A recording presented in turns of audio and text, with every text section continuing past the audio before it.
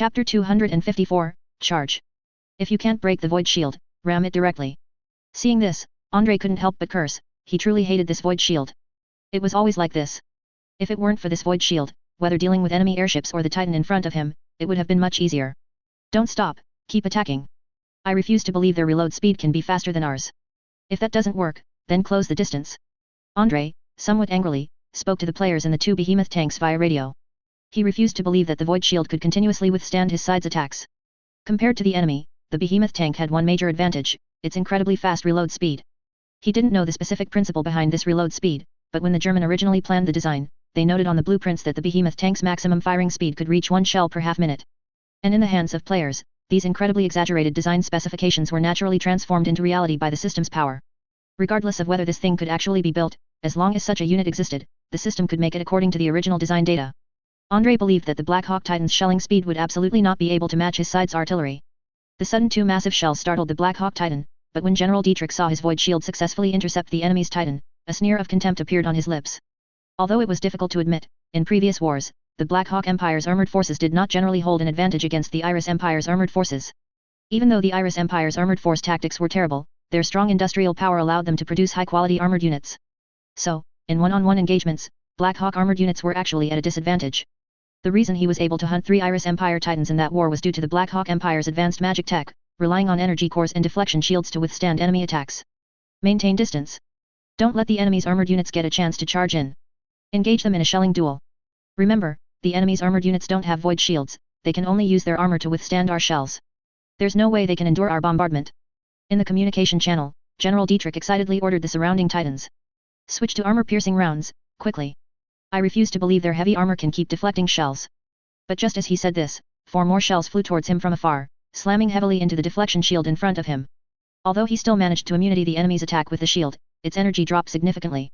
380mm shells released much higher kinetic energy than ordinary shells. Even if their shield's principle was more akin to a special dimensional portal, it still required a certain amount of energy consumption.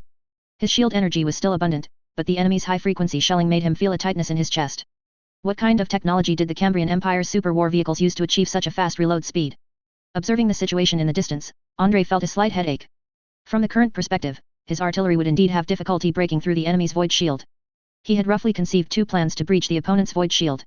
One plan was to close the distance as much as possible, eventually allowing the behemoth tanks and the enemy to engage in melee combat, like a bayonet charge, and try to eliminate the opponent by ramming. The other plan was to use dense firepower as much as possible to deplete the enemy's shield energy. Just like in the warmer world, breaking a warship's void shield often relied on massive, concentrated fire from the warship's broadsides to eventually deplete the opponent's void shield. However, Andre hadn't had a chance to tell the players his thoughts when someone among the players had already proposed such a strategy. Everyone, we can't keep shelling the enemy's void shield. If we keep this up, we'll definitely be worn down. How about we just go all out and ram them with our tanks?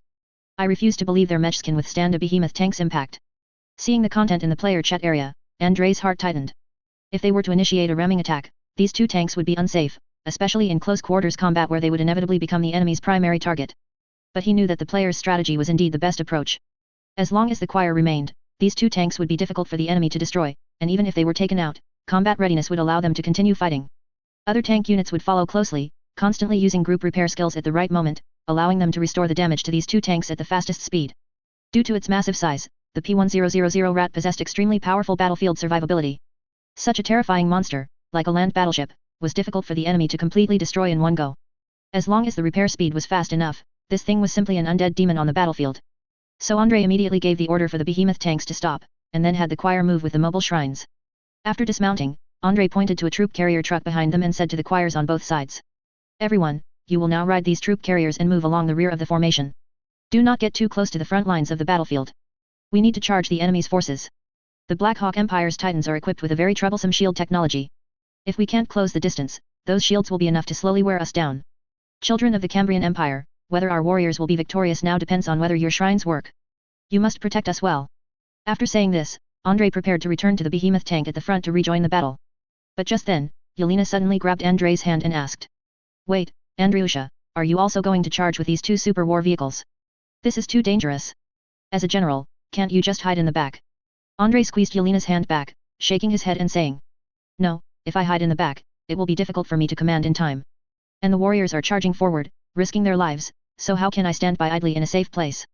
After saying this, Andrei released Yelena's hand, then climbed back onto the massive behemoth tank and entered one of its secondary turrets. Speaking of which, Andrei also had to thank the player in one of the behemoth tanks who hadn't filled all the seats, or rather, one player who, halfway through driving, didn't want to operate the secondary turret and turned around to revive and pilot a plane instead. Just like that, Andrei directly sat in the secondary turret of this tank, which meant he could operate a 128mm cannon. Seeing Andrei's hot-headed demeanor, jumping directly into the tank without a second thought, Yelena's face showed a hint of worry. But she knew Andrei was right. At such a time, as a general, Andrei should not be overly concerned with his personal safety, he needed to set an example for the other soldiers. Besides, where was a safe place on this battlefield anyway? If Andrei rode inside this massive steel war vehicle, he would at least be protected by the surrounding armor. As long as he wasn't directly hit by the enemy's 380mm artillery, Andrei would be relatively safe. But if he were elsewhere, he would be more likely to be harmed by other enemy firepower. Thinking of this, Yelena no longer worried about Andrei, but instead quickly shouted to the choirs behind her. Sisters, it's time. Pray with all your might to the goddess of spring. Whether the general can achieve victory again depends entirely on us. Hearing this, the choir, who had been somewhat flustered by the enemy Titan Legion's bombardment, once again calmed down. Don't worry, Yelena, we will never let a hero like General Vorontsov sacrifice himself. Don't worry, the goddess of spring will definitely bless your man. Hearing such teasing, Yelena blushed for a moment, but she didn't try to explain anything. She simply looked with worried eyes at the two giant tanks moving away, silently praying to the goddess of spring in her heart, pleading for Andrei to return alive. The other Cambrian soldiers also witnessed Andrei jumping onto the tank and entering a secondary turret. Seeing this, they instantly erupted in a fervent cheer. Although these soldiers were not players under Andrei's command, they still fought alongside this team. These Cambrian soldiers had witnessed Andrei's rapid breakthroughs along the way, experienced the ferocity of the Black Hawk Empire, and seen the terrifying combat power of the enemy Titan Legion. And they also saw that Andrei, the warrior hailed as the victory general, did not abandon them, the ordinary soldiers, but chose to charge with them. Brothers, General Vorontsov has already led the charge. Are we still going to stand by idly? Get in our war vehicles, grab our Molotov cocktails, and do everything to stop the Black Hawk Empire's mechanized infantry. We must not let General Vorontsov fall before us. A major, holding a pistol, shouted loudly to the surrounding soldiers. He then jumped onto a nearby military vehicle and joined the charge with the other armored units. The reindeer mechs on the periphery also joined this fierce charge. They all knew that directly assaulting the Black Hawk Empire's Titan Legion could very likely lead to their complete annihilation. But at this moment, they no longer cared. Ha ha ha, damn it, I never thought I'd get a chance to fire a shot at a Black Hawk Empire Titan. Brothers, don't die. When we look back, we'll be able to boast about this battle for the rest of our lives, until we're old and grey. Amidst a fervent cry of Yura, Andrei's armored force directly adjusted its direction. They no longer fought the enemy Titan Legion according to the initial plan of using mobility for skirmishes, but instead, led by two massive steel behemoths, launched a fanatical charge towards the enemy. Only then did the Black Hawk Empire's Titans complete a new round of main cannon reloading. After calculating, General Dietrich discovered that his Titan's main cannon took 4 times longer to reload than the enemy's, which was an unbearable fact. Although he said nothing, he was already determined to win this battle in his heart. Regardless, they had to destroy those two massive armored war vehicles and dismantle the Cambrian Empire's ammunition feeding mechanism from them. If such equipment could be transferred to their Titans, or even to their battleships, then the Empire's armored forces and navy would receive a tremendous boost. Because the distance was quite far, and the behemoth tank made a wide detour, this round of shelling failed to hit the behemoth tank speeding towards them. The closest shell landed about 10 meters to the side of the Iron Lord tank, and the huge explosion overturned a nearby T-34 tank. Under normal circumstances, the tank crew inside this tank would have already been killed by the terrifying overpressure effect. Even if not dead, they would inevitably be in a state of unconsciousness, unable to continue fighting. But for players, as long as the tank didn't suffer fundamental damage, they could continue fighting with it. So when they found themselves completely overturned, with the tank standing on its side, players immediately called for teammate support. Quick! Ram my tank back over. A KV-1 tank following behind roared loudly and fiercely charged towards the overturned T-34, letting out a loud thud. After suffering a massive impact that could have almost destroyed its turret, the T-34 tank fell back over, and its tracks on both sides once again touched the solid ground. Next to the tank, repairmen who had rushed over immediately picked up wrenches and quickly tightened a few bolts. These two tanks, both damaged to some extent by the collision, were immediately restored to their original state by the repairmen's work. Realizing that their shelling would be difficult to harm the enemy's Titan, players had no intention of firing at the Titan before closing the distance and initiating a ramming attack. Without Andrei needing to remind them, they aimed their cannons at the armored units accompanying the enemy Titan Legion's flank and fiercely bombarded them. When the 380 shells landed among the Titan Legion's ranks, the Black Hawk Titan army, struck by the massive cannons, was utterly bewildered. One shot from these battleship-level cannons was enough to instantly disable any of their armored units. A direct hit would obliterate them beyond recognition. Even without a direct hit, the shockwave generated by the massive explosion could overturn a mech, rendering its internal gyroscopic stabilizer useless. What terrified them even more was that, besides the enemy's giant combat vehicles firing, the remaining tanks were also continuously firing. Although the tank's shell hit rate was very poor due to the distance, it was practically negligible. Nevertheless, they felt immense psychological pressure, as none of the cannons on these enemy vehicles were small caliber. The 76.2 mm caliber cannons were sufficient to penetrate most of their armored units, let alone ordinary military vehicles. Large numbers of Black Hawk infantry jumped out of military vehicles, formed battle formations, and engaged in defensive combat alongside other armored units. Because they had the void shield advantage, the Titan Legion had no intention of actively charging the enemy, they were just waiting. When the enemy got closer, they would fiercely destroy these guys with a barrage of shelling. Boom! With another loud bang, another 380 massive cannon shell landed in their Titan Legion's line, once again causing widespread wailing. General Dietrich frowned in annoyance and cursed. Despicable and shameless, is this the honor of the Cambrian Empire's armored soldiers? Using Titan units but only bullying the small. Of course, when he used Titan units to sweep through ordinary Cambrian Empire armies, he wouldn't care about such issues. It was only when the enemy's massive cannons hit his forces, causing him distress, that he began to indignantly complain about these meaningless rules of war. Damn it, what's going on? Why haven't our shells reloaded yet? Seeing that his main gun was still showing reloading, General Dietrich started cursing again. In the past, he would never curse over such things, because he knew that reloading these large caliber cannons was very slow, even with a full automatic loading system. But when he saw the absurd reloading speed of the opposition, he completely lost his composure. General, our autoloader has maximized the reloading speed. We are currently loading the propellant. A soldier reported to the general, but was met with a merciless rebuke. Because the general wasn't hoping for someone to report the reloading process, he was merely complaining, merely expressing his dissatisfaction. To put it another way, it was like playing World of Tanks with a 183mm gun, engaging in a firefight with an enemy, and watching the opposing clip tank reload its ammunition at an incredibly fast pace. Facing such a predicament, his blood pressure truly shot up. Unfortunately, the Black Hawk army were flesh and blood people and couldn't simply eat chocolate to increase reloading speed like in a game. If such a feature existed, he swore he would wolf down 2 caddies of chocolate on the spot. Reporting, General, cannon reloaded. Fire. Accompanied by an angry roar, General Dietrich aimed the main gun and immediately fired the shell. But just then, he was surprised to see. The giant combat vehicle charging on the left performed an incredible tail flick, its twisted body smoothly and perfectly dodging his massive cannon shot. The behemoth tank can reach a speed of 40 km per hour, and as a game unit, there's no need to consider whether its internal suspension system can withstand such maneuvers. Therefore, players pushed their driving skills to the limit when speeding, with serpentine movements and constant body wiggles being classic player evasive maneuvers. When playing World of Tanks, who charges straight into a firefight? When engaging in a firefight, doesn't everyone constantly adjust their tank's body, swaying back and forth to avoid being targeted in vital areas?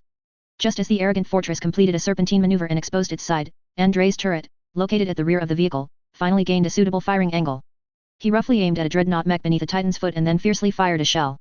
Although the 2 secondary turrets at the rear of the tank appeared tiny compared to the 380mm caliber turret at the very front, in fact, these 2 turrets were the same type as those on the Mouse tank. The 128mm caliber cannon immediately shot through the dreadnought mech from front to back, and after penetrating the mech, it fiercely hit a military vehicle behind it, directly piercing the vehicle's cockpit. Speaking of which, the cannons on our tank seem to be a bit few. When can we get side-mounted firepower like an Apocalypse-class battleship? Wouldn't that be satisfying for a single volley? A player, seeing the precise shells fired by the secondary turret, suddenly thought of something and fantasized with a hopeful expression. If such an idea were known by the German designers of that era, it would surely be met with harsh criticism. Designing multi-turret tanks was a deviant path. The P1000 rat was multi-turreted only because of its enormous size. If a whole bunch of turrets were simply added to the rear of this behemoth, it would only be considered deformed to a certain extent. I think instead of hoping for this tank to have extra turrets, you should hope for the game to unlock the KV-44 tank. I don't know how many turrets that thing has, but it's a lot. When Andre saw such discussions in the players' chat, his mouth couldn't help but twitch, and his expression almost broke. Good heavens, even something as abstract as the KV-44 was brought up by players, hey? What he found even more abstract was that after carefully checking his exchange list, he discovered that his armored units truly encompassed everything. When he scrolled through the armored units, he was surprised to find that his system actually had a KV-44 exchange option. Besides the KV-44, there was also a whole bunch of super tanks from World of Tanks animations all listed, but the exchange prices for these steel monsters were all exorbitant, none of which Andre could afford at the moment. Alas, the Black Hawk Titans will have a blessed future. Andre sighed, unable to help but fantasize about the Black Hawk Titans' distressed appearance when facing these super tanks in the future. Other Titans of the Black Hawk Empire also launched a counterattack against Andrei's forces, and a series of shellings destroyed many of Andrei's tanks. Just as all of the enemy's armored units could not withstand the 380 massive cannons, the same was true for Andrei's armored units. As long as they were hit by the enemy's main gun, whether it was a KV-1 tank or a T-34 tank, their ultimate fate was to be blown into a pile of scrap metal. Sometimes, even being hit by the residual blast would cause these tanks to suffer ammunition rack detonations or roll over. If it weren't for the repairmen in Andrei's team, coupled with the player's completely abnormal physiology, his armored forces would have suffered huge losses in this exchange of fire. Beyond that, the combat between conventional armored units on both sides entered an extremely brutal state. A group of dreadnought mechs, whose cannons were already set, launched a fierce bombardment, and several T-34 tanks at the forefront of the charge were immediately lost. It's unclear what the dreadnought mech's cannon was designed to counter, but its firepower was clearly much stronger than that of early World War II German tanks, at least on par with the firepower of mid to late war Panther tanks. Seeing this, players immediately stopped their tanks, and after the main gun aimed and the reticle shrunk, they quickly fired shells to counterattack. When both sides' cannons could easily penetrate each other, this armor-piercing duel became increasingly bloody. It could be said that this confrontation was entirely a test of both sides' drivers' skills. Compared to tanks, the dreadnought mech's movement trajectory was more flexible, but to hit accurately, it still had to stop when firing. And at such times, the shells fired by players always managed to hit the opponent accurately, just as dreadnought mechs often managed to accurately hit player tanks that stopped to fire. However, strictly speaking, compared to the losses of T-34 tanks and KV-1 tanks, Andrei felt that among all the armored units in his team, the greatest losses were truly those reindeer mechs. These reindeer mechs were all driven by ordinary Cambrian armored soldiers, although they knew that their lightly armored, large target mechs were cannon fodder in such a war, they still charged forward without hesitation. Compared to players, their driving skills were not as proficient, and even their evasion movements seemed clumsier. And what was even more critical was that their own small caliber cannon found it difficult to penetrate the frontal armor of enemy mechs. Theoretically, the 45mm cannon they used was sufficient to penetrate approximately 40mm to 45mm of enemy armor at a distance of 500 meters. And the frontal armor thickness of the Black Hawk Empire's dreadnought was only 40mm, which was just within the range of being penetrable. However, just as players possessed experienced evasion skills, these battle-hardened Black Hawk armored soldiers also knew how to defend against enemy attacks. When firing, they would often adjust the mech's posture, making a sidestepping movement. Doing so not only increased their shelling accuracy but also allowed them to form a sloped armor, enhancing its protective capabilities. Coupled with the Cambrian Empire's problematic military-industrial quality, many armor-piercing shells were subpar, making it very difficult for reindeer mechs to penetrate the enemy at many times. Because of this, they became priority targets for enemy mechs, as these guys were simply too easy to deal with. Hey, I say, if you can't damage the Black Hawk Empire mechs, then retreat quickly. A player shouted into the radio at the other Cambrian armored soldiers, but no sooner had he finished speaking than an armored soldier replied. Buddy, you can't say that. Although our firepower isn't that strong, we can still achieve some results. And since you can effectively penetrate the enemy's armor, you should survive even more, because you are the true warriors who can severely damage the enemy. If sacrificing our lives can lead to the survival of more tanks and the destruction of more Black Hawk Empire mechs, then our sacrifice is valuable. The player who had just advised these NPCs to retreat was stunned when he heard this. Because he had never expected that these Cambrian Empire armored soldiers would be willing to sacrifice their lives just to cover him and give them more opportunities to fire. At this moment, a wave of emotion welled up in his heart, and he fully felt the Cambrian Empire's determination to resist to the end. Andrei didn't pay attention to the conversation between the player and the NPC, because he had to admit that what these ordinary Cambrian armored soldiers said made sense. Although his players could revive, a war of attrition couldn't be fought this way. Because it would take a good amount of time for players to revive and drive their tanks back over, as these tanks could only revive from nearby factories. In this situation, if some reindeer mechs with average combat capabilities could be sacrificed to ensure the survival of more tanks, it would indeed be very necessary for the entire battle. Not to mention that these players' tanks also had group repair skills, which could better cover Andrei's behemoth tank. Although he also felt pained by the sacrifice of these armored soldiers, Andrei knew that a benevolent leader does not command troops. War is about death, and he had to consider how to achieve victory, not how to avoid fewer deaths. After a sigh, he roughly estimated the distance, then said to the arrogant fortress tank at the very front. Calling Iron Lord, it's time for the Living Saint to enter the fray. We need the Living Saint to tie down the enemy's armored forces and preserve our armored units as much as possible. We absolutely cannot lose too many armored units covering the behemoth tank. At this moment, the Living Saint had to enter the field. Previously, because they hadn't reached a close enough distance, the Living Saint rushing in rashly would become separated from the units behind, so Andrei hadn't urged the Living Saint to act. But both sides had already entered a combat range of 500 meters. In this situation, they had to let the Living Saint provide cover. The Living Saint, who had already prepared, immediately flew out from the Iron Lord and instantly unleashed a wrath of winter towards the distance. Large swathes of blizzard froze a batch of Black Hawk armored units and infantry at the very front, and more seriously, these blizzards also hindered the enemy titans aiming and firing. Damn it, how did another Living Saint appear from the Cambrian Empire? General Dietrich couldn't help but curse. These Living Saints had caused huge losses to their army on the battlefield and were truly annoying. At the same time, all the titans in the Emperor's Sun Titan Legion raised their laser crystals and concentrated fire on the Living Saint in the sky. Holy crap, is their firepower really that strong? Watching his freshly formed shield visibly melt away, the Living Saint flying in the sky shouted loudly behind him. What are you waiting for? Fire your cannons and save me. The behemoth tank didn't heed the Living Saint's screams. At worst, he would just revive. This war beast itself could serve as a revival point. Reviving again, he would immediately be a good man once more. And just then, whether it was good luck or because one of the titans had already finished aiming before the blizzard was created, it was unclear. A sudden shell precisely hit the Iron Lord at the very front of the formation. At such close range, the penetration capability of a 380mm armor-piercing shell was at least 450mm or more, immediately blasting a large hole in the front of the Iron Lord and then exploding inside. The huge explosion left the interior of the Iron Lord a mess. Although the tank's exterior still looked largely undamaged, there was no doubt that the tank had been destroyed. Great, one of their super war vehicles has been destroyed by us, and the remaining one will soon be finished. Seeing the super war vehicle behind the blizzard suddenly stop and catch fire, all the Black Hawk soldiers instantly erupted in excited cheers. This fierce Titan battle had left them dizzy, but successfully destroying an enemy Titan unit made all previous losses worthwhile. However, what surprised these Black Hawk soldiers was that the P-1000 rat, which had a large hole blasted in its front and should have been scrapped, suddenly erupted with a green light. Located at the rear of the battlefield, Yelena anxiously watched the destroyed tank ahead, while also urging the choir sisters to continue bestowing blessings. She didn't know that this tank still had the possibility of being salvaged by players. Yelena now only hoped that this tank could fulfill its final purpose to fight on with battle continuation before it was completely finished, helping Andre draw fire. The tank, which should have been scrapped, suddenly started up again, its 17,000 horsepower engine letting out an astonishing roar. At the same time, a large number of tanks clustered around the damaged behemoth, all using their repair skills. Although the repair speed was very slow, the internal damage of this behemoth tank was being repaired at an astonishing rate, meaning this tank was regaining vitality and drivability. Holy crap, so battle continuation has this kind of operation. 666, that's insane. The player, who had also revived, looked at his tank with surprise, bursting into enthusiastic cheers while also pushing the tank's speed to the limit. Heh. Those Black Hawk devils enjoyed that shot just now, didn't they? This tank cost him a full 10,000 merit points to buy. If it were scrapped just like that, he would be heartbroken. In the eyes of a group of Black Hawk soldiers who looked like they had seen a ghost, this giant war vehicle, with a large hole still in its front and flames still burning, rumbled forward. The terrifying sight was as if this giant war vehicle had resurrected from hell. Damn it! This is unscientific. Could it be the Cambrian Empire's chaotic gods showing their power again? General Dietrich exclaimed. With his understanding, he truly found it difficult to comprehend how this war vehicle was restarted. Don't mind that living saint, keep firing, that guy can't hurt us. Hurry up, take down that war vehicle. Amidst a frantic roar, the other Titans also aimed their cannons at the Iron Lord. One 380mm shell after another slammed into it. Some shells bounced off the turret, creating ricochets, while others penetrated the tank again.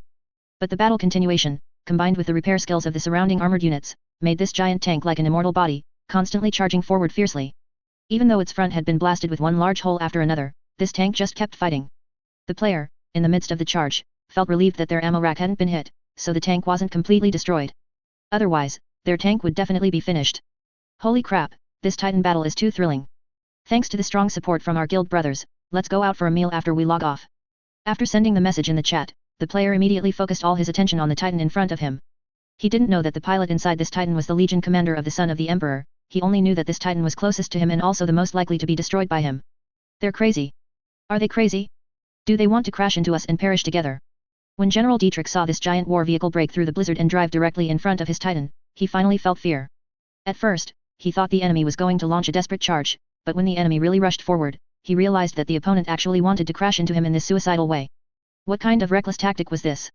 If they couldn't penetrate their deflection shields, were they going to solve the problem directly by crashing? One would think these Germans were using armored units and Titan units as cuirassiers. Facing such a crazed undead monster, General Dietrich could no longer suppress the fear in his heart. As a Legion commander and the ace pilot in the Legion, he actually chose to retreat at this moment. But what good would retreating do? The Caesar-class Titan's mobility was not that strong to begin with, and its retreat speed was even slower. Facing the behemoth tank, which had pushed its speed to the limit, he truly couldn't evade it. Get the cannons ready. As soon as the barrels are within their shield range, fire immediately. Ha, I will blast this Titan to its knees and then utterly humiliate it. Amidst the players' frantic laughter, the rapidly charging behemoth tank successfully thrust its two massive main cannons into the void shield. Accompanied by huge muzzle flashes, two massive shells, almost point blank, slammed into the Titan mech. The enormous explosion even damaged the tank's gun barrels. But the player didn't care about any of that. As the Titan was blasted onto its back, the heavy P-1000 rat, like a rampaging rhino, crashed into it, sacrificing its gun barrels to be snapped off on impact, creating an earth-shattering explosion. Chapter 255, Repelling the Son of the Emperor, Fiancé arrives. Damn it, our tank couldn't completely crush this thing. It's really tough. Watching his tank violently ram and then crush it, yet still failing to flatten the Titan, the player was momentarily surprised. It seems the Black Hawk Empire's Titans not only have incredibly strong void shields but also excellent armor. Otherwise, if it didn't have enough structural strength, the P-1000 rat would have already crushed it. After the Iron Lord successfully eliminated an enemy Titan by ramming it, the arrogant fortress on the other side also slammed into its target. Andre, sitting in his tank, took the opportunity to fire a shot at a hunter mech on the side, the 128mm cannon instantly destroyed the rather heavily armored mech. But the next moment, he felt a violent impact. His body was rapidly pulled backward by a huge force, and his head hit the tank's side wall with a thud. My god! Andrei rubbed his head, unable to stop himself from cursing. He suddenly realized that such an intense ramming tactic might not be suitable for ordinary soldiers in daily use. Fortunately, his body had already undergone a semi-player transformation, and his health was digitized, so he wouldn't lose blood or feel much pain from such an impact. If it were an ordinary soldier, he felt that the impact just now could even split the soldier's head open. Recalling the armor worn by armored soldiers in this world, Andrei immediately realized why they always had to wear a thick, special helmet. Because all armored units in this world are walking mechs, these things use walking mechanisms to move, and their vertical movement can be quite large, making it easier for armored soldiers inside to bump into things. Even with seatbelts to secure the armored soldiers, bumps and scrapes were inevitable. In this situation, wearing a thick, special helmet, though uncomfortable, could at least ensure their heads weren't damaged. Compared to the extremely violent head-on collision by the Iron Lord, Andrei's collision was somewhat better because the enemy dodged to the side at the last moment before impact. So, the arrogant fortress didn't directly hit the enemy head-on, instead, it was more like a side swipe. But being grazed by a tank weighing over 1,000 tons was enough to make this Titan lose its balance. Seeing the Titan swaying but still seemingly trying to dissipate the force by moving backward, the player didn't hesitate and immediately swiveled the main gun, firing a powerful shot almost point blank. The massive explosion and muzzle flash swept like a hurricane, and even Andrei, hidden in the rear turret, felt the enormous commotion. Correspondingly, the side of that Titan was instantly pierced by the 380mm giant cannon, and one mechanical leg fell off heavily, then crashed to the ground. A dreadnought mech on the Titan's side couldn't dodge in time and was immediately crushed by the heavy mechanical leg. Andrei didn't know how much such a mechanical leg weighed, but it must have been at least 100 or 200 tons, right? Anyway, he saw that the dreadnought mech was almost split in half, its entire can-shaped body caved in, and its walking mechanism below was shattered everywhere. All other tanks, try to keep up and cover our behemoth tanks as much as possible. Tanks, do not engage in a shootout with enemy armored forces. As long as we can defeat the enemy's Titans, these armored forces are nothing. Andrei quickly shouted to the other tanks via radio, because he saw that some players, hyped up from the fighting, seemed to be preparing to charge into the enemy's armored formations for a melee. This was not a good thing. Even though they had eliminated 2 enemy Titans through ramming, there were still 6 Titans lurking nearby. If those remaining Titans focused their fire, the 2 behemoth tanks would be wiped out in an instant. As Andrei expected, a shell violently struck the side wall of the arrogant fortress, then pierced the tank's armor. Nearly 300mm thick side armor couldn't withstand a close-range shot from a 380mm giant cannon, and the massive explosion instantly caused the arrogant fortress to shake violently. Fortunately, this shell didn't hit a critical part of the tank, it merely tore a large hole in the armor and destroyed an anti-aircraft gun position. Andrei looked to the side and saw a Titan with its cannon aimed here, smoke still rising from its muzzle. Indeed. It was that guy over there who fired that shot. That last shell was extremely dangerous. If it had been a few meters to the side, Andrei's turret here would have been blown off instantly. Although he could revive by spending influence points, as a normal person, Andrei absolutely did not want to experience what it felt like to be killed by a 380mm giant cannon. Recalling the players he had seen who actively sought to experience the Tsar cannon's attack, refusing to retreat even knowing they would be killed, Andrei couldn't help but shake his head. He could only say that among the players, some guys were quite wild, truly letting themselves go, relying on their ability to revive. Without the slightest hesitation, Andrei operated his 128mm turret and fired a fierce shot at the opposing Titan. Unfortunately, his shell was still blocked by the void shield. It seemed that unless they entered the void shield's range, simply relying on close-range shelling to break the shield was unrealistic. The arrogant fortress, suddenly hit, was also enraged. Having just eliminated an enemy Titan, its morale seemed to be soaring. Especially with the Wrath of Winter Choir in the rear, blessing Andrei's troops via the mobile shrine. The more enemies they hunted, the more the troops' combat power would increase. At this moment, the P-1000 rat tank was like a machine spirit in ecstasy, its engine emitting an unprecedentedly high-pitched roar. The tank's speed increased incredibly, performing a sudden side swerve and tail swing, dodging a giant cannon shell fired from the other side, while charging directly at the Titan that had just damaged it. Damn it! Emperor above, this monster is charging over. These damned madmen! General! Where is General Dietrich? Stop yelling! General Dietrich was honorably martyred just now, and now it's our turn. Seeing such an iron beast eliminate a comrade and then charge at them again, the Black Hawk soldiers inside the Titan were terrified. The Titan's pilot, either trying to buy time or simply panicked by fear, actually tried to drive his Titan to retreat to the side. In a sense, what he did was better than retreating backward. At least, he couldn't outrun the rapidly advancing behemoth tank by retreating backward, but by retreating sideways, he might still dodge such a giant beast. However, the arrogant fortress's pilot was highly skilled. As the Titan retreated to the side, it conveniently exposed its weakness. The rumbling arrogant fortress almost grazed the Titan, but it drove exactly within the Titan's void shield's range. And at that moment, the arrogant fortress's turret turned at maximum speed, firing at the Titan's side before the Titan's turret could turn around. With 2 more giant cannon shots, this Titan was instantly heavily damaged.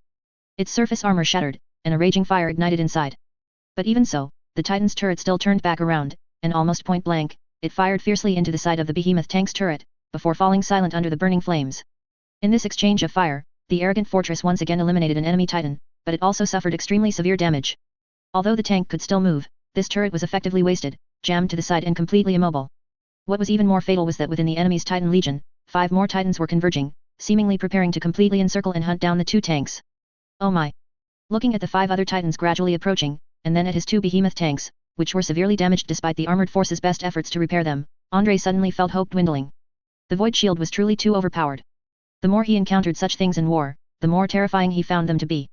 If the enemy didn't have void shields, he could completely use long-range kiting tactics, leveraging the behemoth tank's high frequency and precise shelling to engage the enemy. But with void shields, it meant they could almost completely immune enemy long-range shelling for a short period. In this situation, unless Andrei disregarded troop losses in his defensive line and immediately turned around and ran with his soldiers, he would only be left with the most dangerous ramming tactic. Warriors, the moment to fight with all your might has arrived. I know this is difficult, but we must eliminate the enemy's Titans next, because we have no retreat. We now have only 2 choices, either break through the enemy, or be broken through by the enemy. For the homeland behind us, break through them. Andrei's words quickly spread throughout the armored force that was engaged in a melee with the enemy. The battle had been going on until now, and his armored force had already lost more than half of its units. Among them, the reindeer mechs on the periphery suffered the heaviest losses. Because these pilots knew they were not suited to counter enemy armor-piercing shells, they often deliberately acted ostentatiously to draw fire for their comrades, thereby giving other comrades more opportunities to kill enemies. Although they could not revive, they were still willing to sacrifice themselves for the victory of the war. They were, without a doubt, true heroes. When the other fighting soldiers heard Andrei's words, they all let out fanatical shouts. Warriors, General Vorontsov led the charge in the super tank before, and even though his tank was heavily damaged, he still chose to lead us to continue the charge. The general is already at the front, what are we waiting for? Protect Petrograd, protect our homeland, kill these Black Hawk devils. Kill. Yura. The other Black Hawk armored forces that were gathering heard the frantic roar erupting from the Cambrian soldiers' side as soon as they arrived. Facing such an army, the Black Hawk Empire's Titan Legion actually began to feel fear. Although they were numerous and had an absolute armored advantage, and it seemed they only needed to launch a fierce attack to completely annihilate this elite armored force of the Cambrian Empire. But at this moment, many Black Hawk soldiers couldn't help but hesitate in their hearts. If such an armored force were to be completely annihilated, what price would they have to pay? They could wipe out this force, this was the common understanding of every soldier, and not one of them was worried about it. But the question was, after they annihilated this force, how many people would actually survive this bloody war? Were they going to exhaust their own strength and end up in a mutually destructive war with the enemy? There was no time to think about it, because Andrei's troops had already charged forward again. Perhaps it was because Andrei, the key NPC, was riding in the arrogant fortress, or perhaps it was because in the previous battle, the Iron Lord player discovered that the operator of the arrogant fortress had better skills than he did. So, after a brief private chat, they immediately made a decision. The arrogant fortress would assault from the rear, while also repairing its turrets as quickly as possible, and the heavily damaged Iron Lord would push forward, aiming to take down another of the enemy's Titans. It was precisely because the Iron Lord had sustained such severe damage that it would take too long and too many armored units to repair it now. Therefore, they had to concentrate all other tanks on the arrogant fortress side, repairing this less damaged tank as much as possible, while the Iron Lord, relying on its combat endurance, would try to take down as many enemies as possible in its final moments. Andrei was a bit surprised, he hadn't expected his players to coordinate so closely. But then again, in such an extremely difficult situation, even on the verge of total annihilation, players should cooperate. Especially since many big boss were hidden among his players, and these big boss naturally knew the importance of teamwork. With a furious roar, the Iron Lord charged again. Despite a series of previous damages, the tank's gun barrel was completely destroyed, and even the front of its hull was dented and scarred. However, no Black Eagle Empire Titan dared to underestimate this super war vehicle, they had just witnessed how brutally it had killed their Legion commander and destroyed the Titan carrying General Dietrich. As the players had predicted, all the Titans focused their firepower on the Iron Lord, because this war vehicle, speeding at full throttle, was too terrifying. Seeing such an iron beast, which had just slaughtered their comrades, charging like a wild bull, how could the Black Eagle Titan drivers, in their fear, ignore it? In a barrage of artillery fire, the Iron Lord suffered multiple heavy blows again, the holes in its frontal armor became even more severe, and 2 additional large holes were blown into its side.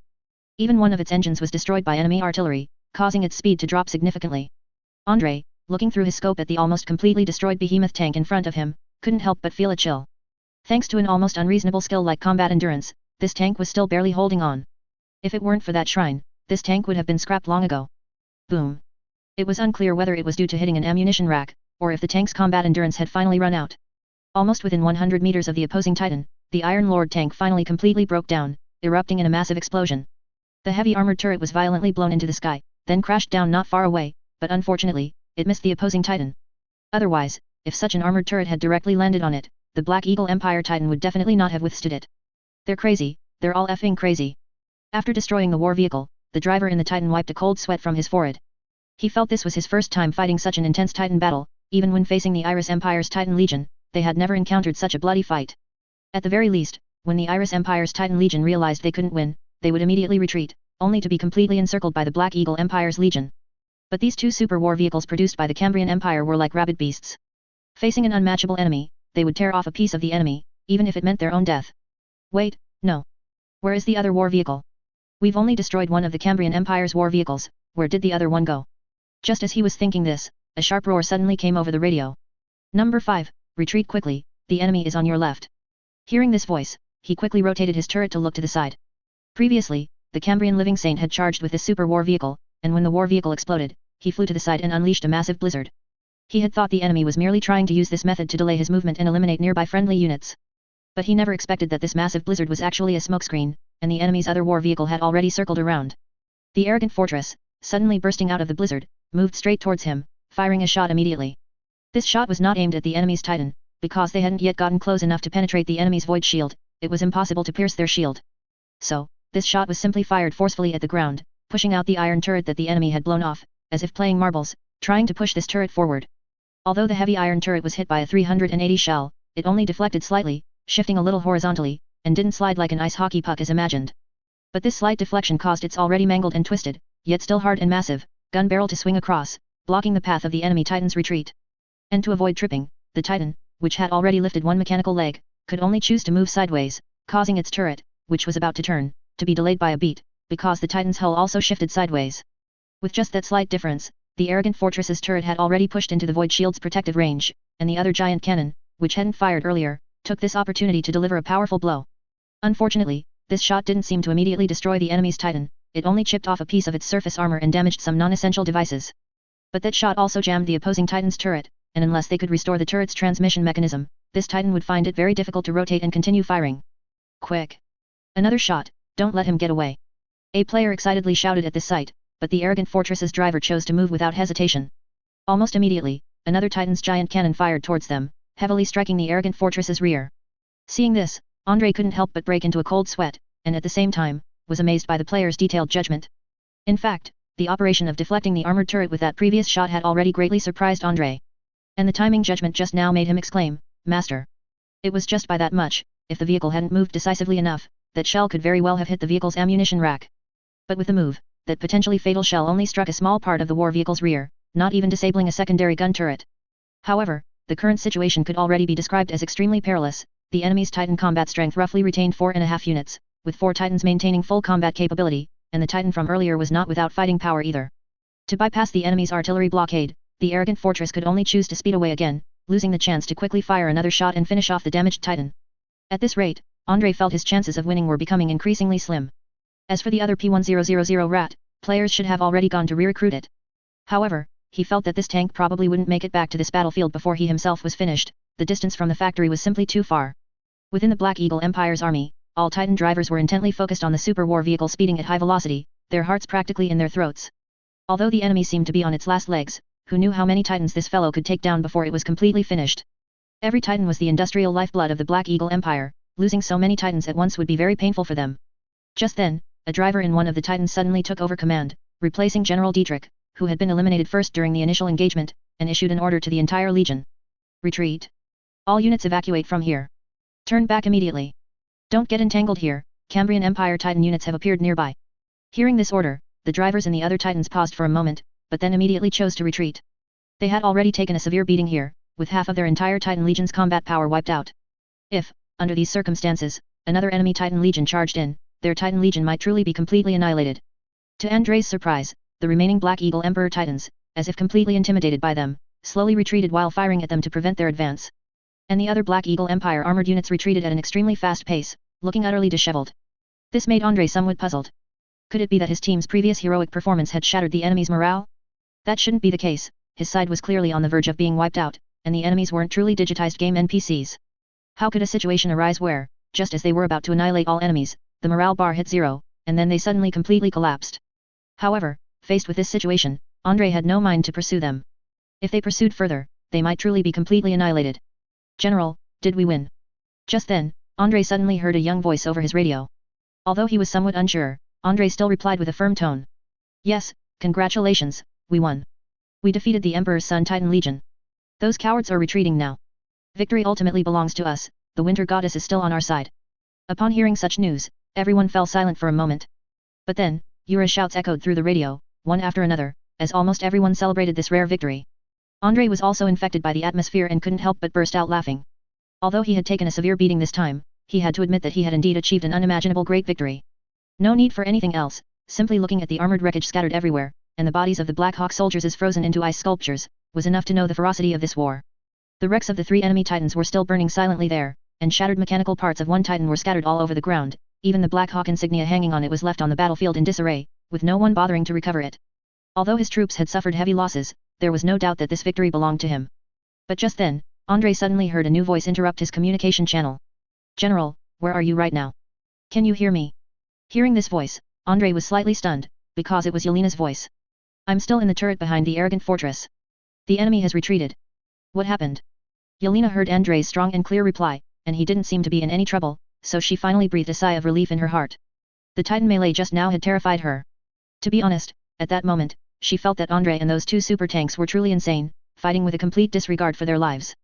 Because they were on a public communication channel, Yelena did not use Andrei's nickname, but continued to address him as General, saying, General, I just received news that the Winter's Fury Titan Legion has arrived. The Winter's Fury Titan Legion was transported by rail and arrived at Schlüsselburg. After learning that we had pushed towards Chudavo, they quickly rushed over here. Now the Empire's Winter's Fury Titan Legion has just arrived on the outskirts of Chudavo. They are less than 10 kilometers away from us. That's great. Andrei couldn't help but punch the air in excitement, his heart immediately cheering. Damn it. The Cambrian Empire had finally sent Titan reinforcements, and they just happened to arrive in this vicinity at the most crucial moment. He finally understood. The Black Hawk Empire's Titan Legion retreated probably because they learned about the arrival of this Titan Legion, or perhaps reconnaissance soldiers discovered the movements of this Titan Legion. Otherwise, there was no reason for them to choose to retreat immediately instead of quickly annihilating Andrei's last behemoth tank and sweeping away this armored force before retreating. Such a near miss was too regrettable. At least if it were Andrei himself, he would not leave any unfinished business when fighting a war. Excellent. Help me inform the Winter's Fury Titan Legion to temporarily stay on the outskirts of Chudavo and not move. I will immediately lead the remaining forces to rendezvous and combine our forces. After saying this, Andrei immediately ordered his army to turn around and go find this Titan Legion. Having finally gained a reliable ally, and with his own troops heavily damaged and not yet fully replenished, he naturally didn't mind relying on the allies' strength. Moreover, this allied force had traveled a long distance to come here specifically to support him. He should at least go and greet them, and while he was at it, discuss the issue of command. That's right, if conditions allowed, Andrei really wanted to take command of this Titan Legion. While doing so might not align with his command hierarchy, he didn't want the higher UPS to suddenly send a clueless general to parachute in and command him directly. At the same time, he also didn't want this Titan Legion to act alone everywhere. To be honest, he didn't think the Cambrian Empire's Titan Legion could defeat the Black Hawk Titan Legion in a one-on-one fight. Based on previous engagements, although the enemy's Titan Legion tactics were somewhat rigid and not as flexible as he imagined, their professional skills were still very strong. Whether it was the accuracy of their artillery fire or the coordination of their various units, this legion could definitely be considered top-tier elite. If it weren't for Andrei's overly aggressive head-on assault, which somewhat overwhelmed the Black Hawk army for a time, the outcome of this battle would still be uncertain. Although Andrei's unit suffered extremely heavy casualties, with thousands of soldiers falling on the previous battlefield, and many transport vehicles turning into corpse carriers. There were even large amounts of steel wreckage left on the battlefield that could not be cleared in time, leaving these scrap metals to be abandoned there. But on their way back, Andrei's unit was still in a state of high spirits. They didn't care about the Titan Legion reinforcements coming from behind, they only knew that they had bravely and fearlessly charged the Emperor's Sun Titan Legion and repelled them, inflicting heavy losses on the enemy. In the current situation, any unit that could defeat the Black Hawk army was enough to be proud, let alone defeating the Black Hawk Empire's Titan Legion. To put it bluntly, the Black Hawk Empire's Titan Legion was a symbol of invincibility on the battlefield, and today they personally tore this symbol of invincibility to shreds, causing the myth to fall into the mud. Because the atmosphere was so high, many soldiers suddenly began to sing Katyusha in unison, singing this catchy song. Not only because it was rumored that Andrei composed this song for his fiancée, but also because the melody of the song was indeed beautiful. A classic is a classic, even in another world. This song also became a classic in the Cambrian Empire's army, loved by countless soldiers. In such an atmosphere, Andrei no longer felt any embarrassment about the increasingly widespread rumors. Feeling joyful, he also sang along with the soldiers, his face openly displaying his happiness. Alas, it's a pity we can't transport the wreckage of a Titan back, otherwise we could show off to the Winter's Fury Titan Legion. Sitting next to Yelena, Andrei also picked up a bottle of vodka and chugged it down, while excitedly pointing at the wreckage behind him and complaining. Yelena nodded gently, a smile gracing her face as she watched Andrei's excited demeanor. She didn't care much about these things, what she cared about most was that Andrei had safely withdrawn from the battlefield, which was the most important thing. Surviving such a fierce battle was more important than anything else. But just then, Yelena suddenly thought of something, and the smile on her face stiffened. After a moment of thought, she said to Andrei. Oh, right, Andrei, Katyusha is here. Andrei, still in his excitement, couldn't process it immediately. He turned his head, his face full of joy, and asked Yelena with wide eyes. What did you say? Are the reinforcements dispatched by Moscow so generous? They even sent Katyusha rocket launchers. There was nothing he could do. When Andrei heard that name, his first thought was the Katyusha rocket launcher. It had simply become an instinct. And the powerful destructive force unleashed by the Katyusha rocket launcher during World War II was naturally beyond doubt, especially since rocket launchers also had the attribute of dense strikes. If he could really get a rocket launcher unit from the rear, Andrei might even be confident enough to use it to bombard a Titan Legion from a distance. As long as he held the front line firmly, allowing the rocket launchers to continuously barrage the Titan Legion's void shield, he wouldn't believe that the dense strikes of the rocket launchers couldn't break through that damned void shield. Facing Andrei's words, Yelena blinked in some confusion, not quite understanding what he was saying for a moment. Wait, what rocket launcher? I said Katyusha is here. You didn't hit your head inside that tank and become disoriented, did you? Hey? Wait, let him think. Just then, Andrei suddenly recalled what Yelena had told him before, that he supposedly had a fiancée. Her name also seemed to be Katyusha. Damn it, he had truly forgotten about that just now. After all, in his mind, when the name Katyusha was mentioned, his first reaction really was the Katyusha rocket launcher. Seeing the look of sudden realization on Andrei's face, Yelena nodded and reminded him. That's right, it's Katyusha Ivanovna Kulagin, your fiancée. Damn it, is your amnesia still not better? Why don't you rest for a while and come back to the church with me? Maybe the winter goddess can help you recover your memory. Andrei shook his head, refusing Yelena's suggestion. Let's not. I don't think my amnesia will be that easy to recover from. Maybe with time, I'll gradually remember things from before. Andrei wasn't lying, he was now recalling more and more memory fragments when he slept. Although these things were very jumbled and abstract, he was, in any case, gradually assimilating some of the original body's memories. To describe it, there were many things he couldn't quite remember now, but if some scene could provide him with a cue, he could still generate a sense of familiarity. It was like childhood playmates, perhaps over time, memories become blurry, but when meeting again and being reminded, he could still match up some vague memories. Oh, right. Katyusha happens to be serving in the Titan Society, so she should be in this unit too. When we turn back, I'll ask her if she can bring this Titan Legion over and just tell them to stay in Petrograd. Andrei's eyes sparkled with excitement. He didn't have those grand strategic views. The city he needed to defend was Petrograd, so he only wanted to strengthen the forces here as much as possible. After all, compared to Moscow, Petrograd's defensive capabilities were indeed insufficient right now. Previously, Moscow had 2 Titan Legions, and even several Tsar cannons, and reportedly some other miscellaneous things. But Petrograd truly had nothing, a bunch of units had been scattered by the enemy. As Andrei's troops returned to Chudavo, which had become a ghost town, he immediately saw the Titan Legion standing on the outskirts of the city. All the Titans of the Winter's Fury Titan Legion were emblazoned with a giant snowflake pattern, and the designs of these Titans once again made Andrei feel abstract. He couldn't quite explain why, but he always felt that the design of these Titans looked a bit like the bow of a ship had been cut off and then a bunch of cannons were mounted on top. Just as he had jumped out of the vehicle and was about to comment on the distant Titans, a figure suddenly ran quickly from afar. Andriusha. You're still alive, you rascal. As soon as the words fell, the figure heavily threw herself into Andrei's arms. Chapter 256, My fiancé is actually the chosen one? Bang. Rocket hammer. The moment Andrei was hit, he immediately thought of this skill. Goodness, it was also thanks to his current semi-player body, which significantly boosted his damage resistance. Otherwise, he felt like he really would have been hit so hard he'd throw up. Katyusha, you. Stepping back imperceptibly, Andrei rubbed his slightly aching chest. Only then did he have time to clearly see what his rumored fiancé looked like. When Andrei saw his fiancée's appearance, his first reaction was, she's a bit too short, isn't she? People of the Cambrian Empire are generally tall and robust. Andrei's height of 1.8 meters wasn't particularly noticeable in a crowd, it was only slightly above average. Among women, a height of 1.7 meters was quite common, even considered standard.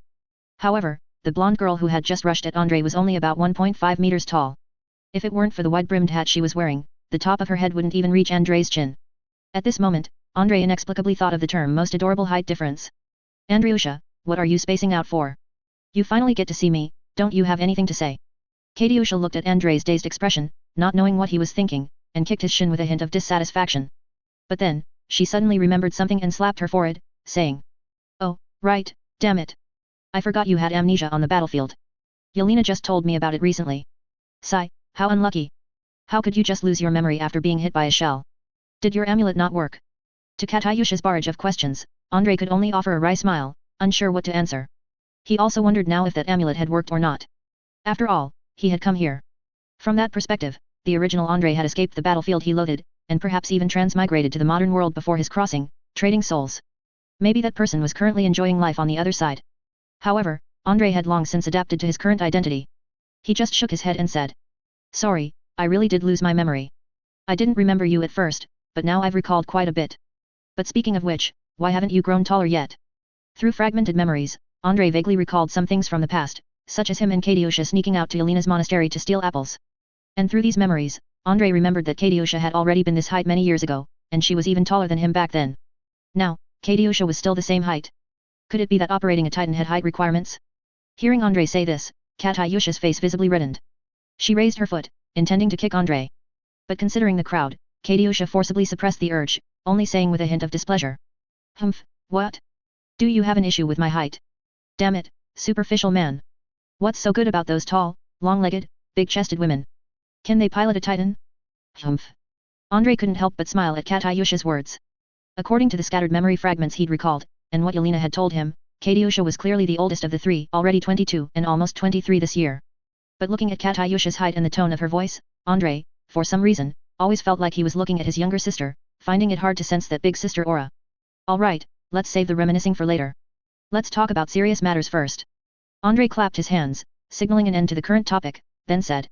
We just successfully repelled the Black Eagle Empire's Emperor's Son Titan Legion, destroying 3 of their titans and damaging 1. However, they still have 4 titans with full combat capability. In addition, their accompanying armored forces and an additional mechanized infantry division pose a huge threat to us. They could counterattack towards Chudavo at any time. So, Katyusha, how many titans did your Titan Legion bring this time? Give me a detailed overview of your legion's situation. Hearing Andrei's question, Katyusha also straightened her expression, pointing to the titan behind her and saying. The Winter's Fury Titan Legion currently only has these 4 titans. At the beginning of the war, we had a total of 8 titans, but continuous warfare has caused us significant losses. When we fought titan battles before, we were extremely battered by the Black Eagle Empire's deflection shields. Even though we recruited several mages willing to fight for the Empire to use deflection shields to cover our titans, the effect wasn't very good. Because of this, the Empire even lost 5 valuable mages, which led to more cowards being unwilling to continue fighting for the Empire. After saying this, Katyusha couldn't help but spit, seemingly quite disdainful of those cowardly mages. Andrei also couldn't help but sigh, saying. Sigh, honestly, compared to the neighboring Black Eagle Empire, our mages are really no good, they just can't stand up straight. The Black Eagle Empire's mages can bring out their respective inheritances, are willing to collectively establish a magic academy, and cultivate mages in an assembly line fashion. But our mages are still stuck in the old master-apprentice teaching model. More importantly, these mages have no concept of a nation at all. Their minds are empty except for self-preservation. This was also a point that made Andrei very dissatisfied with the Cambrian Empire's mages. Regardless of the constraints on the Black Eagle Empire's battle mages or their mage system, it had to be said that their battle mages at least had basic patriotic education.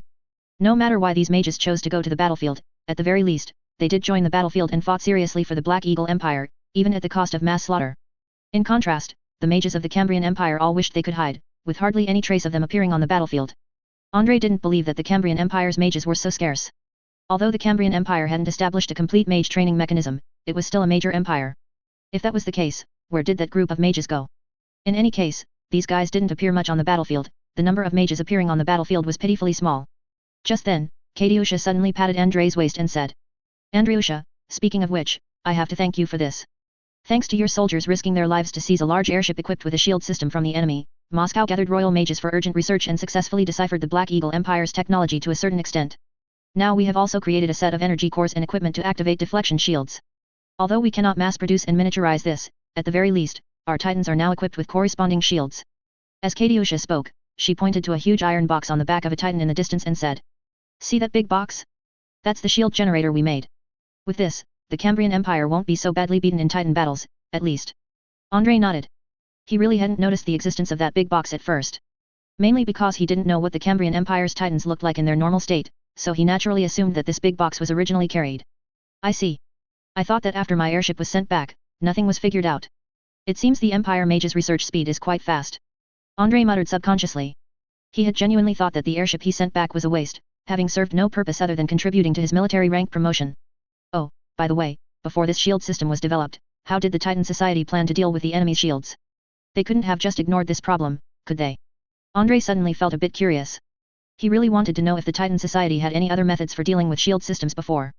If those other methods for dealing with enemy shields could also be applied to his behemoth tanks, that would be great. After some thought, Katyusha said with some uncertainty. It's hard to say. From what I've heard, the Empire's Titan Society seems to be developing a brand new Titan, codenamed Scythe, which is said to be specifically for close combat, capable of fighting enemy Titans at close range. Those idiotic designers seem to be trying to find a new way, by directly having our Titans charge in and engage in close quarters combat, thus bypassing the shield's defense. Andrei nodded, agreeing with Katyusha's words. If it were before the Titan battle broke out on his side, he would indeed have thought that close-range attacks on enemy Titans were a good tactic. But after actually fighting, Andrei found that close combat wasn't as reliable as he imagined, because they had to endure multiple rounds of enemy bombardment before engaging in close quarters. The fact that his 2 P1000 rat could penetrate enemy lines, and even engage in point-blank bombardments, wreaking havoc, was because he had cheated. If it weren't for the various buffs provided by the shrine, especially the crucial combat continuation, plus the repair skills possessed by other player tanks, it would have been almost impossible for 2 naked behemoth tanks to just charge in. These 2 tanks would have been destroyed by enemy artillery fire midway. Thinking of this, Andrei quickly said to Katyusha. By the way, Katyusha, I think the Empire needs to strengthen cooperation between the Titan Legion and other church factions. If other shrines can bestow blessings upon the Titans, then we can definitely gain a greater advantage in Titan battles. In previous battles, I used this method to desperately fight the enemy, barely achieving a Pyrrhic victory. Before Andrei could finish speaking, Katyusha grabbed his hand and then pointed to the Titan at the very back, saying. We know about that. See that modified Thunder Emperor Titan? That Titan had an additional battle platform built on it, specifically to house shrines and choirs. We've already installed the Winter Church's mobile shrine on it. Wow, so the Cambrian Empire already had such applications. Andrei was stunned at first, but then he immediately felt that this seemed quite normal. Since the Cambrian Empire's churches had so many miraculous uses, how could the Cambrian army have overlooked all these miscellaneous buffs in the past? Theoretically, they should have already developed a set of methods for using church power in combat.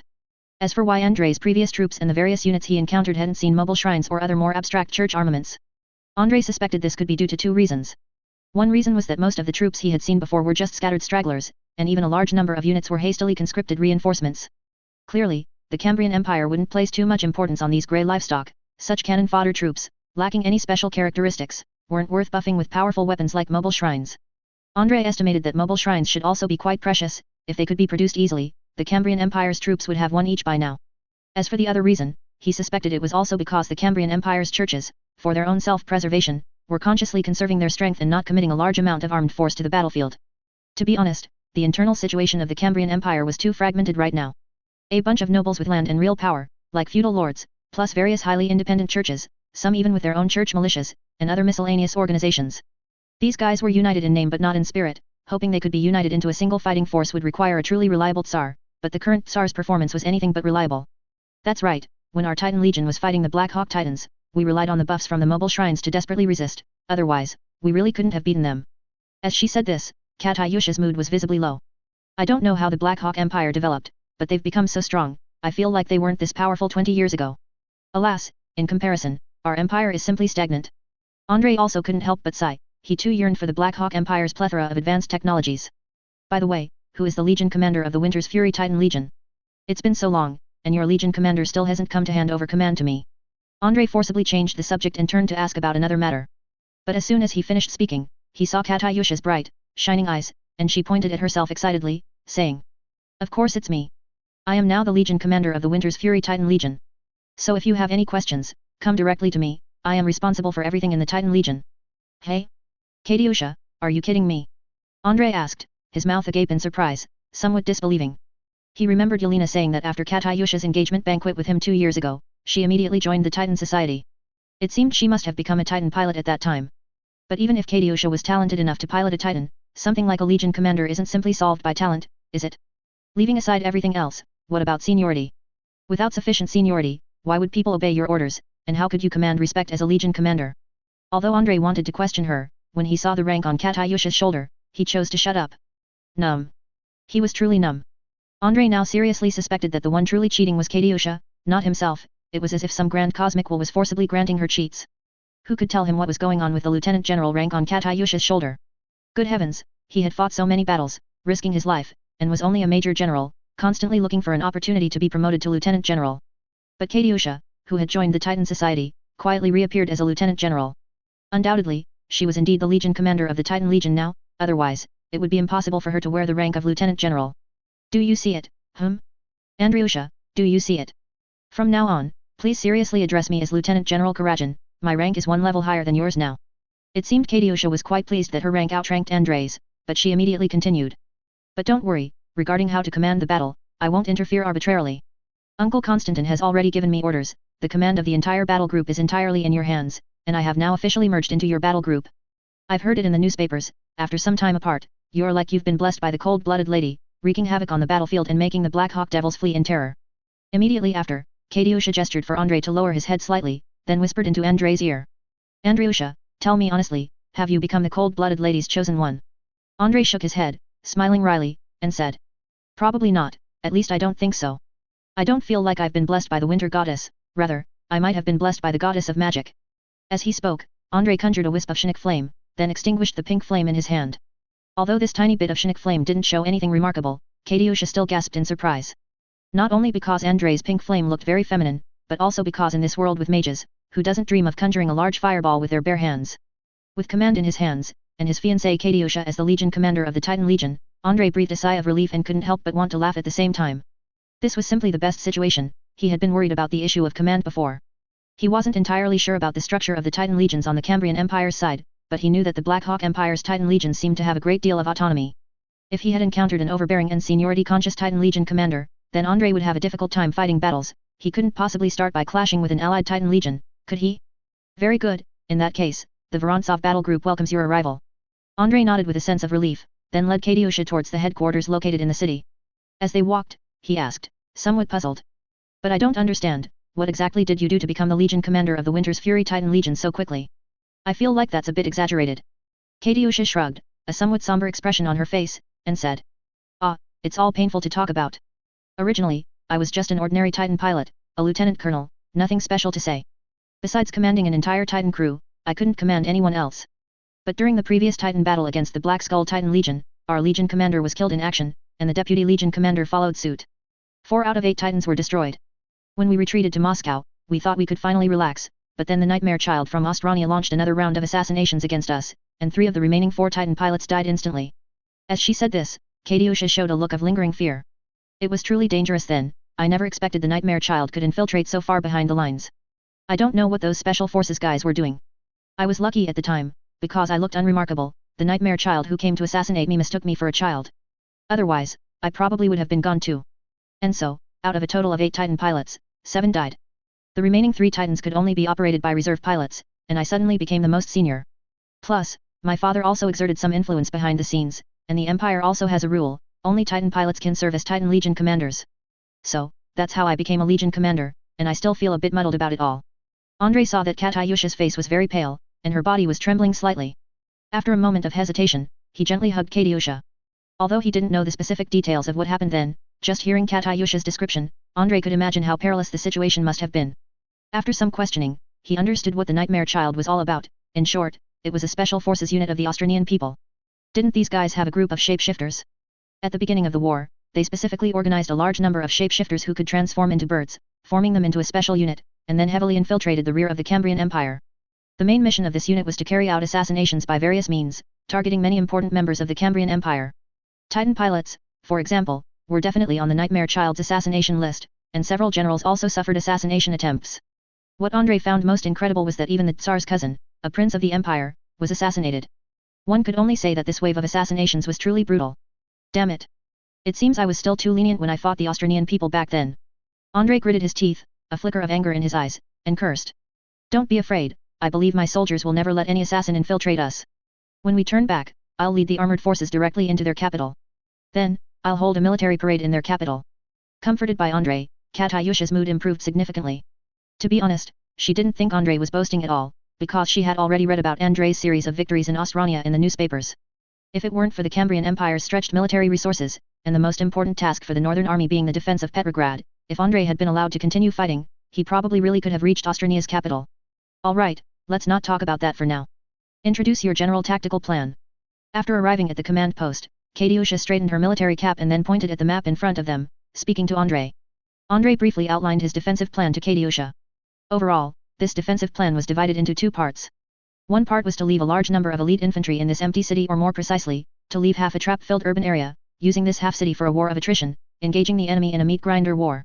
The Black Hawk army, having occupied half the city, would certainly not be willing to give up the fat prize within their grasp, they would definitely want to take the entire city of Chodavo. At that time, Andrei would let them fully experience the horror of urban warfare's meat grinder. As for the remaining P1000 Rat and the Titan Legion under Andrei's command, their mission was to flank the enemy from outside the city, preventing the enemy's Titans from directly entering the city and pushing through. As long as they could tie down the enemy's Titan forces, this war would surely hold out, everything hinged on the Titans. To put it bluntly, no matter who it was, if one side's Titan forces collapsed first, then they would definitely not be able to continue the fight. Because without units capable of matching the Titan Legion, the enemy's Titans could truly just push straight through. Looking at it this way, the true core of this battle still had to be the Titans. Alright, generally speaking, this tactic is quite simple and crude. Fortunately, there are still defensive fortifications left in this city, which can be used to wear down the enemy. After listening to Andrei's introduction, Katyusha analyzed seriously. As long as the defenders in the city can hold on, our Titan Legion will be able to give them a good beating. Including your super war machine, this war is 5 against 4, a clear advantage for us. As soon as she finished speaking, Andrei quickly covered Katyusha's mouth and said repeatedly. No, don't ever say that. I heard a military strategist once said 800,000 against 600,000, the advantage is with me, and then he was utterly defeated and couldn't recover. However, despite saying this, Andrei also felt that what Katyusha said made sense. After compensating for the Void Shield's weakness, Andrei did not believe that the Cambrian Empire's Thunder Emperor Titans would be significantly different from the Black Hawk Empire's Titans. According to Katyusha's description, in addition to various secondary artillery fire, the Thunder Emperor Titan had a total of 2 main firepower outputs, one was a 305mm howitzer, and the other was a 305mm naval gun. From this perspective, the 305mm naval gun might have lower penetration, but it was still sufficient to heavily damage enemy Titans, not to mention the shock damage caused by howitzer explosions. Just like the Soviet Union's KV-2S 152mm howitzer during World War II, although its accuracy wasn't great, once it directly hit something, let alone a Tiger tank, even a modern tank would suffer mechanical failure on the spot. In addition, with his 2 P1000 Rat providing auxiliary attacks from the flank, it should be enough to take down the enemy's Titans. Just as Andrei was speaking, a P1000 Behemoth tank, re-recruited by the players, also arrived at the battlefield again. Andrei didn't know where these guys recruited the tank from, but he knew that the city of Chodavo did not have any heavy factories. However, he was too lazy to bother with these questions, as long as the tank could be in position in time, nothing else was a problem. Over the next 2 days, Andrei continuously arranged for soldiers to set up additional defenses in the city of Chodavo. At the same time, he also sent a telegram to General Konstantin, urging him to send reinforcements.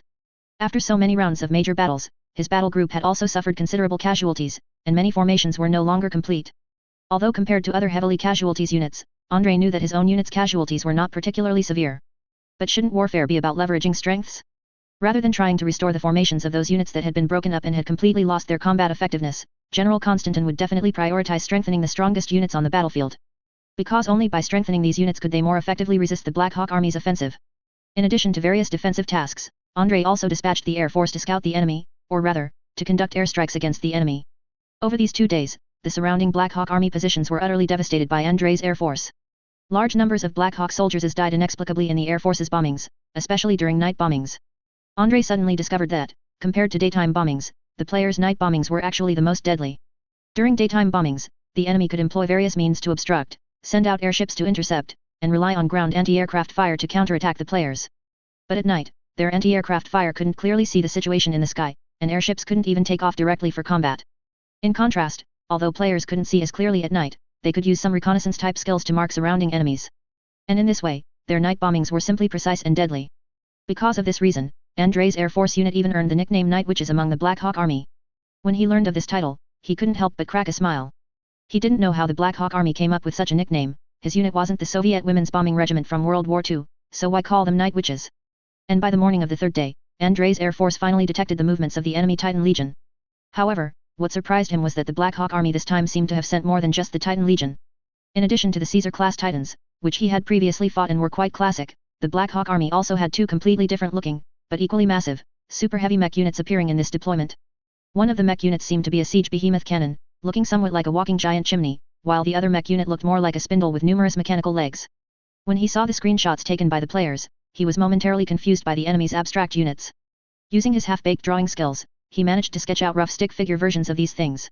Andrei then took the paper and ran to Katyusha, asking, Katyusha, can you tell me what these 2 different mech units are?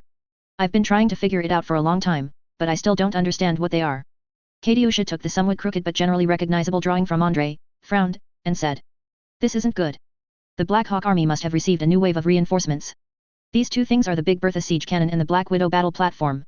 The former, as the name suggests, is a siege behemoth cannon, 420 mm in caliber. The latter is something that can continuously produce skull bombs, though its own protection is very fragile. Damn it! You call that Big Bertha?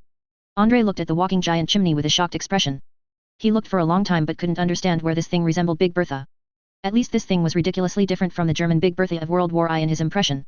As for the other battle platform, Andre was more concerned about it. He had seen the Black Hawk Empire's skull bombs before. To be frank, these things were early-stage drone bombs. If the enemy used these things on a large scale to deal with him in urban warfare or armored combat, he would probably have to pay a considerable price in casualties. After thinking about this, Andre and Katyusha exchanged glances, both seeing the same thought in each other's eyes. When the enemy arrives, hit them with a cannon first, and deal with these two weapons, which are very suitable for siege warfare, before anything else. After dealing with these two weapons, they would then consider the issue of fighting a Titan battle with the enemy. Anyway, no matter what, this Titan battle had to be fought. However, before that, Andre decided to let the Air Force cooperate with his living saint to collect some interest from the enemy before the Titan battle erupted. But Andre did not expect that just as he was preparing to dispatch the Air Force to strike the enemy, two large airship formations of the Black Hawk Empire were also rapidly approaching this area. Not only was Andre preparing to dispatch the Air Force to strike the enemy, but the Black Hawk Empire was also preparing to launch an Air Force strike. To be precise, the Black Hawk Empire planned to rely on Air Force strikes to quickly occupy the city, swiftly close the distance for urban warfare, and make Andre's Titan Legion hesitant to act. Following that, they would use powerful siege artillery and other Titans to eliminate Andre and the newly arrived Cambrian Titan Legion together. When the enemy's two large airships, accompanied by a large number of miscellaneous escort airships, arrived near Chudavo, Andre couldn't help but frown at the massive aerial fleet in the sky. Wait, Katyusha, I have a question. Speaking of which, does our Winter's Fury Titan Legion have any special anti-aircraft measures? Like those crystals that can fire lasers and instantly shoot down aerial units. Hearing Andre ask this, Katyusha shook her head in a daze, then asked back with a surprised expression. No way, have the Black Hawk Empire's Titans already developed to this extent? Even such advanced weapons have appeared. Our Titans here, let alone beam anti-aircraft weapons, don't even have many conventional anti-aircraft guns. Hearing this, Andre's eyebrow twitched, and he asked incredulously. No, what's going on?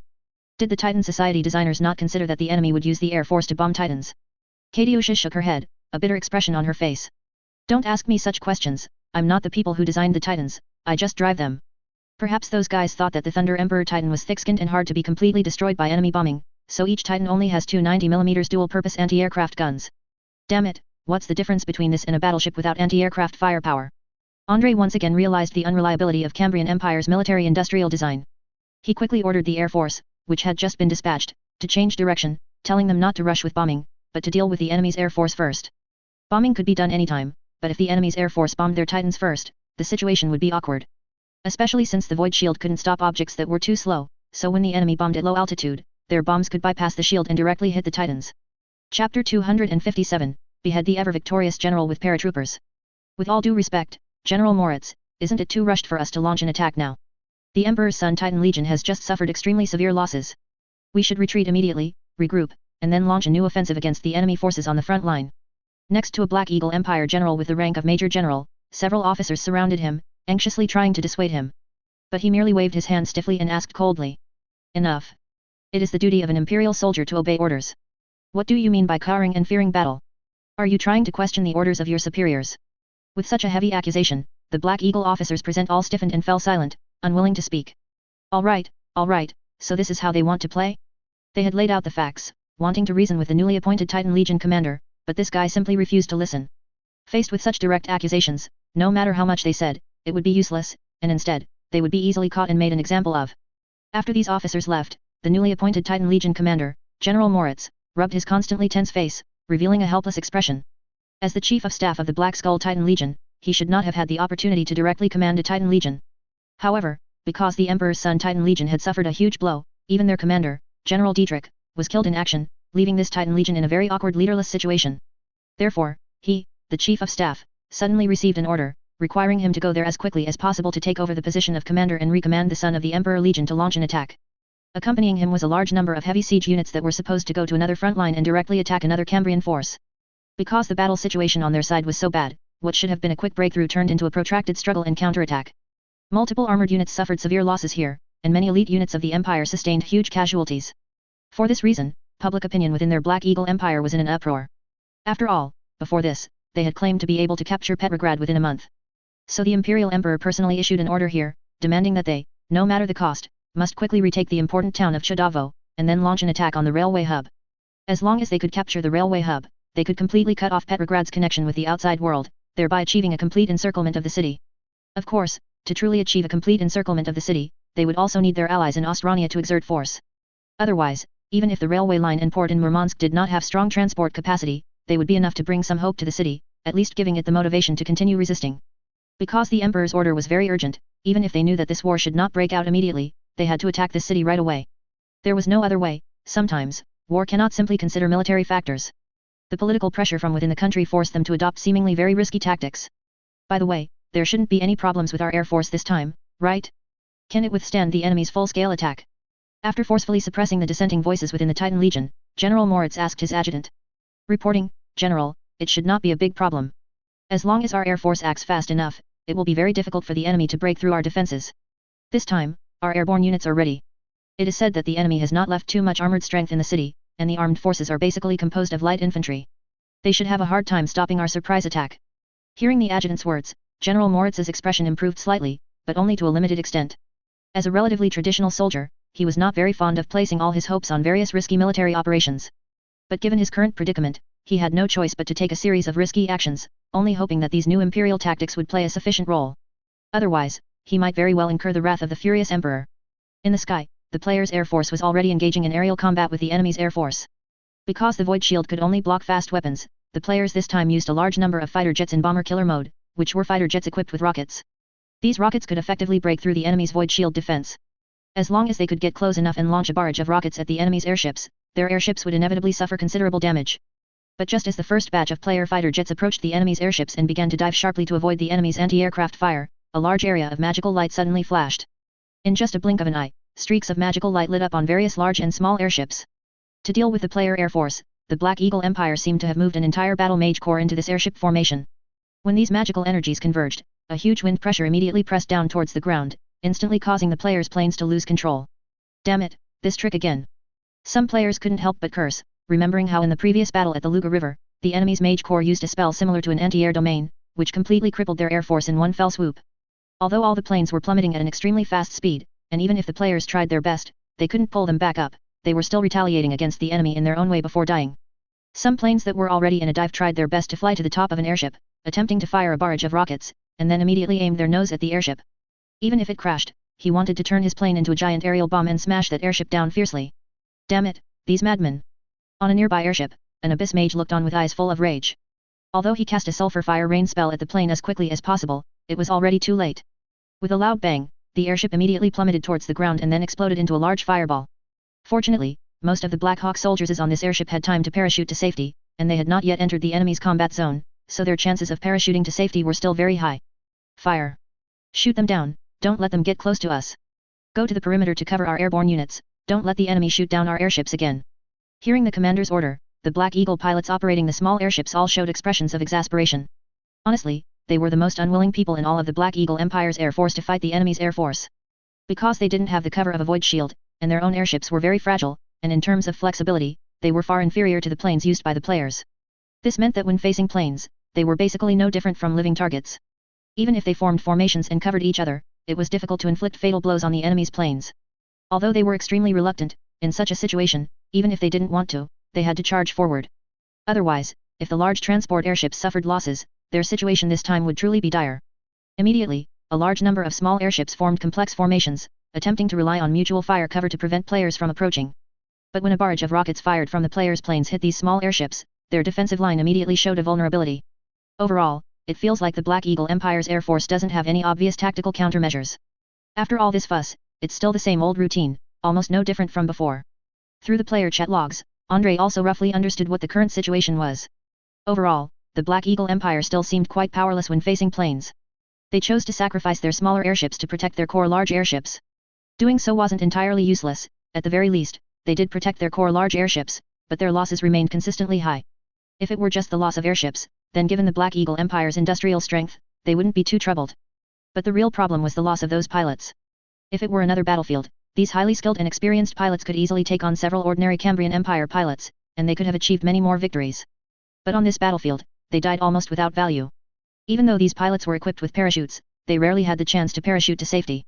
There was no other way. When players took down airships, they would always choose to attack the airship's gas bag, causing a violent explosion of the airship. Under such an explosion, even if they were equipped with parachutes, they would have no chance to jump out. As for not attacking the gas bag, players would most likely choose to attack the enemy's cockpit. Clearly, these small airships weren't sophisticated enough to have an armored cockpit. A layer of glass on top was already considered quite good. With such protection, they simply couldn't withstand the players' machine guns and rockets. Alright, I say, these small airships aren't worth much merit. It's pointless to tangle with them. Let's quickly deal with them and then go take down those big ones. Compared to these small things, the enemy's big ones are the truly valuable targets. A player said impatiently in the chat area, seemingly quite annoyed by these small airships buzzing around like flies. But thinking about it, it made sense. When players are gaming, if they have a chance to get rich quickly, who wouldn't be willing to take a gamble? If they lose, they can just restart. If they win, they'll make a fortune. But speaking of which, how do we deal with their anti-air domain-like spell? If we don't solve that thing, I'm afraid we won't be able to take them down. A player suddenly remembered the previous scene and asked with lingering fear. That thing was simply too cheap. It instantly took down all the planes in an area, making it impossible to pull the planes back up. If the enemy used such a cheap tactic again, this wave would be impossible to fight. They couldn't possibly rely on anti-aircraft guns on the ground to take down those large airships, could they? Their void shields were incredibly thick. I don't know. Let's try charging again. That skill of theirs should have a cooldown and can't be used continuously. Another player thought for a moment before suggesting, although this suggestion is very reckless, it must be said that there is some truth to it. Since it's a game, it must have game balance. It's impossible for an enemy to appear that cannot be dealt with at all. Theoretically, since all enemies must have corresponding weaknesses, they can naturally test the durability of this thing. Sure enough, when a new batch of player fighter jets approached again, the enemy did not use the previous anti-air suppression field. It seemed they couldn't continuously use such large-scale spells either. Even for a mage corps, their casting ability had limits. But just as the players' fighter jets were preparing for a new round of dives, a sharp-eyed player suddenly noticed. The anti-aircraft turrets on top of the enemy's airship looked different from before. Their anti-aircraft guns had been replaced with a completely different weapon. Several rows of large green canisters were placed behind the turret, and a uniquely shaped weapon, resembling a Tesla lightning cannon, was mounted in the turret. To be honest, when players saw those green canisters, they almost immediately thought of the Black Eagle Empire's necromancer weapons. Although they weren't sure why all the spells used by the Black Eagle Empire's necromancer were green, looking like something out of a space Necron design. But this did not prevent them from instinctively becoming wary upon seeing green things, fearing they might be showered with a wave of forgiveness green by the enemy. Just as the players were thinking this, a huge green beam of light suddenly shot out from the muzzle of that gun. One fighter jet was struck by the green light on the spot, and then, this fighter jet spontaneously combusted in midair, the emerald green flames instantly engulfing it. What kind of weapon is this? It doesn't seem to be a necromancer weapon. Could it be a weapon modified by their Abyss Mage? I don't understand, but generally, this green burning effect seems to be created by Abyss Mage, right? But shouldn't their Abyss Mage tactical squads be equipped with melta guns? The sudden appearance of the new weapon startled the players, but they quickly put these questions aside and continued their dive towards the airship below. Indeed, this thing was as annoying as the Black Eagle Empire's laser crystals. Although the principle of this thing seemed completely different from laser crystals, its effect on airplanes was similar, capable of setting the plane on fire instantly. However, this thing was not invincible. Compared to the auto-locking laser crystals, its locking ability was significantly worse. Strictly speaking, this thing was essentially an anti-aircraft gun, requiring a soldier to constantly adjust its direction via a crank. Since it was also a gun, locking onto them would naturally be much harder, unlike the seemingly mystical locking method of the crystals. When a series of rockets struck the airship's gas bag, the gas bag immediately caught fire. Following this trend, the players didn't know if the enemy's airship would explode on the spot due to hydrogen leakage, but in any case, their airships would certainly be very fragile at such times. But just then, a Black Hawk soldiers, whose appearance was completely different from other soldiers, suddenly emerged from the turret. The equipment of this Black Hawk soldiers looked somewhat similar to the special tactical squad that previously fought alongside the mages, clearly showing a distinct magical component. However, compared to the previous soldiers, this soldier was entirely deep blue, and even the large, flamethrower-like canister on his back was blue, bearing a snowflake symbol. The soldier quickly aimed the sprayer forward, and a large blast of cold air instantly shot out into the distance. The spray range of this thing seemed much farther than a flamethrower. A freezing beam shot out, instantly freezing the area that the players had previously ignited. Although the frozen part seemed even more fragile, as if a single step could shatter the airship's rigid outer shell there. But it must be said that the fire that had ignited the airship was indeed extinguished rapidly, with an incredibly high firefighting efficiency. Andrei also saw the extremely strange-looking Black Hawk soldiers, and his expression suddenly became peculiar. He couldn't quite explain why, but he always felt that the weapon this soldier was using didn't seem like a specialty of the Black Eagle Empire. Most of the Black Eagle Empire's battle mages seemed to specialize in Abyss, Necromancer, and Old God Department spells, and even their series of magical equipment were all closely related to these things. At least before this, Andrei had never seen a Black Eagle Empire battle mage using ice and snow. On the contrary, the Black Eagle Empire's army was often frozen into ice sculptures by the Cambrian Empire's living saint. No way. Could it be that a mage has colluded with the enemy and betrayed the country? Thinking of this possibility, Andrei's expression also became serious. He wasn't sure if any Winter Church members or certain mages had chosen to betray the Cambrian Empire, but he always felt that the enemy's newly produced weapon looked somewhat strange. What's wrong, Andriusha? Suddenly frowning, looking so serious. Beside Andrei, Katiusha noticed the sudden change in his expression and couldn't help but ask curiously. Nothing, I just suddenly thought of some possibilities. Do you think it's possible that some mages in the Cambrian Empire chose to betray their homeland and go serve the Black Eagle Empire? Hearing this, Katiusha just sneered disdainfully. Humph. You are still too naive. Is this even a question that needs to be asked? Given the various benefits offered by the Black Eagle Empire's Mage Academy, plus their open attitude towards magic, this will certainly attract a large number of mages to join them, there's no need to even think about it. All of our mages are secretive and unwilling to share their treasures, and at the same time, they always want to learn spells they don't have. If there were suddenly such a platform for exchange and learning, I don't know how many of them would choose to betray the Empire, but I can only say they would certainly have many traitors. Andrei nodded somewhat heavily. He had to admit that the situation with these mages in the Cambrian Empire was even worse than he had imagined. He could only say that these mages in the Cambrian Empire had it too good, so much so that they forgot who they were. The Tsar spent all his days with his secret agents, constantly purging and creating chaos, yet he hadn't purged the truly deserving targets at all. Andrei stood on high ground, peering into the distance with binoculars, and he suddenly noticed something strange. He suddenly discovered that the enemy's air force did not seem to be going to bomb his Titan Legion as he had imagined. Instead, they chose to head towards the city of Chodavo. It seemed that this air force unit was not aiming for the Titan at all. That's odd, isn't bombing the Titan better? Why bomb the city? Although bombing the city can indeed strike the defenders inside, it will also severely hinder the advance of their armored force. I always feel that after calculating, bombing might not even be better than not bombing. Andrei muttered to himself, somewhat puzzled. At least based on the experience from Stalingrad, choosing to bomb when preparing to enter a city was really not a wise choice for the enemy. The German bombing back then ultimately backfired on them. Soviet Union soldiers, relying on the complex terrain within the city, especially the ruined debris, constantly attacked the German army from every corner. As a result, when the German armored force entered the city, their path would often be blocked by debris. One could only say that after bombing for a long time, they had instead artificially created a large number of roadblocks, and also created many extremely hidden bunkers. Andrei was not at all worried about the enemy potentially bombing the city, because there were no residents left in Chodavo. All residents who could flee had fled, those unwilling to flee or who couldn't escape were all killed. Those fanatical Black Eagle Imperial Guards were truly a bunch of crazy guys, showing no mercy in their actions, unbelievably brutal.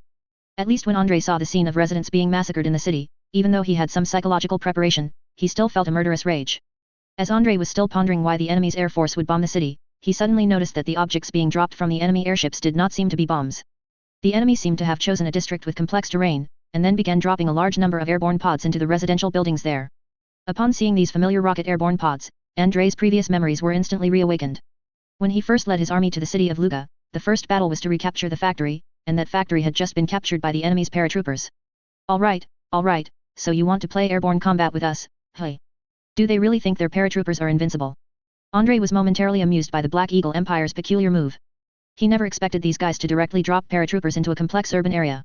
Strictly speaking, their thinking shouldn't be considered wrong. After all, the Black Eagle Empire's paratroopers were truly formidable. Not to mention the small mechs, besides them, they also had a large number of power-armored soldiers with complex weapons. These things could only be described as quite invincible in general urban warfare. At least ordinary light infantry had no way to deal with such enemies. Of course, for players, such enemies could only be described as quite laughable. A bunch of guys who could be directly stabbed to death with bayonets in a face charge, what kind of big threat were they? Oh no, it's their paratroopers. This is bad. Katiusha also stood next to Andrei, holding a pair of binoculars that seemed particularly huge compared to her size. He didn't know where Katiusha got such a large pair of binoculars, it was almost bigger than her head, and seeing the complex gear structure on it, he knew this thing must have many functions. Andriusha, can your soldiers withstand the enemy paratroopers' attack? Their paratroopers have a lot of power-armored soldiers. If it's really not working, should we just change tactics? Let your soldiers withdraw first, and then I'll drive the Titan into the city and clear out their paratroopers. Katiusha asked Andrei with a slight worry. It was clear that the Black Eagle Empire's paratroopers must have left her with a considerable psychological shadow. Don't worry, I believe my soldiers can deal with these guys in urban warfare. Never underestimate my warriors. Their paratroopers might be strong, but I believe my soldiers are definitely stronger. After saying this, Andrei roughly drew on the map, then pointed out a route to Katiusha and said, instead of letting the Titans enter the city and crush the enemy's paratroopers, I think you should deploy the Titans to the flank of Chodavo while you still have the chance. The hills and forests here are enough to hide the Titans' tracks. I will send a small number of cavalry to help you hunt down enemy reconnaissance soldiers. As soon as the enemy's Titan Legion attacks, your force can immediately cut off their retreat from here. Andrei said, drawing a circle around the rear on the map with a pencil. Speaking of which, I still don't know how far their behemoth tank's range is, but I estimate it shouldn't be farther than my artillery's range. At that time, I will first rely on the heavy artillery here to hold back the enemy's artillery and attract their attention, and then you quickly attack the enemy's heavy artillery. Katyusha nodded, understanding Andrei's plan. If the enemy wanted to quickly take the city, in addition to conquering the city itself, they would definitely need to clear some fortresses and defense lines near the city. At that time, they would have to use Big Bertha to deal with these targets. Furthermore, if the combat in the city was too unfavorable, they would also have to use heavy artillery to flatten the buildings in the city before sending soldiers to charge. And if Katyusha attacked their artillery force, their titans would inevitably have to return to support, and then be forced to engage Katyusha in a head-on titan battle on their own territory. Regardless of the outcome, their artillery would likely not survive, as the scope of titan battles is too vast. If the enemy was unwilling to defend, then Katyusha could just steal all their artillery and then outflank the opposing titan legion at the fastest speed. Even if they chose to rush into the city and flatten Andrei's urban area, they would still pay a huge price, and might even encounter Katyusha's rear assault before they even entered the city. Of course, all of this assumed that the enemy's air force chose to bomb the city and did not directly advance towards the titan legion outside the city. Otherwise, if the air force kept these titans under close surveillance, Katyusha's titan legion would not be able to move stealthily. In addition to having Katyusha's titan legion advance there, Andrei also brought over his two P1000 Rat Behemoth tanks. Before this, he had a 48-hour free unlock, so the P1000 Rat Behemoth tank was in a recruit-able state at that time. But 2 days had passed, meaning this type of tank could no longer be recruited. Andrei's current two P1000 Rat Behemoth tanks were the only behemoth tanks he had left. If these two tanks were lost, he wouldn't be able to find anything comparable to a titan in a short time. For this reason, when Andrei issued the attack mission, he specifically reminded the players to cherish the tanks they had. This tank is temporarily out of production. Once lost, it cannot be replaced. If these two tanks could be preserved in this war, Andrei hoped to quickly send them for modification, installing void shield equipment on them. He didn't need to send these two behemoth tanks directly to Moscow for modification, because Katyusha's Titan Legion, in addition to its own armed forces, also had a large logistics team. This team included Titan engineers specializing in repair and modification, who could completely help Andrei modify the behemoth tanks as well. Then, he would have Psyker players act as power banks, directly filling the newly created energy cores, then inserting the replicated array plates and equipping them to the rear of the P1000 Rat behemoth tanks. Then, behemoth tanks protected by void shield would surely become the enemy's nightmare. When the Black Eagle Empire's first batch of drop pods fell to the ground, players immediately operated the newly erected anti-aircraft guns in the city, firing fiercely at the drop pods. However, the armored drop pods proved to be very well protected. Even when players locked onto the rapidly falling drop pods, calculated the lead, and fired, they couldn't destroy them in a short time. The two Black Hawk Fear Knights inside the drop pod were leisurely eating rich dark chocolate, replenishing their energy and refreshing themselves. But at this moment, they suddenly heard a series of explosions outside the drop pod. The two Fear Knights looked at each other, and one of them said with a hint of relief, "That was scary. The Cambrian soldiers here are truly worthy of being the ever-victorious general's troops, their performance is completely different from other Cambrian army. This is the first time I've encountered such skilled artillery, able to lock onto rapidly falling rocket drop pods." The other Fear Knight seemed to have more combat experience, he looked fearless. "Don't overthink it. Even if they can lock onto our drop pods, what then? We'll have landed before our drop pods are penetrated. They can't hit us with too many artillery." As the two spoke, the rocket thrusters at the bottom of the drop pod rapidly ignited, and then the iron coffin jolted heavily. The immense impact caused the two Fear Knights to involuntarily crouch. The springs in their power armor creaked, but the powerful cushioning system prevented them from sustaining any injuries, they just felt a bit stifled. "Damn it. No matter how many times I ride it, the feeling of this thing landing is always unpleasant. Stop complaining. It's better than parachuting down naked. Quickly use the machine gun, enemies are rushing towards us." As soon as he finished speaking, one of the Fear Knights quickly operated the heavy machine gun on the side of the drop pod, firing fiercely into the distance. Because a group of players, bayonets in hand, had already launched a charge towards them. It seemed they were preparing to directly block the enemy paratroopers' exit. Tat tat tat tat tat. A fierce burst of gunfire instantly mowed down several charging players. The other players, extremely experienced, quickly dodged behind nearby buildings. Of course, sometimes their extensive experience wasn't necessarily useful, because the wooden walls of ordinary houses couldn't truly withstand heavy machine gun fire. As a result, even when hiding behind houses, some players were still riddled with bullets by the enemy's heavy machine gun due to improper hiding positions.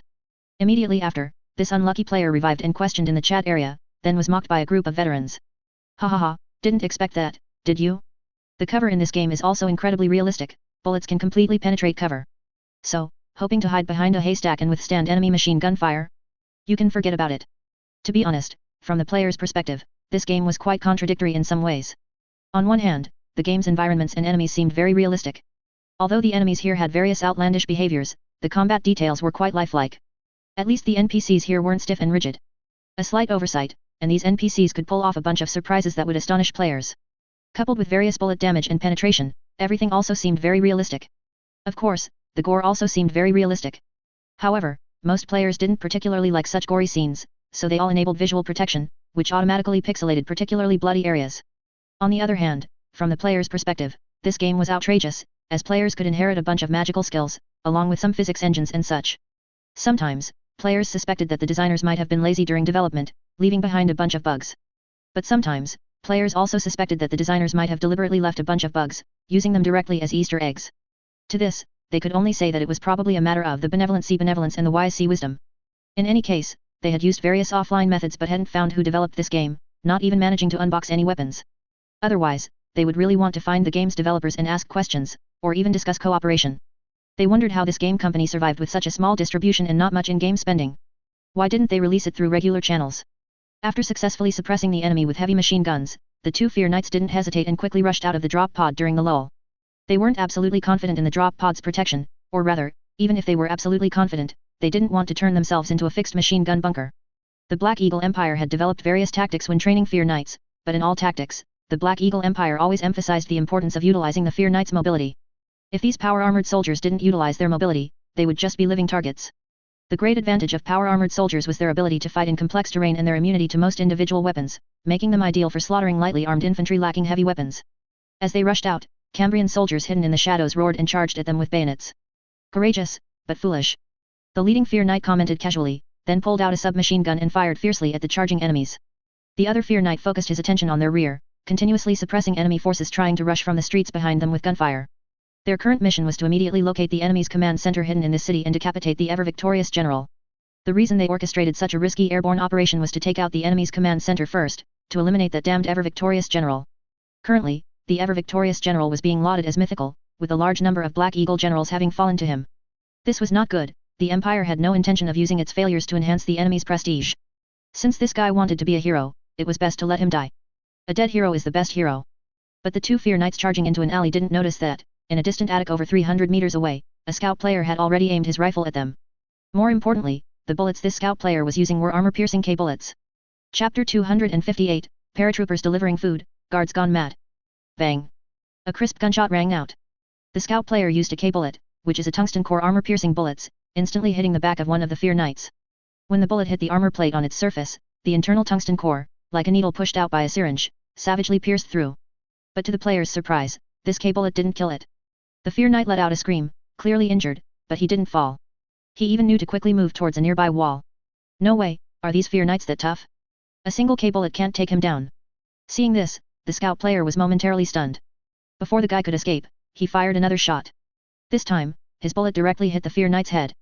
The powerful penetration directly pierced through the Fear Knight's full coverage helmet, blowing his head open on the spot. Watching the Fear Knight slowly fall, the scout player examined his last remaining K bullet and decided it was better to quickly relocate and switch weapons. What a piece of junk. Even a dog wouldn't use it. The player didn't know that the prototype of the K bullet in Battlefield 1 was a special tungsten core armor-piercing bullets equipped to German soldiers during World War I. While it did have some penetrating power, it wasn't particularly strong. Within 100 meters, a K bullet could penetrate approximately 13 to 15 millimeters of armor. His previous shot had apparently penetrated the Fear Knight's armor but failed to completely pierce through, only injuring the Fear Knight's skin. However, the subsequent shot, specifically aimed at the helmet, successfully achieved penetration. Seeing this, another Fear Knight quickly pulled out several smoke grenades from his waist and threw them around. Before they arrived here, veterans returning from the battlefield had specifically told them, "You must pay attention. Although the Cambrian Empire's victory general is very young, his soldiers are very skilled at using smoke grenades. If I were you, I would definitely carry a few more smoke grenades. In a crucial moment, one smoke grenade can save your life." It must be said that in war, both sides are actually learning from each other. Just as many players on Andrei's side particularly enjoy being smoke fiends, Black Eagle Empire soldiers also learned the smoke fiends tactic, especially special forces like the Fear Knights, who must have received training in deploying smoke. And just as the Fear Knight was deploying smoke, in the guild, an old player was scolding some newly joined rookies, saying, "What's wrong with you rookies? Even the NPCs in this game know how to deploy smoke, but you guys charge in without deploying smoke. Alright, are you all heavy armored sentinels? You actually charge directly into the enemy's machine guns." At this, the newly joined Fries immediately realized that their previous charge had indeed been somewhat foolish. They used to hear old players say that dealing with these power-armored soldiers was actually easy, all they needed to do was find a way to bayonet charge and trigger the bayonet's one-hit kill effect. But when it came to the actual charge, they found that getting close to the enemy wasn't so easy. Under a barrage of intense gunfire, they were taken down by the enemy before they even had a chance to reach them. Besides this drop pod, many other drop pods also fell into this residential area. The Black Eagle Empire seemed determined to rely on the complex terrain of this residential area and let the Fear Knights wreak havoc there. It must be said that their combat strategy was actually correct. This residential area they deployed to not only provided access to all corners of the city but also allowed them to use the complex terrain to cover subsequent landing forces. Under normal circumstances, fighting in narrow streets or stairwells, ordinary Cambrian soldiers would find it almost impossible to kill a Fear Knight. They wouldn't even have the means to penetrate their armor. Fear Knights only needed to rely on their extremely high mobility, using submachine guns to counterattack at the fastest speed before enemy bullets shattered their armor, or simply cleaving the enemy to death with their great swords. The great swords they carried were no joke. With a special metal coating, they could even use them to cut through light mechs with relatively weak armor. However, fighting close quarters with players in such alleys was purely suicidal for them. A group of players hiding in the alley, using their minimap function, clearly observed the movement trajectories of these Fear Knights. Although these Fear Knights thought their movements were covered, in reality, their every move was under the player's scrutiny. One Fear Knight seemed to want to hug the corner of the wall, then directly break into the building through the back door and take out all the players hiding inside. Because inside this building, players using the Tank Hunter kit were constantly sniping Fear Knights outside. 3 Fear Knights had already fallen to the Tank Hunter's sniping. But just as he was moving along the corner of the wall, before he could even step inside, a section of the wall above his head was suddenly breached. Before he could react, several incendiary bombs were thrown down through the gap, landing directly on him and igniting in a raging inferno. Although the Fear Knight's power armor offered excellent protection, it had no ability to defend against high temperatures. Engulfed in flames, almost burning like a torch, the Fear Knight immediately let out a blood-curdling scream, desperately rolling on the ground, trying to extinguish the flames on his body. However, incendiary bombs made of white phosphorus are not so easily extinguished. Once this stuff sticks to a person, it's virtually impossible to remove, clinging like maggots to bone, and can even burn a person's bones to a crisp. Meanwhile, several Fear Knights who opted for group combat, along with a miniature mech, were rapidly moving through a small alley. It's unclear whether this unit sensed danger or simply wanted to form an armored force for a quick breakthrough, but their movement speed was very fast, appearing somewhat arrogant. No way, are they that confident in themselves? They don't even have any cover. Seeing this rapidly advancing Black Eagle Empire team, several players who had already set up an ambush in the alley couldn't help but complain in the chat. At least in their opinion, this Black Eagle Empire squad was ridiculously exaggerated, almost unimaginable. Indeed, in this alley, as long as they watched their front and back, they would essentially not encounter any firepower. And with their firepower, if Cambrian soldiers suddenly appeared at the front or back of the alley, it would be almost instantaneous for them to deal with the enemy. Furthermore, it was highly unlikely that the enemy would notice a large number of Black Eagle Empire soldiers in this alley. Even if a few Cambrian soldiers suddenly appeared from 2 directions, they would still have the advantage of initiating the attack. It was precisely because of this that they advanced so recklessly. But they didn't know that players had mini-maps, so they thought their actions were sufficiently covered, but in reality, the players had already been watching them. How do we deal with them? Smoke grenades. Bayonets. Grenades. If all else fails, a suicide bomber will do the trick. No sooner had he spoken than a group of players from all directions immediately threw a pile of smoke grenades towards the area. When a large number of smoke grenades were thrown from various corners, not only were the Black Eagle Empire squad rapidly advancing in the alley stunned, but even the players themselves were startled. Although they had seen how many people were ambushed in this place via the mini-map, they really hadn't expected everyone to be so perfectly synchronized. Smoke grenades thrown from upstairs, smoke grenades thrown from behind walls, and smoke grenades suddenly rolling in from the alley entrance. There were smoke grenades everywhere. In that instant, the Black Hawk soldiers felt as if they were completely swallowed by smoke. Before they could figure out what was happening, bundles upon bundles of grenades were thrown in next. That's right, bundles, because players, for anti-armor purposes, immediately started throwing bundled grenades this time. The sudden explosions blasted these Black Hawk soldiers into disarray. 2 Fear Knights were instantly blown to pieces, beyond dead. The other Fear Knights, including the miniature mech in the middle of the squad, also fell into chaos. Although they did have armor protection and were not killed immediately, and most did not suffer too severe injuries. The problem was that such huge explosions and the surrounding smoke were enough to make their brains shut down on the spot, their thoughts confused. Accompanied by several roars, and a very classic cute Barbie mother cow, several players suddenly jumped out from various locations and charged towards the Black Hawk soldiers in the alley. The players who charged in from the alley entrance didn't fare well, as the terrain of this wretched place was simply too unsuitable for charging. A straight alley entrance, without even the most basic cover. Even though the Fear Knights' minds were dazed from the explosion, they knew to aim their submachine guns at the alley entrance and quickly spray. In a burst of shattering gunfire, 2 charging players were instantly taken down, but the other Cambrian soldiers who jumped down from surrounding windows were not affected by such interference. Under normal circumstances, it would be almost impossible for an ordinary soldier to jump from the 2nd or 3rd floor, roll upon landing, and then quickly engage in combat. They hadn't received training on how to jump from heights to avoid injury, and they could easily break their legs and waist when jumping down. However, the players' physical fitness and digitized physique helped them successfully avoid such injuries. The players who had just landed didn't even have a moment of hesitation, smoothly transitioning into a bayonet charge. Several Fear Knights watched as the enemies rapidly emerged from the smoke screen. They hadn't even had time to draw their great swords before the enemies' bayonets had savagely pierced through their breastplates and into their hearts. Facing these seemingly unremarkable bayonets, all the Fear Knights couldn't understand how they had been stabbed to death by such a small bayonet. As for the miniature mech over there, because it was an armored vehicle, players couldn't directly stab it with a bayonet. However, the powerful anti-personnel mine instantly blew the miniature mech into scrap metal. Something's wrong. The enemy seems to be able to track our movements. They must have some means of detecting our location. As Fear Knights continued to push into this urban area and suffered severe losses in various complex terrains, the remaining Fear Knights immediately realized that something was amiss. Such losses should not have occurred. Even if the enemy possessed some weapon capable of penetrating their power armor, they still held a significant advantage in mobility and strength. Coupled with their rich combat experience, it was almost impossible for the enemy to achieve a favorable exchange ratio in urban warfare. Is it possible that the enemy has a spellcaster in this city, and they've mastered some special detection spell? A Fear Knight looked at his captain, asking with a hint of suspicion. Although the Cambrian Empire had deployed a pitifully small number of spellcasters in the war, and most Cambrian Empire spellcasters were indifferent to the conflict, they weren't entirely unfamiliar with enemy spellcasters on the battlefield. Perhaps there was a spellcaster hidden here, constantly using some special method to detect them. From that perspective, what they said wasn't entirely wrong. Andrei's minimap, in a sense, was far more miraculous than magic. If this item were considered a special spell, then their current predicament was indeed as such. It's possible, but we don't have time to worry about that now. I'm giving you a mission: find the enemy's spellcaster as quickly as possible and kill him. The other Fear Knights nodded, preparing to disperse and hunt down the enemy's spellcaster, intending to quickly eliminate him. But just then, a Fear Knight suddenly let out a short shriek, then fell to the ground, motionless. Rupert, what happened? Another Fear Knight nudged his fallen comrade, only to find him dead. Damn it, this must be some kind of curse. An enemy is ambushing us in the shadows. Look over there. It looks like there's a figure in that window. Before the other Fear Knights could look up, one of them suddenly raised his submachine gun and opened fire. The dual-linked submachine guns instantly unleashed a torrent of bullets, shredding the window, but they didn't see any enemy bodies fall. At the same time, another Fear Knight inexplicably fell to the ground, dead. With two comrades dying in quick succession, the hearts of the other Black Hawk soldiers were filled with fear, because they had no idea how their comrades had died. This was the most terrifying aspect. As veteran killers, they weren't so afraid of death, but they feared dying for unknown reasons. The unknown was the most frightening. They had no idea how they had died, only that they had inexplicably perished. And if that were the case, how could they avoid being killed by the enemy?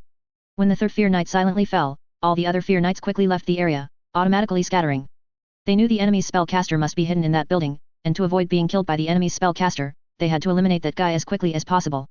These guys are really fast. The Psyker player, hiding in the shadows, glanced at his critical hit value and couldn't help but complain.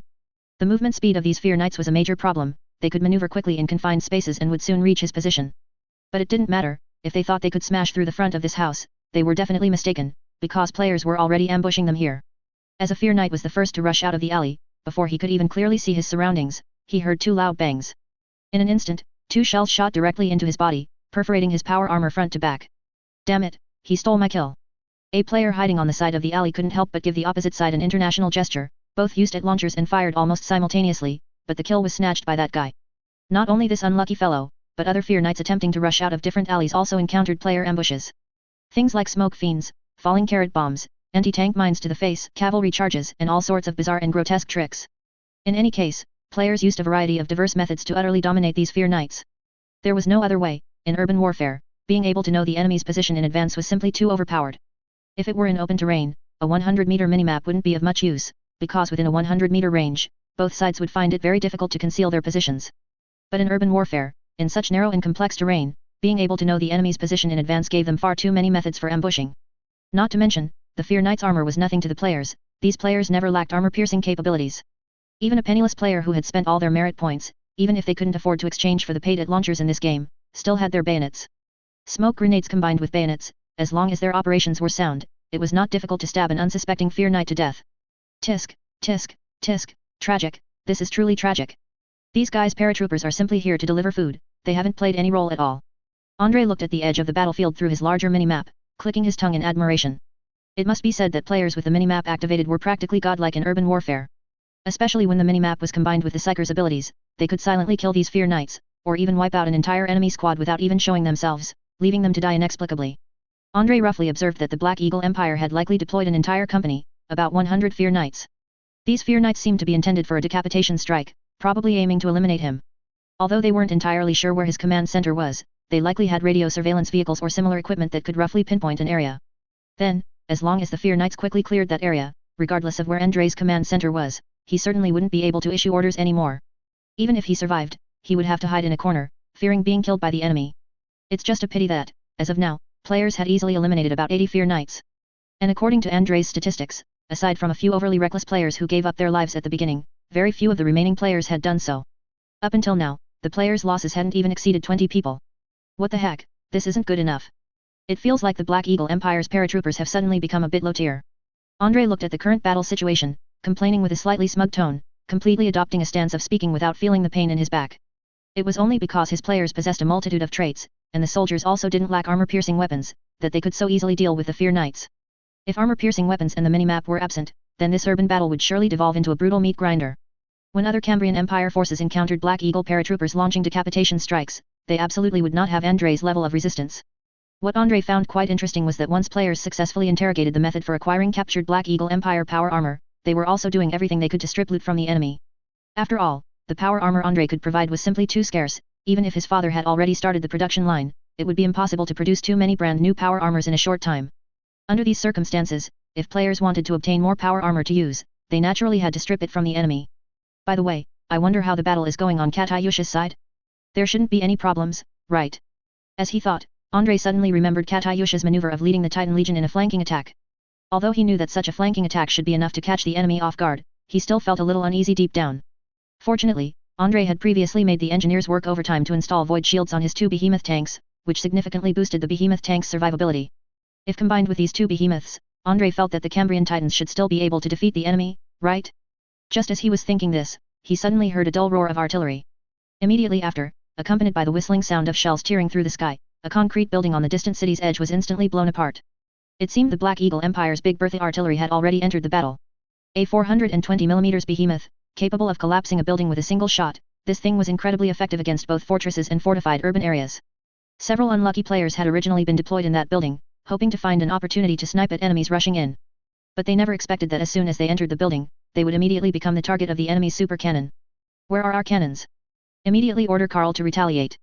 And all siege cannons, deploy them all into battle, blast them to hell. Andrei directly dialed the phone to the artillery position, shouting loudly into the receiver. This artillery position was entirely controlled by players. Andrei trusted their accuracy and their firing speed, but he didn't quite trust their reaction speed. Sometimes, when inexperienced rookie players joined the battle, they might get caught up watching the spectacular distant artillery fire and momentarily forget their tasks at hand. However, Andrei's artillery players were quite well trained, or rather, a group of veteran artilleries had already become proficient in operating these things in previous battles. Compared to the Andrei's hammer, the operation of the Karl mortar was slightly more complex. To increase the range of these two large-caliber cannons, Andrei and his team had specifically switched the 600mm barrel to a 540mm long barrel before the war began. While doing so would slightly reduce the power of the Karl mortar, at the same time, this special barrel, combined with extended range ammunition, could increase the cannon's range to 11 kilometers. Several siege cannon shells were first fired towards the distant positions, immediately landing on the Black Eagle Empire's artillery position. More precisely, they were blocked by the void shield on that artillery position, resulting in an ineffective first round of shelling. Haha, it's just a futile struggle. Major General Moritz, located at the artillery position, put down his binoculars, a cold sneer playing on his lips. Immediately after, he gave orders to the artilleries behind him, saying, "Quickly pinpoint the enemy's artillery position and blast them all to hell. And Black Widow, it's time to start the production line and immediately manufacture drones to attack the city ahead." As the orders were relayed, the four Big Bertha cannons on the position immediately began adjusting their positions, aiming in the direction from which the previous shells had come. When the Black Eagle Empire previously occupied this city, they had already conducted a simple survey of it. So, based on the previous parameters, they could quickly calculate the barrel's angle and aim at an area with the fastest speed. On the other side, inside the Black Widow battle platform, which was shaped like a giant spindle or a furnace, a group of Black Hawk soldiers bearing Imperial Guard insignia were dragging several large sacks with expressions of disgust. "Hurry, hurry, stuff the raw materials in. These things are practically stinking to high heaven," the commanding officer shouted at the other soldiers. When the opening of one of the large sacks was revealed, what emerged were surprisingly a series of rotting, foul-smelling human heads. The Black Eagle Empire's skull bombs were originally semi-biological drones formed by modifying the heads of fallen Black Hawk soldiers, including their brains. However, as the Empire's war intensity continuously expanded, they naturally lowered the raw material requirements for the drones. Initially, they used the heads of fallen Black Hawk soldiers for modification because these soldiers possessed sufficiently rich combat experience during their lives. Even after modification, although their brains had lost the ability to think independently, this rich combat experience could still help them fly more agilely and better identify important enemy targets. In contrast, using the heads of ordinary civilians obtained from previous massacres for modification, like now, naturally resulted in defective skull bombs that might not even be able to effectively identify enemies. Therefore, they needed to rely on the Black Widow battle platform for manipulation. Each skull bomb modified in this way had a small magic core embedded within it. Through the necromancers located in the battle platform, they could use the platform's signal amplification device to largely control them. Although doing so would inevitably sacrifice the flexibility of the skull bombs, if they could form dense formations and win by sheer numbers, it was still a good option. When an entire sack, containing hundreds of heads, was filled into the green furnace in front like potatoes, the production line of the Black Widow battle platform also started operating. Before long, one head after another was transported out by the conveyor belt on the other side. When these heads were transported out, they had been officially transformed into skull bombs, similar to servo skulls. Immediately after, the necromancers in the battle platform began using the equipment to manipulate these bombs. When one semi-mechanized skull after another suddenly flew up, all the Imperial Guard soldiers present let out a cheer. Ha ha ha, excellent, this is it. Go on, use the heads of these inferior people to bomb their soldiers, it's a form of recycling. Listening to the cheers below, the necromancer who was manipulating these heads for combat showed a look of disgust on his face. To be honest, although he believed his moral standards were already quite low, he always felt that when facing these Imperial Guard soldiers, he could even find a faint sense of superiority. He had indeed killed many people and desecrated the bodies of the deceased, but this was merely his job. He didn't like doing it, but he was assigned to the necromancy specialization when he was first assigned. And after he underwent the Black Eagle Empire's mage training process, he had to obey the Empire's will and serve. In this regard, the Black Eagle Empire's mages had no right to choose, they could only act according to the Empire's will.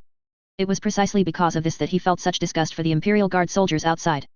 He killed for work, out of coercion from the Empire, but those people killed purely for pleasure, highlighting their superiority through barbaric and cruel acts.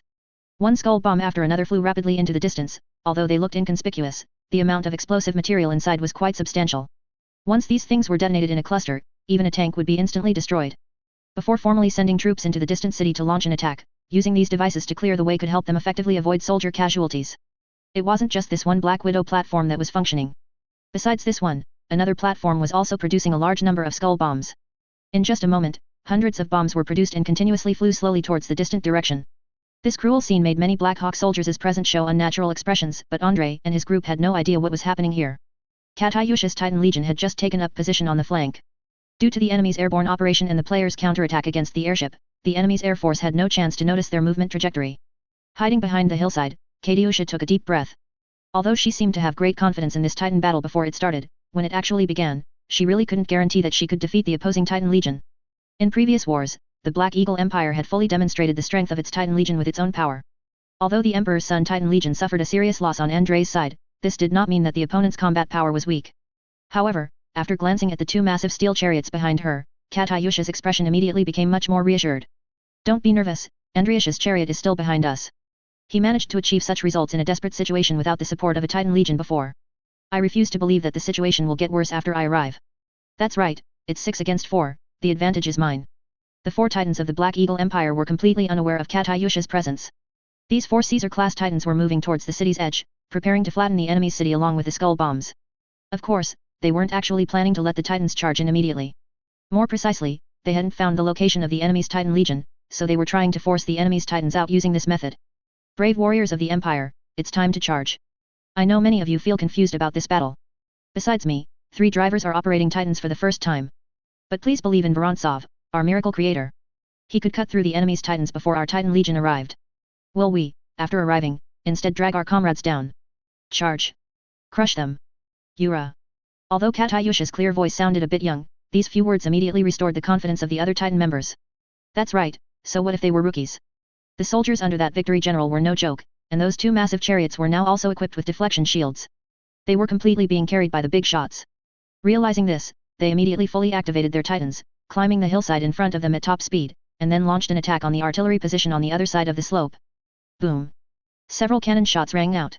The Titans, having just climbed to the top of the hill, instantly aimed their large-caliber artillery at the distant artillery position. At the same time, the 2 behemoth tanks chose to go around from the flank. Although it took a little more time, their speed of 40 miles per hour was enough for a rapid transfer, launching their bombardment almost simultaneously with the Titans. A series of heavy artillery fire continuously rang out, concentrating all firepower. This barrage of attacks was almost equivalent to a battleship firing a close-range broadside. The powerful bombardment instantly caught the Black Eagle Empire off guard. The ordinary artillery set up near Big Bertha hadn't even had time to fire before they were blown sky-high by several terrifying bombs. Meanwhile, Other shells were fired towards the Big Bertha supercannon but were blocked by its void shield. Damn it! When did their Titan Legion get around? What's going on with the Air Force? Feeling the huge tremor from under his feet and looking at the artillery blown sky high in the distance, General Moritz's eyes showed a hint of terror.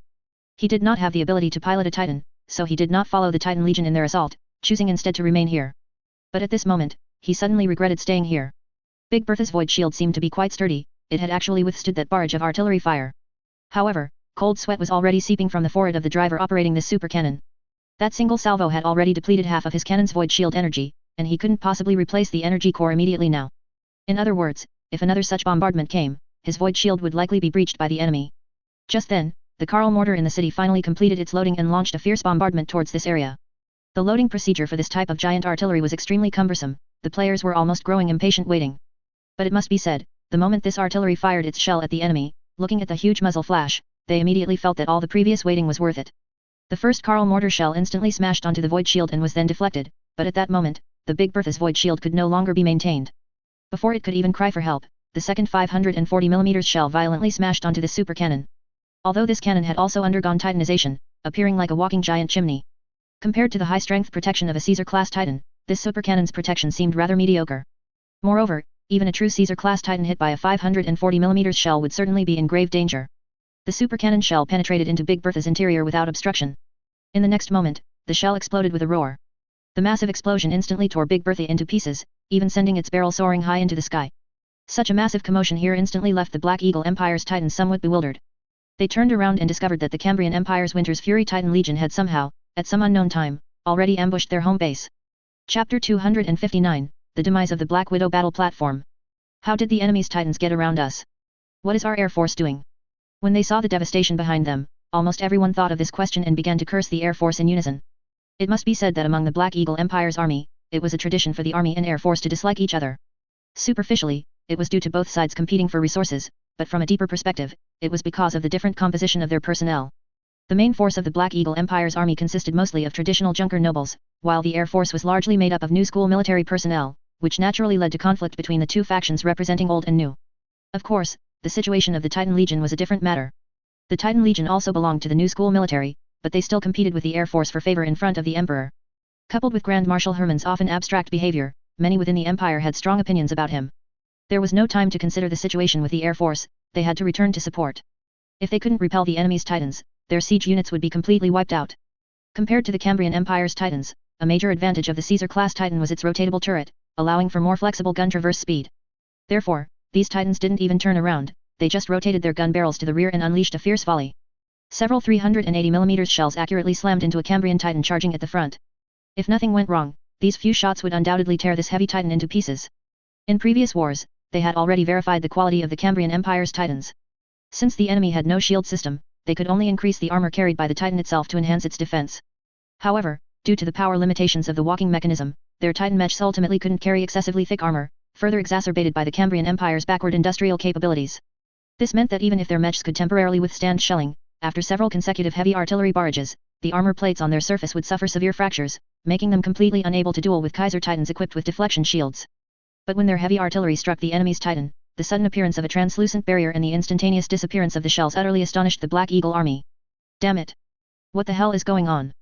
This is impossible. How could the Empire's vital military technology be mastered by the Cambrian Empire? When did they steal the Empire's secrets? A Titan pilot couldn't help but exclaim in angry surprise. One had to know that being able to use a shield system of such intensity was their Black Eagle Empire's unique secret recipe. Other countries had developed some shields using similar magic tech, but due to energy limitations, these shields could generally only withstand 1 or 2 heavy artillery attacks, making it impossible for them to endure such a volley. Not to mention, the Cambrian Empire's Titans didn't even have shields before, and now such a resilient shield suddenly appeared. What else could it be but stolen Imperial technology? Wait a minute, I think I know what's going on. Do you remember that large airship we had captured by the enemy before? Another Titan pilot suddenly roared over the comms channel. Damn it, I knew those birds from the Air Force messed things up again. They had a special airship stolen by the Cambrian Empire, and that airship had a shield generator system on it. This must have been cracked by the Cambrian Empire's technicians. It's all the Air Force is doing. Upon hearing this, the other Titan pilots were stunned for a moment, then unanimously agreed with this viewpoint. As the army, they had to pin this blame on the Air Force's head first, no matter what. This matter had to be defined. Because, without a doubt, if His Majesty the Emperor learned of such a serious military technology leak, a group of people would inevitably suffer the consequences. If they couldn't firmly pin this blame on the Air Force, and the Air Force turned around and pinned it on the army, then it would be their turn to suffer. What's more, after much thought, the only time the Empire seemed to have lost a large shield generator was during that one war. The Cambrian Empire had tried to seize their Titan Rex, but failed. A Titan weighing over 1,000 tons was simply too massive. At most, they could only desperately dismantle some parts from the Titan Rex and try to take these back for analysis. But these parts were not critical components, nor did they contain any particularly important technology. Even if they were captured by the enemy, at most, they would only learn the design principles of the Black Eagle Titan. Just as the Black Hawk soldiers were bewildered by the sudden appearance of shields on the enemy Titans, all the Cambrian Empire Titan pilots in the Wrath of Winter Titan Legion erupted in excited cheers. Yura! Great! Our mages finally pulled through. Ha ha ha, I've long disliked those turtle shells. Now everyone has a turtle shell, so who's afraid of whom? A Titan pilot suddenly thought of something and excitedly asked Katyusha. Legion Commander, speaking of which, I remember that only General Vorontsov managed to capture a complete shield system from the enemy, right? So, does that mean the shields we're using now were captured by your man? Katyusha patted her chest, which was not particularly large, and said proudly. That's right, that's exactly it. Now you know how amazing Andrei is, don't you? Believe me, sticking with Andrei is definitely much better than with those fat pig generals. During the previous war in Moscow, Katyusha had witnessed the various chaotic command situations in Moscow. It must be said that, at least in the early stages of this war, the command of the Supreme High Command was utterly disastrous, with all sorts of abstract and mysterious operations that made even her, an outsider not particularly skilled in command, frown. Without mentioning anything else, simply knowing that their Titan strength was insufficient, yet not thinking of using terrain advantages for ambushes, but instead ordering their Titan Legion to actively charge into the enemy's positions for a head-on confrontation. This one incident alone was enough to make Katyusha feel disgusted with those foolish commanders. In that war, her Titan society had lost fully half of its Titans. If her positioning hadn't been truly outstanding, she might not have survived that war. Alright, stop standing around. Immediately return fire and drive them back. Unleash all your firepower. Don't tell me that with shields, you still can't defeat the Black Eagle's Titans. No sooner had Katyusha finished speaking than the other Titan crews swore oaths, declaring that they would never lose this time. After all, the Cambrian Empire had always promoted the idea that their Titans lost due to their backward technology and lack of shields when explaining their defeats. As for the vast differences in drivers and other details, that, of course, was never publicized. To be honest, Katyusha was somewhat unsure if they could win the artillery duel against the enemy's Titans. Although their shield system seemed larger, in terms of strength, this system might not necessarily be superior to the Black Eagle Empire's smaller shield system. After all, their system was hastily built as a temporary measure, and it was crude and oversized in every aspect. Furthermore, the insufficient caliber of the artillery on their Titans was also a major disadvantage, meaning the damage dealt by enemy Titans would inevitably be higher than their own. Of course, their 305mm caliber artillery had a faster reload speed than the enemy's, so it was truly hard to say who would outlast whom. And just as they turned their guns towards the Black Eagle Titans, another huge explosion erupted from the enemy's artillery position on the flank. The arrogant fortress behemoth tank charged menacingly towards Big Bertha, with no intention of slowly wearing down its shield with artillery or gradually destroying the colossal cannon. Although the Big Bertha cannon, being engaged in close quarters, was completely defenseless and couldn't suddenly change direction to aim its barrel at the nearby behemoth tank for bombardment. But players still preferred quick victories, or rather, more thrilling play styles. This time, before the behemoth tank impacted, it turned its turret to the rear, to avoid accidentally breaking its two gun barrels. Then, amidst a huge metallic crash, the heavy Big Bertha colossal cannon slowly toppled sideways, smashing heavily to the ground, instantly bending its barrel. At the same time, a shell still in the breech, which hadn't been fired yet, exploded with a bang due to the violent collision. The heavy Big Bertha cannon was instantly blown to smithereens. The enormous gun barrel flew God knows how far, rolling over and crushing another Black Eagle Empire howitzer nearby. Without even looking, the player knew that the Black Hawk soldiers run over by that gun barrel must have died a horrific death. Being run over by that thing was in effect no less severe than being crushed by a heavy tank. So, what's next? Do we continue to attack their artillery or their Titans? Looking at the fierce Titan battle in the distance, a player asked his companion. Let's finish off all the artillery here first, then consider other things. Not eating the meat right in front of us, isn't that foolish? On the other side, the players on the resurrected Iron Lord showed no concern for the outcome of the distant Titan battle. At least in their opinion, the Titan battle over there probably wouldn't be decided anytime soon, so there was no need to worry. In contrast, all these enemies in front of them were ready-made, and could be eliminated with ease. At least they had been watching for a long time and hadn't noticed any opponents among the current enemies who possessed the power to resist. Some Black Eagle mechs, escorted by the Titan Legion, desperately attacked the two super tanks, but these mechs originally couldn't damage the two super tanks, let alone the versions that had been upgraded with shield systems. Facing the attacks of the surrounding mechs, the two behemoth tanks completely ignored them, only needing the gunner on the secondary turret to fire a couple of shots. Although the P1000 Rat's secondary gun turret looked pitifully small compared to its main gun turret, these two secondary gun turrets were also equipped with 128mm cannons, completely on par with the main guns of the Mouse and Jagud Dajir classes. A 128mm cannon meant that, on the current battlefield, it could directly pierce through any mech in one shot. As long as it didn't encounter a Titan, such a cannon was practically invincible. The two turrets at the rear of the behemoth tank were almost in a frenzy. The players hiding inside, relying on the cover of the shield, didn't need to worry about enemies firing at them, they just needed to relentlessly fire back. Although the disadvantage of these large caliber cannons was their slow reload speed, the exhilaration of one-shotting an enemy was enough to compensate for this drawback. Especially if it hit the right spot, such a large caliber artillery piece could even detonate the enemy mech's ammunition depot on the spot, instantly turning the enemy mech into a massive fireball. But just as they thought everything would proceed smoothly, they suddenly noticed a large number of black dots flying towards them. What are those things? They look like some kind of drone. A player who hadn't experienced the previous town battle looked ahead and asked his companion with a hint of curiosity. Upon seeing these things, the experienced player's expressions immediately turned grim. Damn it, the Black Eagle Empire's Mechanicu seems to be at it again. Those are servo skulls with bombs attached to them. As soon as the words fell, a large number of players flooded the chat with question marks. What the hell? What kind of world were they in? How could even servo skulls appear? However, considering that this world seemed to also have a belief in the four peddlers, they felt that the sudden appearance of Mechanicu's units might not be so strange after all.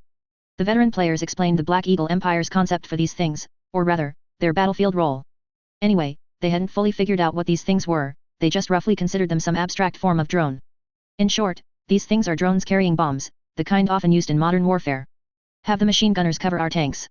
Don't let these things blow them up. Facing the servo skulls rapidly flying towards them, players who realized how troublesome these things were suddenly looked unhappy. Tat tat tat. A burst of machine gun fire suddenly rang out as the tank's machine guns attacked the skull bombs in the sky, but their burst fire seemed ineffective. These skull bombs moved with more agility than they had imagined, and their flight speed in the sky wasn't slow either, making them difficult to hit without enough experience. The most troublesome part was that these skull bombs particularly liked to fly close to the ground, always finding the blind spots of their tank's machine guns. The Black Hawk soldiers in the Black Widow battle platform didn't actually know how to move to avoid enemy machine guns, but some of the skull bombs they released were original skull bombs.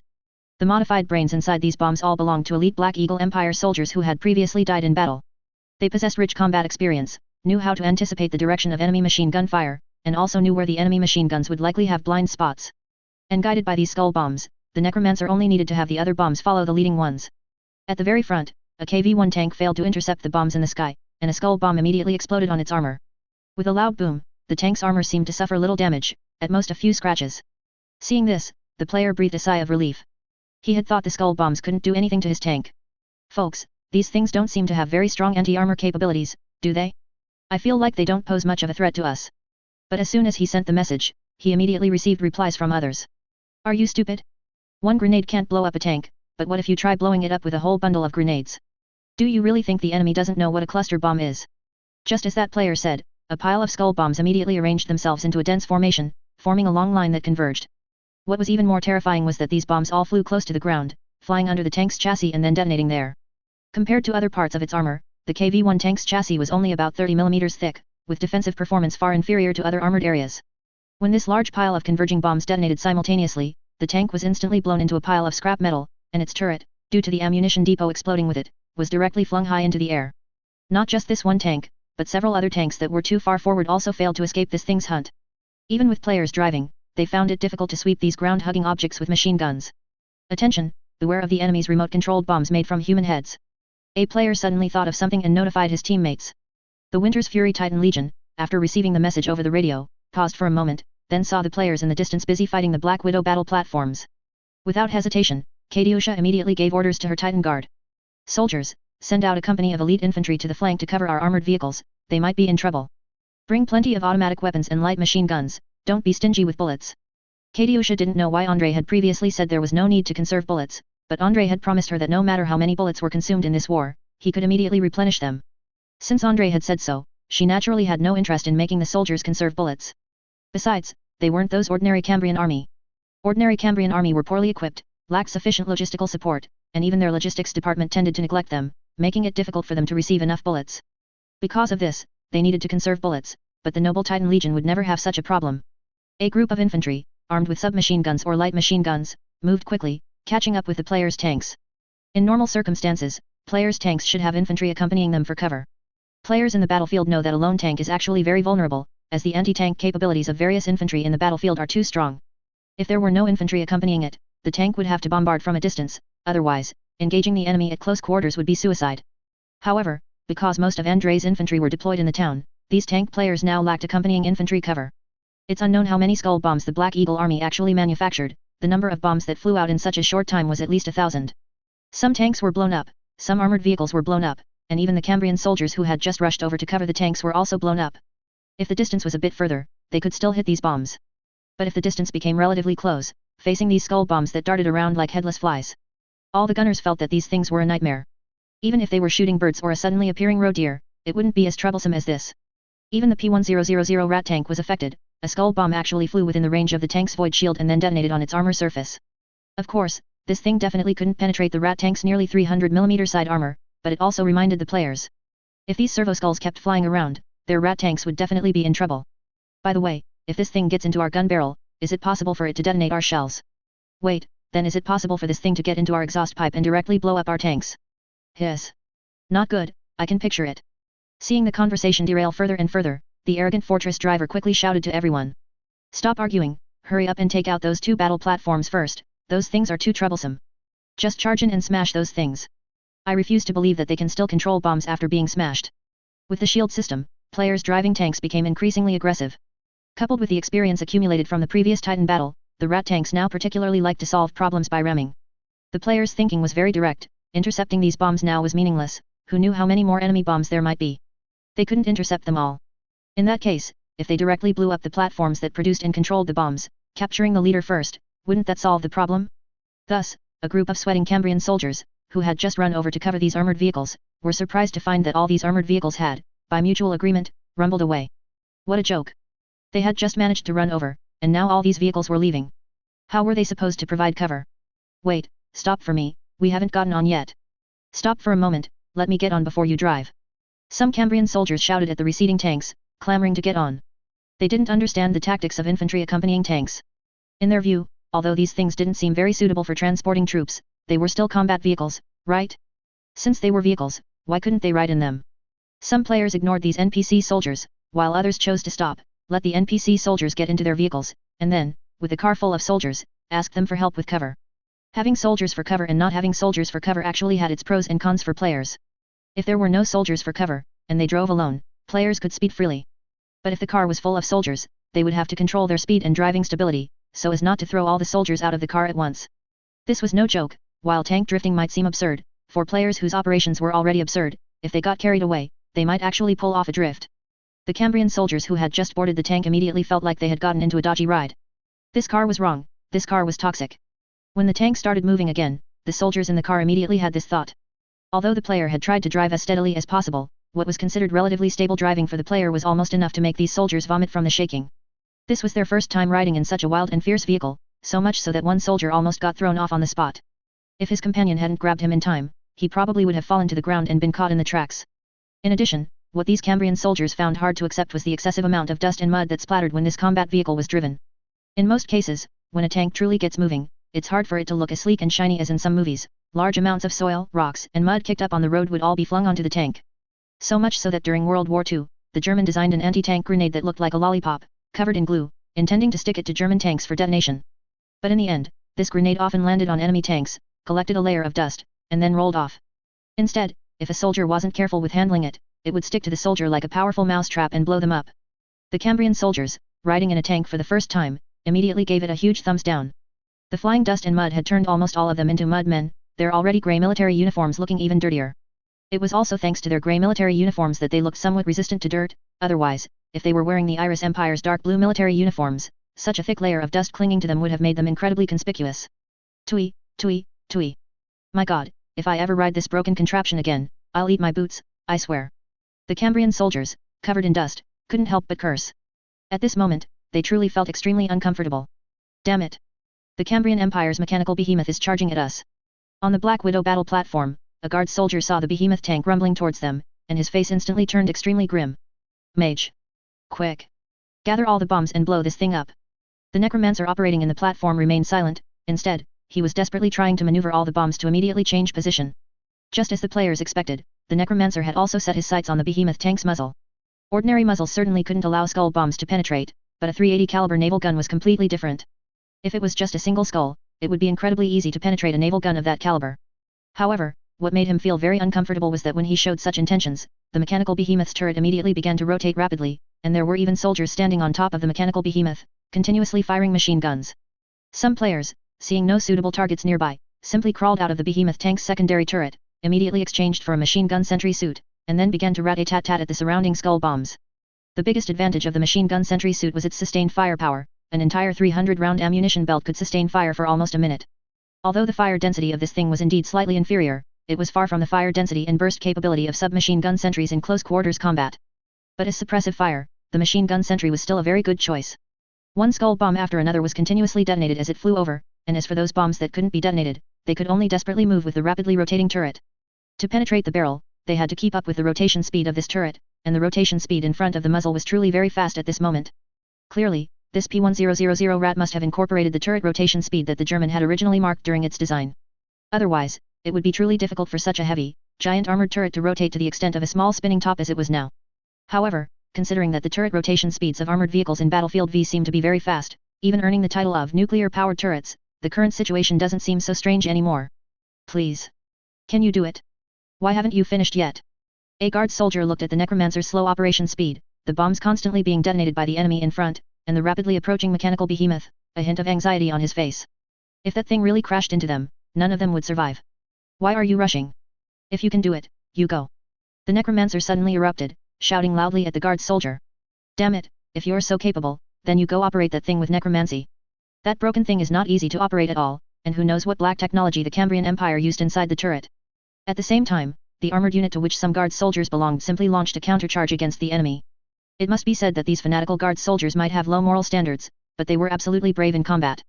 Despite the huge size difference between the two sides, they still controlled their dreadnought mechs, holding bayonets, and launched a countercharge against the arrogant fortress.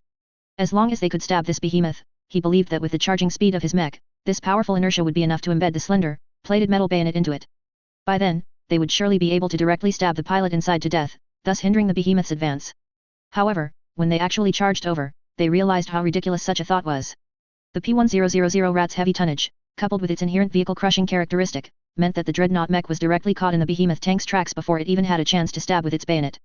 Over 1,000 tons of weight crushed down, instantly flattening the 20-ton dreadnought mech into an iron pancake. The players who witnessed this couldn't help but laugh. Haha, what a big speed bump. 666, it seems we've found a vehicle that can go head-to-head with the Grand Transport. Thinking of the recent internet meme, the players suddenly became curious. They wondered what kind of scene it would be if this thing was brought onto the highway to collide head-on with a 100-ton king? 100-ton king, really?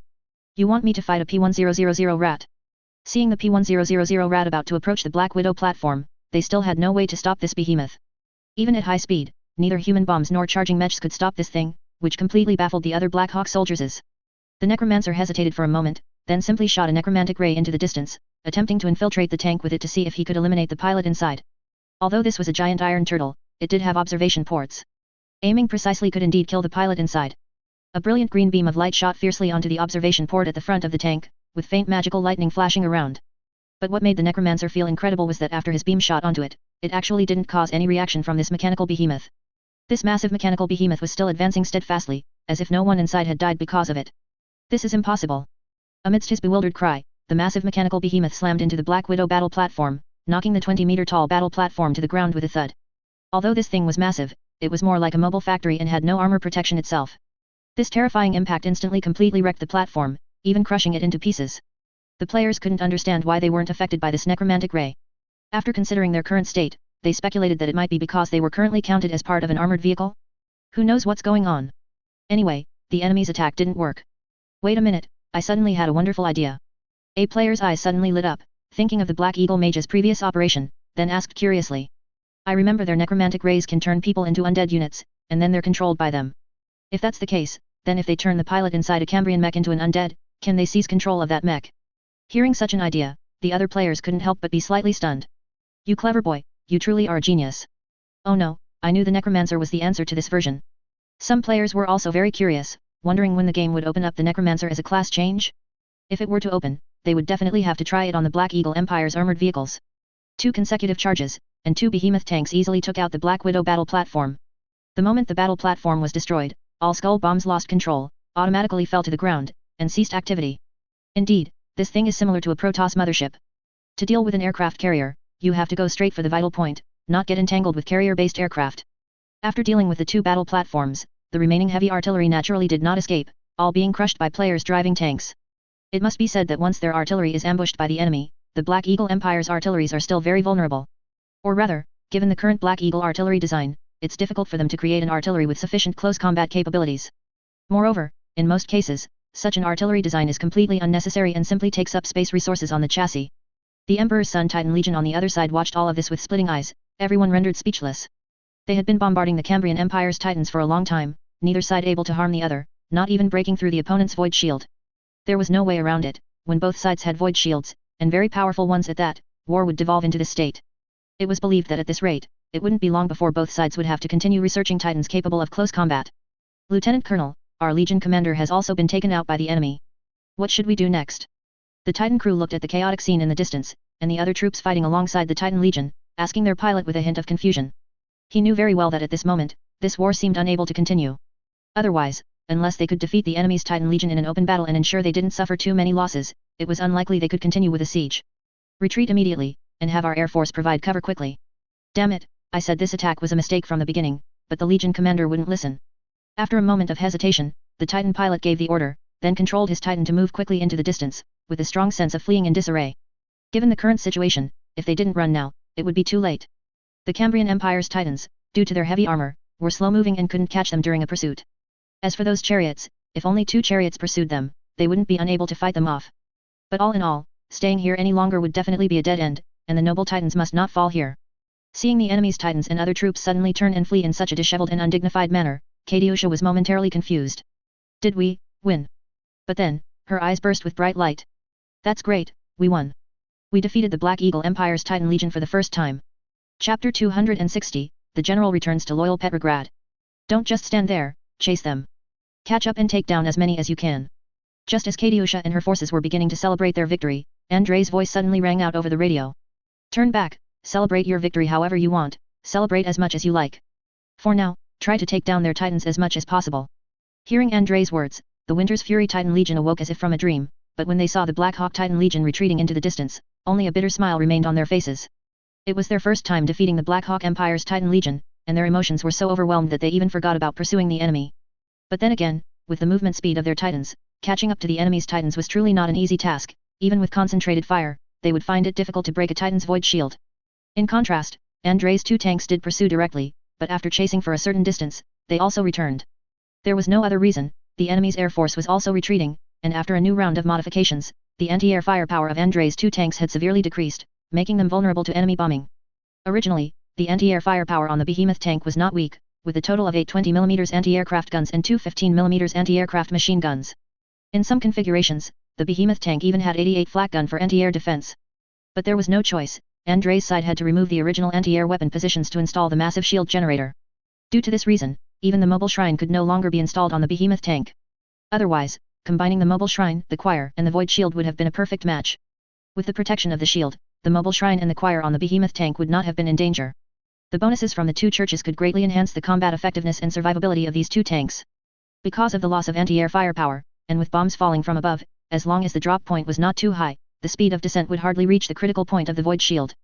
Therefore, when facing bombing, even with the protection of the void shield, units like the Behemoth tank appeared relatively vulnerable, unless they could acquire the Black Hawk Empire's laser crystals.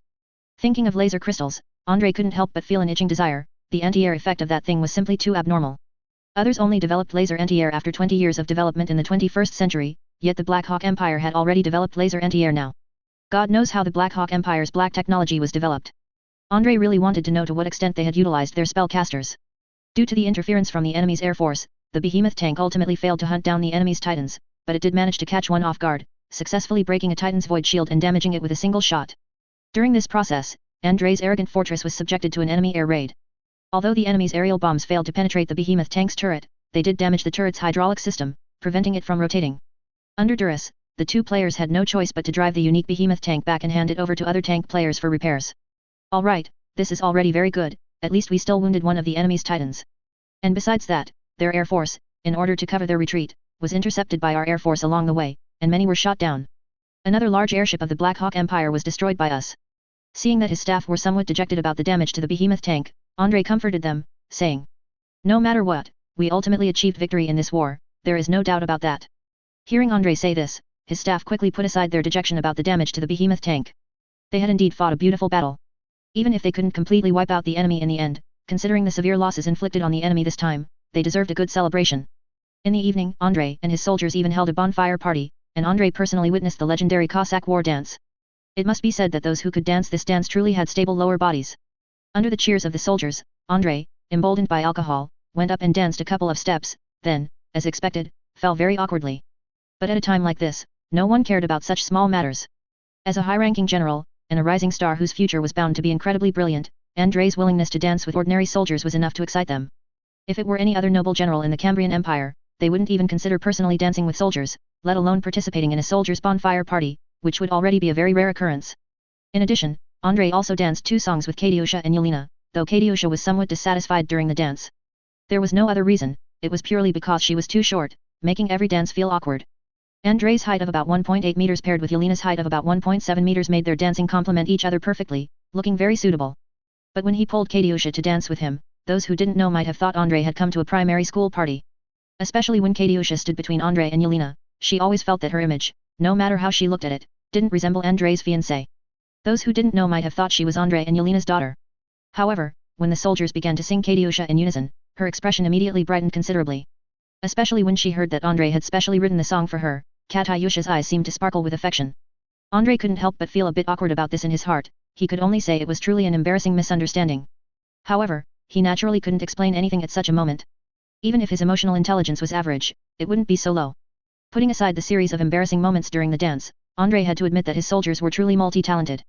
Playing the harmonica was nothing special, but the master of vocal imitation who could simulate various instruments with just his mouth truly astonished Andrei. So, after the party, Andrei issued a mandatory order to this soldier, requiring him to learn the language of the Black Hawk Empire as quickly as possible. If he could learn the Black Hawk Empire's language, combined with his vocal imitation skills, then assigning him to special operations teams would make him an exceptional talent.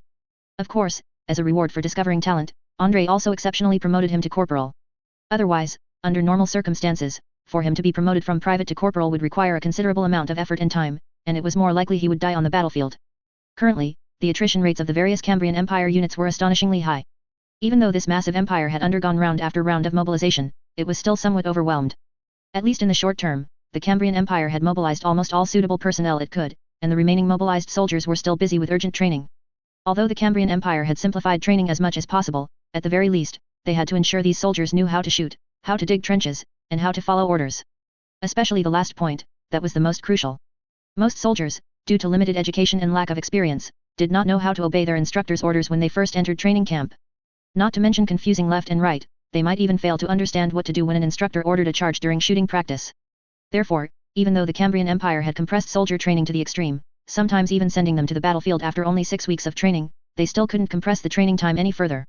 Even these soldiers, who were sent to the battlefield after only 6 weeks of training, could only be used as cannon fodder to fill the lines. When Andrei reported the news of their victory to the rear, it wasn't long before General Konstantin sent a telegram, ordering Andrei to immediately withdraw his troops to Petrograd. At first, he was puzzled by this order, but after reading the detailed content of the telegram, he understood.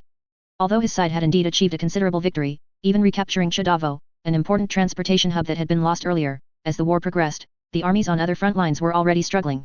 Andrei had originally thought that his counterattack this time might have a chance to successfully restore the second defensive line. However, on other front lines, let alone the second defensive line, even the third defensive line had been breached by the Black Hawk Army.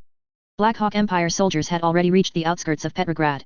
Although this reconnaissance team, which had advanced too deeply, was quickly annihilated, the enemy had already penetrated to such an extent, undoubtedly indicating that the second defensive line had completely collapsed. So Andrei quickly led the Winter's Fury Titan Legion, which had just arrived, to abandon the Chudavo position at the fastest speed and return to Schlüsselburg. Although it was a pity to abandon the position, Andrei didn't really care too much. Even if the newly captured position ultimately had to be handed over, he had at least eliminated a large number of enemy forces and bought breathing time for the troops on other front lines. Moreover, because Andrei successfully held Schlüsselburg, the Victory Railway was still functioning. In these days, Moscow finally eased its restrictions on transportation to Petrograd, shipping about 50,000 tons of grain in one go. A large amount of grain, coupled with Katyusha's Titan Legion, Moscow's support for Petrograd could be considered somewhat effective. Back at the headquarters at the Schlüsselburg defensive line, Andrei immediately dialed the phone to the Front Army headquarters. "Hello, this is Major General Vorontsov. I have an urgent matter to discuss with the Front Army commander." Hearing the call, the operator immediately and without hesitation called General Konstantin, then handed him the phone as quickly as possible. "Hello, old man, I've brought the troops back. What should we do next?" Also, one more thing, I wonder when my military rank can be promoted. Don't tell me that even after I've led the troops to achieve so many accomplishments, Moscow is still holding back my military rank and unwilling to promote me. As soon as the call connected, Andrei immediately questioned his adoptive father. He was not in a good mood about the situation on the front lines. Although he could indeed achieve certain local advantages and even cripple a main Titan Legion of the enemy with the support of 2 behemoth tanks and the newly arrived Titan Legion, what then? The Black Hawk Empire's offensive was still very swift, and the armies on other defense lines simply couldn't hold on. Andrei fighting fiercely alone was useless, the entire front line needed to stand firm. Facing Andrei's inquiry, General Konstantin was silent for a moment before speaking on the phone. Regarding your troops, you may need to undergo a period of rest and reorganization, because your troops need to be reformed and restructured. As for your military rank? Congratulations, your rank will soon be promoted to Lieutenant General. Moscow has already sent a telegram approving my promotion application this time, and a letter of appointment will be sent soon. Don't worry about other matters for now. Quickly take your troops back to Petrograd as soon as possible. I'll tell you more when you return. After saying this, General Konstantin abruptly hung up the phone. It was unclear whether his communication was particularly busy or if there was some other reason. As soon as he hung up, Katyusha walked over and asked Andrei. What's wrong? Andryusha, is the battle on General Konstantin's side not going well? Andrei shook his head, a hint of confusion in his eyes. It's hard to say. I feel it's not just that the battle isn't going well, he seems to have something else he hasn't told me. Seeing that Katyusha still wanted to ask something, Andrei looked around, then interrupted her somewhat roughly, saying. Let's not talk about that for now. I'll tell you some good news, I'm finally going to be promoted to Lieutenant General. Ha ha ha, from now on, I'm also a Lieutenant General. We won't have the awkward situation of a Major General commanding a Lieutenant General anymore. Indeed, as soon as Andrei announced the news, Katyusha's face immediately lit up with surprise. That's great, Andryusha, congratulations. If there are no surprises, I believe you should be the youngest Lieutenant General in the history of the Cambrian Empire, right? Probably? Andrei wasn't entirely sure. At least in his impression, according to normal military promotions, it was impossible for anyone to be promoted to Lieutenant General at 22. But just then, Andrei suddenly noticed the Lieutenant General's insignia on Katyusha's shoulder and asked with a slightly odd expression. Wait a minute, that doesn't seem right. If we're talking about the youngest Lieutenant General in the Cambrian Empire, shouldn't that be you? Katyusha shook her head, shrugging indifferently, and said. That was just in the past. I was just promoted to Lieutenant General not long ago. Counting it, I became a Lieutenant General at 23, so I'm definitely not as young as you're 22. Andrei blinked, then slapped his forehead and said. Oh, right, I forgot you're actually older than me. Sigh, I have to say, your height is really misleading, so much so that I always think of you as a minor. As soon as he finished speaking, Andrei's calf was heavily kicked. Looking at Katyusha's expression, if it weren't for people watching, Andrei suspected she would pounce and bite him. Bastard, what's so great about being tall? Before I was 10, I was always the tallest, who knew I would stop growing after 11? At this point, Katyusha's expression was also quite desperate. It was strange, she couldn't figure out what genetic mutation had happened to her, why she stopped growing so early. Count Kuriking and the Countess were not short, and her 2 older sisters were all over 1.7 meters tall, but when it came to her height suddenly went wrong. Andrei quickly informed the entire army of the withdrawal. When they learned they were returning to Petrograd, the soldiers' reactions were completely different.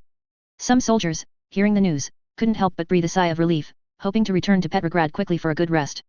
Although fighting with Andrei was indeed quite exhilarating, constantly beating the Black Hawk Devils along the way, they also had to admit that fighting with Andrei was very tiring. Except for the initial trench warfare, Andrei's side was relatively quiet. Later, Andrei was basically engaged in mobile warfare with the enemy. There was no other way. Given the Black Hawk Empire's siege capabilities and artillery advantage, fighting trench warfare with them was not a good option, especially since their armored forces were too fast. Constantly holding positions would only lead to being cut off and surrounded by the enemy. Even if Andrei could hold the position, the cut-off positions would eventually become useless. War has always been about fighting as a whole, not just a local battle. Just like Andrei had previously held Chudavo, but due to the fall of other defense lines, defending that city became useless. If they insisted on staying there, the enemy would only outflank them from other directions, then trap Andrei in the city, cutting off their retreat. Besides these overly tired soldiers hoping to return, there was also a group of soldiers who actually didn't particularly want to go back. Due to the Black Hawk Empire's bloody massacres along the way, a large number of Cambrian soldiers in Andrei's army harbored deep hatred for the enemy. Many soldiers, while fighting, had even witnessed their hometowns being burned to the ground by the enemy, or had relatives and friends suffer killings and humiliation. In this situation, their minds were filled with hatred, only hoping to follow Andrei's footsteps and kill more Black Hawk soldiers. And for this situation, Andrei privately talked to them, trying to soothe their emotions as much as possible. Soldiers, I understand your hatred for the enemy. In this war, too many sons and daughters of the Cambrian Empire have fallen.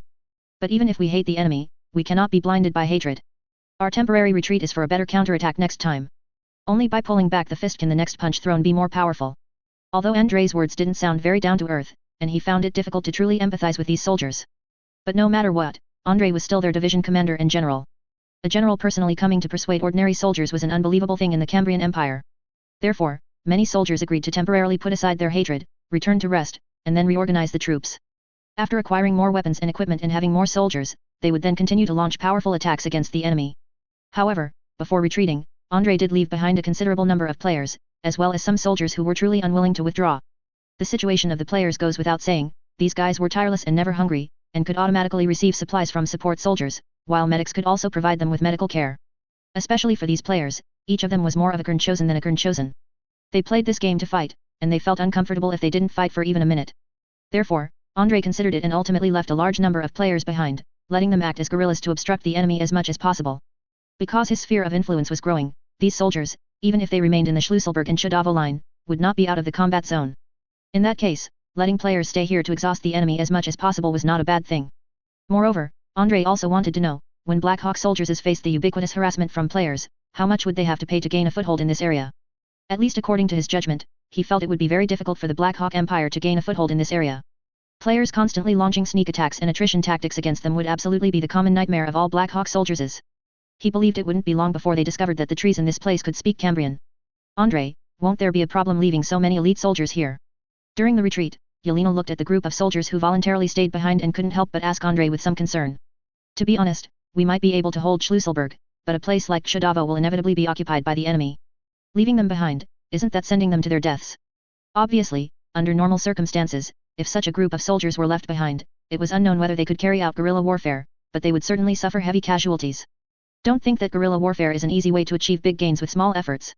Generally speaking, unless it's absolutely necessary, no one would pin all their hopes on guerrilla warfare. When guerrilla warfare breaks out, it means that the enemy has penetrated deep into one's homeland, and one's own strength is unable to confront the enemy head-on.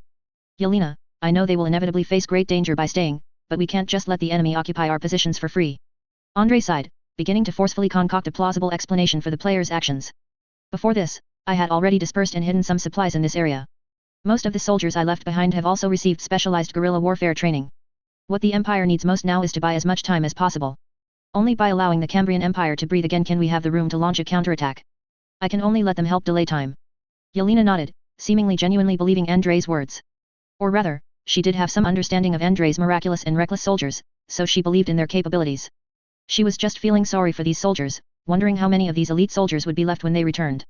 Alas, this damn war. Andrei's troops returned to Petrograd in batches by military train. As soon as they got off the train, Andrei and his men were warmly welcomed by the citizens of Petrograd. Yura. My people, look. Our combat heroes are back. Where's the victory general? Has anyone seen the general? Lads, you're all great. Beat those Black Hawk devils hard for us. Looking at the welcoming citizens, Andrei's face also showed a smile, but he quickly noticed the composition of these citizens. It was different from when he had led his troops away from Petrograd, when citizens came to see them off. Although there were more welcoming citizens this time, among them, Andrei rarely saw adult men. Most of the welcoming citizens were women and teenagers, and many elderly people were mixed in, but finding a young, able-bodied man was truly very difficult. What's going on? Has the situation in Petrograd become so critical that all young men need to be mobilized? As soon as he jumped off the train, Andrei asked an officer who had come to greet them. This officer looked exceptionally young, almost the same age as Andrei when he became a captain. The moment he saw Andrei, his expression immediately became agitated, and he even trembled slightly from excessive excitement. General. Oh, my goodness. I can't believe it's really you. Before, I only saw your photos in various newspaper reports. Truly, I am so honored. He grabbed Andrei's hand and rambled on for a long time, only barely managing to calm his excited feelings. As soon as he had somewhat composed himself, he realized how rude he had been and couldn't help but become flustered again. However, Andrei didn't bother with these minor issues, he simply repeated what he had said before. General, that's right. We are currently mobilizing men among the citizens on a large scale and giving them unified training.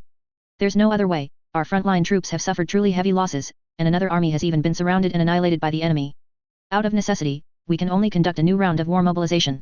Upon hearing this, Andrei couldn't help but frown. He realized that the current situation seemed even worse than he had imagined. Noticing Andrei's expression, the young captain quickly added. But General, you don't need to worry. Our situation isn't that critical yet. Most young and strong people have actually gone to work in factories. To cope with the current war, Petrograd has now pushed all factories to their limits. Workers are on 3 shifts, producing day and night. However, there is a severe shortage of raw materials inside Petrograd right now, and our current production cannot be sustained for too long. We are just trying to produce more weapons and arm more people as much as possible before the enemy attacks. Well, all in all, the situation could only be described as having reached a very critical point. Just as Andrei was still busy talking to the captain, he suddenly heard an air raid siren blare urgently. As soon as the air raid siren sounded, outside the train station, the citizens who had come to welcome Andrei's victorious army were immediately alarmed. However, officers quickly rushed out, firing their guns into the air to maintain order. Don't panic, everyone calm down. Everyone, follow me quickly, away from the train station. The other side is safe. At the same time, Andrei also saw that a Black Hawk Empire airship formation seemed to appear on the horizon. However, the moment the Black Hawk Empire airship formation appeared, planes immediately took off from a field airport on the city's outskirts and flew towards the airship formation. Immediately after, a fierce dogfight broke out between the two sides, with planes and airships constantly falling from the sky. Seeing that players had already flown their planes towards the enemy's air force, Andrei reluctantly breathed a sigh of relief. Fortunately, if the enemy had truly bombed the train station at that moment, he felt that tens of thousands of people might die there. The people who died from bombs were only one aspect, the main reason was that too many people had gathered there. Once so many people completely panicked, the resulting stampede would be unimaginable. Captain, has the Black Hawk Empire been bombing our city these past few days? Yes, General, that's right. The Black Hawk Empire is going crazy now. After a casual complaint, the captain continued. Starting about a week ago, Petrograd has been subjected to at least one enemy air raid almost every day. At its peak, the city suffered 4 enemy bombings in one day. But thankfully, our Air Force brothers are truly excellent. They helped us intercept most of the enemy's bombings, and coupled with the fact that the Black Hawk Empire generally bombs our factories, the casualties in the city haven't been very high. Andrei nodded. No wonder the officer just now was desperately leading the citizens towards the residential area. Although there weren't many defensive fortifications in the residential area, nor could there be any large-scale underground air raid shelters. But in terms of bombing targets, the commercial street was much safer than the train station. If the enemy bombed the train station, it could paralyze Petrograd's railway transport, but what would they gain by bombing the commercial district? To make shops go out of business. Unfortunately, the city of Petrograd did not have a subway system, or rather, no city in the Cambrian Empire currently had a subway system. Otherwise, the subway would be the best air raid shelter in such times. If large-scale evacuation were needed, a single subway station could accommodate quite a lot of people. Looking into the distance, the enemy's air raid this time seemed to have failed again.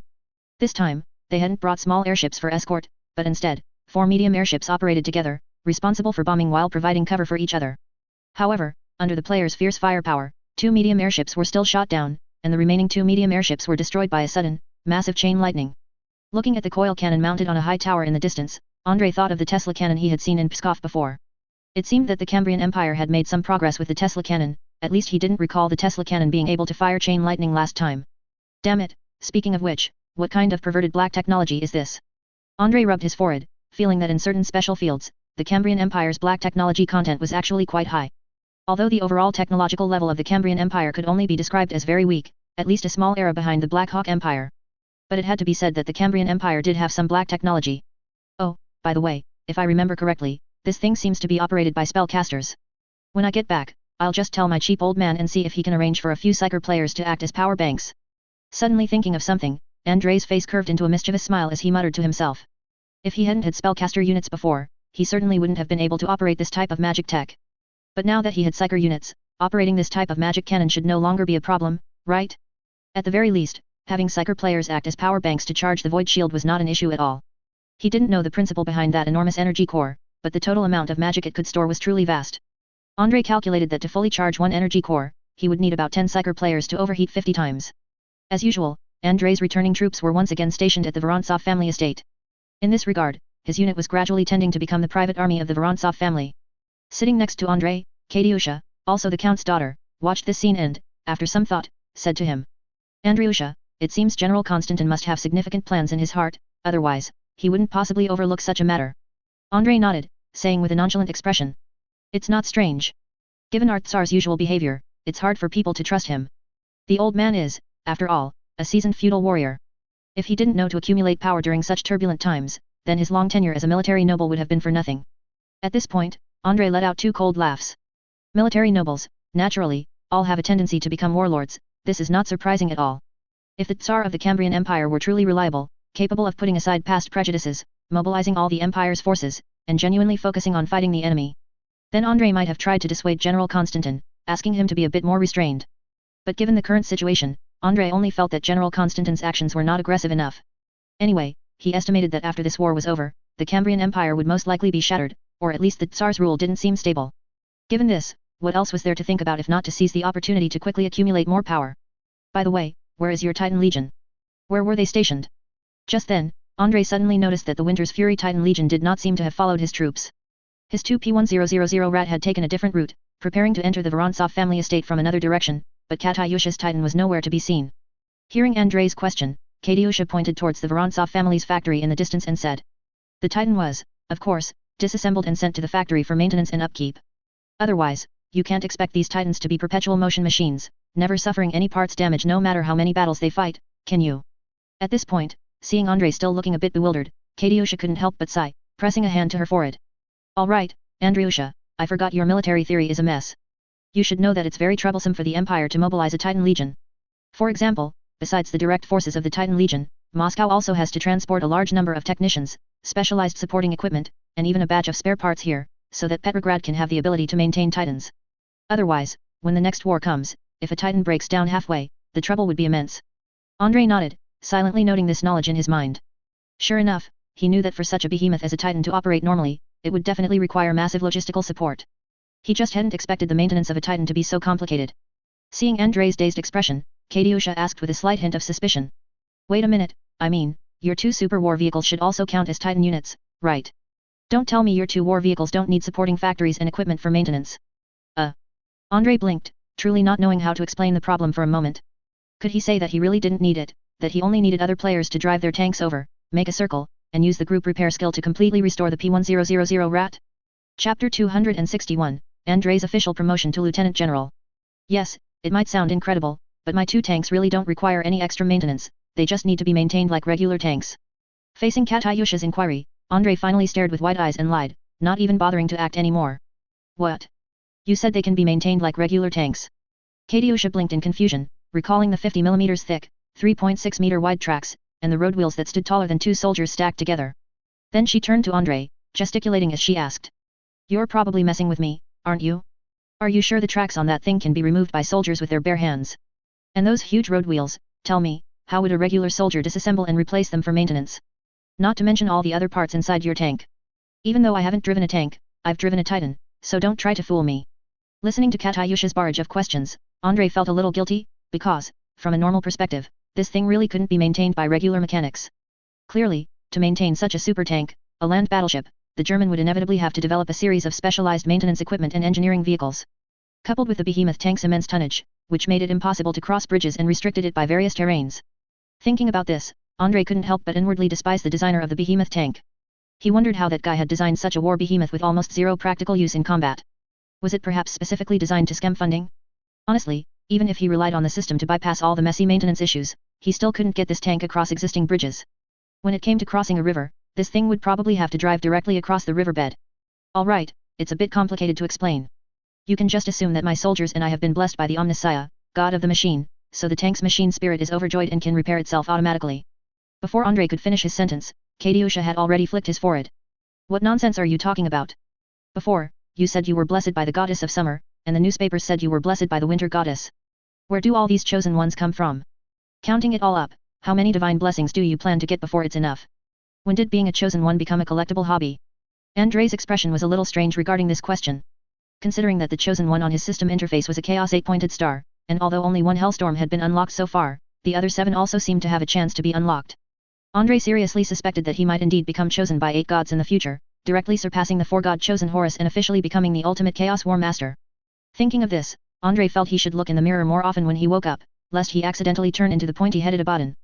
Thinking of the series of abstract operations by Chaos War Master Abaddon in the warmer world, Andrei highly doubted whether Abaddon's top knot might have another hidden meaning.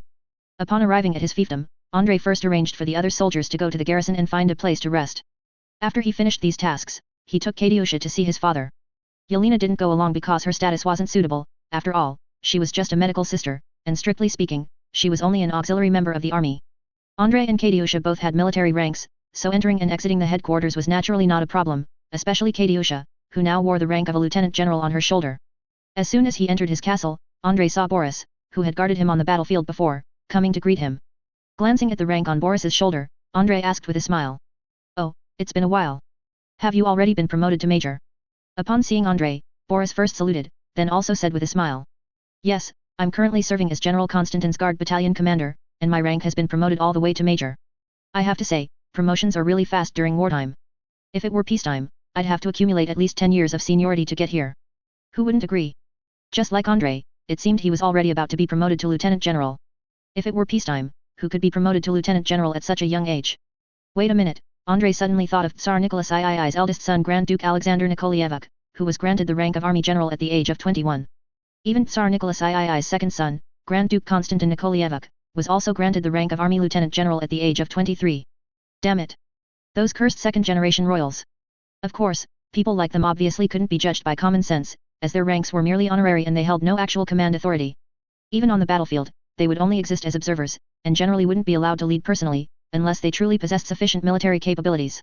As for the military capabilities of the current two imperial princes, Andre had heard many rumors about the imperial princes privately before, and he had never heard a single one praising their strong military abilities. But then again, these rumors circulating in unofficial channels were generally not very serious. Most of what was passed down were various tabloid stories about the imperial princes. By the way, Boris, why are you here to greet me? Where's Nicola? Just then, Andre suddenly noticed something. His butler, Nicola, who used to greet him when he returned home, was absent. Just a short while ago, Nicola had specifically delivered a handwritten letter from General Konstantin to him. How was it that he hadn't seen Nicola since he returned? Hearing Andrei's question, Boris's face showed a heavy expression, and he took off his military cap before saying, I'm very sorry, General, Major Nicola was killed in a battle 3 days ago. It is because of this that I took over General Konstantin's Guard Battalion commander position. Upon hearing this news, Andrei's pupils immediately constricted. What? What happened? How could Nicola suddenly be killed? What happened 3 days ago? If I remember correctly, he should have only just returned to Petrograd 3 days ago, right? Andrei never expected that his old butler, whom he had just seen, would already be killed. He also never thought that their meeting at the front army headquarters would turn out to be their last. Although Andrei didn't have many impressions of Nicola in his memory, at least for him now, Nicola was mostly just a stranger he had met a few times. But for the original body, Nicola was definitely a loyal old servant he had known since childhood, practically like a family member. Thinking of this, Andrei suddenly felt a pang of sadness. He was not only saddened by Nicola's death but also because he once again realized the cruelty of war. Perhaps one meeting they were full of life, but in the next moment, that previous meeting could become a final farewell. General, it's like this, our headquarters was ambushed by the enemy before. A special operations squad of shapeshifters from Ostrania infiltrated Petrograd. Although our guard soldiers in the castle eventually repelled them, we did suffer considerable losses, and Major Nicola was killed in that conflict. In addition, we lost 2 major generals, and the former governor of Petrograd, Governor Kosygin, was also killed in the enemy's assassination. As soon as Boris finished speaking, Katiusha immediately stepped forward and asked.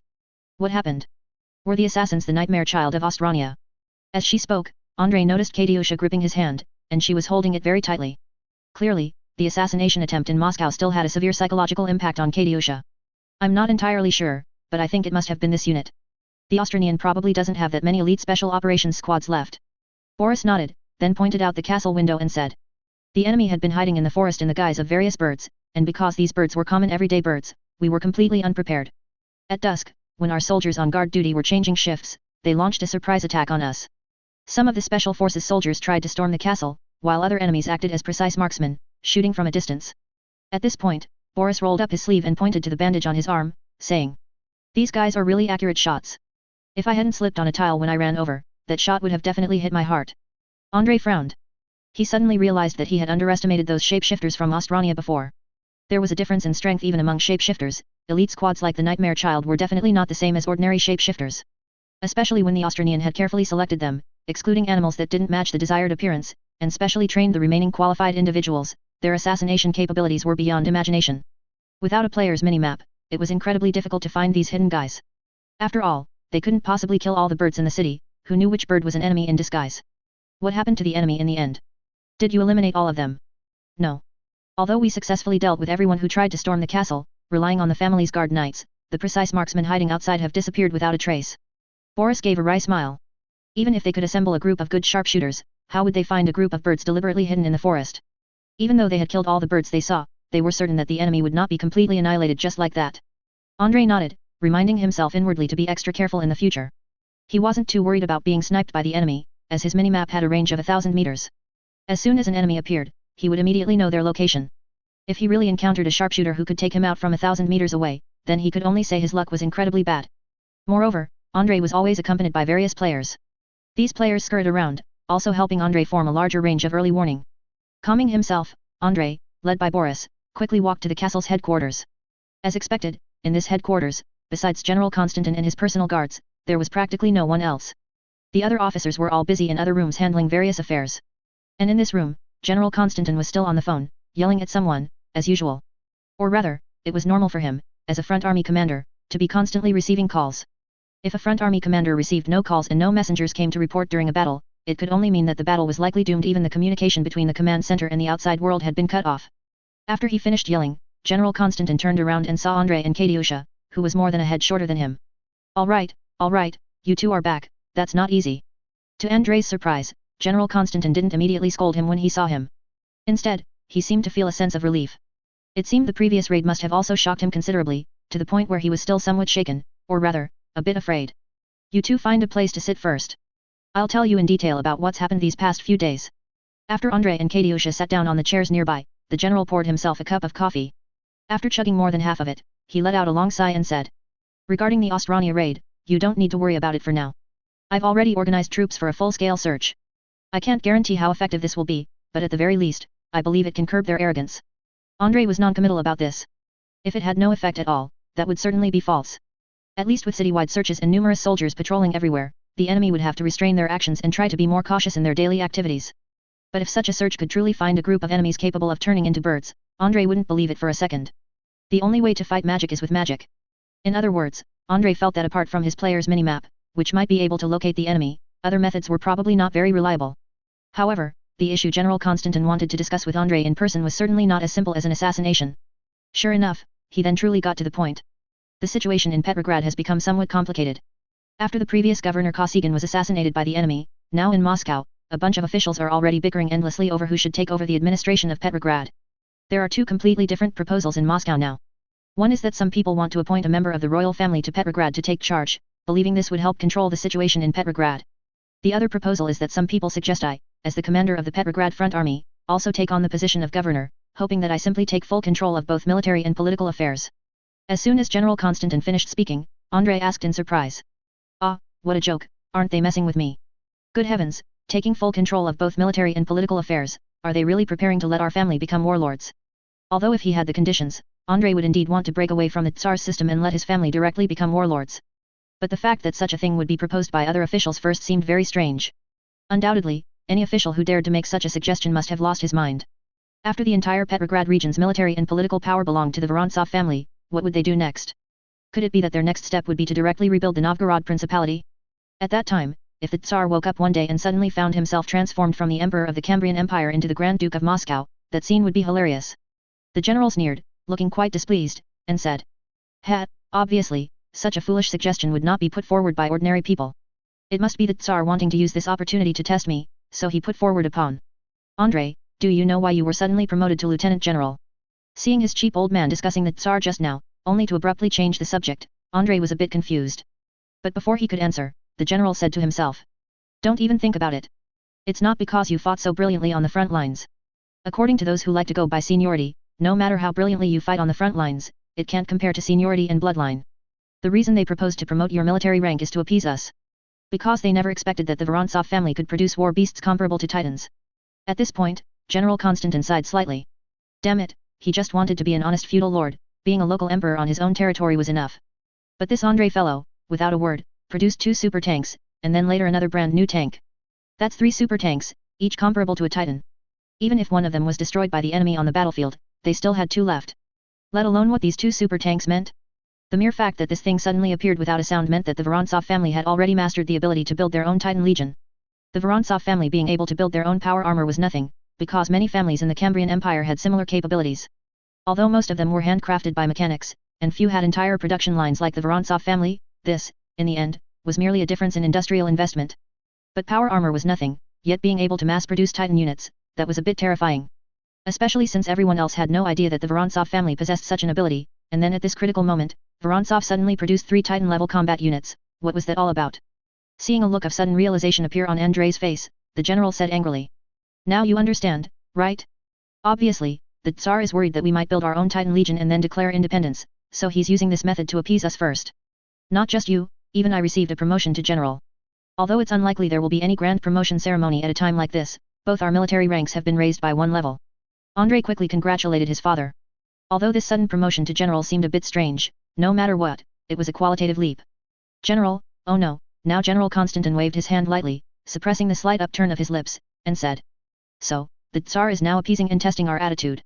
At the same time, he also wants to use this opportunity to divide and disintegrate the Vorontsov family, and incidentally, insert a member of the royal family to monitor us. Before this, the Tsar also asked me if I would be willing to transfer your battle group to Moscow? But his private inquiry was rejected by me. Andrei nodded, he also didn't want to leave Petrograd. How comfortable it was to fight here in Petrograd. Although the Tsar sometimes dragged his feet, no matter what, the front army commander here was his own father. When he fought here, at least he didn't have to worry about being betrayed. If he really went to Moscow, if he could trust the Tsar 100%, or rather, the commanders in Moscow, that would definitely be false. The mere fact that the Tsar was constantly making petty moves behind his back was enough to make him extremely resistant to that old man. Moreover, after listening to his father's words, Andrei also understood what the quarrel in Moscow was about. To put it bluntly, on one hand, it was to test the attitude of the Vorontsov family, and on the other hand, it was to pave the way for installing a member of the royal family in Petrograd. If a member of the royal family were directly appointed as the governor of Petrograd, many nobles might oppose it. But if the other option was to let the Vorontsov family grow completely, becoming a major warlord with actual control over Petrograd's 5 million people, they would surely feel that the first proposal was not unacceptable. Damn it! These guys are truly devious. After finishing these matters, General Konstantin said to Andrei. So remember, in the upcoming war, you must control your army well, and it's best to cultivate a core group that is absolutely loyal to you. If you can't firmly grasp military power, I estimate that after this war is over, the Vorontsov family will face the Tsar's reckoning. Nicholas III is still too petty. Andrei nodded, he believed his players would definitely be loyal to him. As the saying goes, as long as the fourth catastrophe is by your side, even if you are against the world, they will do their best to help you. As for why they would be against the world? Don't worry about that. Anyway, with the fourth catastrophe around, even if Andrei didn't want to be against the world, they would probably find a way to drag other opponents into it. After speaking to Andrei, Vorontsov turned his head and looked at Katyusha, saying. Katyusha, you also need to be careful. In the future, never hand over your Titan Legion to others, and don't let this Titan Legion leave the Petrograd front army. The Tsar cannot allow the Vorontsov family to still have a chance to get involved with the Winter's Fury Titan Legion under these circumstances, so you must not return to Moscow. If you do return to Moscow, never let yourself be alone, and be sure to plan your escape route in advance. Hearing Andrei's father say this, Katyusha also nodded repeatedly, she had also realized that the current situation was not right. To put it bluntly, if she returned to Moscow, she would definitely lose command of the Titan Legion immediately. As for whether she would encounter assassination or similar situations as a result, such things were entirely possible during wartime. No matter what happened, if they just blamed everything on the Black Eagle Empire afterwards, all problems would be solved, especially since the Nightmare Child had already launched a raid on Moscow before. Uncle Konstantin, don't worry, I won't run around. I'll write to my parents now and ask them to try to transfer their businesses to Petrograd. Before Katyusha could finish speaking, the general suddenly waved his hands repeatedly and said. No. Absolutely not, don't do anything foolish. Count Kuriking absolutely cannot leave Moscow now, because he is a hostage to restrict you. As long as you keep the legion in your hands, Count Kuriking will definitely not be in danger, but if he has any thoughts of leaving Moscow, I dare say he will absolutely not leave Moscow alive. Hearing this, Katyusha's face instantly turned pale. She suddenly realized that her parents seemed to have instantly become hostages in the Tsar's hands. Andrei put his arm around Katyusha's shoulder and whispered in her ear. Don't worry, as long as we have a powerful army in our hands, the Tsar won't dare to act recklessly. Later, when the intensity of the war subsides, I'll send a specialized elite special operations team to quickly bring them over. Andrei couldn't guarantee how players would perform in a mission to rescue and escort hostages. But if the mission rewards were high enough, and the difficulty was stated beforehand, he believed a group of elite players would be willing to plan carefully. Players' performance always showed a strange duality of godlike and devilish. If they didn't take their enemies seriously, a large number of extremely abstract troll players would appear. However, if they encountered an important event that needed to be taken seriously, a group of top players would also perform beyond imagination, with some top players' abilities truly being abnormal. Just then, General Konstantin spoke to Andrei again. All right, that's about all I have to say. When you leave, don't speak carelessly. Remember, always be vigilant when you are out and about, especially beware of knives stabbing you in the back. Konstantin sighed with a bit of emotion. The higher his position, the more he realized that many capable generals not only needed to consider the swords of the enemies in front of them but also the daggers stabbing them from behind. To be fair, the number of famous generals who died from daggers in the back was far greater than those killed by enemies on the front lines. Don't worry, I'll be careful. At least I can guarantee that no Tsar's spies will infiltrate my army. Andrei patted his chest and assured him, then he asked curiously. By the way, what kind of army will I be commanding next? It can't be that after being promoted to lieutenant general, I can only command a division-level unit, right? General Konstantin placed a letter of appointment in Andrei's hand and said with a slightly wistful expression. You don't have to worry about that. Your command structure has been elevated to corps level. Theoretically, you can have 3 full-strength divisions. However, don't get your hopes up for the actual situation. The army you'll receive next will be the same as before, units that have retreated from the battlefield, or even those whose formations have been shattered. They will be reorganized by you into a new battle group. Andre raised an eyebrow. Wait, why a battle group again? It's simple. Because your boys' combat tactics are too chaotic. Although effective, we haven't found an accurate pattern yet. Plus, your unit's composition is too mixed, so conventional organization simply doesn't apply. Anyway, your unit is to be used as an independent, surprise force. In that case, an independent battle group with enough freedom is definitely better than a conventional organization. General Constantin explained, then reminded Andre. As for the issue of military pay, it will be distributed as before, according to a core-level establishment. So don't blame me for not reminding you. At a time like this, don't think about embezzling military pay. Building up the army honestly is the most important thing. The army is far more important than military pay now. Andre rolled his eyes in annoyance, pointing at the behemoth tank parked outside the castle in the distance and said. Please, am I the kind of person who loves money? If I really loved money, wouldn't it be better to sell this super war vehicle? I can guarantee, this thing is definitely worth a fortune. Hearing this, the general also couldn't help but roll his eyes, scoffing. Heh, you can stop right there.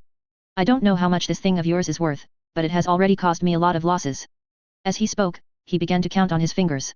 The damaged ground at the entrance of our manor, the lawn crushed when this thing rumbled in, the roadside trees it accidentally knocked over, and my fence that gets run over daily. Oh, right, besides that, this behemoth also accidentally ran over my plow ox when it passed by, and even crushed a toilet along the way. So, do the math, how much damage has this thing caused me? With each sentence General Constantin spoke, Andrei's expression grew a bit more awkward.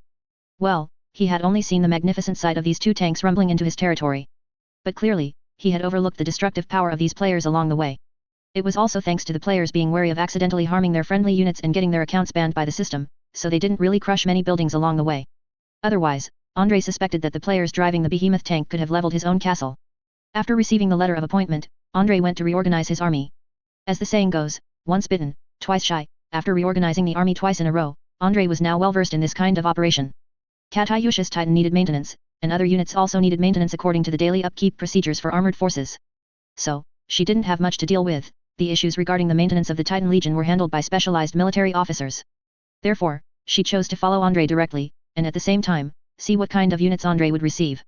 As they walked, Andre nervously watched his mini-map, worried that Ostrania's Nightmare Child squad would jump out at any moment. But on the other hand, he was also observing the additional permissions he gained after unlocking his military rank. After his rank was promoted to Lieutenant General, the number of players Andre could recruit had officially increased to 10,000. If he were to fully staff his formation, it would mean he could make 1/5 of the entire force players. However, that wasn't the main point. The main point was that after acquiring so many players, coupled with his increasingly vast sphere of influence, Andre could completely allow players to engage in multi-front operations. If it weren't for the fact that concentrating players for use was more groundbreaking, he even had a slight desire to try a flood tactic, directly dispersing players across the entire front line. At that time, these guys would exist as elite squads and assault teams, at least in local warfare, they could truly achieve an extremely favorable exchange ratio against the enemy. However, unlocking players was only one aspect. Andre suddenly noticed that after his military rank was promoted to Lieutenant General, even the price for researching unit types and weapons in the system seemed to have become cheaper. Or rather, it couldn't be put that way. To be precise, a portion of the era penalty that needed to be paid during research was eliminated. For example, Andre had previously chosen not to recruit the Tiger tank because, as a product that would only emerge in 42, the Tiger tank was not included in the early World War II sequence. Therefore, when researching the Tiger tank, its price would multiply, making it very uneconomical in terms of cost effectiveness. And now, whether from the Tiger tank's performance or its classic model, Andre decided to unlock the Tiger tank. Besides the Tiger tank, famous weapons like the KV-2 Toilet Head, T-34/85, and Su-85 tank destroyer were all unlocked by Andre one by one. Oh, right, there was also the famous 57mm Divine Needle version of the T-34, this model of the T-34 was also unlocked by Andre. The 57mm caliber tank gun was a very special artillery piece of Soviet origin. Because this gun was long and thin, despite its small caliber, its muzzle velocity was exceptionally high, and its armor-piercing capability was extremely strong. If it weren't for the high cost of producing this artillery, which led the Soviet Union to only produce a small batch before switching to 85mm guns. Otherwise, this artillery would truly be a good anti-tank gun. One must know that if the 57mm Divine Needle used specialized high-velocity armor-piercing rounds, this artillery could even penetrate 125mm thick homogeneous armor at a distance of 1,500 meters. In other words, if it weren't for the low production of this artillery, it would be enough to take on Tiger tanks. Unlocking tanks was only one aspect. Besides tanks, Andre also unlocked some artillery. Conventional artillery was of little significance, as Andre could acquire replacements himself. He mainly unlocked two very practical artillery pieces: the famous Katyusha rocket launcher from World War II, and the B-4 Type 203mm howitzer, known as Stalin's hammer. Compared to the World War I 9.2-inch siege gun Andrei had used before, Stalin's hammer surpassed it significantly in both power and range. Especially in range, Stalin's hammer could reach 17.5 kilometers, far superior to the previous siege gun which could only fire about 10 kilometers. When they returned, the old siege guns could be phased out. The new Stalin's hammer was the true answer. Of course, according to the naming habits of the soldiers of the Cambrian Empire, this artillery would probably be called Andrei's hammer by then. After unlocking a series of artillery and tanks, Andrei turned his attention to the mech sequence. To be honest, he had always been curious about what this mech sequence could unlock, but unfortunately, he had been busy with the P1000 rat before. Taking advantage of this opportunity, he researched what was in the mech category. Spending a sum of influence points that was negligible to him now, Andrei instantly succeeded in unlocking this sequence. Immediately after, the first unlockable unit he saw made him instantly stunned. What the hell, how did even terror drones pop out? Is it red alert right from the start? Looking at the familiar spider mech on the mech interface, Andrei's expression was difficult to maintain for a moment. But then, he realized that this thing only looked a bit like a terror drone. In reality, there was quite a big difference from a terror drone. Compared to the original terror drone in Red Alert, this thing, named the Spider Mech, was larger and required a soldier to operate. If a comparison were made, the original terror drone's height wasn't even as tall as an ordinary soldier, while this mech's size could already rival a light tank. Besides the increased size, this robot's firepower configuration also received further improvements. In addition to the original high-strength steel claws, the Spider Mech itself was equipped with a 37mm automatic cannon and a coaxial machine gun. To be honest, such firepower, in Andrei's opinion, could only be described as very mediocre. It was of little significance for anti-armor, but decent for anti-infantry. But when he saw that this mech had climbing capabilities, he suddenly realized that this thing seemed to be designed for urban warfare. Chapter 262, Beast Girls and Cute Maidens are the best. Wait a moment, let me see. Andrei frowned, carefully studying the spider mech. The more he looked, the more he felt that many aspects of this thing seemed quite outrageous. This climbing ability, good heavens, how many kinds of things can this thing climb? When Andrei saw the description of its climbing ability, he was shocked. He studied it for a long time, and regarding the climbing skill, it could basically be said that as long as an object had an inclined surface, this thing could climb it. Whether it was a building or a massive titan, as long as it provided a continuously contactable flat surface with even a slight angle, this thing could smoothly climb it. This thing could be used to climb buildings, climb slopes, and even climb super large mechs like titans. It could even climb small mechs without a problem. But then again, there was no real need for it to climb small mechs, as climbing them wouldn't serve much purpose. The sharp mechanical legs of this thing could easily pierce small mechs. Just a rotating cut could dismantle a mech into parts, making climbing completely unnecessary. Of course, as a trade-off, the protective capabilities of this mech could only be described as quite poor. According to the data on the blueprint, the thickest part of the mech's surface armor was only 12 mm, and the weakest part was only 6 mm. Such armor protection, let alone defending against enemy anti-armor cannons, even an anti-armor rifle should be able to easily penetrate this mech. However, although its armor was weak, this thing was flexible enough and had extremely strong mobility. On flat ground, according to the data in the system, its speed could reach 70 km per hour, which was basically faster than any tank. Andrei didn't know if other countries had mechs this fast, but the Black Eagle and Cambrian Empire mechs he remembered didn't seem to have any that could reach such speeds. For comparison, only their respective jeeps could reach such speeds, but when this thing faced a jeep, its firepower would definitely have a one-shot kill effect. Excellent, excellent. If this thing is used purely as a light armored vehicle for reconnaissance or special operations, it would be invincible. Andrei said with a hint of pleasant surprise. As for other uses, that would depend on the player's creativity. He was confident that once players got their hands on good things, they would definitely come up with all sorts of amazing tricks. Besides the spider mech, the second mech Andrei saw made him even more unable to hold back. Because the second mech he saw was called the KVST mech. As for what this abstract mech actually looked like, Andrei could only say that it was probably a Soviet KV-2 tank with an extra, somewhat tall walking mechanism added, turning it into a Star Wars walker, perhaps? So, wasn't this thing a special Easter egg from War Thunder's April Fool's event? Did his system also include this thing? From the beginning, Andrei wasn't particularly interested in exchanging for this mech, because in his opinion, it didn't have much advantage compared to the KV-2 tank. If their protection levels were considered equal, the biggest problem with this mech was its excessive height, more than twice that of a typical tank. Even on today's battlefield, this mech would be considered a rather exposed armored unit, easily becoming a live target for enemy artillery if not careful.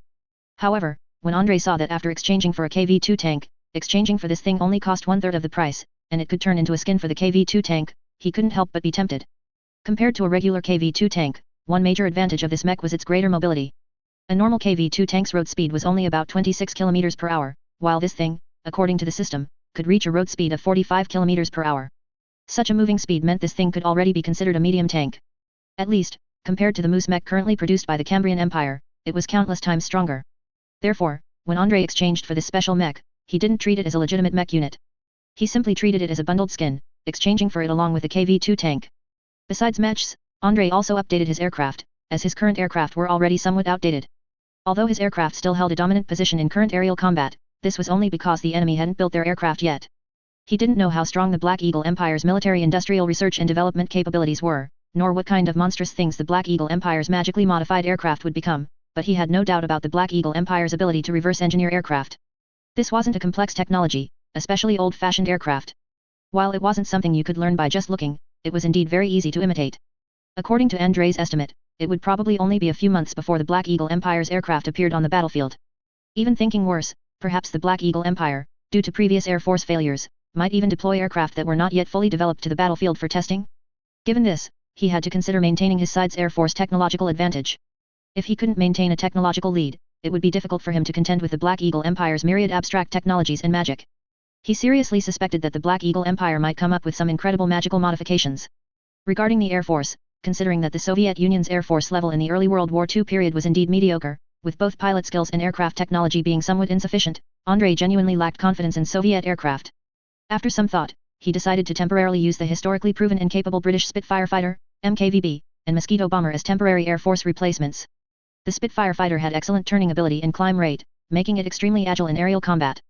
Moreover, the MKVB model Spitfire itself had powerful firepower, with 4 7.7mm heavy machine guns and 2 20mm autocannons, making this fighter's firepower quite ferocious. The Mosquito bomber had one crucial characteristic: it was incredibly fast. The characteristics of this bomber differed greatly from American bombers. It didn't emphasize heavy armor and turrets like American bombers, but rather relied on its speed, which could exceed 600 km per hour, to win. In most cases, enemy fighters found it very difficult to intercept these fast bombers. Often, by the time their fighters took off, this bomber had already completed its bombing mission and flown away. Furthermore, the Mosquito bomber was also suitable for dive bombing, with high accuracy for ground bombing. Coupled with its firepower configuration being similar to the Spitfire fighter, this thing could even be used as a fighter to some extent. With these two aircraft in hand, Andre felt even more confident in hunting the Black Eagle Empire's airships. Faster speed and fiercer firepower would undoubtedly have a better effect when attacking enemy airships, especially with the Mosquito bomber's rapid bombing speed. The enemy might not even have time to react. After a wave of equipment changes, Andre turned his attention to other exchange options, because he suddenly discovered that a demi-human category had appeared in his exchange options. By the way, what the hell is this demi-human? Andre looked at this category, falling into contemplation for a moment. When the word demi-human came to mind, he immediately thought of the various classifications within the human empire, such as Ratman, Cat Girls, and Ogren units. But for some reason, he always felt that his system probably wouldn't create this kind of thing, at least not entirely based on the human empire's classification standards. After all, many demi-human species in the human empire were actually of little significance, at least for players. The playability of these demi-human species wasn't particularly strong. Andre opened the demi-human interface and, after reviewing it, found that it was exactly as he had imagined. In this interface, a series of various types of demi-humans were all present, and they were clearly influenced by two-dimensional online games, such as Horse Girls and Rabbit-Eared Girls. Hiss. Upon seeing these two units, Andre couldn't help but gasp, feeling as if he had seen something extraordinary. Of course, besides these clearly entertainment-oriented troops, Andre also saw some very classic demi-human units, such as the human empire's Ogren. The Ogren unit seemed easy to understand, basically no different from the human empire's Ogren in Warhammer 40k, and even its abilities were referenced to some extent from the Dark Tide game. However, the exchange price of this unit made Andre frown. Perhaps because the Ogren itself possessed powerful combat capabilities, its exchange price, after calculation, was actually several times more expensive than Andre's Tiger tank exchange. Good heavens, if it weren't for the fact that he had accumulated a large number of influence points and was truly flush with cash, he felt he might not have been willing to exchange for this unit. But considering the powerful combat strength of the Ogren, Andre decided it was better to exchange for this unit. In Warhammer 40k, an Ogren, purely in terms of strength, was even stronger than an Astartes. In this world, Andre felt that an Ogren might have some difficulty overturning a mech, but overturning a normal car should truly be no problem. And in the Warhammer world, the Ogren's biggest weakness was its extremely low intelligence. There was a saying that went, when an Ogren can count from 1 to 10, you'd best examine carefully whether that Ogren has been corrupted by Tsianch. However, when controlled by a player, the Ogren's low intelligence problem was directly resolved. Perhaps in their daily speech or movement, they might appear somewhat goofy in various aspects due to their species characteristics, but their combat awareness was absolutely fine. With player control, the Ogren's biggest shortcoming disappeared. And after creating this unit and equipping it with sufficiently exaggerated weapons, what was the difference between it and a monkey model Astartes? Therefore, Andre unhesitatingly chose to exchange for the Ogren. Immediately after, he also exchanged for Horse Girls, Rabbit-Eared Girls, and Cat Girls. To be honest, These demi-human troop types themselves didn't have particularly strong abilities, but compared to normal humans, they could naturally be considered very strong. The horse girl's appearance was not the Uma Musume version, but rather a centaur-like troop type. This soldier type can use various infantry weapons while also possessing the speed of cavalry, essentially functioning as infantry with cavalry movement speed. For example, a rather impressive maneuver by a horse girl is to equip herself with machine gun sentry gear, then move at cavalry-like speeds, effectively becoming a rapidly mobile firing bunker.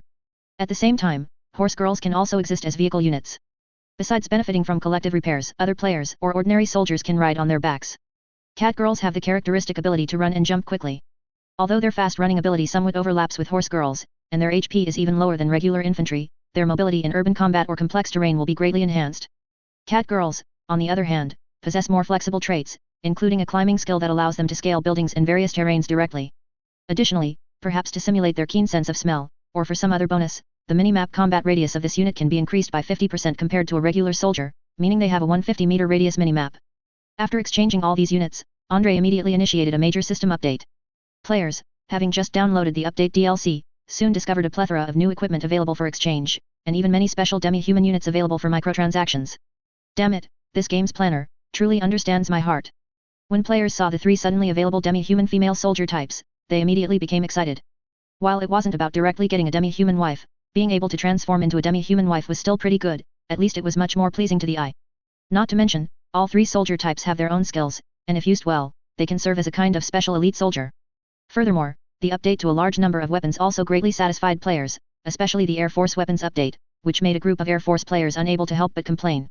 Great, we finally don't have to use World War I antique equipment anymore. Although with the Battlefield 1 game's bonus, those World War I antique pieces of equipment could still perform quite well. But undoubtedly, even with performance bonuses, this equipment was far inferior to Air Force equipment from World War II. While players were busy updating their equipment, new players who had just entered the game were rushing to ask veteran players various questions, and also considering whether to spend money. There was no other way, if it were other things, they might not be willing to spend money. But when they saw the newly added demi-human soldier types with a 2-dimensional art style, their hands instantly started itching to spend money. Especially since there weren't many things to spend money on in this game, and even the price of these demi-human soldier types was quite cheap. Converted, a single soldier type was just like a $6 first-time purchase, much better than some games that immediately demand a $648. When Andre saw a large wave of microtransactions convert into his influence points, he couldn't help but quip. Well, it turns out that to attract players to spend more, 2-dimensional wafers are still very important. Besides this, there was another interesting thing that happened to Andre. That was after he exchanged for the T-34/57 tank, Andre discovered that it could be used interchangeably with the T-34/76 tank that players had previously exchanged for. In other words, players didn't need to exchange for a new T-34/57 tank, their original T-34/76 tank only needed a main gun upgrade to automatically be equipped with the 57 God Needle. This was good, it allowed many players not to immediately exchange for the T-34/85, but instead, they could first upgrade the main gun at a cost and continue using their old tanks. After seeing this, Andre realized why he had always felt that the price of the Type 57 T-34 was a bit cheap. It turned out that this item could actually be seen as an upgraded version of an existing model, just with an additional main gun option, not an entirely new tank. Given that, it made sense for the price of this item to be cheaper. Players thought this update was great, but for the other Cambrian soldiers, when they saw the array of abstract monsters in Andrei's team, their expressions gradually turned to horror. Even Katyusha, upon seeing the horse girl cavalry in Andrei's team, ran over with curiosity and asked, "Andriusha, what's going on? These female soldiers in your team, where did they come from? Are they human?" Andre found this question a bit difficult to answer at first. After a moment of thought, he blurted out. "About this, all I can say is that their origins are very complex. You can roughly consider them as secret products of a cyborg experimental project. Doesn't the Black Eagle Empire also have a cyborg army? Our Cambrian Empire should also have its own cyborg army, otherwise, how can we compete with the Black Eagle Empire on the battlefield?" Hearing Andre say this, Katyusha hesitated to speak. She wasn't unfamiliar with the cyborg units that appeared on the Black Eagle Empire's battlefield, suffice it to say, those cyborg units truly looked more abstract than the last. To describe them, if viewed from Andrei's perspective, he felt that the Black Eagle Empire's cyborg units had a bit of a Frankenstein Legion style. But in contrast, Andrei's demi-human soldier types didn't look like legitimate cyborg units at all. Ogren was still understandable, his massive physique and robust muscles immediately showed that this guy was an incredibly fierce, peerless strongman, almost like a humanoid behemoth. But what about those other beast girls? Katyusha just wanted to ask, is your cyborg project legitimate? I'm afraid it's not some entertainment type cyborg, is it? Finally, Katyusha left with a belly full of doubts, but before she left, she deliberately, in front of Andre, loudly ordered her personal guards to make sure they kept a close eye on Andre. According to Katyusha, it was because men go bad as soon as they get promoted and rich. She had to supervise Andrei and resolutely prevent this newly promoted Imperial Lieutenant General from accidentally developing an improper relationship with his subordinates. Andrei's face was covered in black lines at Katyusha's suspicious look. To be honest, if these soldiers under him were genuinely beast girls, perhaps he might actually feel a bit tempted. But as soon as he thought that the souls controlling these bodies were all a bunch of rough, unkempt men, and the more agile and cute they appeared, the more otaku uncles were behind them, all his desires instantly vanished. Good heavens, this truly was something. And he also didn't know why, even though the game didn't prohibit gore, it completely banned explicit content, players couldn't even take off their pants. So even if he had any ideas, he could only play them out platonically, it was impossible to actually get hands-on. Regarding this, Andrei could only say that he didn't know what kind of messy restrictive logic his system had. Author, it's not like I'm afraid of the censorship stick coming down. After gathering scattered soldiers and consolidating all the abstract soldier types he had, Andrei ultimately amassed a force equivalent to an army. All his soldiers combined totaled over 40,000, and Andrei divided these 40,000 soldiers into 4 divisions. The first 3 divisions, Andrei configured as reinforced infantry divisions, meaning an additional armored regiment was integrated into the original infantry division. As for the last division, Andrei nominally organized it as an armored division, but in reality, it was a unit entirely composed of abstract players. Because players had many vehicles, a large number of armored units, and a plethora of miscellaneous elite soldier types, Andrei directly classified them as an armored division. Of course, these guys certainly couldn't be counted as an armored division in practice, given how abstract their soldier types were. Needless to say, just the demi-human soldier types that players had just acquired had already caused quite a stir in the city. Many people were curiously discussing the demi-human soldiers in General Vorontsov's army, wondering when the Cambrian Empire had started such a cyborg project. Of course, because most of Andrei's soldiers were cute girls, they didn't cause any aversion or panic. Clearly, humans always tend to judge by sight. Compared to the Black Eagle Empire's obviously abstract Frankenstein Legion, which used a large amount of necromancy for modification, Andrei's beast girls were naturally easier for people to accept. However, their presence did cause a little bit of a commotion for Andrei's troops. For example, Andrei noticed that many soldiers were somewhat distracted during training, and after training ended, these guys immediately ran to the neighboring friendly unit to look at girls. They didn't care that these girls were cyborgs or anything, looking good was the hard truth. Especially many bolder soldiers directly went up to flirt, while Andrei's players, who loved to watch drama unfold, simply started online relationships with NPCs. Regarding this, he was at a loss for words. He could only say that he wished these soldiers would quickly fall in love with someone else. If things went wrong and they suffered heartbreak because of players, that would be a disaster. Of course, he couldn't directly issue an order prohibiting his soldiers from chasing girls in their free time. On one hand, it was difficult to manage, and on the other hand, Andrei knew that sometimes the more something is forbidden, the more people want to do it. Just like the current Tsar Nicholas III, he had once engaged in a series of abstract behaviors. Nicholas III had always paid great attention to controlling books within the Cambrian Empire, especially liking to list books that criticized him as banned books. The result was that while these books were removed from shelves openly, countless modified versions circulated secretly. Many books, in particular, had gone unnoticed when they were first published, selling fewer than 10 copies a month, but after being banned by the Tsar, their underground sales instantly skyrocketed. Not long after, while Andrei was busy reorganizing and retraining his army, he suddenly received a summons from General Konstantin. A bewildered Andrei had just walked into his cheap father's office when he saw his old man frowning, chain-smoking. "What's wrong, old man? Did you run into trouble again?" General Konstantin sighed, extinguished his cigarette, and stared intently at Andrei, saying nothing. It wasn't until Andrei felt uncomfortable under his strange gaze that General Konstantin spoke with a look of resentment. "My ancestor, my little ancestor, can I discuss something with you? Next time you bring out something strange, can you at least notify me in advance?" Good heavens, I'm speechless. I just received the promotion order from Moscow and finished a call with the Tsar, and then you turn around and bring out a legion of modified humans. So where did you get this modified human army? How come I didn't know our Vorontsov family had such technology? Andrei blinked, unsure how to explain, then just threw his hands up and said, "There's nothing to explain. I can only say things are exactly as you imagine." Listening to Andrei, General Konstantin nodded, his eyes narrowing slightly. "All right, Tiangong party again. I don't know what level you've reached among them, but they keep sending you equipment and personnel in batches. But let me warn you in advance, if you're using machines modified by the Tiangong party, I won't say anything. But if you try to get involved in their biomodification technology, I advise you not to mess around." Andrei nodded, seeing General Konstantin's wary expression, and asked with a hint of curiosity, "What's wrong, old man? Is there something more to this?" The general harshly rapped the table with his mechanical hand, his expression serious as he said, "I don't want to say anything superfluous, and I don't understand it much myself, but I must tell you, no one who plays with human modification technology these days is any good. Do you know who is the strongest at human modification technology right now? The Black Eagle Empire. I think their modified human legions are quite strong." Andrei guessed. He didn't really understand international affairs. He only knew that the Black Eagle Empire's modified legions he saw on the battlefield were truly abstract. Hearing Andrei, the general scoffed, "Humph. Don't make me laugh. If we're talking about modification technology, I don't even think the Black Eagle Empire can rank in the top 3. The Black Eagle Empire does have a knack for modification, but they haven't reached their peak yet. The Wuxiao Empire is the oldest traditional power in terms of modification, they were the first to extensively use necromancy for modifications. Generally speaking, the modification roots of the Wuxiao Empire and the Black Eagle Empire are roughly similar, both relying on necromancy for their modifications. Andre nodded. He had also noticed that the Black Eagle Empire's modified soldiers were basically indistinguishable from Frankenstein monsters. If he sniffed closely, he could even detect a faint smell of decay on those modified soldiers. Necromancy is one method. Besides the Black Eagle Empire, the United States of the Stars across the ocean is also an expert in modification. They use all sorts of messy chemical hormones and things I don't understand at all. I can't describe it precisely, but I can only say their modification is a terrible poison, the kind that's incurable once you're exposed. The United States of the Stars' rate of decay is unimaginable, they are being corroded at an astonishing speed. Good heavens, what kind of abstract alternate world America is this a copy of?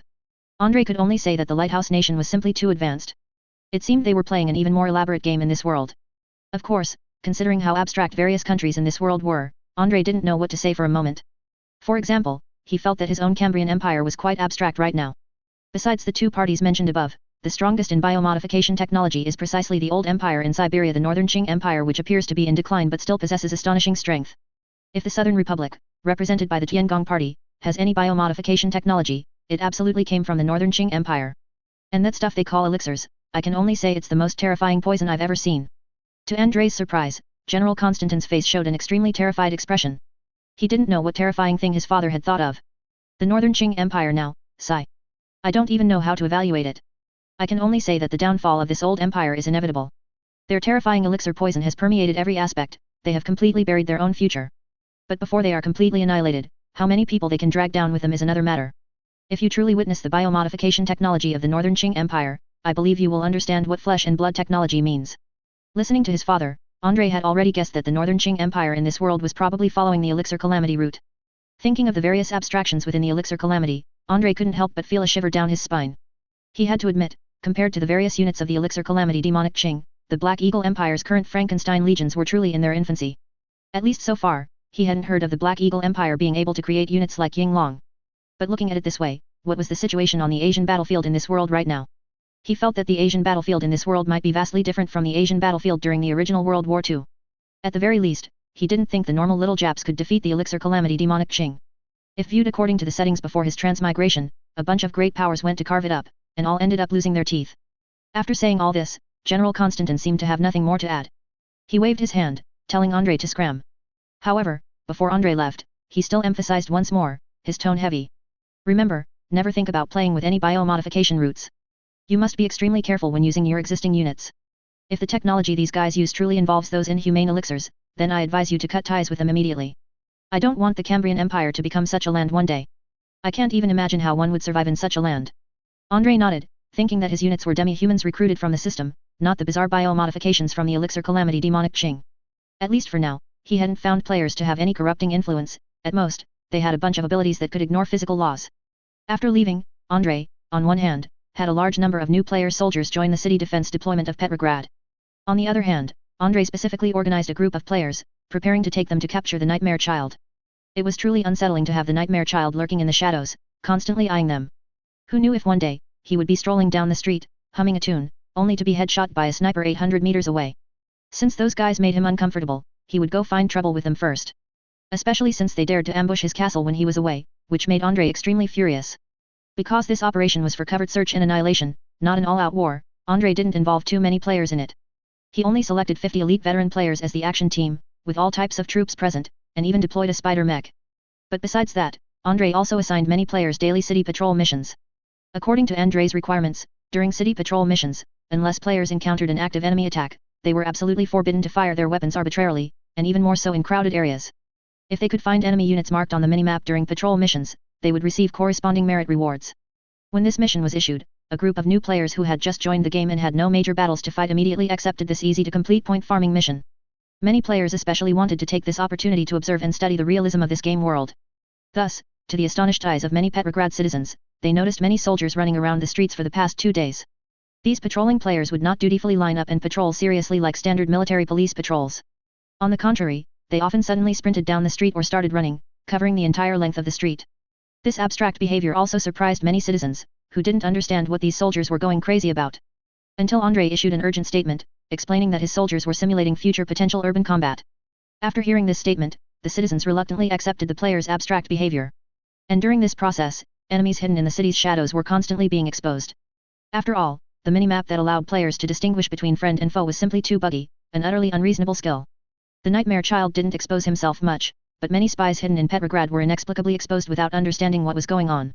For example, at this very moment, a Black Eagle spy who wasn't planning to do anything and had just gone out to buy groceries inexplicably found several Cambrian soldiers brazenly following him about 10 meters behind. At first, he thought these Cambrian soldiers were up to some abstract performance art again. But when he turned 2 corners and found that these soldiers were still shadowing him, and even getting closer, he was certain. Damn it, he must have been exposed. Otherwise, why would these dozen soldiers do nothing but stand 5 meters behind him, following him, an ordinary citizen? Don't tell him these Cambrian soldiers were simply trying to extort him. If it was for extortion, why hadn't these soldiers spoken a word? Why were they only targeting him? Unable to suppress the panic in his heart, when he walked into a small alley, he turned to look at the players behind him, suddenly sighed helplessly, and then raised his hands. All right, you win. I am the spy you're looking for. But I don't understand, how did you find me? Chapter 263 Nightmare Child, we were betrayed by a traitor. Impossible, absolutely impossible. You can't trick me. Despicable, shameless, vile. If you hadn't already discovered my identity, then why would you have so many soldiers follow me? In the interrogation room, the Black Eagle spy, tightly bound by shackles, roared furiously after hearing the question posed by the special forces across from him. I admit I failed and was captured by you, but you shouldn't insult my dignity. It was clearly you who discovered my identity and sent a large number of soldiers to arrest me, which is why I surrendered. What do you mean I voluntarily turned myself in? Startled by the Black Eagle spy's agitated state, the dark-skinned special forces officer sitting opposite him frowned and said. Shut up, no shouting. I don't know what you're talking about, but according to the records, you did choose to surrender to General Vorontsov's soldiers and voluntarily admitted your identity as a spy. Besides you, 5 other Black Eagle spies also did the same. The files all state that General Vorontsov's soldiers, while on patrol, suddenly encountered Black Eagle spies who voluntarily turned themselves in. The special forces officer frowned, looking at the files in his hand with a hint of confusion. He also couldn't understand what was going on. In any case, that's what the files recorded. Slander. This is slander. You despicable. Hearing that the files recorded it this way, the Black Eagle spy couldn't hold back and started yelling excitedly. But the special forces officer interrogating him wouldn't be polite. Before he could finish speaking, a thin leather whip lashed down hard on his body, immediately tearing his skin. The leather whip, soaked in salt water and chilly water, struck the Black Eagle spy, instantly making him scream in agony. Yet, even so, he still glared fiercely at the special forces officer in front of him. Because the situation recorded in these files was completely different from what he actually experienced, there was a fundamental conceptual difference. He had only realized he was exposed and knew resistance was futile, so he was forced to choose surrender. This was a wise choice. Because if a spy like him died in vain, the intelligence in his mind would never be conveyed. Even if he surrendered, the Black Eagle Empire might still exchange him for other prisoners of war. But if he had chosen to voluntarily surrender to the Cambrian soldiers, the situation would be different. That would be called colluding with the enemy and treason.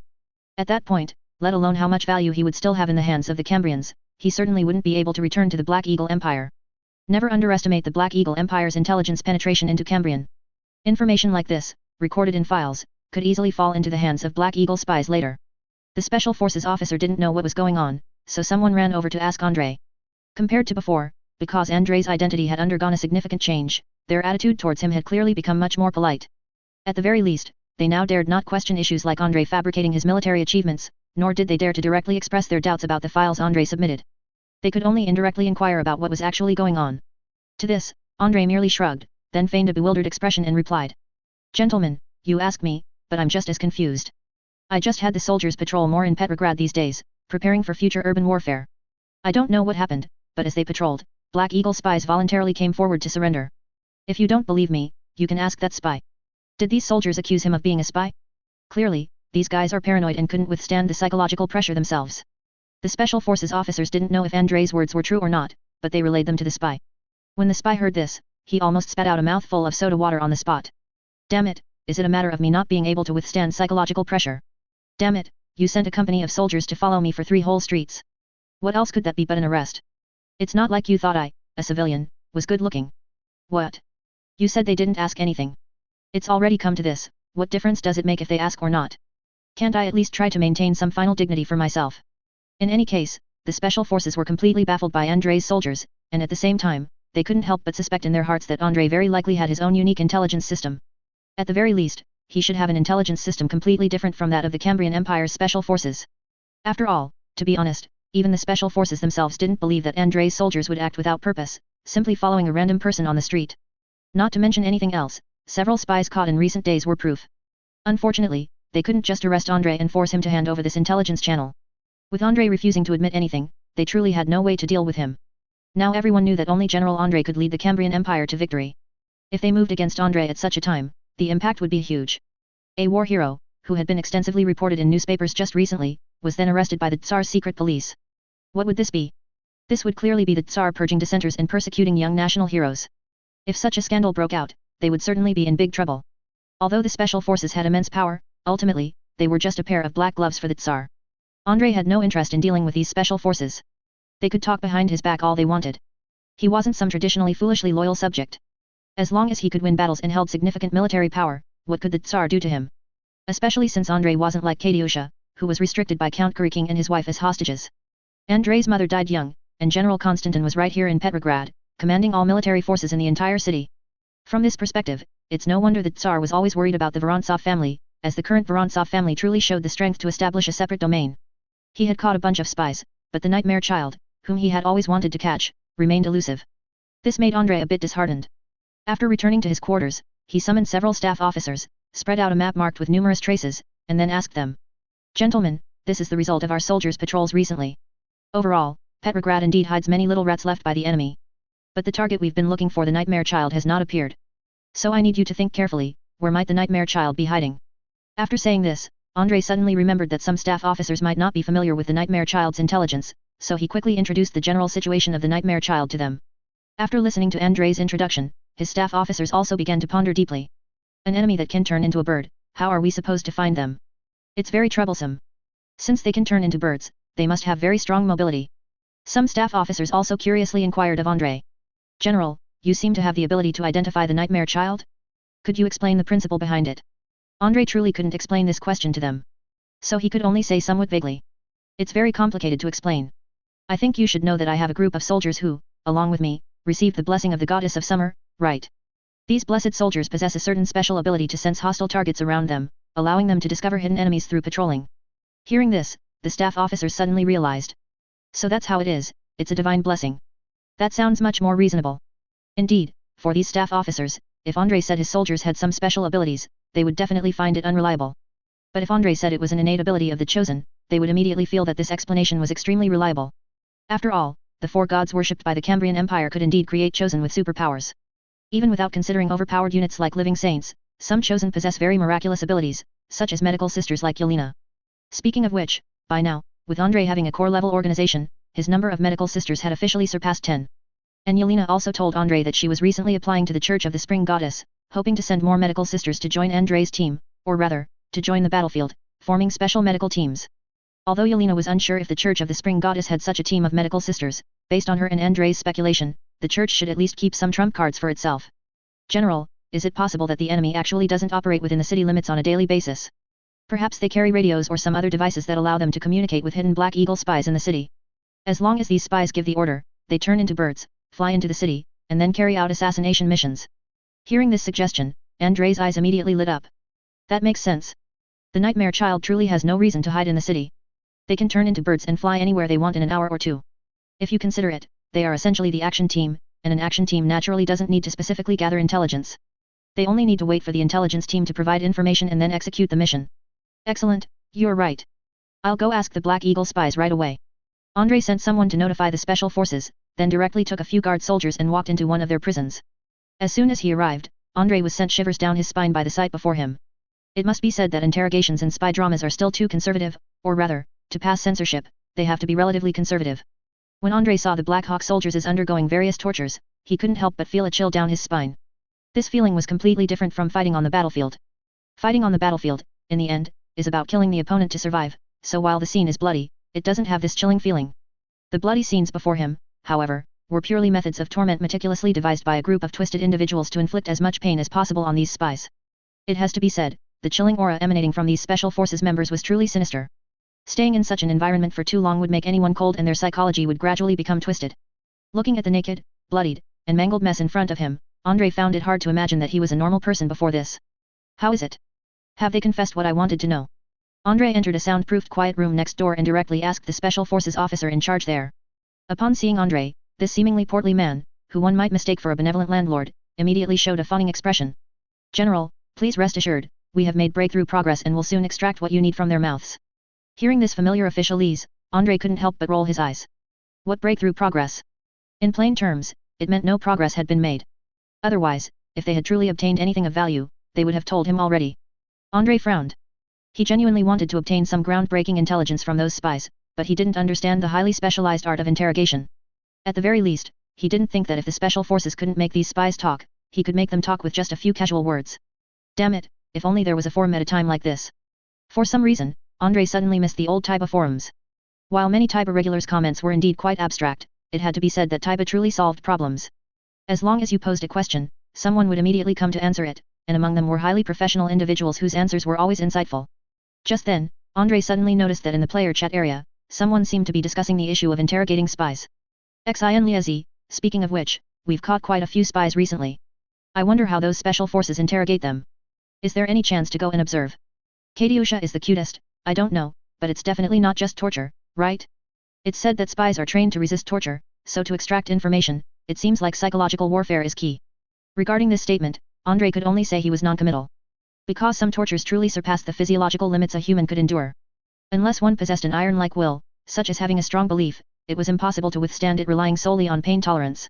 Even with faith, one might not be able to endure severe torture. Back in the day, many traitors from the Central Bureau couldn't withstand the torture and simply succumbed. But it had to be said, the point about psychological warfare was indeed very valid. As long as the spy's mental defenses could be broken, extracting information would be easy. Many times, even the Special Forces currently conducting interrogations operated this way, they wouldn't immediately ask for critical intelligence. Instead, they would often first ask for the spy's true name. What they asked wasn't important, as long as the spies were willing to give a truthful answer, a crack would appear in their psychological defenses. Later, when they recalled having already revealed some information, revealing a little more wouldn't seem like a big deal, and eventually, they would spill everything like beans from a bamboo tube. Thinking of this, Andre immediately had an idea. He looked at the Special Forces supervisor in front of him and suggested. I think when you interrogate them, you can say, want to guess? Why were you discovered by us? After saying this, try to steer the answer towards betrayal by a teammate. I believe that once they learn there's a hidden traitor in their team, their mental defenses will inevitably collapse. Hearing Andre's suggestion, the Special Forces supervisor's eyes lit up. You're right, General, you make sense. Would you be able to tell me who in the Black Eagle Empire betrayed them? If Andre could provide him with a significant name, he was confident he could make these spies talk. But the problem was, how would Andre know the names of high-ranking Black Eagle Empire spies? He was only able to catch these people thanks to the minimap feature for players, which allowed him to track them down. I'm afraid I can't tell you, because I don't know if anyone within their organization betrayed them. However, I think you can point in another direction, for example, tell them that the Australian people betrayed them behind their backs. Regardless of whether the Australian people's influence can reach into the Black Eagle Empire's intelligence system, what we're asking for is Australian intelligence, not the Black Eagle Empire's own intelligence. If we make them betray Australian intelligence, there shouldn't be such a severe sense of guilt, right? At this point, Andre was a bit unsure. Mainly, he suddenly remembered that during World War II, it seemed that the Japanese Army and Navy had engaged in such infighting. When Army spies were arrested, they would stubbornly refuse to reveal information about their own people, but they would desperately reveal information about the Navy. Navy spies did the same. So, theoretically, if you could catch one Army and one Navy spy, they would reveal all the intelligence. It was unlikely that Black Eagle spies would die to protect Australian secrets. After all, for them, betraying the Australian people wasn't betraying their own. At most, it was just selling out a teammate. In any case, Australia's current status was similar to a vassal of the Black Eagle Empire. Why should they fight so desperately for their vassal? Not long after, the supervisor excitedly came before Andre and said excitedly. This is incredible, General Vorontsov, you are simply a god. I reorganized the interrogation process according to your ideas, and they immediately confessed all the information you wanted. Hearing this, Andre breathed a sigh of relief. He knew it, why would Black Eagle spies die to protect Australian secrets? After obtaining the enemy's intelligence channels, Andre left the place. The remaining interrogation content had nothing to do with him, and he didn't care what the Special Forces wanted to ask those spies. After all, these spies were merely caught by him incidentally. In the end, he didn't expect to accumulate merits by catching spies, because he knew that he couldn't become a general by catching spies. Suffice it to say, the current head of the Special Forces only held the rank of Major General. From this, it could be seen that a career in the intelligence system offered limited prospects for military rank promotion. To summarize briefly, the enemy transmitted intelligence in this way. They had a spy who would buy chickens at the market, and while buying chickens, he would pass the assassination list and information to the chicken vendor. Later, when the chicken vendor restocked, he would pass the intelligence to the chicken farmer. Next, these nightmare children, disguised as birds in their daily lives, stealing chicken feed was a reasonable act and wouldn't arouse suspicion from anyone. And when they stole feed, they would also take the intelligence hidden within the feed, and then act according to its contents. Therefore, Andrei immediately cooperated with the special forces, instructing them to swiftly apprehend the spies along this line and transmit false intelligence. The content of this false intelligence was that the newly promoted Lieutenant General Vorontsov was planning to meet his lover at a tower in the city's outskirts, which would be an excellent assassination opportunity. Clearly, unless genuinely terrified of being killed, how could a normal general bring a retinue of guards when meeting a lover outside? Moreover, even if Andrei did bring guards to a date, a place like a tower offered an open view and was not easy to hide people, making it the perfect spot for a sniper attack. Even if sniping wasn't possible, they could directly fly to the tower and launch a direct assault. As long as they flew to the top of the tower as quickly as possible, killed the general who was on a date, and then quickly flew away, that would be it. By the time the guards responsible for security outside the tower heard the commotion and rushed up, everything would already be over. Upon receiving this intelligence, the nightmare children immediately sent people disguised as birds to scout the location, and sure enough, Andrei appeared in the tower. Excellent, the intelligence is accurate. This time, we might be able to take down that star general of the Cambrian Empire. Flying to a distant dense forest, this nightmare child transformed back and whispered to the other birds on the treetop. The other birds, upon hearing this, nodded quite humanly, their eyes gleaming with eagerness. If there was any general of the Cambrian Empire that Ostrania hated the most, without a doubt, it was Andrei. You see, they were originally fighting an invasion, and they were advancing victoriously until Andrei arrived on the battlefield with reinforcements. Although Andrei only brought one division of troops, this single division displayed astonishing combat power. This one division not only crippled a series of their main forces but also captured their most important large city in the east, and then even seized their airships to bomb their capital. They were just a hair's breadth away. If it weren't for the powerful offensive from the Black Eagle Empire, their invasion would have turned into a capital defense battle. Thinking of such humiliation, all Austranian people both feared and hated Andrei, especially the right-wing faction within Ostrania, who all felt that Andrei had interrupted the Austranian people's process of rising again.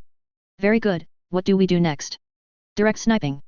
Another bird flew down, instantly transforming into a sniper wearing a ghillie suit, patting the rifle in his hand as he spoke. Although he couldn't compare to the formidable individual known as the White Death in his country, he was definitely one of the top snipers. Given an opportunity, within a 500-meter range, he could guarantee a hit rate of over 90%. I don't know, let's see if that general chooses to view the scenery from the tower's edge or simply dine in the restaurant inside the tower. You stay here and get ready. If he wants to view the scenery, then snipe him directly.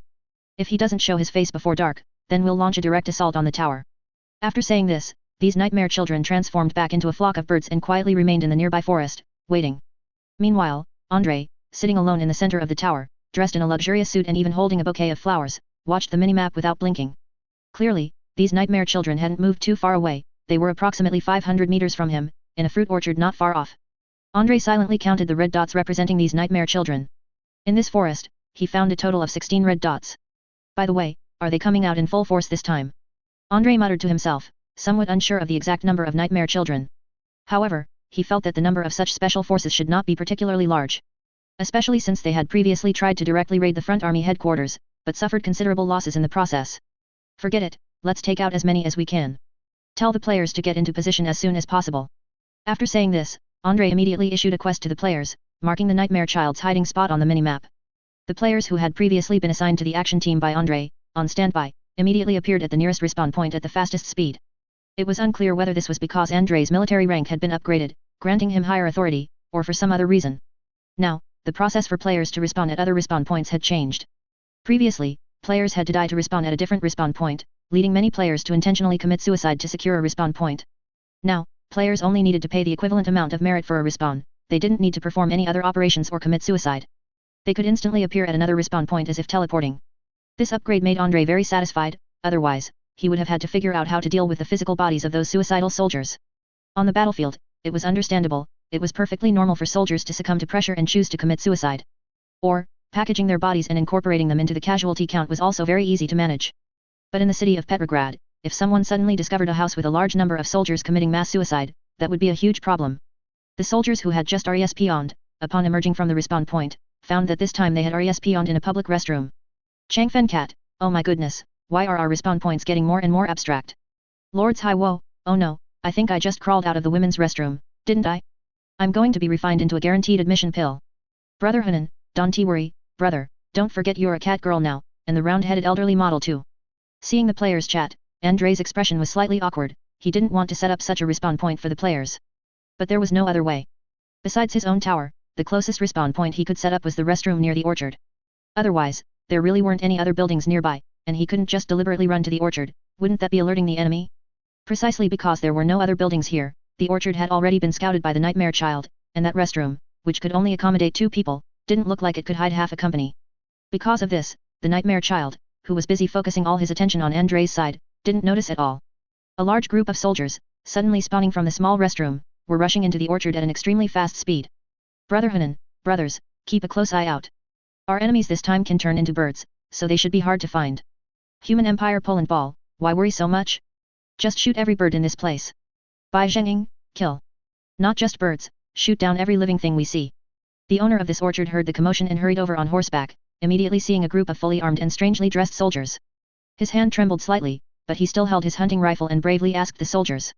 Hey, what are you doing? This is my orchard, you are invading my territory.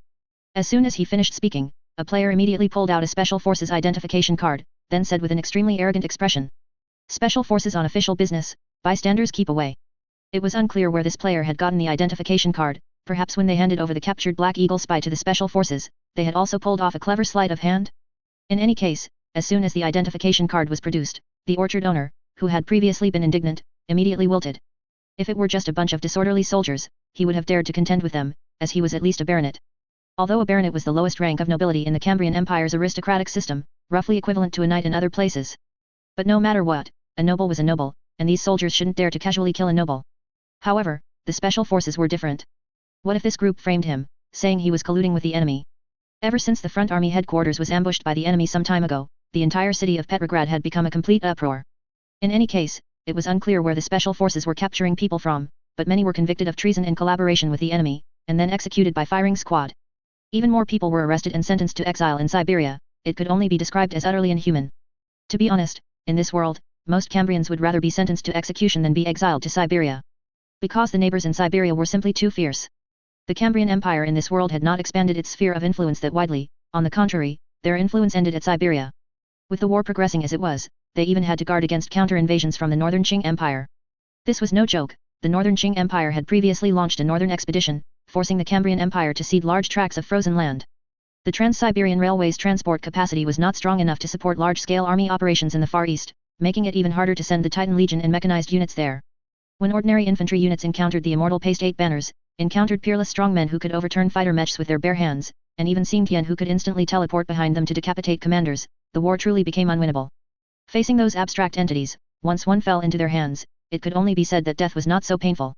Seeing this, the unlucky baronet could only quickly usher the team in, then rush outside at the fastest possible speed. He didn't know if his orchard would still be safe, but he no longer cared about such minor issues. Seeing this group of Special Forces with their long and short guns, and even a strange mech following behind them, he knew that once these people went in, there would surely be a big fight. He was only afraid of getting dragged into it himself, fearing that the powerful individuals inside would fight amongst themselves and splatter him with blood by accident. However, the commotion caused by the players naturally made the Nightmare Child vaguely sense that something was wrong. Oh no, we've been discovered. When the Nightmare Child saw the team rapidly approaching, they instantly realized that they must have been betrayed by a Black Eagle spy. The general in the tower was just bait, the other party didn't even intend to show his face, and after going up the tower, he disappeared to who knows where. Immediately after, these soldiers directly rushed towards their hiding place. If there wasn't a traitor who sold them out, it would be absolutely impossible. Don't panic, stay calm, they shouldn't be able to find us. Just hide quietly in the trees, try to conceal yourselves well. I don't believe they can find every bird in this orchard. After speaking, the captain, hiding in the treetops, quickly transformed back into a bird and concealed himself. They were waiting for an opportunity. Once these guys scared all the birds in the orchard into flying up, they could take advantage of this chance to blend into the flying flock. Once in the sky, they could naturally escape easily. Indeed, as the players caused such a huge commotion, large flocks of birds immediately flew out of the forest. The Nightmare Child watched this scene nervously, waiting for the bird flocks around them to take flight, trying their best to avoid any incongruity. But just then, one Nightmare Child suddenly let out a short shriek, then silently collapsed to the ground. Seeing this, the other Nightmare Child were startled, completely bewildered as to what had happened to their companion. Soon, two more Nightmare Child inexplicably fell to the ground, happening extremely suddenly. It was like sudden death. They were clearly still hidden in the treetops, but then they just died. It's a spellcaster. The enemy's spellcaster has made a move. In that instant, all the Nightmare Child realized this. Clearly, there was a spellcaster cursing them, which was why their companions had died silently. Without any hesitation, a group of Nightmare Child quickly took the opportunity to suddenly fly up, attempting to quickly distance themselves from this troubled area. But just then, another Nightmare Child, halfway through flying, suddenly fell from the sky. An aircraft suddenly passed by, This biplane bomber was not flying fast, merely circling above the orchard. And at the same time, a psyker player stood on the wing, continuously casting blood boil on the red targets appearing on the minimap. The enemy's spellcaster is in the sky. Realizing that the sky was no longer safe, this group of Nightmare Child quickly dived to the ground, then rapidly transformed back into human form at the fastest speed. Previously, they had thought the enemy's spellcaster was on the ground, believing that flying up would solve everything. But since the enemy's spellcaster could stand on such an aircraft and fly in the air, they definitely couldn't risk going airborne again. Otherwise, how could they possibly compete with that kind of aircraft in flying speed? Wouldn't that be just waiting for the enemy to chase and kill them from behind? In comparison, perhaps the Special Forces agents on the ground weren't as formidable, and they might still be able to break through the encirclement. Until this moment, this group of Nightmare Child didn't know that the people rushing over were players. Because of their special identities, and because they thought a Black Eagle spy had informed, they believed the Special Forces had sent people to arrest them. Otherwise, if the Special Forces had extracted intelligence from a traitor, how could they possibly hand over the credit to others? As soon as they landed, this group of experienced Nightmare Child marksmen immediately began sniping the players. Bang! Bang! With a few gunshots, 2 players walking at the very front were instantly headshot, dying before they even had a chance to retaliate. But almost at the same time, the head of one Nightmare Child who had just reverted to human form inexplicably exploded. Immediately afterwards, they heard a very loud gunshot from afar. Chapter 264, Katyusha Rocket Launcher, the Void Shield Killer. At the edge of the tower, Andrei, at some unknown point, had transformed from his flashy image of wearing a tuxedo and holding flowers into a soldier carrying an extra-long rifle. There was no lover, he was using himself as bait, so it was impossible to bring someone else along. Besides, it wasn't strange for the man to arrive early for a date and the woman to be a little late. He was certain that the Nightmare Child couldn't possibly be monitoring the nearby streets. If they acted so brazenly, players would have already cornered them. So, unfortunately, there was no lover in this tower, only Andrei himself and the tank hunter gear he had just left there. Using an anti-tank rifle, Andrei shot down a Nightmare Child across from him, then quickly aimed while racking the bolt. It had to be said, among all the iron-sighted rifles in Battlefield 1, this one felt the best. Whether shooting people or armor, this rifle was quite effective, it could be used for anti-armor and also moonlight as a sniper. If it weren't for its poor penetration, only capable of dealing with old World War I tanks and unable to counter the current Black Eagle Empire's main mechs, then this elite soldier would truly be god tier on the battlefield. Hey, racking the bolt is a man's romance. Andrei quickly aimed, then fired another shot, instantly killing a Nightmare Child hiding behind a large tree. With a minimap covering over 1,000 meters, combined with his excellent vision after becoming half-player, as long as these Nightmare Child didn't turn back into birds, they couldn't escape Andrei's sniping. After 2 Nightmare Child were successively killed by Andrei's anti-tank rifle, the remaining Nightmare Child became somewhat flustered. Looking at the distant tower, a hint of fear flashed in their eyes. Something's wrong, that General Vorontsov is probably a fake. That's a disguised sniper. Damn it, this so-called date is all a scam, that despicable general probably didn't even show up here. Although they had seen Andrei's motorcade before, they hadn't directly seen Andrei's face, so they couldn't be sure if the flashy guy in the tuxedo was really Andrei. However, the precise sniping and the exaggerated weapon being used instantly dispelled such thoughts. After all, according to the intelligence they had gathered, Andrei was an officer from a noble family. Even in the past, Andrei's performance at the Cambrian Empire Military Academy wasn't good. So how could such a person specialize in sniping, especially using an absurd weapon like an anti-armor rifle? Such a distinctive sniper could absolutely not be trained overnight. Coupled with his precise marksmanship, the opponent must be a veteran who had trained for many years, and perhaps even a hidden assassin of the Vorontsov family. Some Nightmare Child quickly transformed back into birds and hid in the trees, attempting to escape Andrei's long-range sniping, but they forgot about the players in front of them. After 2 unfortunate individuals who charged too far ahead were killed, the other players immediately became alert. The cat girl player, leveraging the advantage of her expanded minimap range, simply chose the psyker profession, instantly becoming a cat girl psyker. 100 meters was still a bit short, but at 150 meters, it became much easier for players to hide in the distance and ambush enemies. Especially in this already very complex orchard terrain, even if the Nightmare Child had superb marksmanship, it would be difficult for them to notice a target deliberately hidden 150 meters away, not showing its head. In addition, the player driving the spider mech charged over aggressively, instantly aiming its cannons and coaxial machine guns at the enemy's hiding positions in the distance. Scatter quickly. One Nightmare Child only had time to let out a hurried scream before intense machine gun fire erupted. A metal belt of bullets instantly swept into the woods where they were hiding, and 2 Nightmare Child who couldn't dodge in time were hit. Although they didn't die immediately, they were in a state of severe, near-fatal injury. At this rate of blood loss, the 2 Nightmare Child with ruptured arteries would likely not survive 5 minutes. More importantly, the 37mm cannon also fired. When players acted, they didn't care if the orchard was someone else's property. Which player would pay attention to not damaging surrounding property when engaging in a gunfight with enemies? So when this spider mech opened fire, it immediately used special white phosphorus incendiary shells. Although these white phosphorus incendiary shells were limited in number, their effect after exploding was truly good, instantly igniting an entire area. The Nightmare Child, transformed into a bird and hidden in the trees, originally thought he had a chance to slip through. But before he could figure out what was happening, a white phosphorus incendiary shell slammed heavily into the tree. With a bang, scattered white phosphorus flames ignited the entire tree. The nightmare child was also unfortunately covered in white phosphorus flames. After transforming into a grey magpie, the white phosphorus flames caused even more severe damage to him. Although this nightmare child shrieked and immediately broke free from his animal disguise, reverting to human form, his body was already burned beyond recognition. The player, being kind-hearted, couldn't bear to see him suffer so much. So a flame trooper, confident in his fire-resistant capabilities and unafraid of flames, rushed forward and immediately aimed his flamethrower at the struggling nightmare child on the ground, then thoroughly sprayed him. Well, now the nightmare child stopped struggling, he was almost carbonized. Quick! Disperse and flee, fly low to the ground. Avoid that damned mech. One nightmare child shouted to his companions while running, he absolutely hated that spider mech. Compared to other mechs, this spider mech was smaller, making its movements in the orchard even more agile. Especially its sharp mechanical legs could even cut down surrounding trees with a single swipe, and also cut down other companions in its path. With this thing around, they were no match for these Cambrian soldiers at all, and these Cambrian soldiers' style of action was nothing like the Special Forces.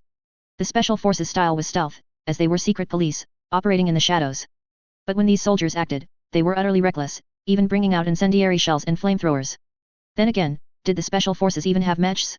What kind of legitimate action team would deploy such combat mechs when dealing with spies and infiltrators? Hearing this, they quickly transformed into birds, attempting to escape the current chaos by flying low to the ground. As for counterattacking, that was out of the question. Anyone facing the relentlessly pursuing, spider-like mech behind them, and then looking at the broken little rifle in their hands, would not want to launch a counterattack. However, attempting to scatter and flee was truly not an easy maneuver. Even as birds, they still found it difficult to escape the player's hunt. While flying low to the ground, two Nightmare Child were caught in heavy player gunfire, instantly turning into an indescribable pulp. In addition, the hidden cat girl Psyker was continuously casting spells, using blood boil to eliminate hidden Nightmare Child. This was the advantage of the minimap markers. If they relied solely on visual observation, it would be genuinely difficult to find these birds flying around, especially since these Nightmare Child had clearly undergone special training and knew how to fly from visual blind spots. But in front of the minimap, all of the Nightmare Child's actions were exposed, leaving them to die inexplicably. One Nightmare Child flying deeper into the orchard was about to quickly find a place to hide, but he suddenly heard the sound of hooves. Cavalry? Good heavens! What in the world is this now? When the Nightmare Child saw the centaur-like creature suddenly charging towards him from the side, he was momentarily stunned by the Cambrian Empire's abstract troop type. Are you kidding? When did the Cambrian Empire upgrade its weaponry and mysteriously acquire such bioengineering technology? Why didn't they know? More importantly, this female centaur soldier, dressed in a Cambrian military uniform, was actually carrying a light machine gun. Tat tat tat. Tat tat tat. After a fierce burst of sustained fire, even though the Nightmare Child desperately dodged, the light machine gun bullets still struck him, tearing off his pair of wings on the spot. While TV shows often feature superhuman characters who can dodge machine gun bullets with their martial arts, in reality, when facing close-range machine gun fire, even a bird would find it difficult to escape. The severely wounded Nightmare Child fell to the ground, struggling to revert to human form, seemingly still wanting to launch some kind of counterattack. But upon transforming back, he found that both of his arms had been shot off. Before he could do anything, the centaur female soldier quickly ran up and then stomped her hoof heavily on his face. With a crisp snap, his neck was broken by the kick. 666, I've found that the horse girl unit is quite good. Besides having maximum mobility, this unit also seems to have increased arm strength, making it more stable when firing. At least now when firing a light machine gun, I don't feel much bullet spread, and the shooting accuracy is much better than before. Upon hearing this news, many players had the idea of getting a horse girl to play with. After all, if the horse girl's recoil control was exceptionally stable, they could equip a lot of heavy firepower. Combined with high mobility, this troop type would be incredibly strong. Especially those players who were deeply troubled by the machine gun sentry's recoil were instantly enlightened. It was well known that many people were unwilling to use the machine gun sentry elite soldier because this elite soldier's recoil control was simply terrible. Basically, during the first few shots, the machine gun would spray wildly, and only after continuous firing would the trajectory stabilize. So, when engaging in a shootout with a support soldier also using an MG-08 light machine gun, the machine gun sentry often had to rely on its own defense and health to win. If it came down to accuracy, the opponent's hit rate was much higher. If the machine gun sentry's bullet trajectory could be stabilized through the horse girl's buffs, wouldn't this elite soldier become even more useful? Chasing them all the way to the end, none of the Nightmare Child managed to escape. When Andre saw the last red dot disappear from his mini-map, a smile appeared on his lips. But then, when he saw the distant orchard burning fiercely, he suddenly felt a headache. Damn it! These players really showed no mercy.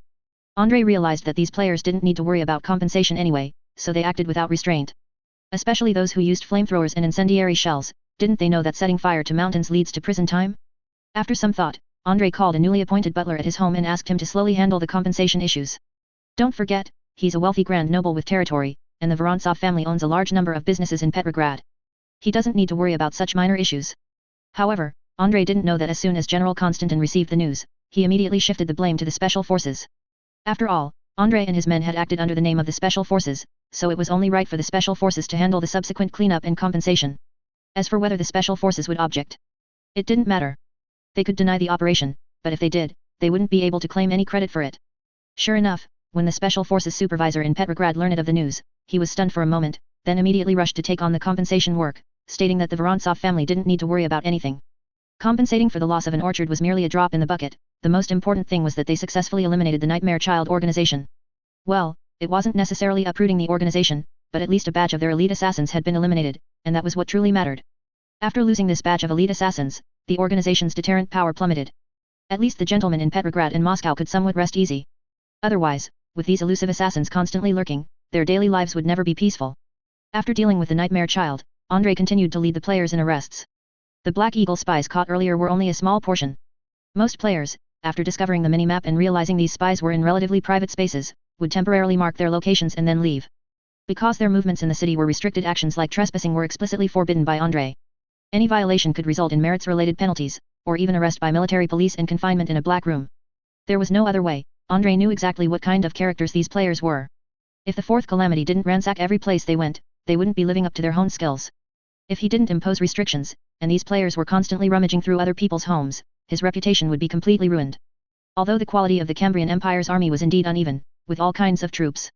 But as the model army currently promoted by the Cambrian Empire, if Andrei's troops behaved like bandits upon entering the city, he couldn't even justify it to his own conscience.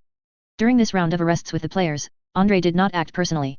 He was already a lieutenant general and army commander. What kind of army commander would constantly lead his soldiers around like loafers, even going so far as to steal the special forces' job of catching spies? And to be honest, catching spies wasn't something he was good at, as he lacked experience in that area. So, he carefully screened and selected a group of more obedient players who usually didn't have many petty tricks, then found the special forces and had them send over a few action teams. These special forces action teams were responsible for clearing the way for the players, as well as covering for them and providing some simple commands. The players, on the other hand, were responsible for identifying spies and traitors hidden in the city, who had been bribed by spies, using the minimap. They didn't realize until they started arresting. It was truly shocking. It was unclear to what extent the Black Eagle Empire had infiltrated Cambrian, but spies were being caught in the city in droves. Players could just take a couple of turns outside and bring back at least 100 people, of all different statuses. Some were insignificant minor characters, such as tram conductors, ordinary factory workers, or small vendors. Besides them, some individuals held quite influential roles, such as famous businessmen, factory owners, gang leaders, and even the personal secretary of a deputy mayor in Petrograd was a spy. Of course, this deputy mayor was also arrested and investigated. Although he didn't show up as a red dot on the player's minimap, which indicated he hadn't been bribed by the enemy, or at least hadn't betrayed them with subjective intent. But undoubtedly, this man must have leaked a large amount of intelligence, and it was highly possible that he had unknowingly provided extensive cover for the Black Eagle spies in the city. The special forces didn't know how Andrei's soldiers were making arrests. They initially wanted these people to provide evidence, but these people simply ignored them. However, after the arrests, once they were interrogated separately, they could basically confirm that the arrested individuals were either bribed traitors or undercover spies. Especially in many cases, many spies exposed themselves due to a guilty conscience. However, this couldn't be blamed on the spies' poor psychological fortitude. After all, they were just minding their own business at home when a company of soldiers showed up to arrest them. These individuals with guilty consciences were bound to show some signs. Seeing so many Black Eagle spies arrested in one go, the special forces official in charge of Petrograd also felt his mood become volatile. He was initially very excited, because every Black Eagle spy caught, or every traitor uncovered, was a credit to him. Regardless of whether the people identifying the spies were Andrei's soldiers, they weren't part of his system, so they couldn't steal his credit. When it came time to report his achievements, all the captured spies would be attributed to him. However, as more and more spies were caught by his action teams working with Andrei's soldiers, he became somewhat hesitant. Because he didn't know how to deal with so many spies. Not to mention whether the higher UPS would even believe that hundreds of people were spies and traitors. Even if they did believe it, what then? If those bigwigs heard that Petrograd, such an important city, had been infiltrated like a sieve, wouldn't they be furious? When that time came, it was uncertain whether he would receive credit. He was more worried that the higher UPS, in order to whitewash the situation, might turn around and silence him. Although this speculation was abstract, it had to be said that, given the character of those Cambrian Empire bureaucrats, they were truly capable of doing such a thing. Among those he arrested, there were many who served as frontmen for Cambrian Empire bureaucrats and nobles. By arresting these people, they were also cutting off the financial lifelines of those officials. It was absolutely impossible to say that those people wouldn't resent him. Of course, a message from above quickly dispelled his doubts. Because his direct superior, Beria, the head of the special forces, did not tell him to stop. Instead, he told him to intensify his efforts and catch as many traitors as possible. The more traitors, the better. More traitors meant greater credit for him. When it came time to report his achievements to the Tsar, he immediately felt confident. As for disturbing the frontmen of certain officials? Are you kidding? He wasn't that timid fool under his command. At this moment, the ones who should truly be afraid weren't others, but precisely those officials. If they didn't distance themselves in time, he would slap a big label on them, and they would be implicated and sent away as traitors too. Of course, for such an important imperial city to be infiltrated like a sieve by the enemy, he would definitely have to bear some responsibility. However, considering that many of these spies had been undercover for many years and had developed in Petrograd for a long time, his responsibility would not be too great. If they were to pursue accountability to the death, they would definitely have to find the previous head of the special forces. He was the one who truly had to take the blame. Having caught so many spies, Andrei felt a mix of joy and concern about the current situation. The good news was that while he didn't get much credit for catching spies, the businesses held by these spies were unhesitatingly swallowed up by his family. After all, the credit had already gone to the special forces, so the spies' assets naturally belonged to them. The special forces couldn't take all the benefits. Of course, the special forces didn't have the ability to seize all the benefits. If they were targeted by a local power like the Vorontsov family, their operations in Petrograd would be severely hampered. Andrei's concern was that the number of spies his men had caught was simply too high. He had never noticed before that so many Black Eagle spies were hidden in the city of Petrograd. Even the current batch of people arrested were carefully selected from the marked individuals, not all of those discovered. Regarding this, the reason Andrei and his men didn't arrest everyone, but only a portion, was largely due to the demands of the special forces. He didn't quite understand what the special forces were thinking. Perhaps it was to keep these remaining spies as a reserve, so when the higher UPS pressed hard, they could just grab a couple to deal with it. Andrei didn't know that although the supervisor wasn't very capable, he was quite skilled at maneuvering. He understood a principle very well: if you set your superior's expectations too high from the start, then later, if you don't achieve much, your superior's disappointment will be even greater. So in this situation, knowing who some of the spies were was enough. There was no need to arrest them all at once. Letting them develop meant he could catch more people later, and he would have more confidence when claiming credit. However, a significant portion of these spies' assets being taken over by the Vorontsov family truly pained the supervisor. Among the Black Eagle Empire's spies, they could generally be divided into two categories. One category specialized in intelligence, and the other specialized in making money. After all, for a spy organization to operate, it ultimately relied on funding. Without money, how could they carry out activities and bribe traitors? In a society like the Cambrian Empire, the most direct way for them to hide was to use money to establish good relationships. Even if some aspects of their existence or actions seemed unreasonable, as long as the relationships were well managed, someone would naturally help them erase the problematic parts. Even the identities they forged to infiltrate here were mostly established by spending money. Under these circumstances, the expenses of their spy organization naturally soared, and the Black Eagle Empire itself didn't have that much money to invest in intelligence activities. Most of the Black Eagle Empire's budget was allocated to military spending. As a result, they could only rely on themselves. However, by leveraging the connections developed through their spy network and some channels for smuggling with the Black Eagle Empire that they controlled, they were able to thrive here. Especially among the emerging enterprises in recent years, a survey showed that over 1/5 of them were actually owned by these spies. Sigh, it's really hard to comment. Thinking about how deeply Black Eagle had infiltrated Cambrian, and how the Cambrian Empire, at the very beginning of the war, still dreamed of pushing back the Black Eagle Empire, believing itself to still be the European steamroller, Andrei felt a wave of speechlessness. What's wrong, Andriusha? I see you've been running around like a spy lately. Just then, Katiusha plopped down next to Andrei, looking at his worried face with some curiosity. Nothing much, I've just been idle lately, so I've been using the divine blessing to catch hidden spies in the city. Andrei waved his hand, then pointed to the latest situation on the map and said. If nothing unexpected happens, I estimate that we'll definitely have to fight a defensive battle in Petrograd next. As for how long we can hold out, that's hard to say. If we don't remove these nails in the city first, then if they spread rumors or sabotage things covertly in the city, it will cause us considerable trouble. Katiusha nodded. She naturally understood this principle, but she always felt that Andrei going to catch spies seemed a bit strange. Never mind that for now. I actually have a proposal. I wonder if you're interested. Andrei waved his hand, deciding to change the subject.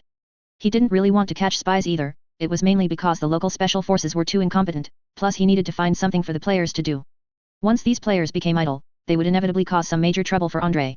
What proposal? I've acquired a batch of brand new weapons, called BM-13 rocket launchers. I think these things should be effective for concentrated attacks, and perhaps they have the ability to break through the Black Eagle Titan's void shield. Hearing Andrei say this, Katiusha's eyes immediately widened. That's great. Take me to see this new weapon. I want to study what it is. Andrei nodded and immediately had his guard drive to the firing range.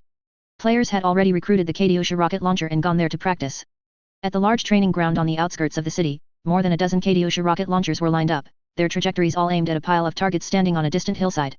Andrei didn't know where those targets came from, but it looked like they were hammered together by engineer players. Because he noticed that many of these targets were neatly stacked sandbag bunkers with a target placed on top, and some targets were simply paper hung on barbed wire. Besides these, what made Andrei laugh the most were the inflatable tanks mixed among them. From a distance, these things did indeed resemble real tanks, especially in the smoke-filled environment of the battlefield, where it would be difficult for enemies to distinguish between real and fake.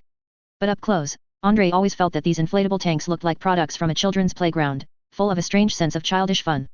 Andrei and Katyusha had just arrived at the firing range when a player standing nearby raised a small flag and shouted loudly. "Brothers, fire!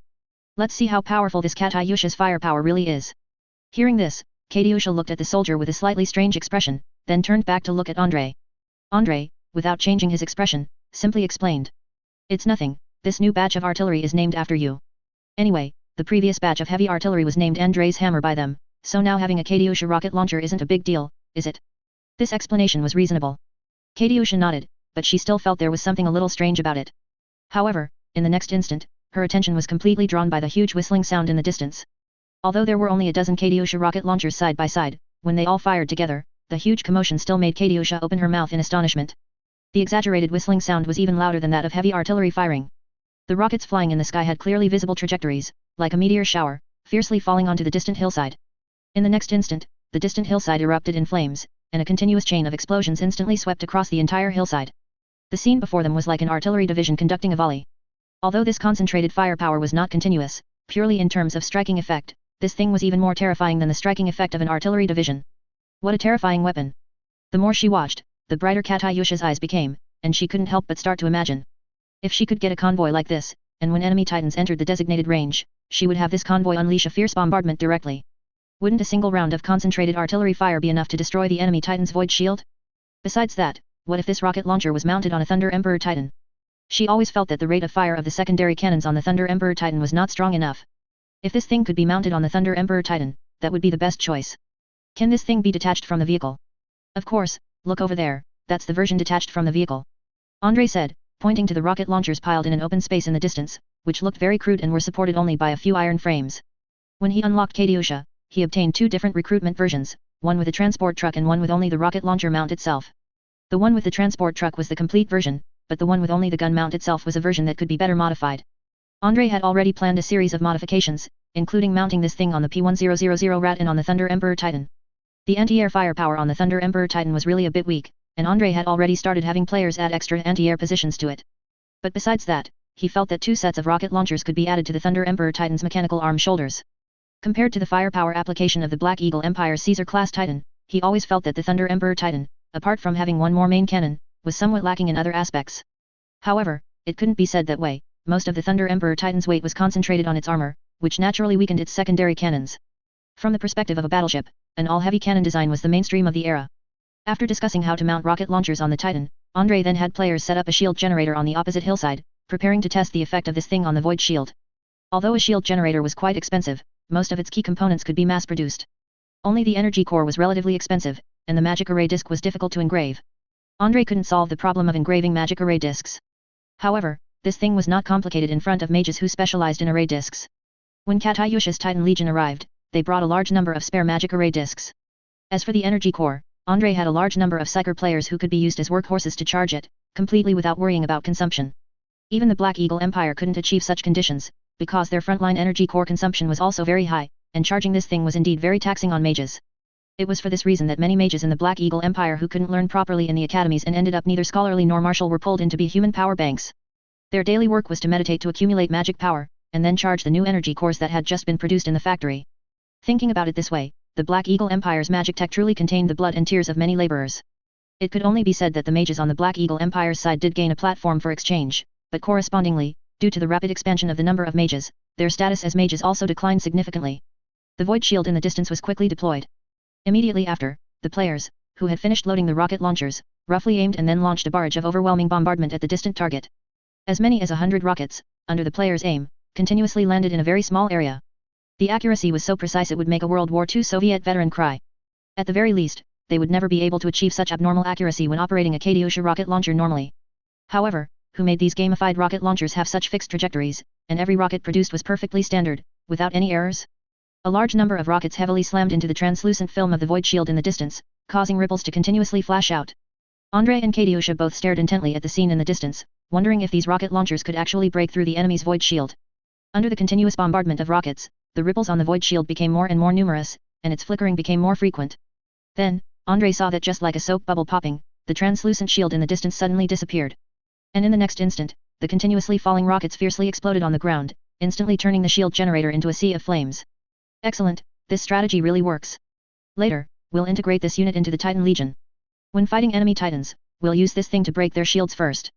Seeing this, Andrei and Katyusha excitedly high-fived, their eyes sparkling with eagerness. They were already impatient to bring the rocket launchers on their next operation, or even mount them directly on the Titan, and then fire a volley before the Titan battle erupted. The reason the Black Eagle Empire's Titans were strong was because of their shields. Without their shields, these things weren't particularly powerful among all the Titans. However, as soon as he returned from the firing range, Andrei received a transfer order from his father. No way, could it be that our front line can't hold up again? Andrei said, looking at the transfer order with some pain. He hadn't enjoyed enough of these peaceful days yet. Indeed, our front line has been breached by the enemy again. Now the second line of defense has completely collapsed. I don't need you to hold the line, but I need you to rescue the soldiers from the encirclement. We have an army trapped by the enemy in Ulyanovka. Chapter 265, The Black Hawk Empire's Walking Artillery. Huh? Is that all? Nothing else? Andrei couldn't help but laugh when he saw this mission. To be honest, perhaps this mission would be very tricky for other Cambrian force, but for Andrei at this stage, completing it was simply too easy. He didn't need to deploy the troops that hadn't been reorganized and trained yet, those troops were either cannon fodder pulled together or defeated soldiers whose morale hadn't recovered. Andrei only needed to use the players he currently had to easily complete this mission. Alright, by the way, are there any precautions for this mission? For example, if the enemy has deployed the Titan Legion or something. General Konstantin shook his head. There shouldn't be any Titan Legion, at least, I haven't heard of the enemy adding extra Titan Legion to this front line. And from the current situation, both of the Black Hawk Empire's Titan Legion are in a state of rest. Apparently, in the previous battles, both the Son of the Emperor and the Black Skull suffered severe damage. It's unlikely the Black Hawk Empire will throw these two Titan Legion into battle again in the short term. As for other Titan Legion, they have other front lines to manage and cannot concentrate all their forces here. Ultimately, the Black Hawk Empire's main offensive direction is still Moscow. They should concentrate all their strength on Moscow. While General Konstantin was speaking, Andrei carefully examined the map. He wasn't looking at the Petrograd map, but rather a rough map of other regions. After glancing at the general movements of the various Black Hawk army, Andrei suddenly said, "Old man, I say, should we make a bet? I have a premonition that the central army group of the Black Hawk Empire might suddenly advance south instead of directly towards Moscow. They are very likely to choose to encircle and completely annihilate the troops in the Kievan Rus region." The map in front of him was too familiar. Although there were still some differences from the early stages of the Soviet-German War, overall, the current Black Hawk Empire's offensive was roughly consistent with the early Soviet-German War. Therefore, Andrei strongly suspected that the Black Hawk Empire might now repeat the Kiev encirclement of the early Soviet-German War. Hearing Andrei say this, General Konstantin frowned slightly. "Are you sure? Where did you get this intelligence?" "To be honest, doing so could result in a brilliant encirclement battle, but I always feel it doesn't quite align with their strategic intentions, does it?" In General Konstantin's view, if he were the Black Hawk Empire's commander, he would definitely choose to push his troops directly towards Moscow. As long as Moscow could be occupied before the severe winter arrived, the Black Hawk Empire would likely quickly force the Cambrian Empire to surrender, and then simply dismantle the Cambrian Empire completely. Otherwise, once the severe winter arrived, the Black Hawk Empire's troops would face extreme difficulties here. "I don't know, and I don't have any suitable intelligence channels to inquire, but I just have this intuition." Andrei shrugged. He didn't know how to explain this idea. He couldn't possibly say that he felt this war was very similar to a war that broke out in another world, and that's how it was fought in that other world, could he? If he really said that, General Konstantin would most likely suspect he had gone mad. Let me think. Perhaps because of Andrei's previously astonishing military achievements, the general had developed blind confidence in his son. Therefore, even though the situation Andrei described was not strategically appropriate, he still thought about it seriously.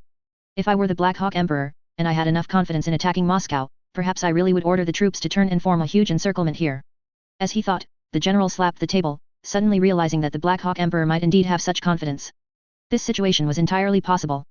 Because in this world, Andrei couldn't figure out why, but the Black Hawk Empire's Operation Barbarossa seemed to have started 2 months early, with their offensive launching in mid-April. Although the Cambrian Empire initially chose to launch a counterattack, and the Black Hawk Empire seemed to have set up a pocket formation, wiping out the counterattacking Cambrian force, this indeed delayed things for a certain period. But from the overall timeline, the Black Hawk Empire still had more than a month's time advantage compared to Germany in World War II. If so, even if they wasted some time in Kiev, they would still have plenty of time to attack Moscow. As long as Moscow was occupied as quickly as possible before the severe winter arrived, the Black Hawk Empire might really be able to end this war. After all, to be honest, the Cambrian Empire was currently a feudal state. Once the central authority of a feudal state was destroyed, it was only natural for local warlords to rise up everywhere. Your idea is very feasible. I will inform Moscow immediately and warn them to be vigilant. But I think Moscow should be vigilant, right? As far as I know, Nicholas III has been continuously moving troops towards Moscow. While fumbling for the phone, General Konstantin said with some uncertainty. He was now a bit confused by Nicholas III's actions. Before this, he had always advocated concentrating large numbers of troops in the Kievan Rus region, relying on Kiev as a center to counterattack the enemy. In contrast, the Tsar seemed prepared to replicate the scorched earth policy he had once implemented, having large numbers of troops defend the capital and abandoning the territories along the way. Overall, the scorched earth policy implemented by the Tsar was not very successful, because the Black Hawk Empire's offensive speed was too fast, and the Tsar's control over the local areas was too weak. So the Black Hawk Empire was generally able to occupy the territory one step ahead of the Tsar, convincing the local nobles to burn their own lands to the ground. If, before this, General Konstantin had considered the Tsar cowardly and incompetent, then when he realized that Kiev might be encircled by the enemy, he suddenly began to wonder if Nicholas III was actually a military genius. At least from this perspective, Nicholas III had inadvertently saved many troops. Andrei quietly withdrew from his study and then went to gather the players. He wasn't just planning to have the players simply rescue the encircled army, in addition, he also planned to try and have that army break out and then counter-encircle the Black Hawk Empire's encircling forces. According to his estimates, if he could have the players delve deeper into the encirclement and then launch a central breakout, combined with another group of players attacking from the north. If operated properly, he would likely be able to eliminate the two mechanized infantry divisions implementing the encirclement from the north, and possibly even destroy a portion of the enemy's armored forces before they could withdraw. As for whether to seize this opportunity to further expand the battle's gains, Andrei currently had no such thoughts. Expanding the gains was easy, but after his troops advanced deep, the enemy would reclaim the territory that had been gained. Other friendly forces were simply not strong enough, they were completely unable to hold ground and cover Andrei's rear. Constantly pushing forward for breakthroughs would only result in Andrei being counter-encircled by the enemy, turning the battle into a complete chaotic mess that would eventually fizzle out. Andrei's troops were deployed, and a large group of players joined this expedition. Even the group of players who had been busy fighting guerrilla warfare against the Black Hawk Empire outside all withdrew. This, in turn, allowed the Black Hawk army, who had been suffering from constant guerrilla warfare, to breathe a sigh of relief. They were absolutely fed up with this endless guerrilla warfare. Andrei didn't know that although the Black Hawk Empire had launched another offensive, the fierce attack had continued until now, and they still hadn't completely occupied the city of Chudavo. Because before withdrawing, Andrei had left more than a dozen resurrection points in the city of Chudavo. It was precisely because of the existence of these resurrection points that the attacking Black Hawk army had been unable to completely occupy the city, and instead had suffered the loss of tens of thousands of troops in street fighting. Honestly, they were shocked by such heavy losses in just a few days. An infantry division sent into garrison was inexplicably crippled, and even two armored regiments passing through, which joined the battle, suffered considerable losses. Now, certain urban legends, similar to ghost stories, have emerged within the Black Hawk army. Many Black Hawk soldiers believe that it must be because the previous guards created too much slaughter in the city of Chudavo, which led to the city being filled with the vengeful spirits of Cambrian soldiers. Because of this, they always encounter Cambrian soldiers in this city, fight with all their might to kill them, but can never finish them off, as if there is a group of undead soldier. Now the Black Hawk Empire has begun to dispatch a batch of special forces to this area, attempting to completely cleanse the city. However, they didn't know that these players who stayed behind to fight guerrilla warfare had already rejoined Andrei's main attacking force through the transfer of resurrection points. The marching process was still as monotonous as ever, but because Andrei was leading an army composed entirely of players this time, their speed of movement was incredibly fast, beyond imagination. As of now, the batch of players in Andrei's hands have basically all been mechanized. When moving, they can transfer at the fastest speed by riding trucks and other means. Of course, that's not the main point. The main point is that when players ride trucks, they generally don't need to worry about mechanical wear and tear or breakdowns. Although the quality of trucks produced by the Cambrian Empire has always been subpar, and they are particularly prone to breaking down, under the maintenance of a large number of repair engineer, these trucks have continuously traveled at the fastest speed. As for fuel, although Andrei's side consumes fuel when using ground vehicles, as the most prominent force of the entire Petrograd front army, his army naturally would not lack fuel. When General Konstantin resupplied the troops, he almost openly displayed his favoritism. In the past, when Andrei could only lead a division-level force, he was able to enjoy the fuel supply of a corps-level force. Of course, if other Cambrian force expressed dissatisfaction with such treatment, General Konstantin also had a suitable reason. Who told Andrei's troops to win battles? War is not about playing averages, troops that can fight naturally deserve better treatment and better supplies. If they pledged, pounding their chests, that after receiving the same level of supplies as Andrei's force, they would definitely achieve similar results to Andrei's force, then General Konstantin would be perfectly willing to provide them with such supplies. However, even though General Konstantin made this offer, no Cambrian army dared to make such a promise. Although they were always amazed by Andrei's various achievements, and even couldn't understand them, they were not unaware of the combat effectiveness of the Black Hawk Empire's army. It was precisely because they understood the situation clearly that they did not dare to agree to such terms. They knew very well that the disparity in combat power between the Cambrian army and the Black Hawk army could not be compensated for by a mere supply issue. Even if they were given such an exceptional supply, they would still be unable to win. Because there was a high probability that they would not need to face the enemy's Titan Legion this time, Andrei's two P1000 Rat tanks were not transferred. These two tanks were currently temporarily merged with Katyusha's Titan Legion, serving as a deterrent against the enemy's Titan Legion, and were not suitable for direct deployment to this battlefield. Of course, if Andrei encountered any tricky enemies here, he wouldn't care about deterrence. If he truly discovered that there were enemies his force couldn't handle, Andrei would absolutely issue a task at the fastest speed to summon his two super tanks. Besides the P1000 Rat, the Karl Mortar was also not brought along. The main reason this item was not brought was its extremely slow movement speed, which simply couldn't keep up with the advancing pace of Andrei's army. Therefore, these two artillery pieces were also temporarily left in Petrograd as special mobile artillery. But apart from these items, Andrei brought all the equipment he could this time, including the Andrei's hammer which had just been modified by the players. The original Stalin's hammer artillery had two versions, one was a self-propelled artillery with a self-propelled mechanism, and the other was an artillery designed for towing.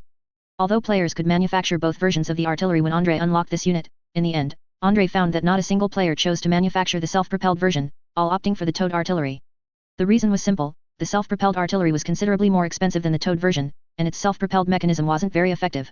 Compared to using an old-fashioned self-propelled mechanism from World War II, players preferred to recruit towed artillery and then find a chassis to mount the artillery on. Because of the new artillery, the original British-made BL 9.2-inch siege guns from World War I were completely phased out. Players directly removed all those old artillery pieces from their chassis, and then installed the newly recruited Stalin's hammer. As for the original old artillery pieces, they were simply thrown into the warehouse in the army's garrison by the players to gather dust, otherwise, these items couldn't be transported normally. After installing the Stalin's hammer, the movement speed of the original walking machine chassis seemed to have decreased slightly, but not severely, roughly from 20 km per hour to 18 km per hour. For a self-propelled artillery, if such a speed could be maintained consistently, it would already be incredibly powerful. And with the players' repair skills, these self-propelled artillery pieces could indeed maintain such speeds, making them extremely mobile. When I get back, I need to ask the old man again to see if he has any better walking machine chassis available. If he can bring out all these walking machine chassis and give them to the players for demonic modification, maybe they can create even more work. Andrei thought to himself, looking at the Andrei's hammer which had a rather abstract shape, appeared slightly top-heavy, but moved swiftly across the wilderness. He felt that the player's engineer skills had even greater potential for development, this thing was practically like the Greenskin's orc logic. While this item wasn't as abnormal as the Greenskin's abilities, at the very least, players seemed to be able to easily mount various weapons onto walking machine chassis and secure them. He wondered if it was because the screws tightened by the players with wrenches had a system bonus, so they wouldn't come loose. Anyway, from Andrei's perspective, watching this walking machine chassis carry such a large gun barrel, he always felt it was quite precarious, fearing that it might accidentally shake off the cannon during high-speed movement. Just then, several planes suddenly flew over Andrei's head. These planes were all Spitfire fighter jets that had been upgraded. Compared to the original biplanes which, even with system enhancements, wouldn't exceed 200 km per hour, these new planes were incredibly faster. And clearly, players who now had new planes also became happier operating them. At least judging from the comments in the chat area, Andrei felt that the players seemed quite satisfied with these new aircraft. Emperor Dongli, how strong is this? World War II planes are truly easy to use. Cold Crow, indeed, at least with this, we'll be much better off against the Black Hawk Army's 88 flak gun. As long as we fly flexibly, their anti-aircraft guns won't easily lock onto us. Prior to this, the Black Hawk Empire's 88 flak gun had become an air force killer. This thing was not only highly accurate but also particularly destructive, a single hit would destroy most aircraft units. And the biplanes and bombers that players previously piloted, due to their limited flight speed, found it very difficult to escape the 88 flak gun's lock, unless they engaged in high-altitude combat. But honestly, the visibility in high-altitude combat was really poor. For players, the game experience of high-altitude combat was extremely bad, they couldn't even see the results of their bombing. Therefore, even at risk, many players were willing to continue dive bombing, and at worst, they would control the firepower on the plane to engage in a shootout with the 88 flak gun. However, by now, players no longer needed to take such great risks. Because with the new planes, the enemy's anti-aircraft guns truly found it difficult to lock onto them. Clearly, the Black Hawk Empire's anti-aircraft units had never encountered planes flying at such high speeds before. Let alone World War II planes, even the old World War I planes were a bit too fast for them, because their daily training involved shooting down airships with anti-aircraft guns. In this situation, with such a large speed discrepancy, it was difficult for those veterans who had developed a feel for shooting down airships to adjust. They knew how to calculate lead, but they couldn't accurately determine how much lead was needed for these new planes. Compared to new recruits fumbling around, these veterans, due to their past habits, had even worse hit rates than the new recruits when firing. Changfen Cat, by the way, a reminder to our brothers behind us, the enemy has set up some artillery on the two hills ahead. Seeing this, Andrei's gaze sharpened, and he immediately looked at the two distant mountains. Indeed, if he wanted to pass through on the normal road, he would inevitably need to pass through two highlands east of the Neva River when heading to Ulyanovka. If the enemy set up artillery here and bombarded indiscriminately, he might indeed suffer considerable losses if caught off guard. That's strange, how did the Black Hawk Empire get the artillery up there? But when Andrei looked at the terrain of the distant hills with his binoculars, he always felt that it wouldn't be easy for the Black Hawk Empire to transport artillery up there. Although those two highlands were not steep, it was clear that such a slope could not be climbed by ordinary artillery vehicles. Since the Black Hawk Empire deployed artillery units there, either they found a suitable path to climb up, or they must have also created self-propelled artillery using walking machines. It seems about time, they should indeed have developed walking machine-mounted self-propelled artillery by now. This isn't some complex technology. Andrei thought this, feeling that the Black Hawk Empire's research and development speed seemed a bit slow before. After all, to be honest, once you have a chassis, mounting various weapons on it should be very easy. As long as there is a walking machine, installing artillery on it only requires modifying the turret. Andrei was speaking from a position of ease, but he had no idea that it wasn't so easy for the Black Hawk Empire to develop a completely new armored vehicle. Not to mention anything else, the Black Hawk Empire's engineers didn't have the orc logic level of repairability that players did. If they wanted to create a completely new self-propelled artillery, they would have to design it from scratch. If the subsystems weren't properly arranged, this artillery would inevitably be full of flaws and highly likely to malfunction. In contrast, players could simply tighten a few screws to mount the artillery, and it wouldn't come loose, which was truly enviable and frustrating. After confirming that there were enemy artillery on the highlands ahead, Andrei immediately deployed a mission to eliminate the artillery. As soon as the mission was deployed, the Katyusha rocket launchers at the rear of the formation drove out one after another. At the same time, a large number of various types of players, along with a group of spider mechs, launched an attack towards the distant hills. Those damned Air Force, those damned mechanical birds. On the foremost hill, the Black Hawk Army, having just suffered an air raid, scrambled to their feet in disarray, and the colonel officer in charge of commanding the artillery unit here cursed. What are you standing around for? Quickly tally our losses and see how many men and equipment we lost just now. Seeing his adjutant still in a daze, he angrily kicked him. It was just an enemy air raid, was he scared silly like this? After being severely kicked by his superior, his adjutant finally reacted and then quickly ran to tally the losses. Not long after, their list of losses was drawn up.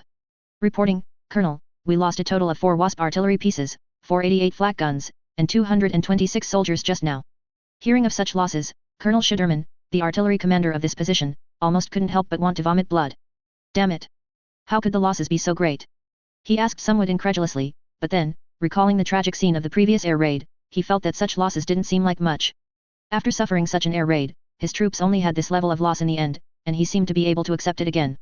In reality, the reason he only suffered relatively minor losses was mainly because the players did not target this area as a priority. After symbolically bombing here for 2 rounds, the Air Force players flew further away. On one hand, they were clearing the way for reconnaissance, and on the other hand, they were preparing to take the opportunity to provide air support to the besieged friendly forces. Report, our reconnaissance soldier units on the front line have discovered traces of the enemy. They have entered the range of our artillery. However, the enemy seems to have discovered us through aerial reconnaissance, and they appear to be preparing to attack our high ground. Just then, a communications soldier suddenly rushed over. The reconnaissance soldier units on the front line had already discovered traces of the enemy forces, but at the same time, the enemy also seemed to have discovered them. Let them come, I want to see how many troops they will lose on this high ground. Colonel Schuderman waved his hand, immediately ordering the artillery to open fire and instructing the outer infantry to set up defenses. Relying on the firepower on the hill, coupled with the defenses formed by the infantry, he believed that the enemy would never be able to easily capture this high ground. His artillery were deployed in advance within the bunkers, and because the latest Wasp artillery adopted a walking chassis, his artillery had excellent mobility and could move freely on the hilltop. If the enemy wanted to attack this high ground, their tanks would be useless. And to be honest, if the Cambrian Empire did not deploy those tanks and only relied on mechs for combat, he wasn't too worried. At least for now, none of the Cambrian Empire mechs he had seen were particularly resilient. If the opponent only deployed reindeer mechs, his anti-armor infantry on the periphery were not to be underestimated. With several consecutive cannon fire, the remaining 16 Wasp artillery pieces on the hilltop all unleashed a fierce bombardment based on the parameters reported by the reconnaissance soldier. These Wasp artillery pieces used 105 mm caliber howitzers, but because they adopted the latest extended barrels, their range had reached 13 kilometers. Such a range was sufficient to crush the Cambrian Empire's artillery of the same caliber, not to mention they also had a height advantage here. Unless the Cambrian army could quickly deploy army-level heavy artillery, it would be impossible for them to suppress the artillery on the hilltop. Even if they deployed army-level 152 mm heavy artillery, they could still try to avoid enemy shelling by rapidly moving on the hilltop. If all else failed, they could even have the mobile artillery quickly relocate and bombard the enemy's artillery from other positions. With a series of whistles, 16 shells landed directly among Andrei's attacking forces. There was no other way. Katyusha rocket launcher only had a range of 8.5 kilometers, so to attack the enemy's artillery positions, these rocket launchers had to move forward quickly. In this round of bombardment, 2 Katyusha rocket launchers were immediately destroyed, and 2 other vehicles suffered breakdowns, but they were then repaired by the players. 2 rocket launchers were destroyed at once, which really pained the players. Especially among Andrei's team, there was a group of newly recruited, penniless new players.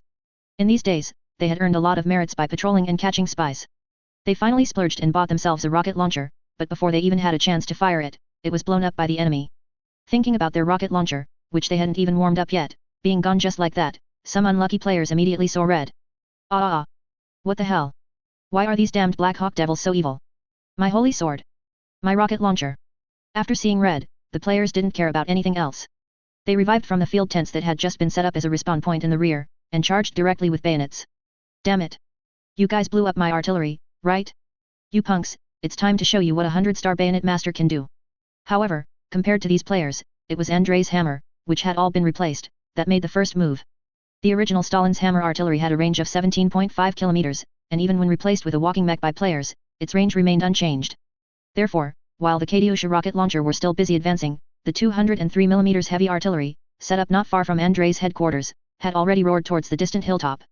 With an earth-shattering roar, Andrei rubbed his ears, feeling a bit of a toothache. It's a bit terrifying.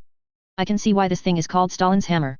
When this thing fires, it really makes your head feel like it's being hit by a hammer. Such a loud noise made Andrei's ears slightly uncomfortable. Of course, compared to the sound of the behemoth tank's 380 mm giant cannon firing, the noise of this thing could only be described as a drizzle. A total of 6 heavy artillery pieces fired at once, and with a sharp whistle, 6 heavy shells instantly landed on the distant hilltop. When Colonel Schuderman heard this huge commotion, he immediately realized that something was wrong. Based on his many years of artillery command experience, he knew that these must be the enemy's heavy artillery shells. How is this possible? How could the Cambrian army's heavy artillery deploy so quickly?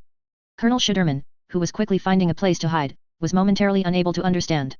According to what he knew, the Cambrian army rarely equipped artillery larger than 152 mm. Even if they had such heavy artillery, they would first have to unload the artillery from the tractor, then install and fix it, and finally prepare a series of procedures before they could fire. After all that trouble, according to the quality of the Cambrian artillery, they would have to wait at least half an hour before they could fire, right? There was no time to think too much. Colonel Schuderman quickly ordered all Wasp artillery to move, but just as these self-propelled artillery pieces began to move, shells had already violently exploded. Because the first round of bombardment was only a test fire, the players' accuracy this time was not ideal. Only one shell successfully hit, but this 203 mm shell, falling from the sky, instantly tore a Wasp artillery piece to shreds.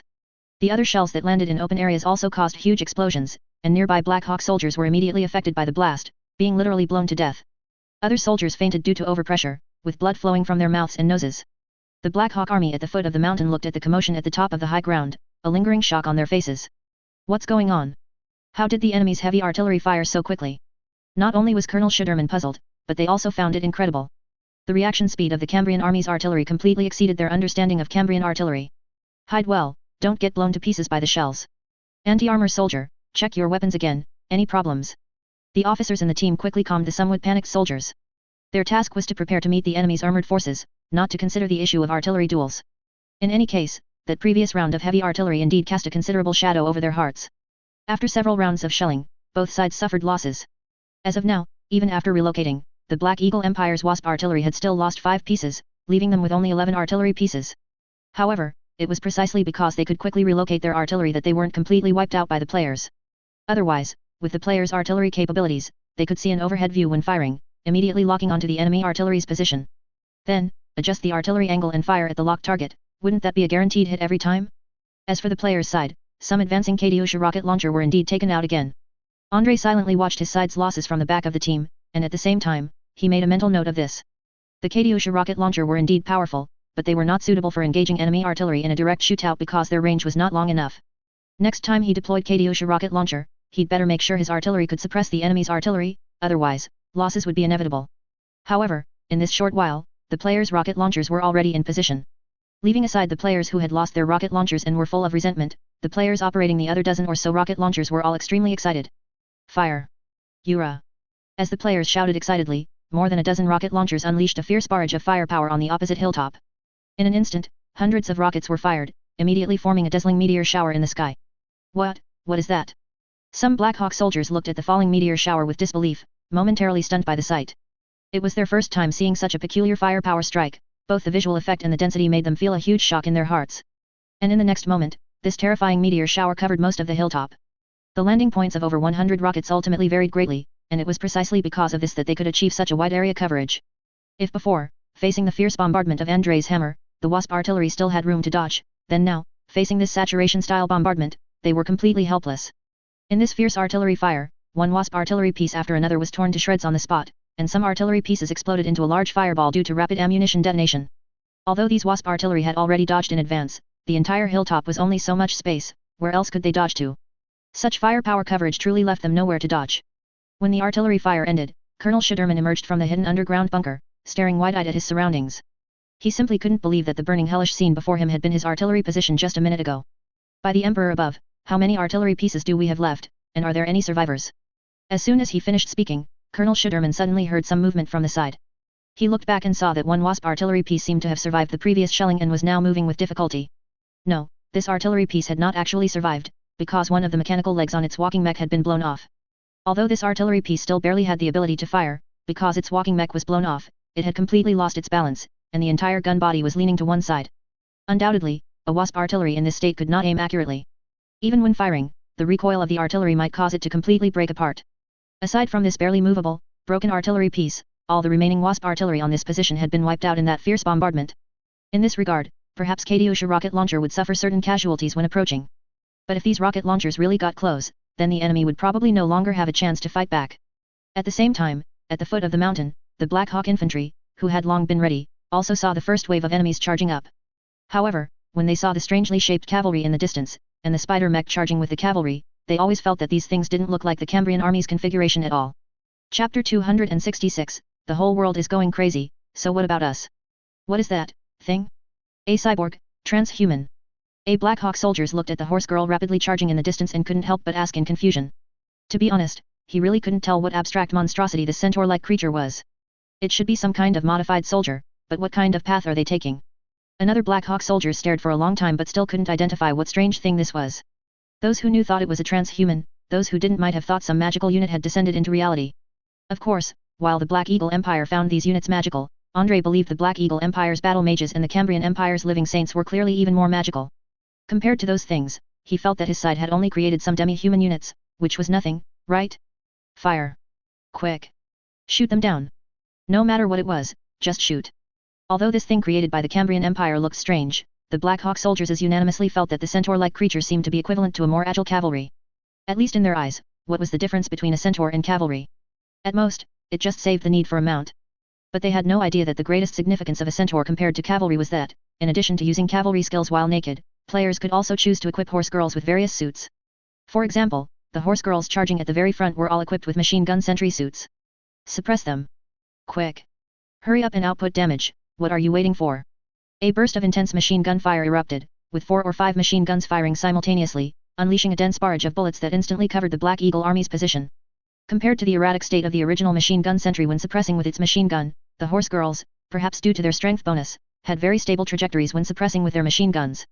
Almost a straight line of bullets swept along the trench, and several Black Hawk soldiers who couldn't dodge in time were instantly pierced by bullets. At the same time, an invader horse girl followed closely, rushing to the flank of the position at top speed, then began to fire signal flares onto the position. Among all elite soldiers, the invader was originally a very fragile unit, very easily eliminated by enemies. But when invaders combined with horse girl units, they suddenly gained nearly cavalry level health, making their durability much stronger. At the very least, they wouldn't accidentally kill themselves, even when charging into battle, they had stronger survival capabilities. After several signal flares landed on the enemy position, a series of artillery bombardments immediately followed. It was unclear if Andrei's system had received minor improvements in certain aspects after his rank increased, but the warp artillery strikes that originally appeared out of thin air seemed to have changed here. When signal flares landed on the enemy position, shells would immediately be accurately fired from the artillery positions behind Andrei's camp, quickly bombarding the enemy's position. Although doing so sacrificed the suddenness of warp artillery strikes, it did seem more scientific, but that wasn't the point. Andrei and the players discovered something. The warp artillery strikes used by the improved invaders seemed to be determined by the types of artillery available at their own position. For example, when this signal flare fell, the first shells to heavily strike the Black Eagle Army's position were actually 203mm Andrei's hammer shells from the rear. The 203mm shells, especially those using a cluster munition mode, instantly covered a large area of the position with a bombardment zone. The Black Hawk soldiers, originally hiding in the trenches and thinking they were safe, were inexplicably subjected to a terrifying artillery barrage from head to toe, their heads buzzing. Although this signal flare seemed to only guide 2 to 3 203mm shells to land here, for such large caliber shells, even one falling was enough to cause huge casualties to the army. Not to mention, these falling shells also adopted a cluster munition mode, with a wider explosion radius. Damn it. Brother, take it easy. Immediately after the invaders' bombardment ended, a player couldn't help but curse, because he had just been covered by the artillery range. It was also thanks to him using the horse girl unit and being equipped with the machine gun sentry suit that he wasn't blown to smithereens in that round of artillery fire. Cavalry health, plus the heavy armor defense of the machine gun sentry, almost didn't withstand that round of artillery. If it were any other unit, he would have been dead on the spot. Sorry, I didn't know the invaders' firepower got so fierce after this game update. I'll try firing a signal flare further away. As she spoke, she tried to raise the signal pistol's angle as much as possible, then fired a signal flare into the distant forest. Although the forest seemed to have no one, her minimap showed that a small squad of Black Hawk soldiers was indeed ambushing there. As soon as the signal flare fell, a huge whistling sound suddenly erupted. The player turned to look behind him and suddenly saw several Katyusha rockets flying towards them. Damn it, it seems the current artillery strike has been changed to randomly select shells from the position. Besides these two types of artillery, do we have any other artillery on our position? As several rockets heavily covered the forest, the player said with gleaming eyes. If Andrei's side also carried some more powerful heavy artillery, that would be great. There aren't any other good cannons. Besides these two types, we don't seem to have brought any other cannons. Other cannons can't keep up with our movement speed. This was the key point. Andrei's team, composed purely of players, moved too fast, and the towed artillery, which required a lot of time to load and unload, made the players quite dissatisfied. In addition, Andrei's team wasn't equipped with any extra heavy artillery, only the more conventional 122mm and 152mm howitzers. While these were indeed standard equipment for army-level units, it was clear that players, with their arsenal of various weapons, didn't think much of these. Damn it, if only we had known our artillery strikes could have this effect, we should have brought the Karl mortar along. We can just go a bit slower. Right, I wonder if, when we fight alongside the Tsar cannon, our artillery strikes might directly summon the Tsar cannon's bombardment. The players discussed animatedly, their eyes gleaming with eagerness, seemingly already wanting to see how many miraculous operations this new warp artillery strike could produce. Not just the players, but Andrei too expressed great anticipation for this. If these signal flares really had a chance to summon Karl mortar shells, it would be invincible on the battlefield. As for summoning the Tsar cannon, that would be comparable to a tactical nuclear weapon. To be honest, Andrei's current positioning of the Tsar cannon was that of a tactical nuclear weapon that could only be fired at close to medium range. After all, one shot from this thing was truly no different from a small nuclear weapon. The scene was beyond what earth-shattering could describe. At the very least, Andrei had never seen a giant cannon that could blast such a large crater in a mushroom cloud on flat ground with a single shot. To be honest, this thing once made Andrei greatly change his view of the Cambrian Empire's military-industrial capabilities, and it also made him realize that the world's top powers, more or less, had to have something outrageous. The invaders continuously fired several signal flares to clear the way, followed by the heavy firepower cover of the machine gun sentry horse girls in front. Before the Black Eagle Empire's soldiers could recover from this suppression, the spider mechs had already quickly climbed onto their positions. Damn monsters! Die! A Black Hawk soldiers holding an anti-armor rifle gritted his teeth and cursed. With a bang, a tungsten core armor-piercing round shot straight out, hitting the rear of the spider mech. With a crisp sound, one of the mechanical legs of the spider mech, which was busy rapidly turning, happened to block the suddenly incoming armor-piercing round. To the surprise of both the player and the Black Hawk soldiers, the seemingly slender mechanical leg was completely unharmed, while the armor-piercing round was deflected. What was going on? Was the spider mech's mechanical leg really that hard? Oh my god, mech blocking technique. The player's eyes lit up, and he quickly maneuvered the mech to turn, using its coaxial machine gun to quickly eliminate the anti-armor soldier. It had to be said, that shot just now was truly eye-opening for him. He never expected that the extremely fragile spider mech could use its mechanical legs to block. When Andrei saw the situation the players encountered in the chat area, he was also startled by this. Honestly, he really thought the spider mech was a light mech with extremely weak defense, easily penetrated with a single hit. But thinking about it, it made sense, the strength of the spider mech's mechanical legs was already outrageous. This thing could cut down infantry, bore through tank armor, and also climb on various terrains. Clearly, this indicated that the spider mech's bladed mechanical legs possessed extreme hardness and also had to have sufficient toughness, otherwise, with just hardness and no toughness, this thing would be as brittle as glass. I wonder what caliber of shell this thing's block can withstand. Andrei pondered with a hint of curiosity. If this thing's block was some kind of special conceptual skill, then it would be a huge gain. However, he felt that such a situation was unlikely to happen, at least the spider mech shouldn't have such a heaven-defying skill, as its positioning was that of a multifunctional light mech. Some Black Hawk soldiers also used anti-armor rifles to hit the horse girl charging at the very front. He had thought that his shot would definitely be a sure hit, but when he saw the horse girl, who was shot in the chest, merely swayed and continued to charge, he felt that physics no longer existed. Before he could retreat, the machine gun sentry horse girl on the opposite side also retaliated fiercely with her machine gun. Under a dense spray of bullets, the Black Hawk soldiers was instantly riddled with holes, his face beyond recognition. You scared me. I wonder if the machine gun sentry can withstand 2 shots from a tank hunter. The player patted the rather substantial bulge on his chest with lingering fear, only to find a layer of hard steel armor. F***CK. Is this idiotic game really not going to give out any benefits anymore? Seeing this, the player couldn't help but curse. He also really wanted to know why this game had such strict controls over yellow content. He could make such movements while wearing a breastplate, but after taking off the breastplate, he couldn't casually touch the 2 lumps on his chest. Damn it. How boring, he thought this game would finally give out some welfare. Complaints aside, the game actually has a pretty good blend, at least the combat scenes are flashy enough. And most importantly, all the tactile sensations and scenes in this game look very real. Although there are some game features that look like bugs, other than that, players haven't found any obvious bugs like lag or clipping. The Black Hawk soldiers on the periphery were being rapidly devoured by the fast response unit in front. Almost all Black Hawk soldiers found it difficult to withstand the charge of this unit. Whether long range or close quarters, Horse Girls demonstrated powerful combat capabilities. As cavalry, Horse Girls also possess infantry attributes, so they can use all weapons that infantry can use. This naturally included machine guns, sniper rifles, launchers, and grenade launchers, among other things. Furthermore, because Horse Girls have stronger arm strength than ordinary people, Horse Girls didn't even need to lie down to brace the launcher when using an launcher. From this perspective, the Horse Girls launcher was almost enough to phase out things like the bazooka, although to this day, Andre has not unlocked the bazooka. Of course, the spike mine charge was still an indispensable part. When the Horse Girls' speed and higher health were combined with the spike mine charge, it became a nightmare for all Black Hawk soldiers. With great difficulty, a Black Hawk soldiers drove out a pacifier mech, attempting to suppress the charging enemy with the pacifier mech's firepower. But he watched as this monster, like a ghost, circled to his side and charged. Even after taking multiple machine gun bullets to the body, he remained unhindered, his charging speed not slowing in the slightest. At this moment, he finally realized what his senior had said. You always see all sorts of outrageous new things on the battlefield, especially when fighting Vorontsov's troops, you'll see even more outrageous things. Impossible, this is impossible. How could our outer defenses collapse so quickly? Colonel Schuderman, looking disheveled, watched the fierce fighting erupting on the periphery, his face filled with a somewhat neurotic panic. This war had completely exceeded his expectations, he had never experienced such a feeling.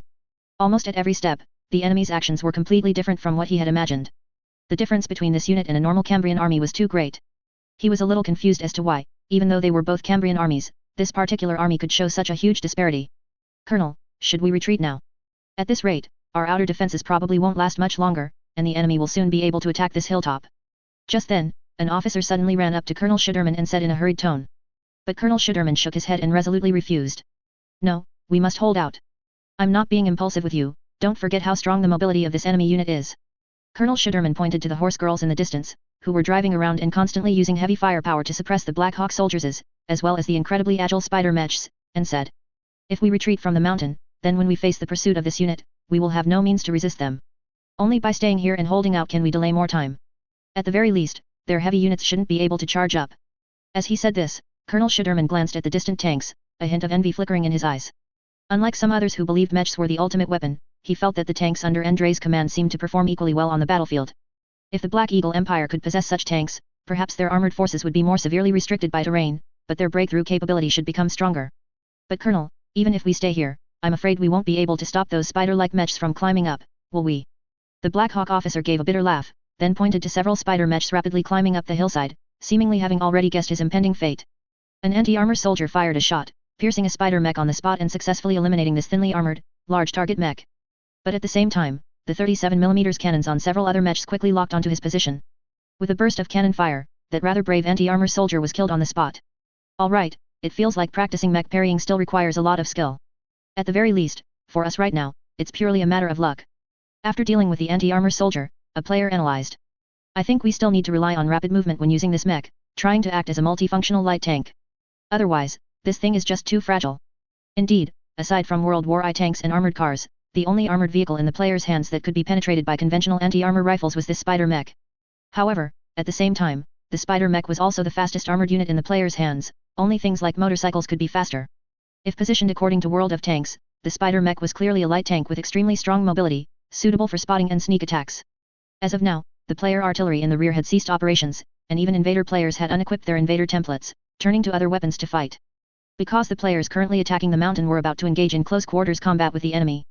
At such a time, a sudden large-scale artillery barrage would be purely sending teammates to their deaths.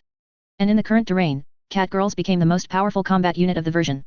The minimap was only one aspect, the main thing was their climbing ability, which allowed Cat Girls to always climb up from incredibly unexpected angles. Of course, so did the spider mechs. When several Cat Girl soldiers and 2 spider mechs climbed up behind the rock face, the Black Hawk soldiers operating the radio station there were stunned by the sight. No, are you serious? They all played with mechs, so why were the other mechs of the Cambrian Empire so clumsy, with only the reindeer mech being slightly better? But then you come along and suddenly produce such an all-terrain mech. And isn't this all-terrain a bit too all-terrain? How did an armored unit manage to climb that almost vertical rock face? The two spider mechs that had secretly climbed up from behind immediately entered a state of one-sided slaughter. Because all the Black Hawk soldiers' anti-armor forces were deployed on the eastern slope of the mountain, no one had anticipated that the enemy would attack from the western cliff, and even have armored units capable of climbing from there. Aside from needing to watch out for Black Hawk soldiers charging with grenades, the two spider mechs basically didn't need to worry about anything else. Even Black Hawk soldiers charging with grenades found it difficult to pose a threat to these two spider mechs. Theoretically, as long as the spider mech didn't remain stationary and was constantly in motion, then the mech's four rapidly moving, blade-like mechanical legs would be enough to stop any soldier charging with a grenade. A flash of the gleaming blade could easily cut down any approaching enemy, and even against lightly armored units, this thing could easily pierce through. Meanwhile, the cat-girl players simply acted like old sixes, as most of them had also chosen the psyker profession. The more they used the psyker profession, the more they realized that, compared to direct combat, the ideal way to use this profession was to hide in a corner and ambush people. For example, now, this cliff was simply the best choice. They hung on the cliff face, and no enemy could attack them. And using their climbing skills, they didn't need to do anything, they just had to climb around on the rock face to continuously attack enemies appearing within range. Many Black Hawk soldiers who rushed over, preparing to counterattack the two spider mechs, didn't even understand what was happening before they found their companions inexplicably dying beside them. When the main force of spider mechs and horse girls, attacking from the front, charged up, they were surprised to find the battle was already over. A bunch of old sixes had climbed up from behind, raided the enemy's stronghold, occupied their headquarters, and captured all their senior officers. After all that, they had attracted a lot of firepower from the front, but the most precious spoils of victory had all fallen into the hands of others. Players were loudly condemning this extremely inhumane old six behavior, and some players were even on the verge of escalating into private duels. Listening to the commotion, Andre couldn't help but wonder if he should open up player versus player, PvP, combat at some point. After much thought, he decided against it, as it would be of no help to him. From a game perspective, PvP combat helps players spend money and compete with each other, while also better promoting player interaction.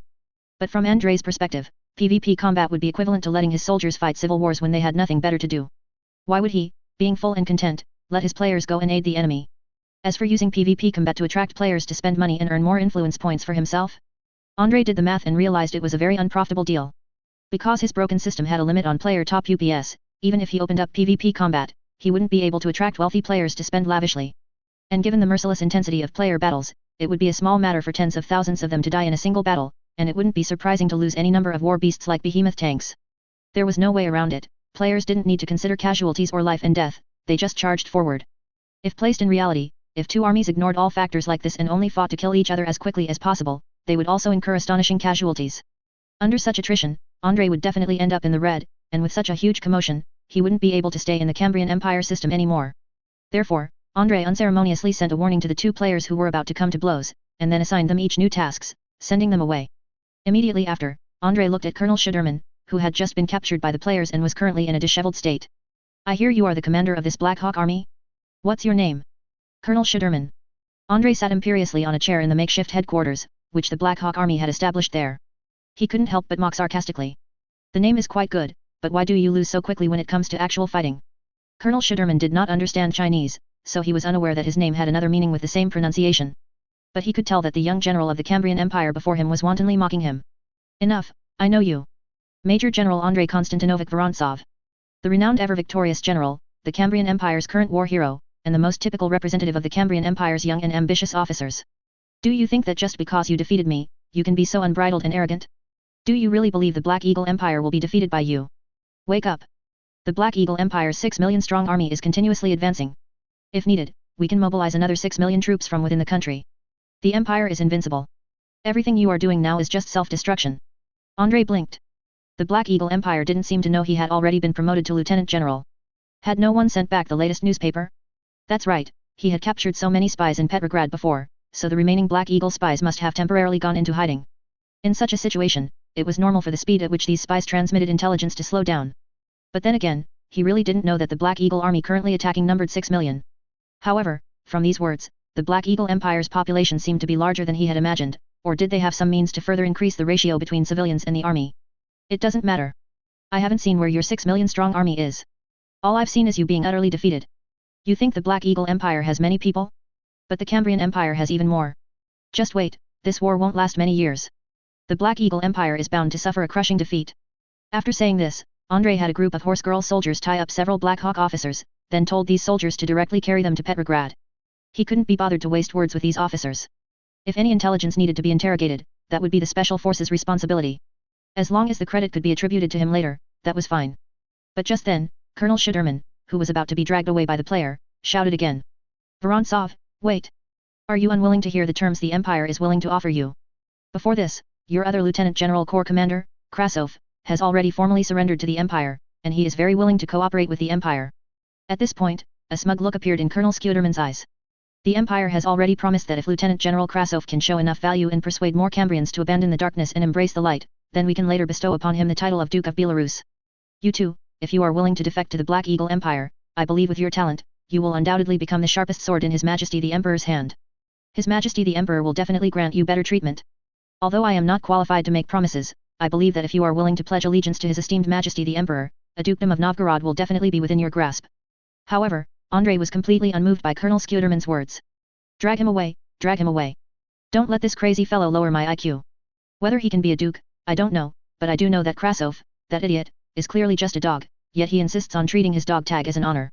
Traitors, no matter how glorious they are, will inevitably be nailed to the pillar of shame in history. Watching Colonel Schuderman being dragged away, then quickly tied up like a zongzi by the players, and then casually tossed onto a horse's back by a horse girl player who galloped off, Andrei sneered twice. Wu Sangui seemed glorious, even becoming a prince, but what happened in the end? Everyone knew he was a traitor, no one liked him, and in the end, he too was nailed to the pillar of shame in history.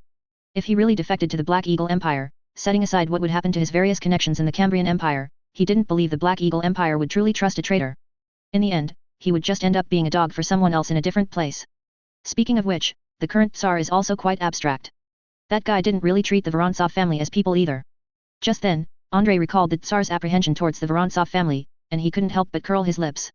It was just that the Tsar hadn't made any substantive moves yet, only vaguely showing signs of being a terrible father, and with a great enemy at hand, so he wasn't planning any trouble. One day, when he successfully gets promoted to marshal, he will directly perform not eating beef in front of the Tsar. Too lazy to think about these issues, Andrei only wanted to consider himself for now. First, he needed to secure enough capital to truly establish himself before anything else. After roughly cleaning up the battlefield, Andrei pointed to a Wasp artillery piece that, although unable to fire, had its overall structure mostly intact, and said, "Drag this thing back to Petrograd. Let's see if we can research anything from it. If it really has no research value, then we can just sell it to Moscow. This is also our first time capturing an enemy self-propelled artillery, isn't it?" If it were other soldiers, upon hearing of this first honor, they would undoubtedly cheer with joy. Unfortunately, the players under Andrei's command felt largely nothing about it. Continue the advance. Rescue our allies at the fastest speed. Do not stop. Time is of the essence. We must fully utilize our speed.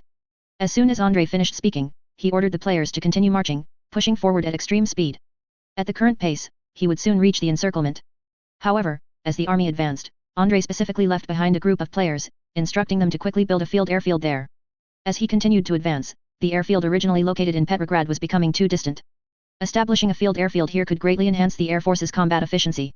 Andrei was advancing, other Cambrian army and Black Hawk army forces were busy in chaotic battles, while within the Black Eagle Empire, a fierce debate was taking place in the General Staff headquarters. General Franz, serving as the Empire's chief of staff, pounded the table and roared at several young and ambitious officers before him. Enough! Are you insane? Is the Empire going to completely abandon all its bottom lines for this war? We are merely fighting a war, we are not competing to see whose bottom line is lower. What's the point of continuing to fight like this? But no sooner had General Franz finished speaking than one of the young major generals retorted mercilessly. General, with all due respect, your war thinking is somewhat outdated. The war the Empire is currently fighting is one that will completely change the fate of the Empire and the world, a war where everything must be gambled.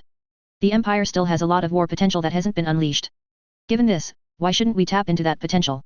At this point, he slammed a plan document on the table and said, "We can fully implement the Necropolis factory model, allowing a large number of Necropolis to completely free up the Black Eagle Empire's labor force.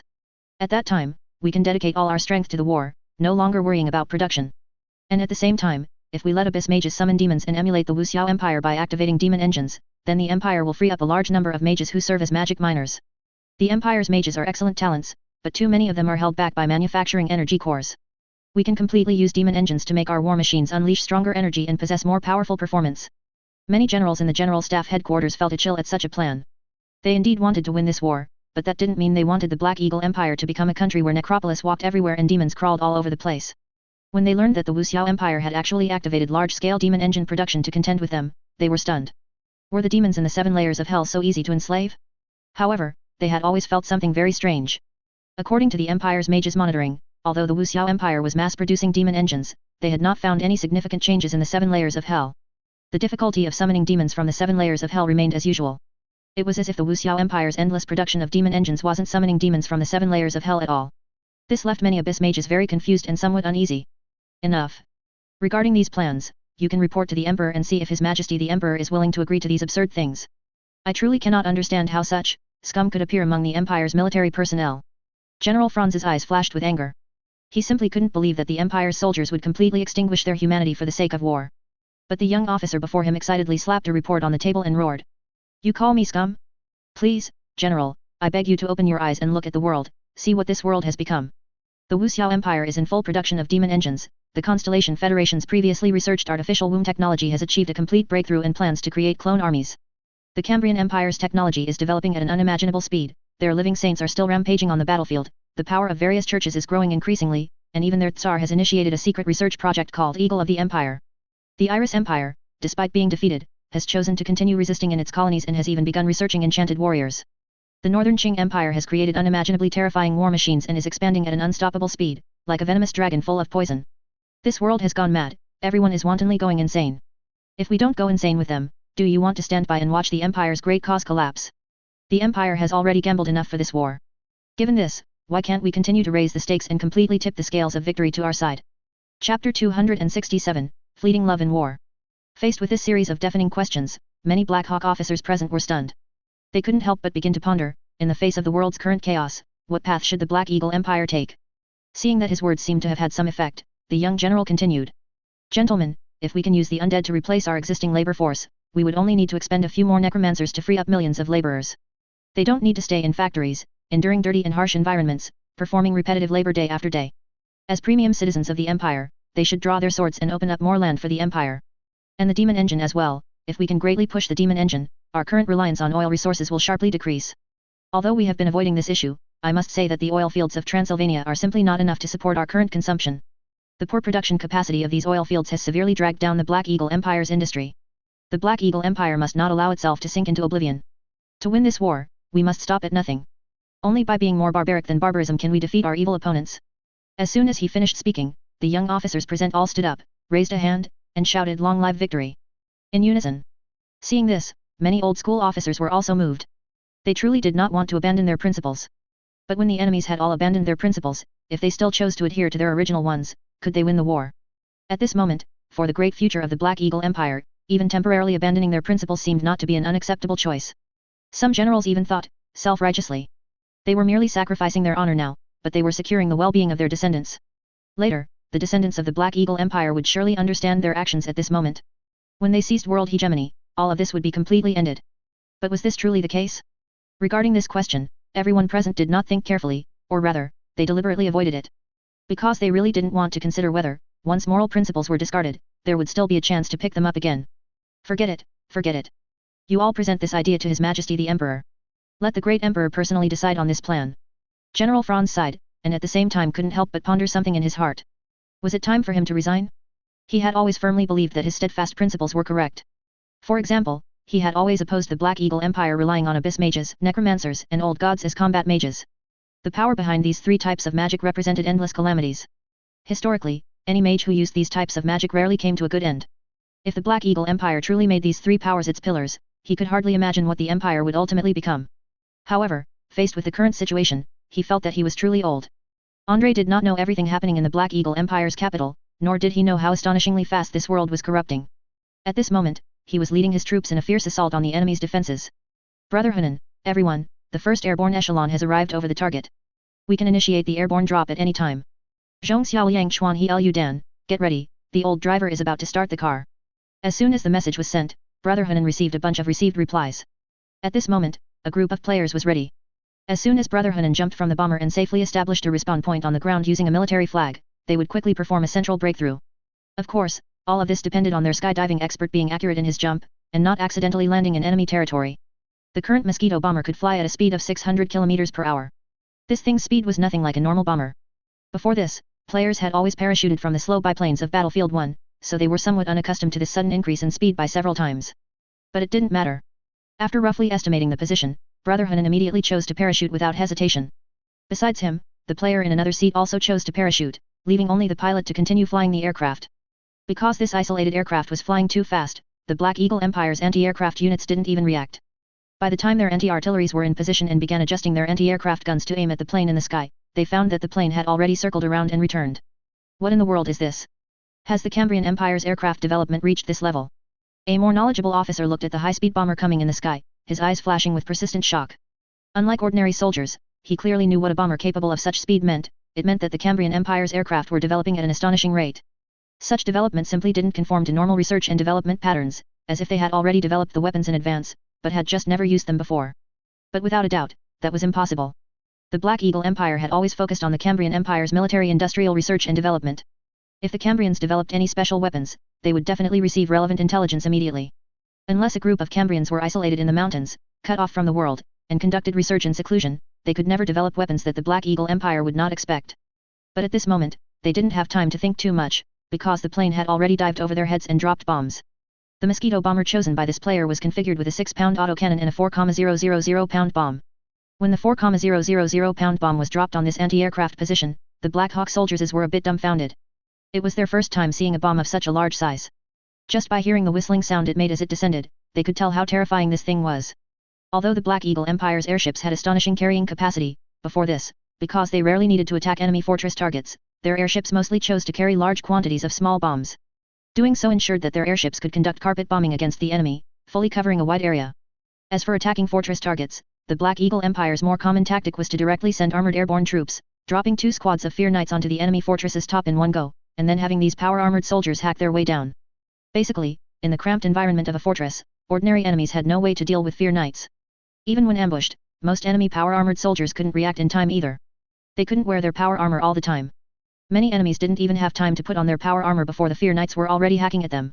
When the bomb exploded, a small mushroom cloud instantly rose from the position, and a huge shockwave swept through an area. The 88 flak gun, on which the Black Hawk army had placed high hopes, was twisted into a pile of mangled metal by the bomb's explosion, and 2 surrounding anti-aircraft guns were also affected.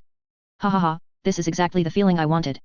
The player controlling the Mosquito bomber felt incredibly exhilarated at this moment, because the speed difference between the Mosquito bomber and previous bombers was simply too great. Suddenly upgrading his equipment, he felt as if he had truly become a free-soaring bird in the sky, able to perform all sorts of difficult maneuvers with ease. A dreadnought mech appeared from somewhere, seemingly wanting to fire into the air. But the player merely adjusted the angle slightly, and during the dive, used the front 6-pound autocannon for continuous firing. Bang bang bang! A series of autocannon rounds quickly hit the dreadnought mech, causing the iron can, which wasn't thick on top, to be blown open on the spot. However, at the same time, a vibrant green magic circle suddenly appeared on top of the Mosquito bomber. It seemed that a hidden Black Eagle Empire Abyss mage had already made a move. Without time to find where the enemy's hidden mage was, the bomber quickly banked to the side, cleverly dodging this round of magic bombardment. This bomber was good in every other aspect, but its self-defense capability wasn't great. Because this bomber was made entirely of wood, it was particularly light and could achieve terrifying speeds. Therefore, if this plane were drenched in sulfur fire rain, without a doubt, it would certainly be destroyed on the spot.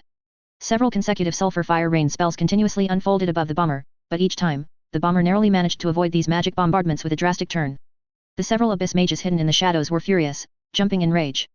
At this moment, they were truly frustrated by the enemy air force's agile maneuvers. What in the world is this thing? What blessing did the Cambrian Empire bestow upon it to make it fly so fast? You ask me, who should I ask? Who knows what monstrous creation their cult has come up with now? Compared to ordinary soldiers, these combat mages, while studying magic, naturally had a deeper understanding of the Cambrian Empire's belief system. So they also knew that many of the Cambrian Empire's religions possessed very miraculous abilities. It's entirely possible that these Air Force units were blessed by the enemy's cult. Perhaps their planes even had some kind of war shrine or similar artifact on board. However, speaking of which, they had previously installed a war shrine, modeled after the Cambrian Empire's, on their own airship, but that thing didn't seem to have much effect. The radiance of that artifact could indeed make troops enter a state of berserker frenzy, almost losing their sanity. But correspondingly, troops in this state found it difficult to execute complex tactical operations, they could only become mindless charging beasts. Coupled with the fact that the large airship was captured by the Cambrian Empire, the Black Eagle Empire quickly stopped investing in research on war shrines. At the very least, according to their current overt research sequence, this thing had indeed ceased to be researched. But the Black Eagle Empire's emperor also had his own research team. Did His Majesty the Emperor conduct research in secret? That remained unknown. Just as the player thought his bomber could bomb continuously and no one could lock onto him, a sudden anti-aircraft shell instantly shattered the bomber's fuselage. The Mosquito bomber, made entirely of wood, immediately burst into a fireball, plummeting straight down to the ground, then crashing and exploding with a bang. What the hell, That's cheating, where did that shell come from? The player was dumbfounded, but when he checked the kill cam, he found that the shell had come from 3 kilometers away. Good heavens, a shell fired from 3 kilometers away could be so precisely aimed with such perfect leading. Was this a joke? He suddenly couldn't help but wonder if the NPCs in this game had cheats. Meanwhile, at the anti-aircraft gun position that had just scored a hit, an officer looked at the battle mage beside him and asked, a little curiously. What happened? What exactly did you do? What kind of spell is that, to achieve such a precise hit instantly? He didn't understand what miraculous thing had just happened. He only knew that the mage had casually waved his staff, causing the anti-aircraft gun to glow green, and then, that incredible hit occurred. If it weren't for this spell, he would have believed his artillery had gotten lucky. But considering the spell, the hit became intriguing. Vicious shot, it's a very obscure spell I learned at the academy, the abyss mage shrugged, recalling his past experiences in the library, and roughly explained. I'm not entirely sure how the spell works, but it greatly increases the accuracy of artillery or rifles. However, it only boosts the accuracy of one shot, and afterward, it causes the artillery's accuracy to drop significantly for an entire day. Perhaps that's why the spell was left to gather dust in the library and wasn't widely taught by the academy, he said, somewhat uncertainly. If he hadn't happened to stumble upon it back then, and if his learning ability wasn't strong enough to have ample free time to learn new spells he discovered, he wouldn't have had the opportunity to use this trick just now. After hearing his words, the artillery, not believing it, leveled the high cannon and fired another shot at a large tree nearby. Sure enough, even though the large tree was less than 100 meters away, with no obstructions around it like a perfect target, the shot the artillery just fired missed by several meters. Anyone unaware would have thought the shell was pulled away by a magnet. Interesting, I think this spell could be popularized to a certain extent. I will report this battle example to my superiors, the officer said with a smile. Considering their original combat doctrine, such a spell didn't seem particularly useful. The Black Eagle Empire never glorified the accuracy of a single gun or cannon, they emphasized overwhelming firepower and widespread area saturation. Because of this, such a spell would seem to gather dust, as after one shot, nothing else could be hit for a day. However, if facing extremely fast-flying units like before, applying this spell to a high cannon could indeed achieve incredible results. Of course, if it were only used against old airships, this spell would also be unnecessary. Small airships without shields could be taken down with a single 88 flak gun shot, while large shielded airships required concentrated firepower to resolve, as one hit wouldn't make much difference. Ultimately, the old airships were too easy to hit, to the point where they didn't encounter such problems, and other artilleries didn't need to specifically pursue individual precision. Although the player's bomber was shot down, the two parachuting players successfully landed. At this moment, the configuration of these two players was quite unique. One player chose the Cat-Girl Psyker setup, while the other chose the Horse-Girl Machine Gun Sentry setup. Don't ask why a horse girl could parachute from a plane. When Andre saw the scene in the chat area, he also wanted to ask that question. Perhaps it was because the horse girl's primary attribute was still infantry, so even as a demi-human, she could successfully parachute. Quick, quick, find a safe place and set up a spawn point. Brother Hunan shouted to the horse girl he was riding, holding the flag. Simply carrying the flag for respawning wasn't safe. Once both of them were killed by the enemy, that spawn point would be useless. They needed to find a hidden place to create a spawn point. At this moment, they landed precisely in a trench amidst a chaotic battle. Just now, a large number of Black Hawk soldiers had successfully charged up and engaged in fierce, bloody combat with the Cambrian soldiers remaining in the trench. Charge, charge, don't stop. Hurry to the bunker ahead, it's safer there. Brother Hunan cast a spell, eliminating a Black Hawk soldiers hiding around the trench corner, then urged his companion loudly.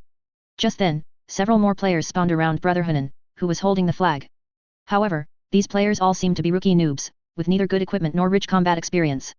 For example, they suddenly rushed around the trench corner without checking the mini-map, which showed several enemy soldiers still ambushing on the other side. Brother Hunan, who was originally about to quickly take out those enemies one by one with spells, couldn't help but cover his head at this sight. Noob fries were pushing forward hard, what could he do?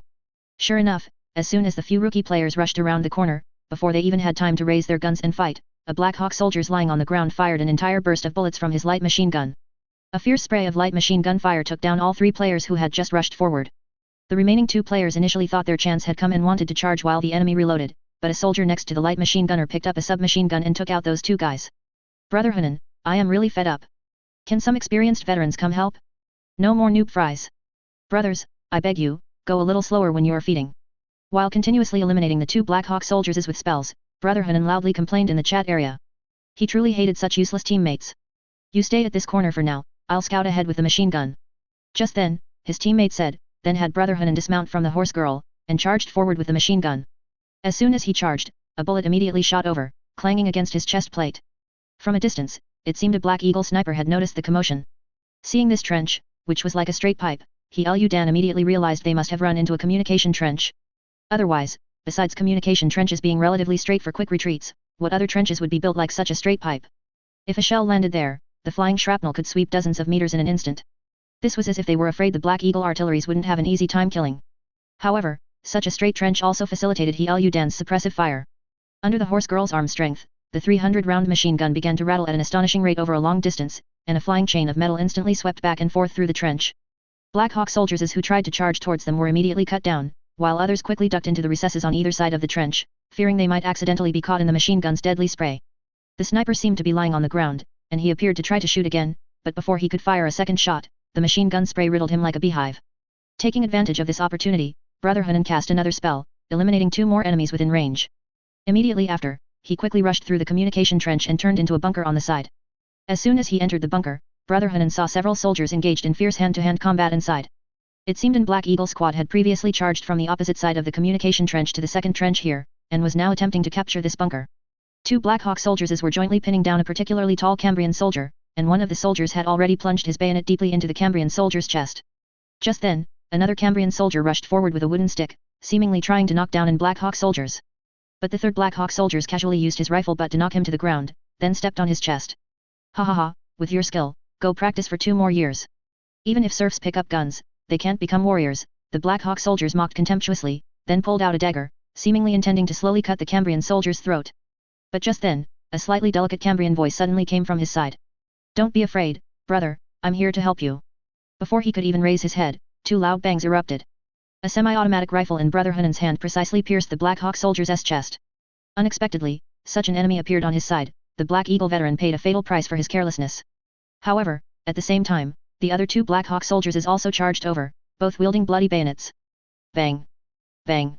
With another double tap, Brother Hunan took down one of the charging soldiers. Then, he suddenly extended a hand forward and unleashed scorching Chinook flames. The blue Chinook flames instantly turned the Black Hawk soldiers into a torch. The pain of his soul being scorched made the Black Hawk soldiers let out a horrific scream. He writhed on the ground in agony, seemingly begging the enemy for a quick death, but the Cambrian soldier who had just gotten up from the ground merely watched it all with cold eyes. Then, he looked at his rescuer with a hint of gratitude, but after just one glance, his gaze became fixated. You, ma'am. He stammered, unsure what to say for a moment, a blush appearing on his cheeks. Unfortunately, due to the dust, his ashen face showed no sign of blushing. Hello, miss, my name is Anton. Anton Pavlov. He stiffly attempted to introduce himself, his eyes flashing with shock. He hadn't expected to meet such a cute female soldier here, and this female soldier's helmet also revealed 2 fluffy cat-girl ears on the side, with what appeared to be a wagging tail behind her. So who was she? A legendary cat-girl demon? Don't just stand there, hurry and follow me. Quickly reclaim the lost position. Brother Hunan completely ignored the NPC's thoughts. He casually stuck the flag onto a nearby box, and after confirming the spawn point, the flag was fixed, or rather, it lost its original effect. At the same time, this bunker officially became a spawn point on this position. Hearing the cat girl say this, Anton's mind went blank, and he instinctively followed her out. But then, he realized that the girl's running speed was far too fast, his 2 legs simply couldn't keep up. Wait for me. He shouted, trying to make the cat girl in front of him slow down. But just then, he suddenly noticed an enemy charging from the side with a bayonet, seemingly intending to jump directly into the trench and stab his charging companion to death. Without thinking twice, he quickly raised his rifle and fired a bullet at top speed. That Black Hawk soldier's attention was entirely focused on the cat girl psyker, who was holding a rifle and had a staff on her back, but he didn't expect a Cambrian soldier to be following her. As the bullet pierced his chest, a look of astonishment appeared on his face, and he collapsed to the ground with a thud, never to rise again. Kid, your marksmanship isn't bad. Much better than those useless teammates just now. Seeing this, Brother Hunan casually praised the NPC while continuing to vent his anger in the chat. Look, even an NPC cooperated better with him than the players. What were those teammates who charged in at the beginning? Just that one compliment made Anton's face flush even redder. It was his first time seeing such a beautiful girl, especially her fluffy tail, which always made him want to touch it. However, he naturally knew it was impolite to touch someone's tail without reason, although he didn't understand how this cat demon joined the battlefield. It's nothing. Miss, it's nothing, I should thank you for saving me just now. Anton said, raising his gun again and firing at an enemy peeking out in the distance. His shot didn't hit, but Brother Hunan's boiling blood spell struck that enemy, so it looked as if the enemy had fallen dead from his shot. Anton, feeling a bit confused and wondering when his marksmanship had become so good, tried to find a topic to ask. By the way, miss, may I know your name? However, Brother Hunan had no interest in interacting with the NPC behind him, and halfway through his question, Anton found that Miss Cat Girl had run off again. There was nothing he could do but continue to follow her, feeling as if they were charging too fiercely. Just then, he suddenly heard the sound of hooves coming from the trench behind him, a sound that startled him greatly. When he turned back, he saw a heavily armored centaur running towards him, Judging by her physique and flowing hair, she also seemed to be a female soldier. Alright, the respawn point is set up, let's keep pushing forward. No problem, hurry, let's grab some kills. After exchanging some words that Anton didn't quite understand, the two rushed forward at an astonishing speed. Especially when Miss Cat Girl skillfully sat on Miss Horse Girl's back, the duo instantly transformed into cavalry, moving at an incredibly fast pace. Anton watched in astonishment as this pair of cavalry sped through the trench. It was his first time seeing such a wild way of running. Setting aside whether cavalry could even maneuver in such a narrow space as a trench. What if a horse's hoof accidentally tripped in a pit? Wouldn't it stumble immediately and break its leg? However, looking at how easily this duo moved, as if on flat ground, they clearly didn't care about such minor issues. The two players automatically ignored the inexperienced NPC who wanted to follow behind them. They rushed at top speed to where Black Hawk soldiers were concentrated, then began to harvest kills. The respawn point had been established, and players were continuously spawning from it, which meant that all the Black Hawk soldiers currently in the chaotic battle on this front were scarce resources. Don't let their current apparent advantage, pushing back the Cambrian soldiers, deceive you. At this rate, it wouldn't be long before they were all harvested by the players. Therefore, the two who arrived first and set up the respawn point planned to use their mobility to harvest as many kills as possible at the fastest speed before getting killed. Otherwise, if they went through all that trouble and didn't get the bulk of the merits, wouldn't that be a huge loss? The machine gun sentry's heavy firepower continuously swept back and forth at the enemies, and the horse girl's health combined with the machine gun sentry's own defense made it practically a mobile machine gun bunker. The cat girl psyker sat on the horse girl's back, secretly casting spells and occasionally pulling out a rifle to shoot at surrounding enemies. The two were like a pair of killing gods. Such an exaggerated combination naturally attracted the attention of the Black Hawk soldiers, and Black Hawk soldiers immediately rushed towards them. Are we pushing a bit too far forward? Should we retreat for a bit? Brother Hanan looked at the increasing number of enemies around them and couldn't help but ask. At this moment, the Psyker's crisis value had reached a very high level, casting more spells would summon warp demons. If it were for fun, he naturally wouldn't mind letting his crisis value exceed the limit and summoning a warp demon on the spot, but he was currently focused on quickly racking up points. If he summoned a warp demon and then had to respawn, he wouldn't be able to accumulate points, at least not as efficiently as he was now. One must know that enemies killed by a warp demon are only counted as killed by a wild monster, not by one's own summon or by oneself. After all, the sudden appearance of a warp demon was just a byproduct of the Psyker losing control, it wasn't a special summoning spell. Don't panic, watch me work.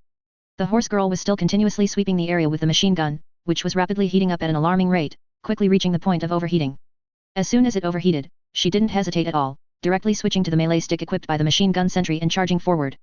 The stick itself was nothing special, the damage effect of that psychic-infused rod was only mediocre. But when this stick fell into the hands of a heavily armored cavalry, the effect was entirely different. The Black Hawk soldiers who had just charged and watched in horror as this centaur swung the stick, starting to indiscriminately bash through the crowd.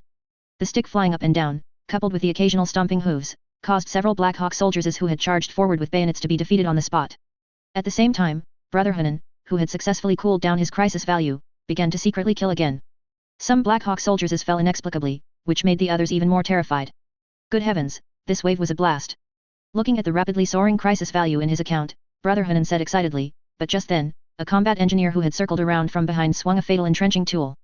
Because his attention was entirely focused on the dense enemies in front, he didn't notice that a combat engineer had actually circled around from outside the trench. And when the entrenching tool ruthlessly struck him, it was already too late. The already squishy Psyker, combined with the cat girl's even squishier physique compared to a regular soldier, resulted in that one strike from the entrenching tool instantly taking him out. The sharp blade of the shovel ruthlessly cleaved his neck, almost severing his entire head. Anton, who had just run over with a bayonet and witnessed this scene, instantly had his eyes turn bloodshot. No. He let out a painful roar, then, like a wounded beast, recklessly charged forward with his bayonet. However, his roar just now alerted the experienced combat engineer. The opponent had just retracted the entrenching tool and, with a backhand swing, smashed it directly into Anton's face. Anton should be grateful that the shovel's sharp edge didn't strike his face, otherwise, he wouldn't have just broken his nose, but his head would have been split in half vertically on the spot. Severely wounded, he instantly burst into tears while feeling intense pain, and his vision blurred, but he still tried to thrust his bayonet, ramming it into the combat engineer's chest armor. With a crack, the inferior bayonet produced by the Cambrian Empire snapped on the spot, failing to penetrate the opponent's chest armor. After all, he was just an ordinary soldier and didn't possess the instant kill effect of a player's bayonet charge. The thrust bayonet couldn't deal instant death damage. But just then, Halyadan, realizing his companion had fallen, quickly retreated. At some point, he had disengaged the machine gun sentry suit, switched to standard cavalry mode, and savagely plunged his saber into the combat engineer's neck. After just cleaving off the combat engineer's head with one swing, Halyadan immediately re-equipped the machine gun sentry, holding the machine gun to continue suppressing the continuously charging enemies. But just then, he suddenly noticed the NPC soldier behind him crying over the death of his companion. No. No no no no no. Anton, with tears in his eyes, held the still warm small hand of the corpse on the ground, completely overcome with grief. Although he didn't know where this beautiful Miss Cat girl came from, he knew that she had saved his life. That fleeting glimpse earlier had already made him fall in love with this woman in his heart. It was his first time feeling such a strong attraction. It was a pity that from meeting to parting, the two of them had spent no more than 5 minutes together, and by the time they met again, his first love had already become a cold corpse on the ground. Why? Why did we have to start this war? Why did the Black Eagle Empire invade us? He cried in despair. If it weren't for this war, perhaps they would have met in another way, perhaps they would have had the chance to grow old together. At least, that's what he thought in his heart. Seeing the NPC's rich animation, Halyadan thought he had triggered some kind of Easter egg and his eyes lit up. Could this be the special Easter egg that demi-human units possess? To be able to, with a small probability, charm other soldiers with charisma and see their painful expressions upon death? Thinking this, Halyadan put away his overheating machine gun again, and seeing that no more Black Hawk soldiers were charging towards them, he walked over and patted Anton's shoulder, saying, "There's nothing we can do, this is war. Please accept my condolences. To drive away the evil invaders, each of us might fall on this battlefield, this is our destiny." Hearing these words, Anton wiped the tears from his face and nodded heavily. Immediately after, he picked up his dropped rifle again, then retrieved the submachine gun hanging on the combat engineer's body, his gaze fixed on the distance with determination. The dead cannot be revived, so if that's the case, he would kill more invaders and make them accompany his first love in death. Chapter 268, Who would have thought the Ogryn was a cat girl a moment ago? Brother Hunan, damn, brothers, I think I accidentally charmed an NPC. Changfen cat, details. Blue-haired white-bellied mountain boar, quick, I want the gossip. Ci fu nai by se nai gossip +1. Xin liazi, holy crap. What an outrageous ID. As Anton was still inconsolably heartbroken over losing his first love, he didn't know that his recently lost first love had already resurrected from the respawn point. However, this time Brother Hunan decided to appear as a completely different character, changing himself into an Ogryn. And at this very moment, the story of Anton, the NPC, falling in love with a cat girl player, had spread throughout the players' chat logs and was being shared by gossipers at an astonishing speed. Many players laughed out loud as they listened to Brother Hunan vividly describe how he tricked the innocent young man, a bunch of unscrupulous guys finding it hilarious. However, there were also players who angrily denounced Brother Hunan for deceiving the pure feelings of an NPC. Of course, after their denunciation, they immediately turned around and asked Brother Hunan for tips on how to do it. Alas, the poor NPC had just had his feelings toyed with by an unscrupulous guy. It was truly tragic. No, they should find a way to help the young man overcome his psychological trauma. So, their current request for tips wasn't to replicate such shameless behavior, they were merely trying to give the young man a new emotional anchor. Anton, having lost his love, was now like a god of slaughter possessed, engaged in a furious, bloody battle with Black Hawk soldiers in a trench. Although there were several veteran Black Eagle Empire soldiers in this trench, they never expected such a crazed individual to rush out from a corner. Anton stripped off the combat engineer's chest armor and put it on himself, holding the combat engineer's submachine gun. In a fierce burst of gunfire, 2 unsuspecting Black Hawk soldiers were instantly killed. When they first saw a figure with chest armor, they thought it was one of their own running over. The other Black Hawk soldiers quickly found cover behind obstacles and returned fire, with 2 consecutive bullets hitting Anton's chest armor. Although the chest armor was very thick and successfully withstood the 2 bullets, the immense impact caused Anton's ribs to creak audibly. If it had been any other soldier, suddenly encountering such a heavy blow, he would have immediately chosen to find a place to hide. However, Anton, in his grief and indignation, felt no pain. He roared as he emptied the submachine gun's magazine, simultaneously throwing 2 grenades forward. Immediately after, before the smoke from the explosion had cleared, he raised his rifle, shot dead a Black Hawk soldiers who had poked his head out, and then charged forward, roaring with his bayonet raised. The last Black Hawk soldiers never expected that guy to suddenly charge at him with a bayonet. Before he could pull out his dagger, the enemy's bayonet had already stabbed deep into his body. The intense pain twisted the Black Hawk soldier's face, and his right hand, clutching the dagger, accidentally loosened its grip. Anton, with a ferocious expression, twisted the bayonet several times, making the Black Hawk soldiers let out a blood-curdling scream. After knocking down the Black Hawk soldiers, he picked up an empty ammunition box nearby and slammed it down hard on the Black Hawk soldier's head. After several consecutive blows, the Black Hawk soldier's head was split open, his body only twitching faintly, now completely still. After all this, the fading adrenaline made Anton suddenly feel somewhat empty, he even felt like he couldn't stand steadily. It hurt so much. He clutched his chest, guessing that some ribs must have been broken. But thinking of the cat girl he had just seen cleaved to death by an enemy engineer's shovel, the fire of hatred once again flickered in his eyes. The current pain was nothing, he only wanted to annihilate every Black Hawk soldiers he saw before him. But when he tried to struggle to his feet again, he found his legs had turned to jelly. He could only collapse weakly beside the corpse, gasping for breath. As he was still leaning on his rifle, trying to struggle to his feet, a rather rough hand, at least 3 times the size of his own, grabbed him and easily lifted him up like a chick. Although this powerful hand seemed to be very careful, Anton still felt intense pain in his wrist. Damn it, that pull must have dislocated his wrist. You. Anton had just gotten up when he suddenly realized that the person holding him was a tall, burly man with an ugly face and a bald head. He found it difficult to describe the man's appearance at first, but he was certain that he always felt the man's features looked a bit foolish, like those simpletons born unhealthy in the past. But at the same time, he saw a sly glint in the man's eyes. He was sure that if he truly treated this man as a fool, then he would be the real fool. And most importantly, this man's height was simply too great. Anton was not short, his height of about 1.8 meters was considered tall among generally malnourished soldiers. But compared to the tall, strong man in front of him, he was like a scrawny monkey. The man in front of him was several heads taller than him, at least 2.5 meters tall. Anton could only reach a little above the man's waist. "Hey, kid. How are you doing?" Hearing the gruff greeting, Anton shook his head and said with a wry smile. "Terrible. Don't be so disheartened, Anton. Cheer up, there's still a beautiful life ahead." After saying this, the giant roared and charged forward. One of his hands actually had a small cannon strapped to it, while the other held an unimaginably thick wooden club. Watching this burly fellow run off like that, Anton was a bit puzzled. How did he know his name? And what exactly was this thing in front of him? Was it human? No matter how he looked at it, he felt that such a height and burly physique didn't resemble a human. At least, he couldn't imagine how a human could grow so tall. And he couldn't quite explain it, but he always felt as if he saw a trace of the cat girl in this burly giant. Impossible, absolutely impossible. I must be hallucinating. Don't joke around, how could my goddess be related to this giant? Although the two had a remarkably similar demeanor and tone, the difference in their appearances was so vast that even Anton, despite detecting a strange familiarity, didn't think too much of it. After all, who could have imagined that the petite, adorable girl he adored just moments ago would turn into a 2.5 meter tall, barrel-chested giant, 4 times his own width? This terrifying contrast would give people nightmares. After switching to the Ogren, Brother Hunan went on a rampage in the trenches while studying the unit's various combat capabilities. In fact, from the current situation, he felt that the Ogren in this game didn't seem as strong as he had imagined, at most equivalent to a tough, incredibly strong elite soldier. Of course, this might be because he only used the Ogren's initial state and didn't configure any additional elite soldier sets. The Ogren abhumans that Andre had just created naturally couldn't possess the advanced weaponry and equipment from Warhammer 40k, Dark Tide. The technological gap with that era was too vast, and research would be an incredibly astronomical figure. Frankly speaking, Andre doubted that even if he killed everyone in this world, he wasn't sure if he could accumulate those influence points. Of course, while those more advanced weapons and equipment couldn't be used, the Ogren's superhuman physique allowed them to use various ordinary weapons that were not suitable for individual soldiers. For example, a normal soldier couldn't run around firing an old World War I water-cooled light machine gun, while players in Battlefield 1 could do this, they couldn't wield the machine gun with one hand. But an Ogren could. When players selected the Ogren, they could perfectly hold a melee weapon in one hand and various ranged secondary weapons in the other, including a series of light machine guns.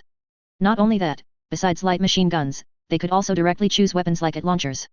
Because of its powerful recoil, this weapon normally had to be set up on a bipod in advance for soldiers to use, otherwise, its recoil would be enough to shatter a soldier's bones. But for an Ogren, what recoil? What was that thing? He directly held a 40mm rapid-fire cannon in one hand, while with the other, he held a massive club that looked capable of smashing a horse to death, all while continuously reloading the IT launcher. Charging while blasting with the IT launcher felt truly good. The enemy soldiers who had just popped their heads out hadn't even figured out what was happening when a 40mm shell slammed into them, instantly killing them so thoroughly that not even a complete corpse remained. In addition, Fear Knights, who appeared from who knows where, were swinging their greatswords, seemingly ready to single-handedly clear an entire trench.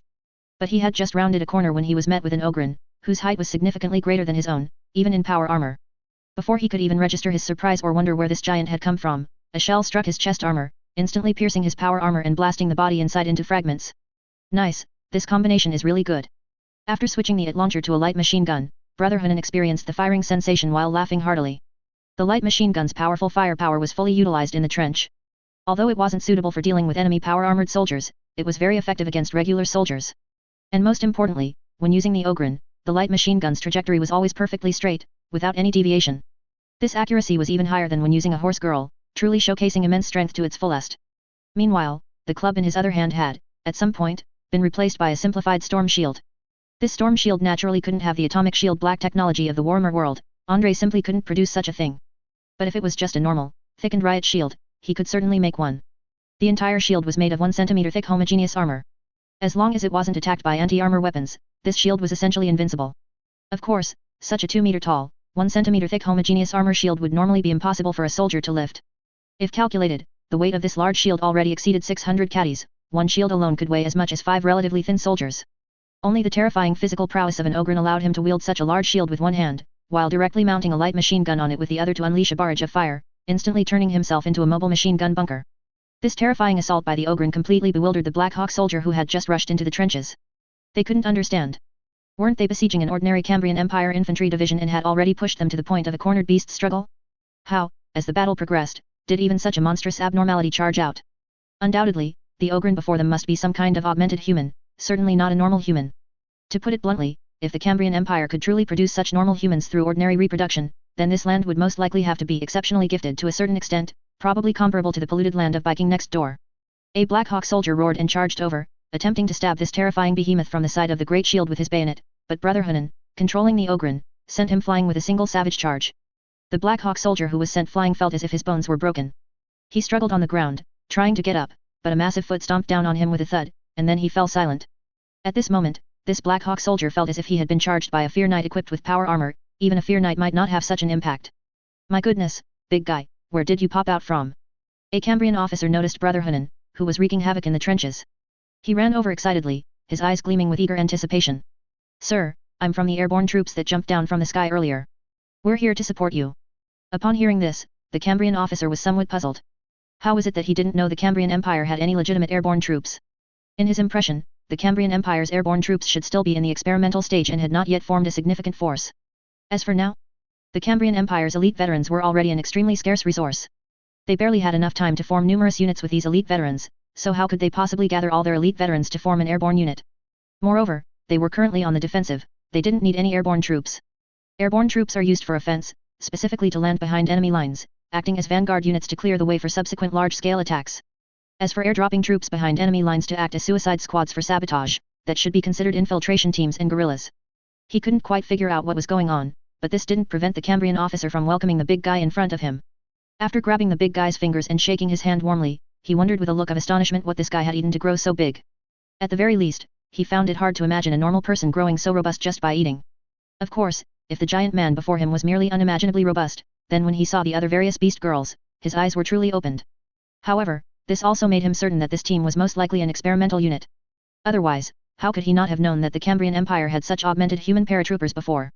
Besides these augmented humans, he also saw many ordinary Cambrian soldiers. However, these Cambrian soldiers not only displayed extremely fierce combat stances but also carried a large number of automatic weapons, with almost everyone having a submachine gun or similar item. This further confirmed to him that the Cambrian army coming to support them must be a highly elite special unit. Great! Reinforcements have arrived. What? Reinforcements are also elite? That's even better. This news spread like wildfire, quickly reaching the Cambrian Empire infantry army that was holding its ground. The infantry army commander, still fighting in the headquarters, initially found the news hard to believe because he had received no information about reinforcements arriving. But when he saw the chaotic scene on the battlefield, he couldn't help but believe such a claim. Otherwise, he wouldn't know that his own unit had such fierce individuals who could wield large clubs and hit Black Hawk Fear Knights like bowling pins. The Fear Knight, who had just been sent flying by a heavy blow from the club, got up from the ground with a look of disbelief, his eyes full of existential doubt. That blow hadn't caused him any serious injury, the excellent shock absorption system inside his power armor merely left him a bit dizzy. But he couldn't understand, who exactly was the flesh and blood. He charged forward, swinging his greatsword, only to be sent flying by the opponent's club. Anyone unaware would have thought he was a regular soldier and the other was a power-armored soldier. He angrily aimed his submachine gun at the big guy and immediately unleashed an extremely dense barrage of fire. With a series of crackling sounds, the Ogryn player, who was charging, immediately encountered a barrage of bullets. However, even after being hit by dozens of bullets, he did not fall. Most of the bullets seemed to have only lodged in his flesh. Monster! He's a damn monster! The Fear Knight was in disbelief, it was his first time seeing such a formidable character. High muscle density isn't much, but muscle density so great that even submachine gun bullets can't penetrate it. What the hell is that? People say that these days, going to the battlefield, one can easily encounter some sinister supernatural things. He originally thought the Cambrian Empire could be considered a relatively reliable Pure Land, but facts proved he had overthought it. Facing this Ogryn player, he was at a loss for a moment. Theoretically, his plated metal greatsword should be able to easily slay this big guy, but all this remained purely theoretical. The fact was, the Ogryn's arms were much longer than his, and coupled with that extremely dangerous club, his two-handed greatsword hadn't even had a chance to strike before he was sent flying by a single blow. But to retreat now, he felt somewhat unwilling. After all, he was a Fear Knight, to be repelled on the spot by an augmented soldier with little armor, what kind of logic was that? Just as he was thinking this, a loud gunshot suddenly came from behind him. The Ogryn player's body seemed to sway slightly, then he fell to the ground with a thud, losing all movement. Immediately after, another Fear Knight, holding a 37mm anti-armor rifle, walked over and asked his companion. How are you? Are you all right? No problems. Don't even mention it. Quickly, let's see what kind of monster this is. When did the Cambrian Empire grow such terrifying things? The Fear Knight who had just fought the Ogryn breathed a sigh of relief, kicked the robust and tall corpse on the ground, and asked his companion. To be honest, if his companion hadn't suddenly fired a divine shot from behind, he felt he might have been beaten to death by this monster. I don't know, but undoubtedly, this thing is definitely not a normally grown human. See if you can drag this corpse out of the trench. Later, we'll dissect this thing, perhaps we can gain some unexpected insights.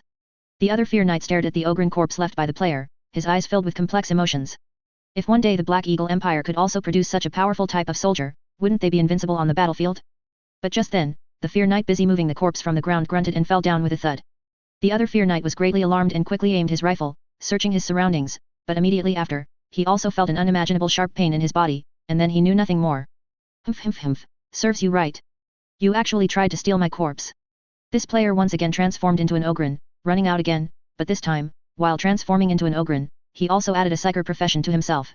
To be honest, he felt that psyker and ogren weren't a very good match, because the ogren's target was simply too large, and its attributes were basically all added to frontal charges, but a psyker is like a cunning old schemer hiding in the dark.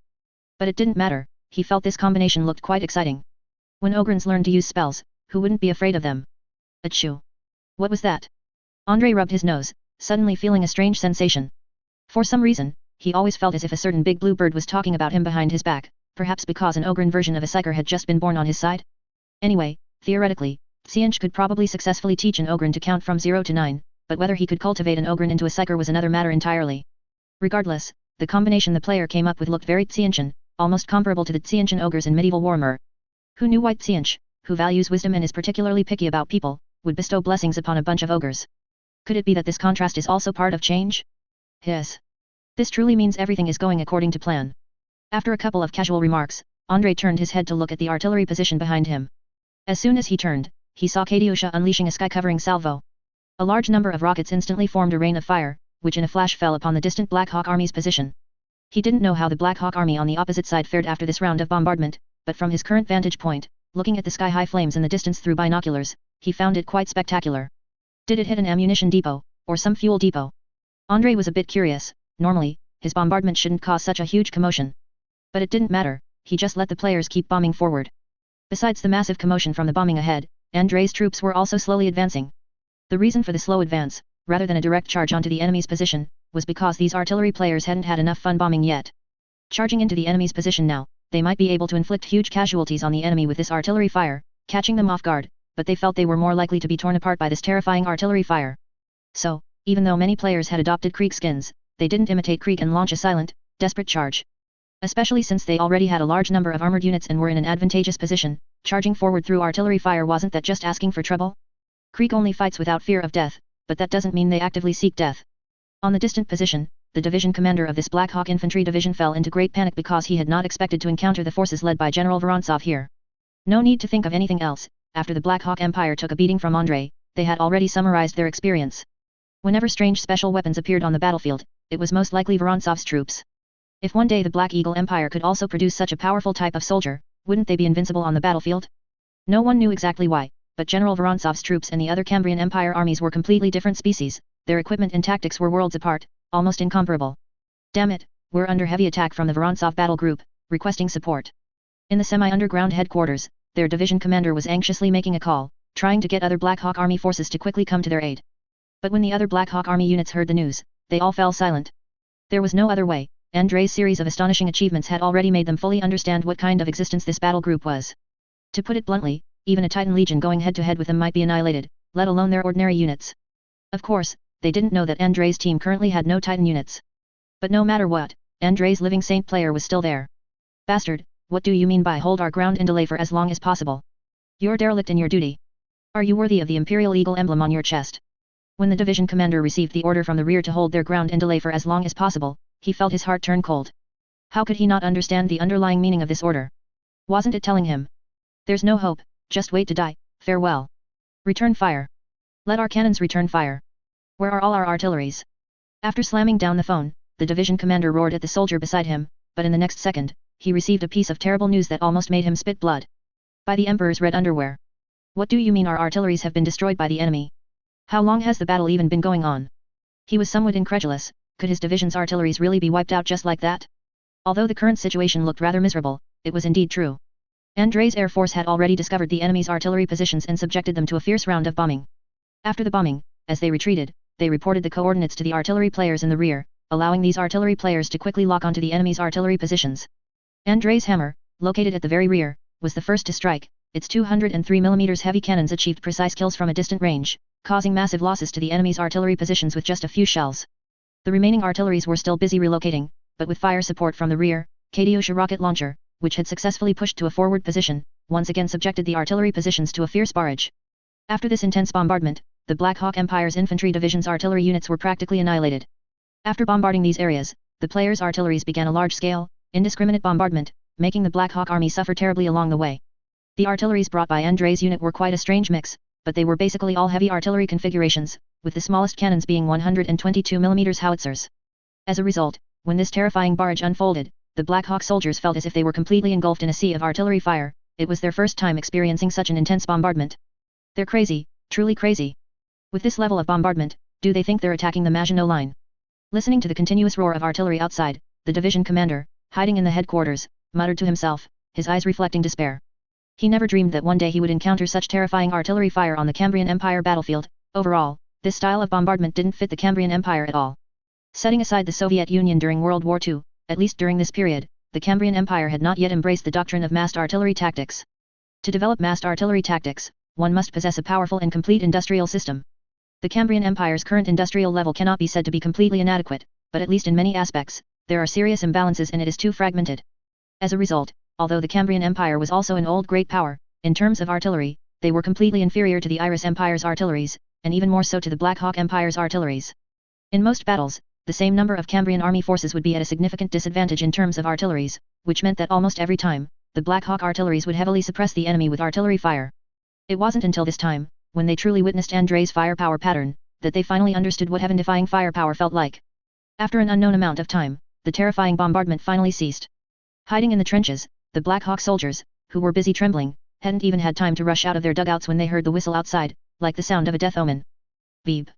Sharp whistles rose and fell, with ordinary players shouting during the charge, accompanied by the silence of the Krieg players, creating a slightly muffled background sound of a charge.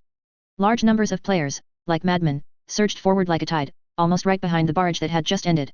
Under normal circumstances, even if an ordinary army mastered advanced tactics like infantry-artillery coordination, they would not allow their infantry to follow the barrage so closely. Artillery fire is indiscriminate, there's no telling when it might land on friendly forces. However, the players' artillery fire was precise enough, and the other players were reckless enough, so in the face of the intense battle, they didn't mind following the artillery fire closely. If it weren't for the fact that they felt it was completely unnecessary, they would have already rushed into the enemy's positions and engaged in a meat grinder war while the large-scale fire support was still ongoing. Players, like brooms, swept through the trenches, quickly clearing out the Black Hawk soldiers hiding inside. Although the Black Hawk soldiers hiding in the trenches were elite, most had received relatively strict training. But facing the players' terrifying automatic firepower, medic who could make people do sit UPS on the spot, all sorts of absurd and strange unit types, and the elusive warp bombardment. Facing all of this, the Black Hawk soldiers felt as if this battle was a nightmare. Just then, Andrei's Living Saint made his move. Just a single wrath of winter covered the Black Hawk soldiers in an entire trench, and the Living Saint, soaring in the sky, went on a rampage like a flying ice and snow manufacturing machine. Countless Black Hawk soldiers were frozen into ice sculptures under the Living Saint's devastation. In just an instant, at least 2 companies of Black Hawk soldiers were immediately wiped out. Anti-aircraft fire was aimed at the Living Saint soaring in the sky, but the frosty shield condensed on his surface successfully blocked these not-so-intense anti-aircraft cannons. The 88 flak gun wasn't that easy to quickly lock onto such a small target. What was firing now were either heavy machine guns just set up by soldiers or some pre-positioned anti-aircraft machine guns. Facing these small-caliber weapons, the Living Saint almost completely ignored them. He turned his head and suddenly noticed what appeared to be a relatively concealed bunker in the distance.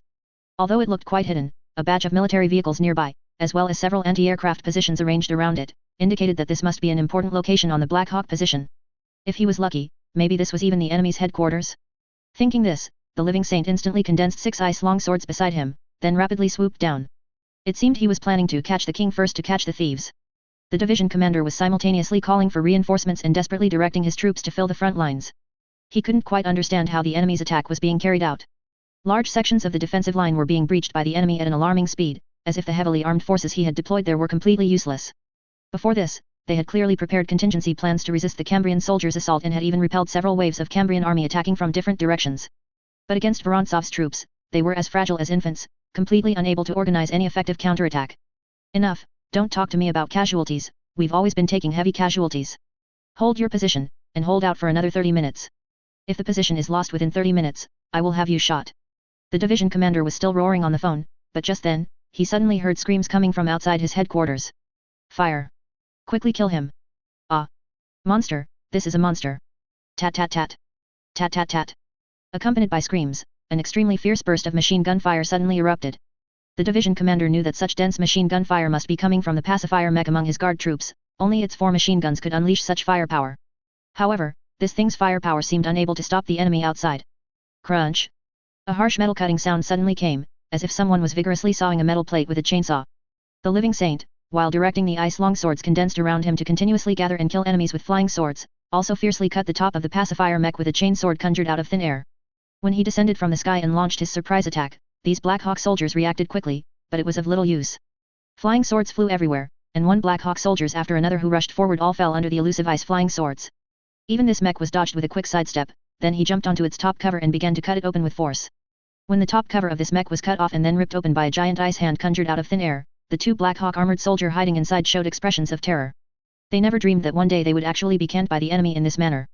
After casually dealing with the 2 armored soldier inside, the living saint player had no desire to continue playing.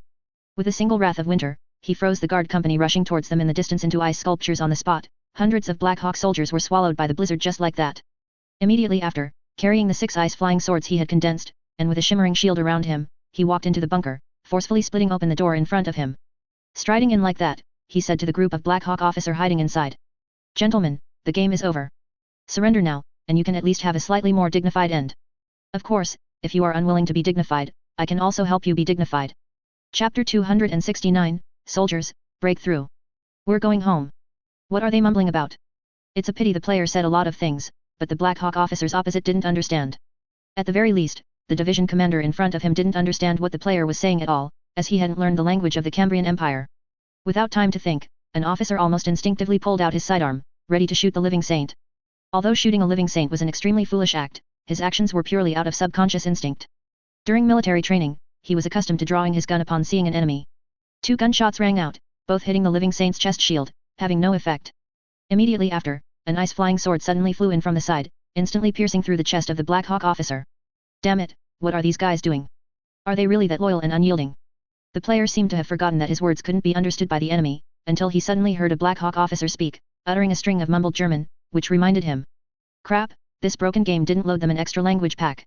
After muttering a few curses, the living saint player didn't care anymore. Anyway, he was a living saint, and he had already broken into the headquarters. These Black Hawk officers were no match for him at all. He waved his hand directly, and a cold wind instantly swept around him, making all the surrounding Black Hawk officers shiver, almost freezing them in place. Immediately after, with lightning speed, he grabbed the Black Hawk general by the neck as if he were picking up a scallion, dragged him out, tucked him under his arm, and took off directly. When the Black Hawk general looked on in confusion as he ascended into the sky, with the whistling and flapping ice wings beside him, he finally realized what had happened. No way, he was actually captured after the living saint fought all the way to his division headquarters. He didn't want this to happen, he was too unlucky. Had any Black Hawk officer with a general's rank ever been captured by the enemy before? The thought that he might become the first general to be captured by the enemy made him feel his life turn bleak.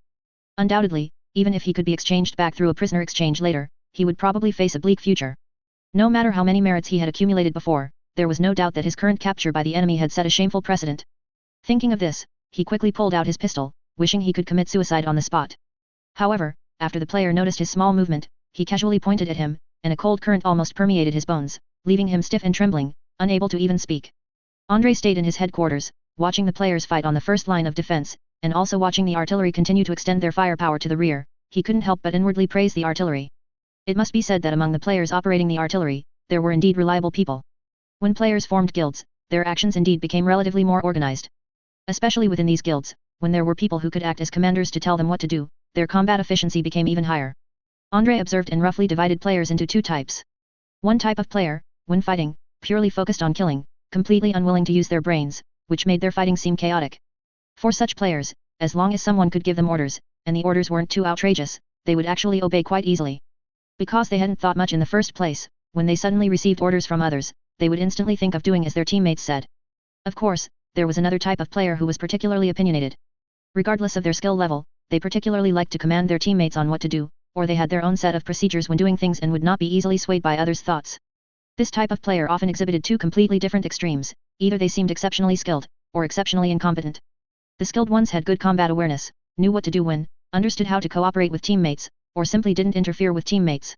For example, the player currently in charge of directing artillery bombardment at the artillery position was a typical example of extremely high combat awareness. Just by looking at the overhead map during artillery bombardment, he knew where to shoot. Of course, the incompetent ones were typically bad at the game but addicted. Some players had been killed countless times by the enemy on the front lines, yet they stubbornly kept charging forward. For instance, Andrei watched players repeatedly charge into a trench, and he couldn't help but complain. If only a mortar player had taken out the enemy's machine gun nest, they could have easily charged through, but instead, they insisted on charging in and engaging in a shootout with the enemy's heavy machine guns.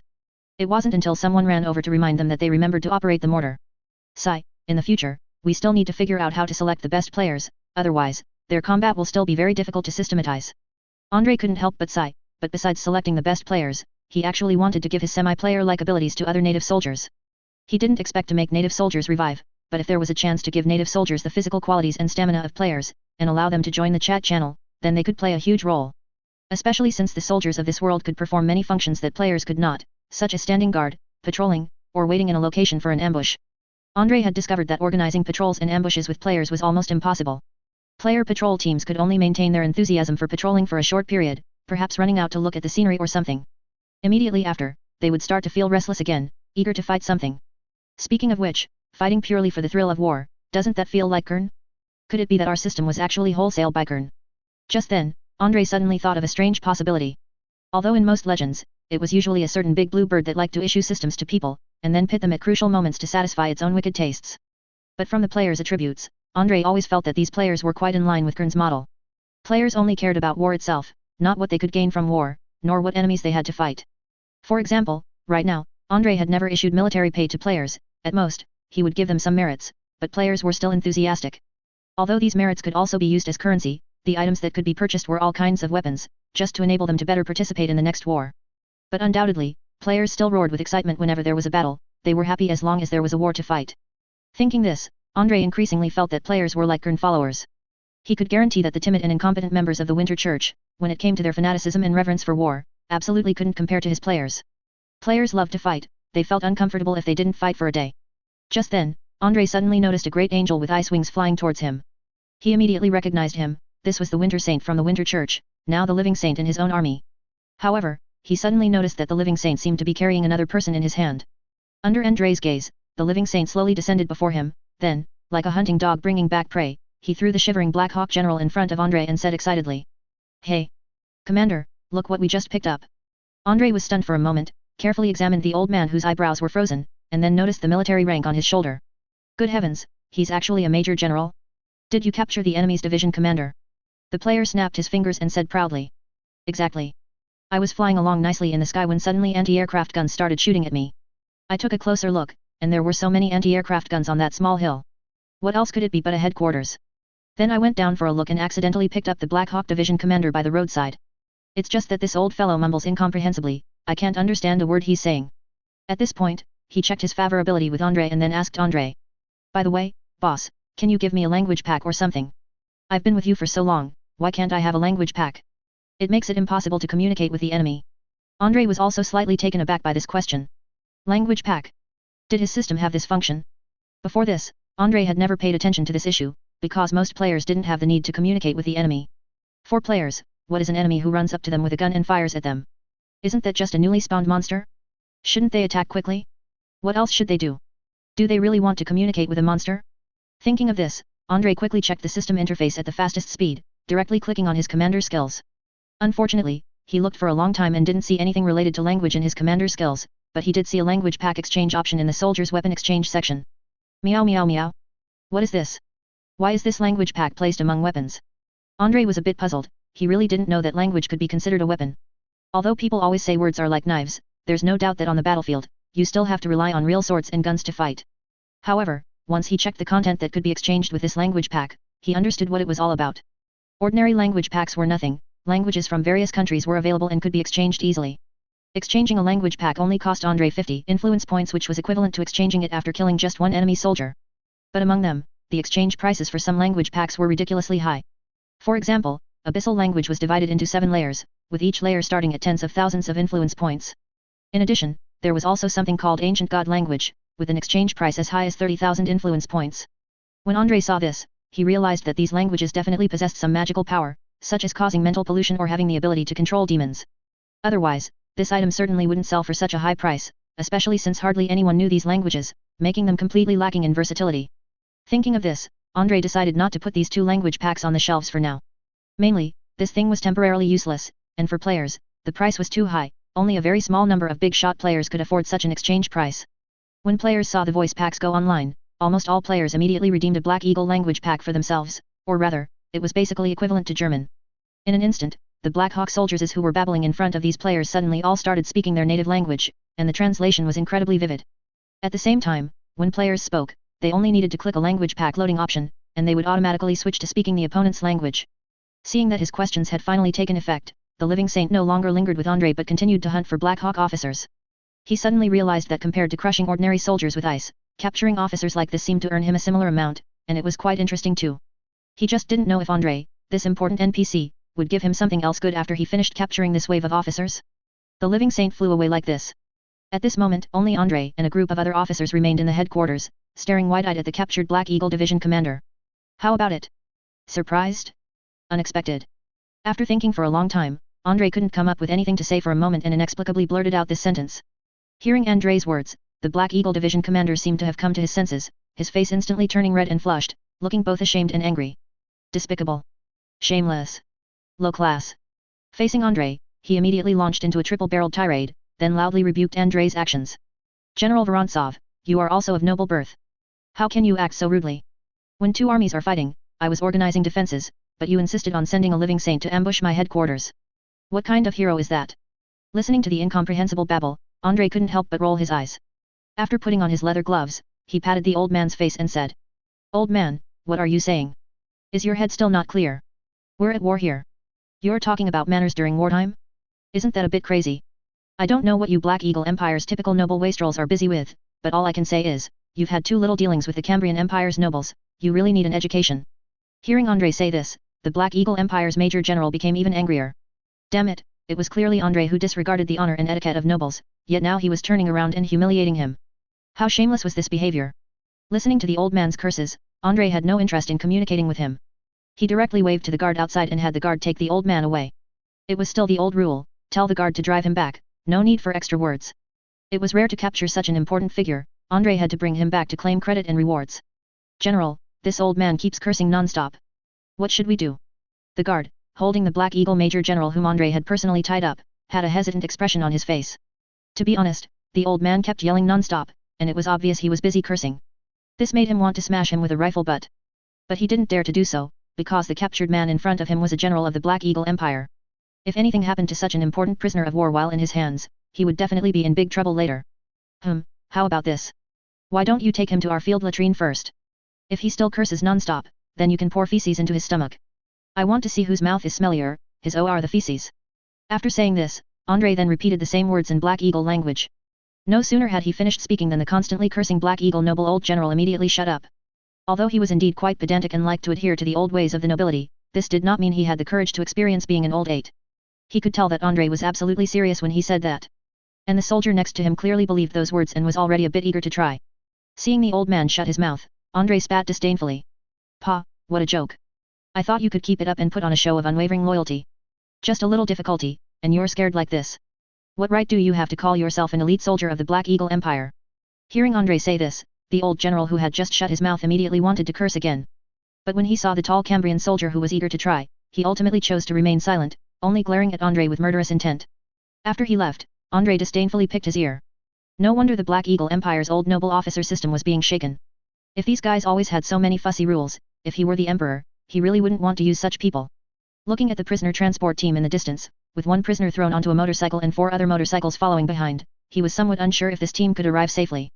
He was mainly worried about what would happen if the Black Eagle Empire suddenly organized an airborne assault or pulled some other trick to rescue the person. In any case, the Black Eagle Empire probably wouldn't allow a general to be captured like this, after all, it involved a matter of face. It was a pity that he now dared not let players escort prisoners of war casually. Because Colonel Schuderman, who had been escorted back by a horse girl player, had endured unimaginable torment along the way. Colonel Schuderman's behavior along the way was certainly not very honest, he even pulled out a golden emblem from his chest, trying to bribe the soldiers escorting him with it. Unfortunately, how could the players understand what he was saying? The players thought the old man was suddenly dropping gold. Discovering that tormenting prisoners of war seemed to yield benefits, the players immediately became interested. Colonel Schutterman had no idea that his shiny golden emblem had aroused the greed of the fourth Calamity. All the suffering he was about to endure originated from this golden emblem. What suffering did he endure? Andre couldn't quite describe it for a moment. He could only say that he always felt that the players who escorted Colonel Schutterman were truly underqualified if they didn't join the Imperial Guard. It was also thanks to the players remembering that they could only receive rewards if they escorted the person alive, so Colonel Schutterman, after experiencing unimaginable torment, finally arrived in Petrograd. Otherwise, he probably wouldn't even have a complete corpse left. His injuries were healed by the medical sisters as quickly as possible, but the immense psychological blow left Colonel Schutterman with severe trauma. So much so that whenever he saw demi-human soldiers with appearances different from humans approach, he would scream in panic, even breaking down and crying on the spot. Precisely because of this, Andre felt that tasks like escorting prisoners of war were better left to ordinary soldiers. Otherwise, players, bored along the way, wouldn't interact a little with the prisoners, which would be a disservice to their chaotic personalities. Next, the living saint player was like a delivery man, constantly capturing high-ranking enemy officers and bringing them to Andre. Andre could only have his guards quickly send them back. Before long, all the guards were assigned by Andre to be delivery personnel. Damn it. After all this fuss, it seems I have no guards left around me. Looking around him, Andre wiped the sweat from his forehead. At this moment, he felt his headquarters was emptier than ever before. The entire guard company he had brought earlier had all been dispatched by Andre. Theoretically, a general of his rank could have a guard regiment, but he still maintained only a guard company. This was mainly because Andre needed the guard unit more for them to help him with miscellaneous tasks in daily life, not truly as his core protective force. If any danger arose, Andre only needed to tell these guards to delay for a moment, and he could immediately issue a mission, calling a large number of players back. In fact, every time there was a battle, he would even specifically set up a respawn point near the headquarters, in the warehouse behind the headquarters where things were stored. Anyway, it was usually empty there, and if the headquarters were attacked, players would instantly respawn, taking no more than 30 seconds for everything. Therefore, even without guard soldiers around him, Andre wasn't too worried. If a Black Eagle Empire special operations team dared to launch a decapitation strike, they would immediately be engulfed in a sea of players. While Andre was busy directing players to launch fierce attacks on the enemy, on the other side, players who had transferred to the rear via airborne drops or respawn points also achieved the initially planned blooming in the center tactic. They quickly cleared all enemies from the Cambrian army's positions, successfully saving the tottering defensive line. Immediately after, Brother Hunan, who once again chose to transform into a cat-girl psyker, arrived at the headquarters of this Cambrian infantry army. He had actually enjoyed using the Ogren psyker before, and he had fully experienced what it was like for Magnus to fight on the battlefield. After all, if one were to talk about the combat experience of a psyker Ogren, it seemed there were no other cases besides Magnus. Of course, he certainly couldn't possess Magnus' psychic attainments. At most, he would continuously fire with a machine gun shield in one hand while occasionally throwing 2 spells to ambush enemies. The Black Hawk soldiers, who had just been suppressed by machine gun fire and forced to hide in a corner, fully expected to launch a bayonet ambush from the side when the large man walked past. But in the next moment, a sudden blood boil ability took his life. Even during a charge, when the machine gun entered cooldown, Brother Hunan didn't need to wait for the machine gun to slowly recover, he simply put it away and released psychic flames with one hand. The continuously gushing psychic flames, combined with his own charge, made him like a flamethrower tank all the way. Until he charged too far forward and was accidentally ambushed from behind by a Fear Knight, then beheaded on the spot by a greatsword, did this exhilarating charge finally come to an end. Overall, I feel that the combination of Ogren and Psyker isn't very cost-effective. The skills and playstyles of both sides don't have strong versatility. Brother Hunan, while being led by a soldier to the headquarters, introduced this in the chat channel to other players. In my opinion, if we choose Ogren, it's best to arm this unit in a heavy assault mode. What we need is a breakthrough. The best choice is actually to equip the Ogren with a submachine gun sentry and just charge straight forward. The Sentinel's heavy armor can withstand most damage, and the Ogren's own HP makes the Sentinel's survivability terrifying. The submachine gun's burst capability further enhances the Ogren's breakthrough power. At this point, Brother Hunan suddenly thought of something and said with a smile. Oh, right, even when reloading, the Ogren still possesses terrifying offensive capabilities.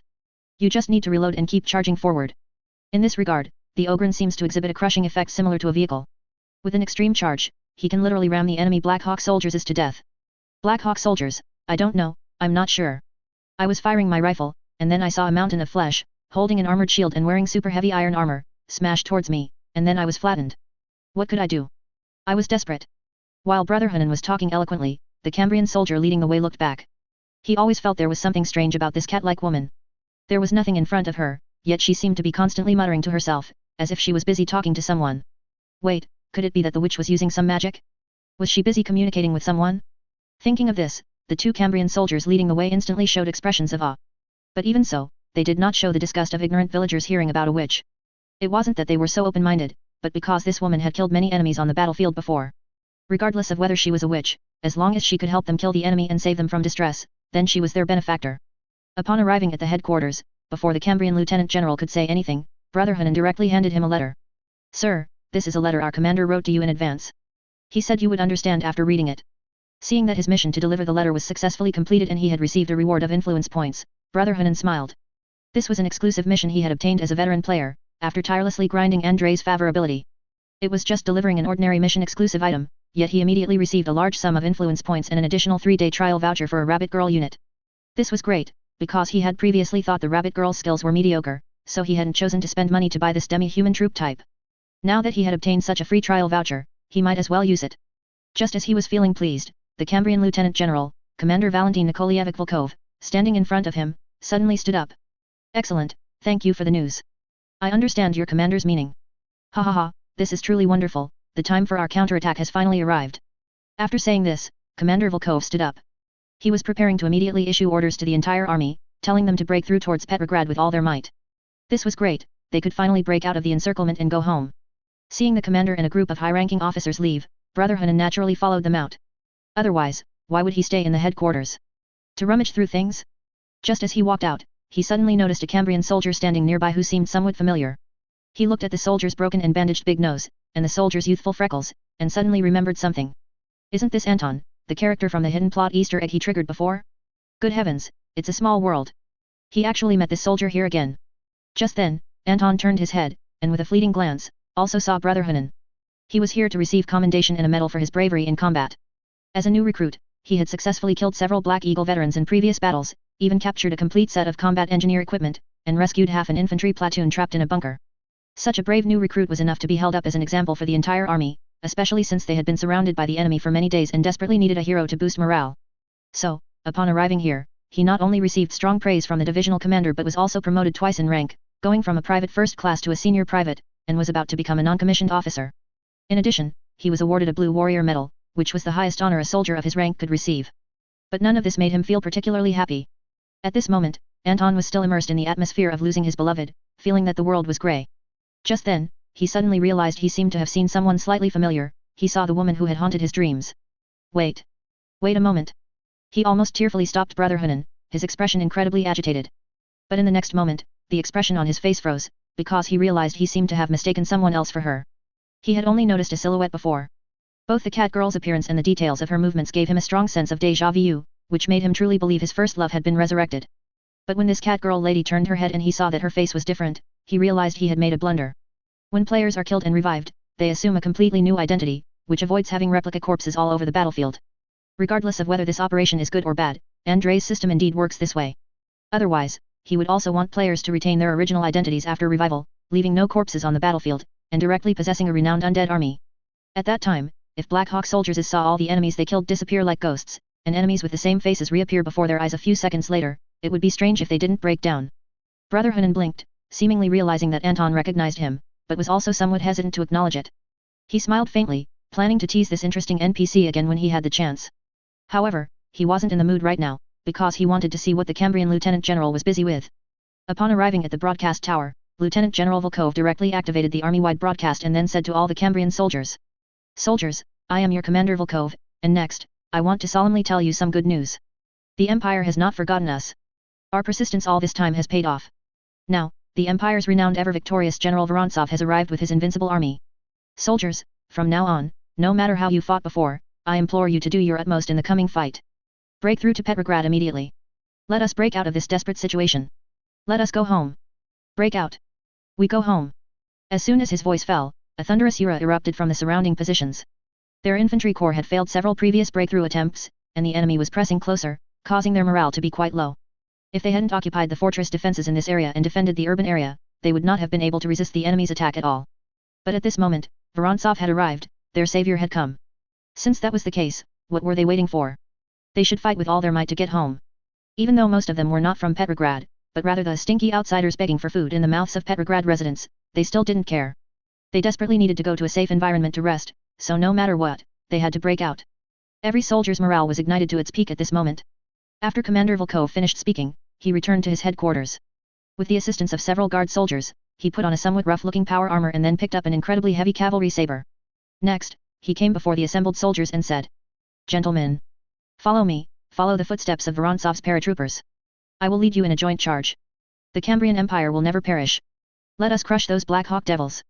As soon as his voice fell, he took the lead and charged towards the enemy, his heavy cavalry saber glinting.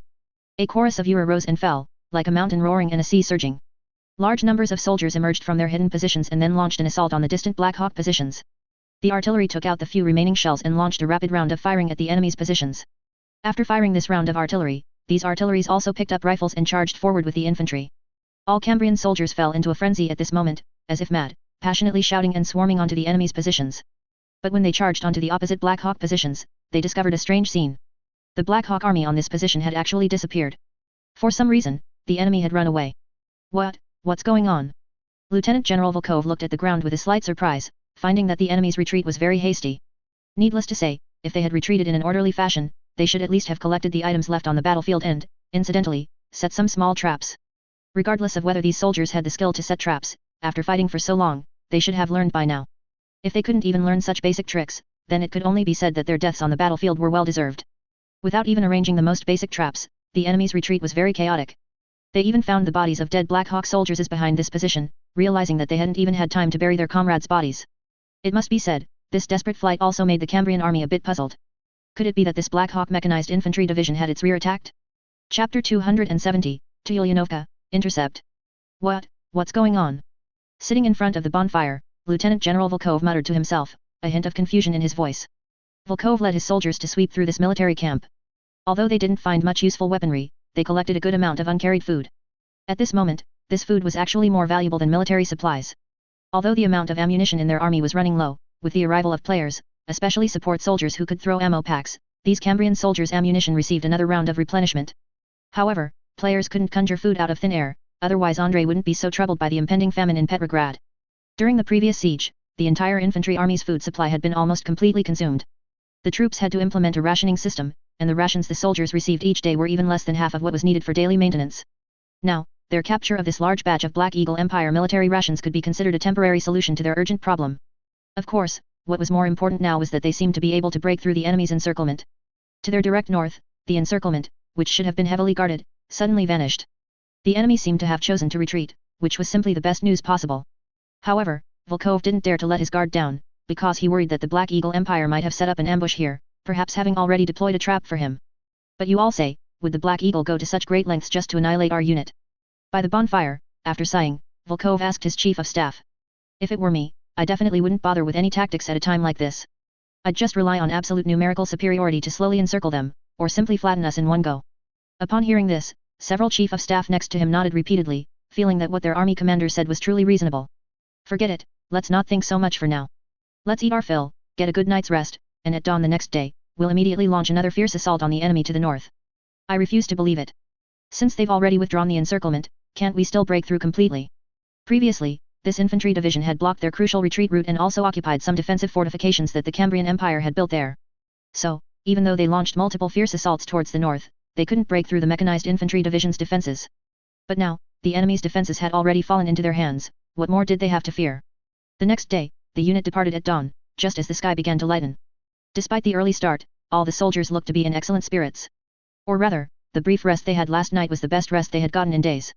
Because a large amount of their infantry army's heavy equipment had been destroyed, and even many livestock were lost or injured, they could only rely on human labor to transport supplies from the rear. Some flatbeds that should have been pulled by war horses ended up being pulled by the soldiers themselves, which undoubtedly drastically slowed down the advance of the infantry army. But there was no other way. If they didn't bring these supplies, they wouldn't be able to escape later.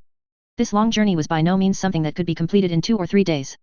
Soldiers could only carry about 3 days' worth of dry rations, otherwise, they would exceed their carrying capacity, as these Cambrian soldiers were already extremely fatigued. Under these circumstances, they could only try every possible way to carry more supplies. There were no cannons in this unit, because all the cannons had been destroyed when they retreated. Without enough trucks, they couldn't possibly rely on human power to pull those cannons weighing several tons or even more than 10 tons, let alone the heavy shells. Moreover, their operation was a retreat. Even if they encountered the enemy in a skirmish, they wouldn't be able to quickly set up an artillery position. If they truly came face to face with the Black Eagle Empire's mechanized forces, it would only take a few minutes for them to charge over, making it impossible to give the soldiers 1 or 2 hours to set up artillery. They walked with all their might, fearing that the Black Hawk army behind them would catch up, and at the same time, they were constantly on edge, worried that they might accidentally encounter the enemy ahead again. They knew that a considerable portion of the infantry division that should have been blocking them had chosen to go north. But they didn't know why the enemy had suddenly chosen to go north, nor did they know where the enemy had gone. They only knew that the enemy had chosen to move using various trucks and armored vehicles, so their movement speed was much faster than their own. By now, they had probably already traveled dozens, or even hundreds, of kilometers away. Just as they were thinking this, they suddenly heard a burst of cannon fire. Wait, everyone stop. Where is that cannon fire coming from? An officer quickly shouted to the people around him, while at the same time, he left the road as fast as possible and ran towards the wilderness nearby.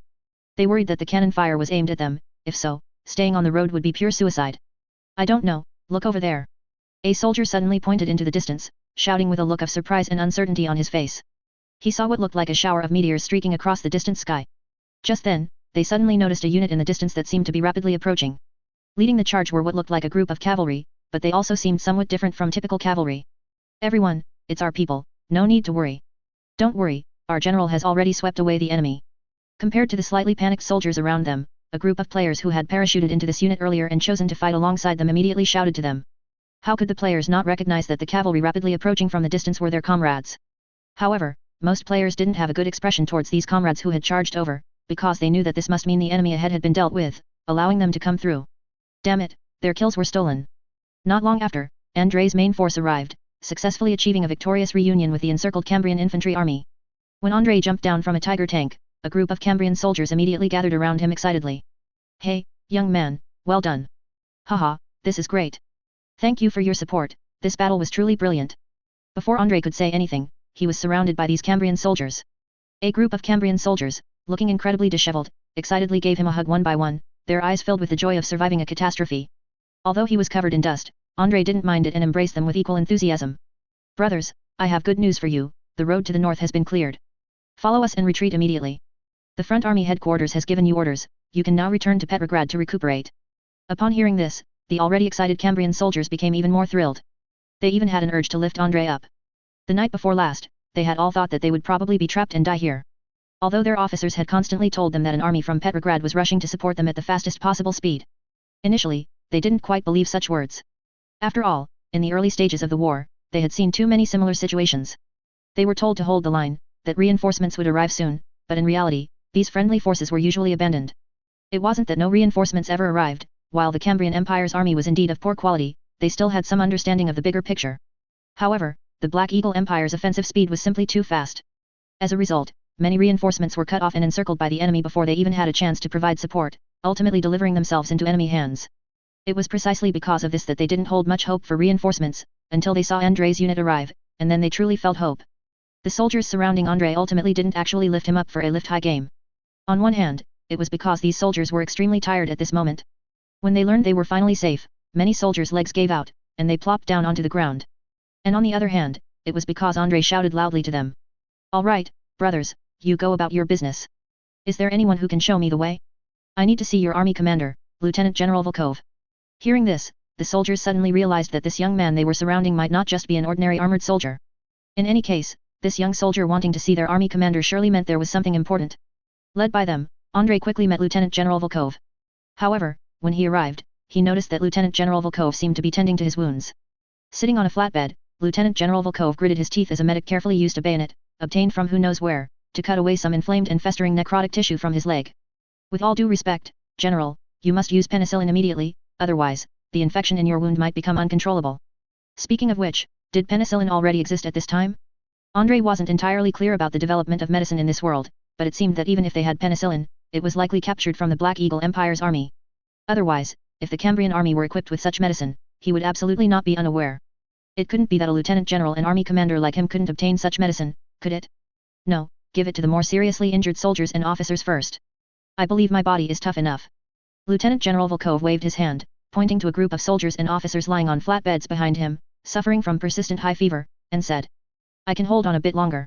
There will be better medical conditions after retreating to Petrograd, but they are already close to giving up. Seeing this, Andrei stepped forward with some confusion and asked. Wait a moment, General, I don't understand. Where have all the medical sisters in your unit gone? It can't be that an entire army like yours doesn't even have a single medical sister, can it? Honestly, the more he fought, the more Andrei felt that the medical sister profession was truly powerful. No matter what kind of messy external injuries, a medical sister could heal them in one go, and there wouldn't even be any wound infection. The only thing they couldn't do was replenish blood lost from excessive bleeding. Under these circumstances, as long as the injury wasn't too severe, with the medical sister's rescue, wounded soldiers had a very high probability of rapid recovery, or at the very least, their lives would be saved. It was just a pity that the Cambrian Empire's medical sister resources were still too scarce. If it weren't for Yelena being an old acquaintance of Andrei, the two of them having grown up as neighbors since childhood, and General Constantin pulling some strings for him, how could a mere company expect to be equipped with medical sisters? That's dreaming. Usually, even a regiment can't get one. Hearing Andrei say this, Lieutenant General Volkov's face showed a bitter smile. Alas, don't even mention it. We originally had a 7-person medical sister team, but during an encirclement, the Black Eagle Empire's artillery bombardment directly blew them up. A 150mm shell directly hit their team, and those girls bravely sacrificed themselves just like that. Sure enough, he knew it would be like this. On the battlefield, artillery shells truly have no eyes. Andrei stepped forward, immediately switched to the medic profession, and then conjured a needle from thin air behind him. Under Lieutenant General Volkov's puzzled gaze, Andrei quickly pulled him over, jabbed the needle into his exposed arm, and injected the medicine from the needle. To be honest, he didn't know what the medicine in the needle was, but it was especially effective when injected into players. Besides players, it also seemed to work for treating ordinary soldiers, though it didn't take effect instantly. However, Lieutenant General Volkov was bewildered by Andrei's swift action. This immediate injection upon meeting was simply too skilled, wasn't it? The young man ambushed this old man without martial ethics. He was careless and didn't dodge. He stared blankly as Andrei gave the injection, his eyes constantly darting behind Andrei, wondering where he had hidden the needle just now. Because he looked for a long time and didn't notice anything behind Andrei suitable for hiding a needle, he had a small medical kit on his waist, but that was on his side. Alright, I've finished injecting you with anti-inflammatory medicine. The rest is up to fate. After giving the injection, Andrei put away the needle, shrugged, and said, Congratulations, General, for a period of time, you can now take your troops back to Petrograd to recuperate. But I want to know, how many men do you have left in your unit now? General Volkov was a bit confused by Andrei's series of questions. Mainly, he didn't understand why a medic would ask about these things. Excuse me, are you? I am Lieutenant General Vorontsov, the one who has been frequently reported in the newspapers recently. Andrei said, pulling out a document from his pocket and handing it to Lieutenant General Volkov, saying, I didn't bring my rank insignia to avoid being targeted by enemy snipers on the battlefield. To be honest, in my opinion, none of our officers should carry these things on the battlefield, nor should there be any special uniforms. After taking the document and looking at it, Lieutenant General Volkov's brain was still somewhat frozen. He truly hadn't expected Andrei to be so low-key on the battlefield.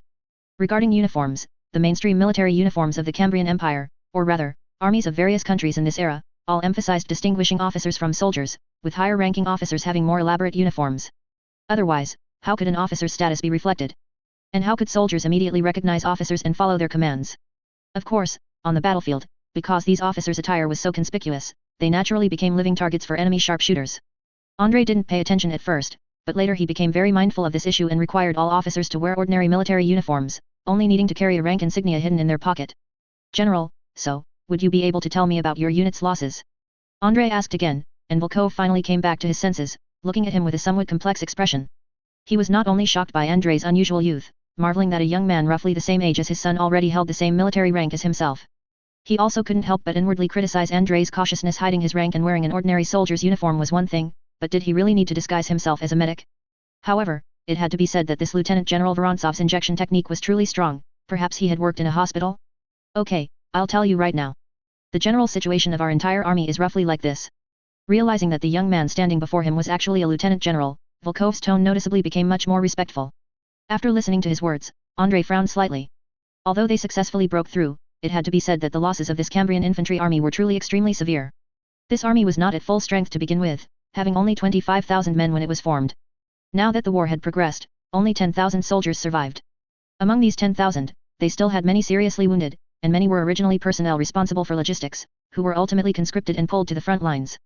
If calculated strictly, among these 10,000 people, fewer than 5,000 could still continue to fight on the battlefield.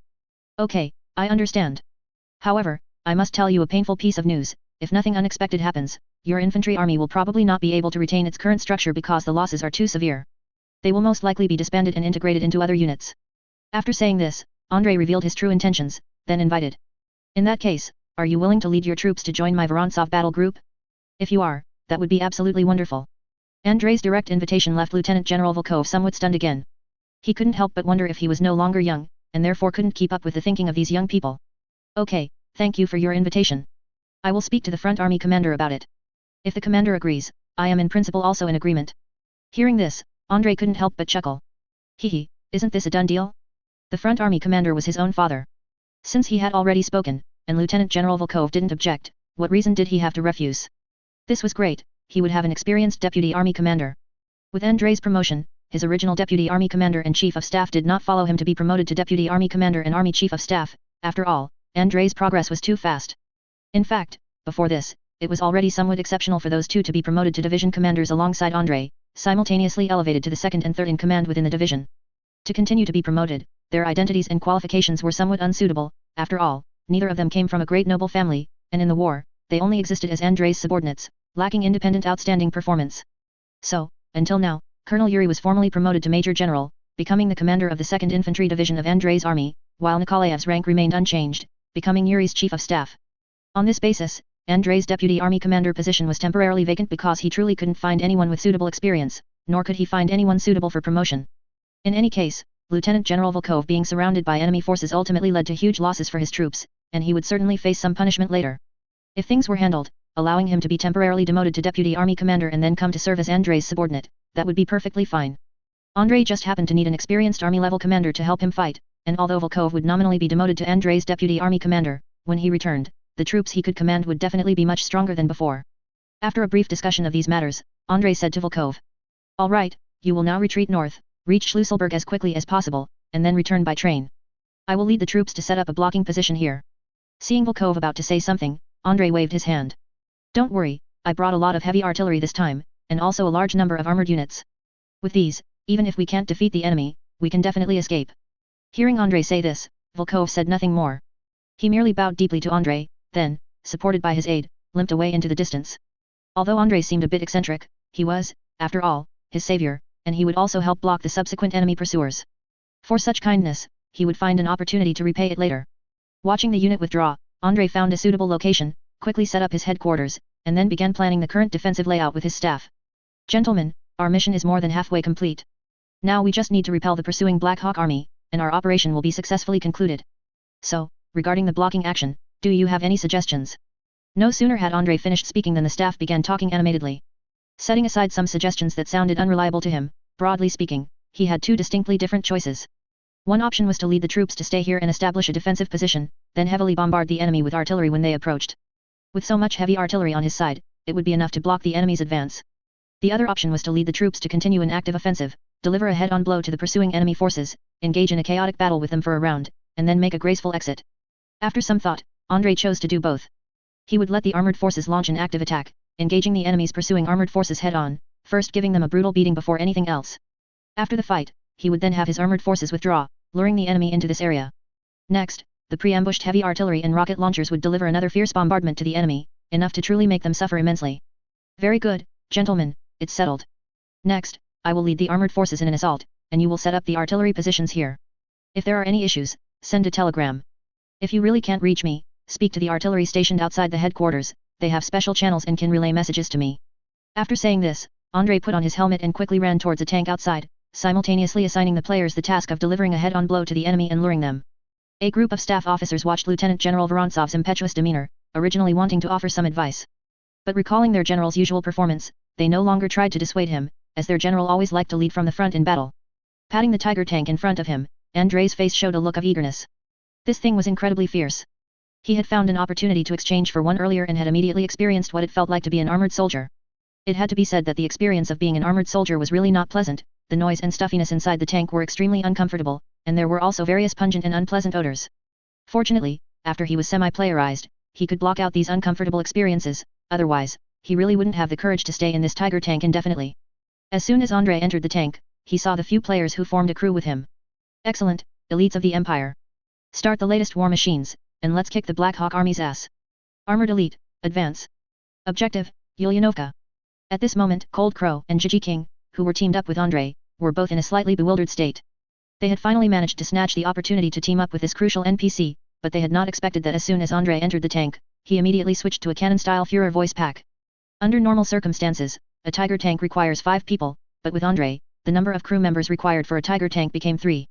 The radio operator was meaningless to players, as players didn't need the radio operator to send wireless messages to other tanks or get out to repair the tank.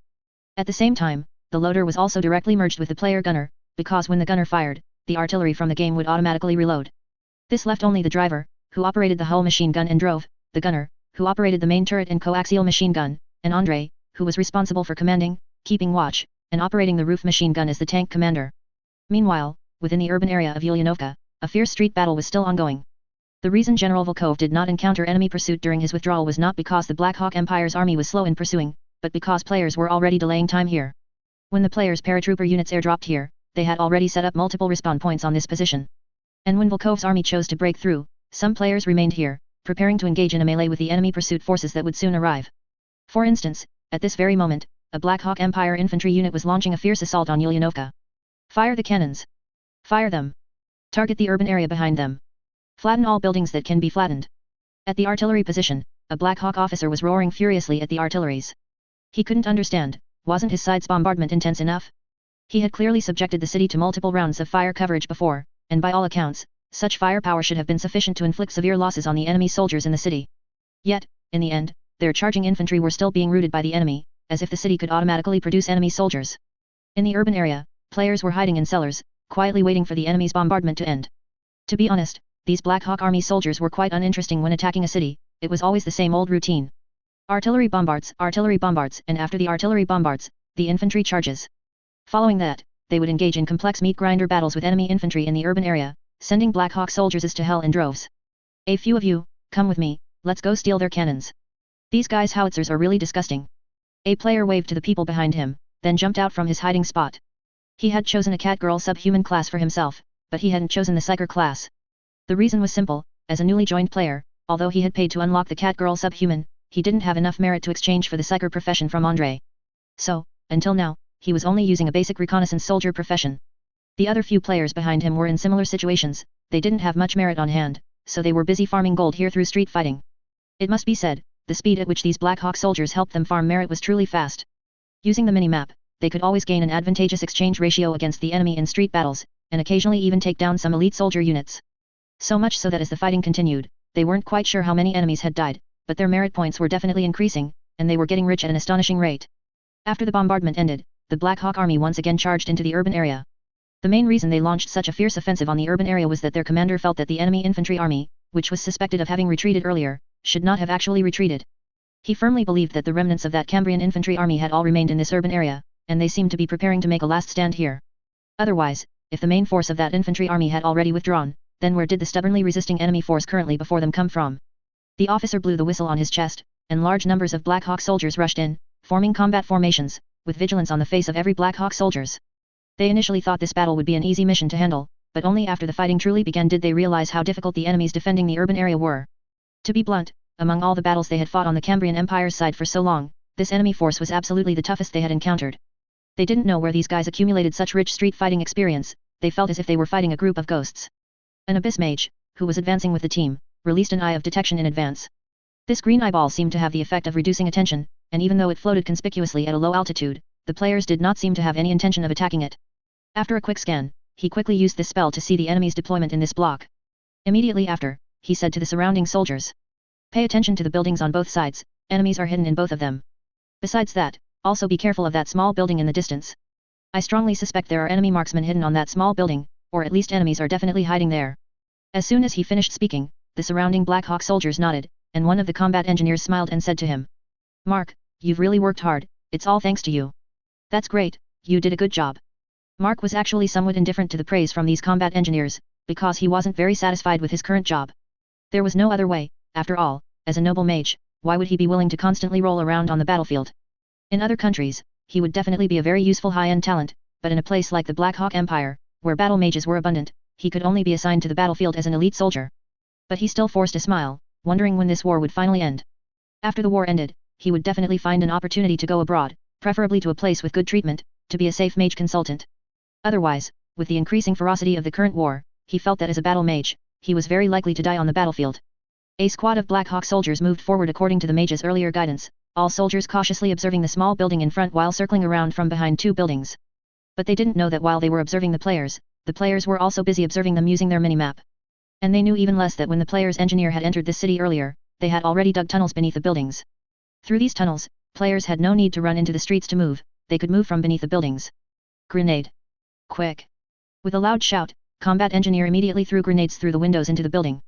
With a few loud bangs, all the windows of the building were shattered, and one room even caught fire, seemingly ignited by something from the explosion. The Black Hawk soldiers didn't dwell on this. As soon as the explosion occurred, they kicked open the door at top speed, then aimed their submachine guns inside and unleashed a volley of gunfire. That series of grenades was enough to disorient all the enemies in the room. Under this dense spray of submachine gunfire, where else could they hide in the narrow room?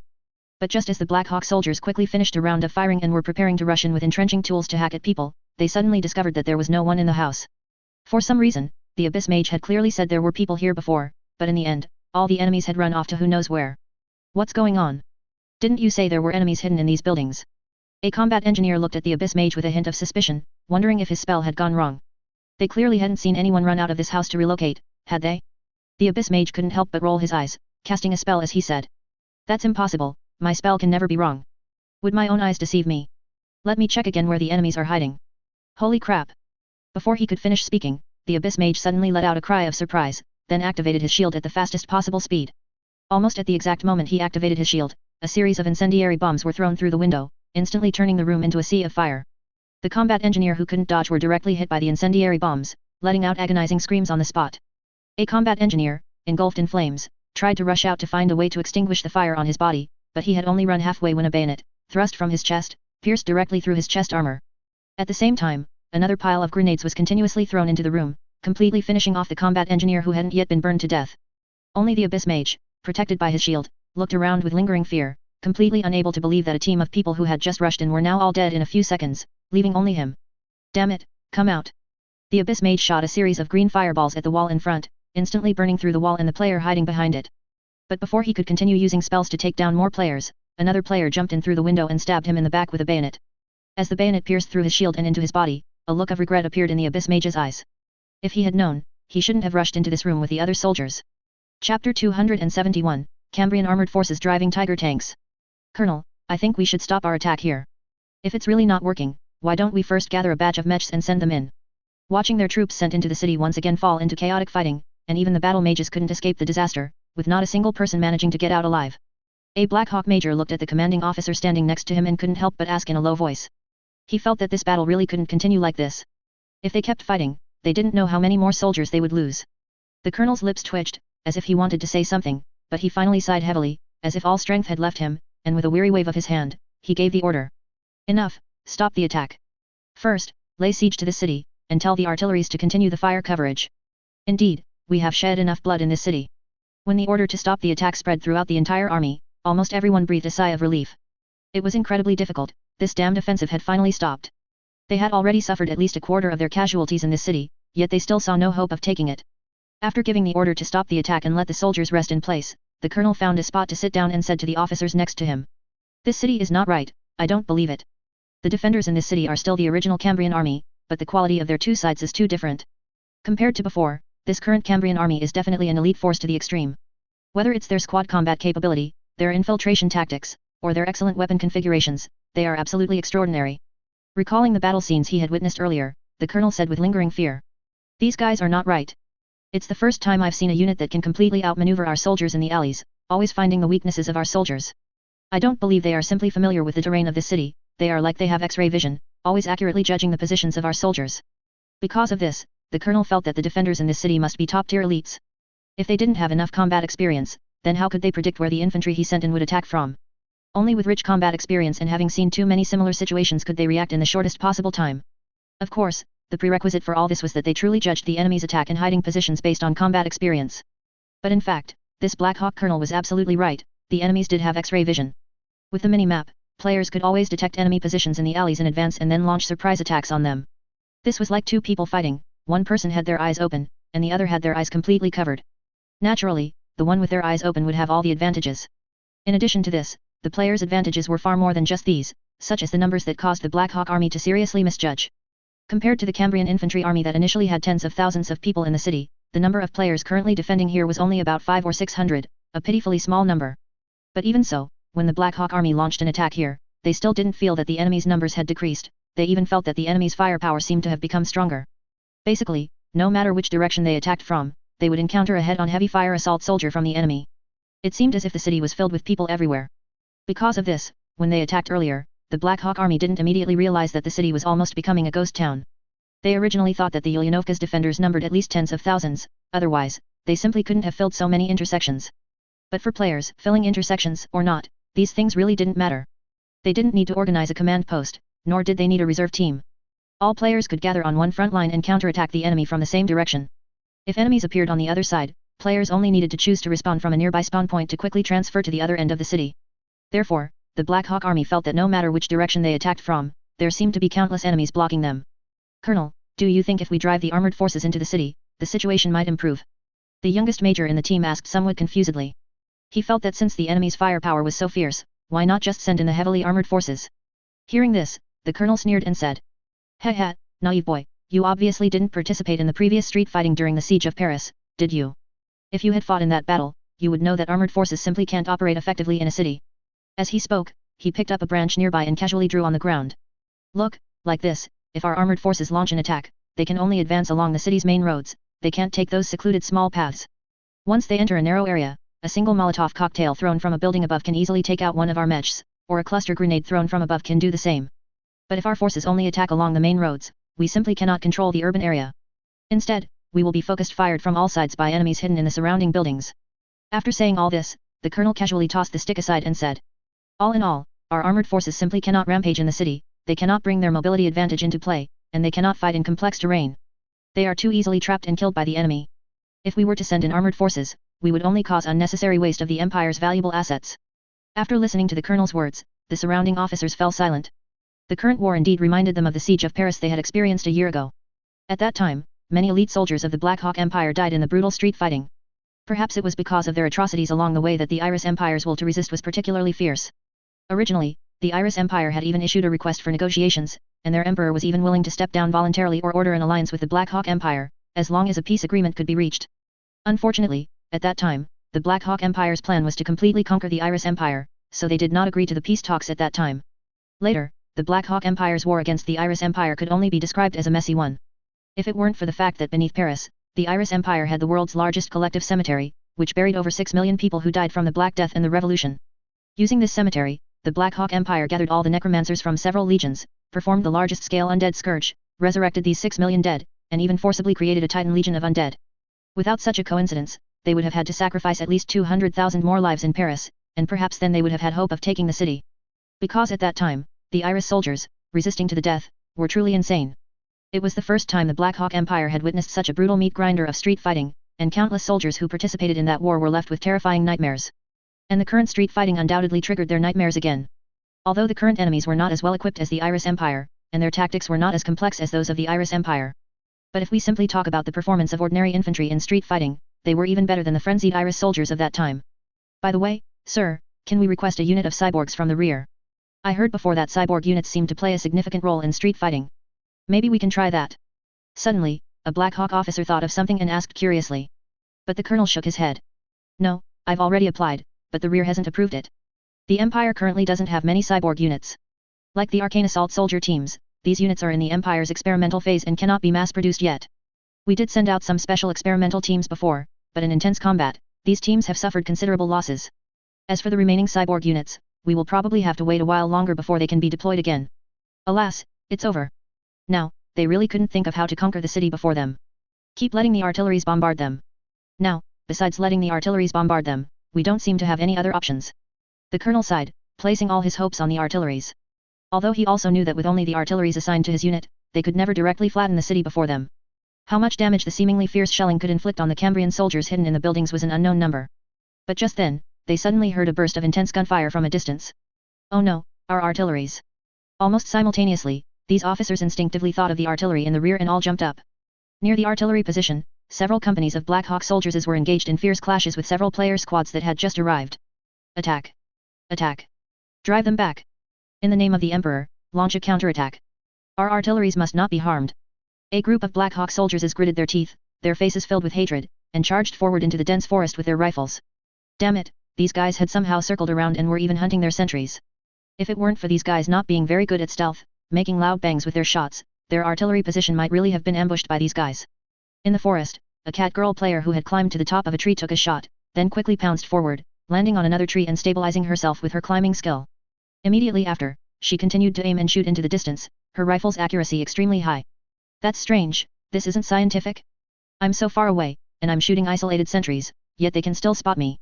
But no sooner had she spoken than a player below immediately complained. My goodness, what kind of shooting games did you play before?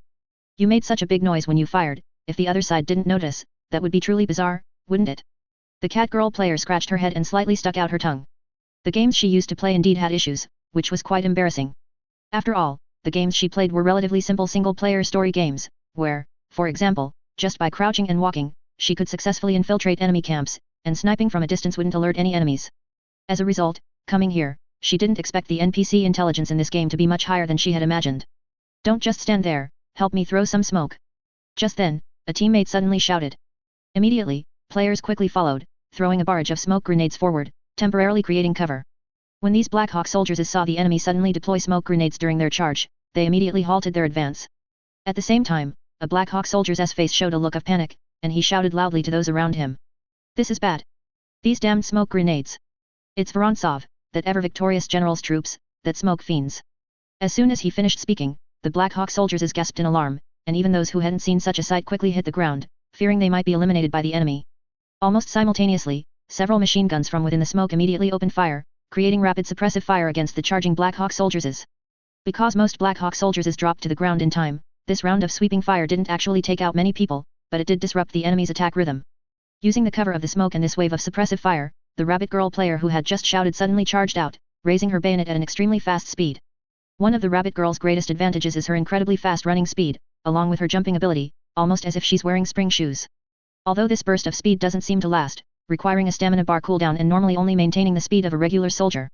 But at critical moments, relying on this speed, with the cover of smoke and a large number of grenades, she is simply the best assault soldier. The prone Black Hawk soldiers had no idea that an enemy would rush out of the smoke at such a high speed, as machine guns were constantly firing over their heads, causing most Black Hawk soldiers not to dare to look up. The few Black Hawk soldiers who were prone and firing couldn't even aim before they lost track of where the enemy had gone. The players threw a truly substantial amount of smoke grenades, creating a continuous blanket of smoke, and some players even rushed forward within this smoke, throwing cluster grenades as they ran. It must be said that the player's stamina is truly a huge bug. For ordinary soldiers, it's not that they can't throw cluster grenades. But they absolutely cannot throw them too far, let alone throw a whole bunch at once.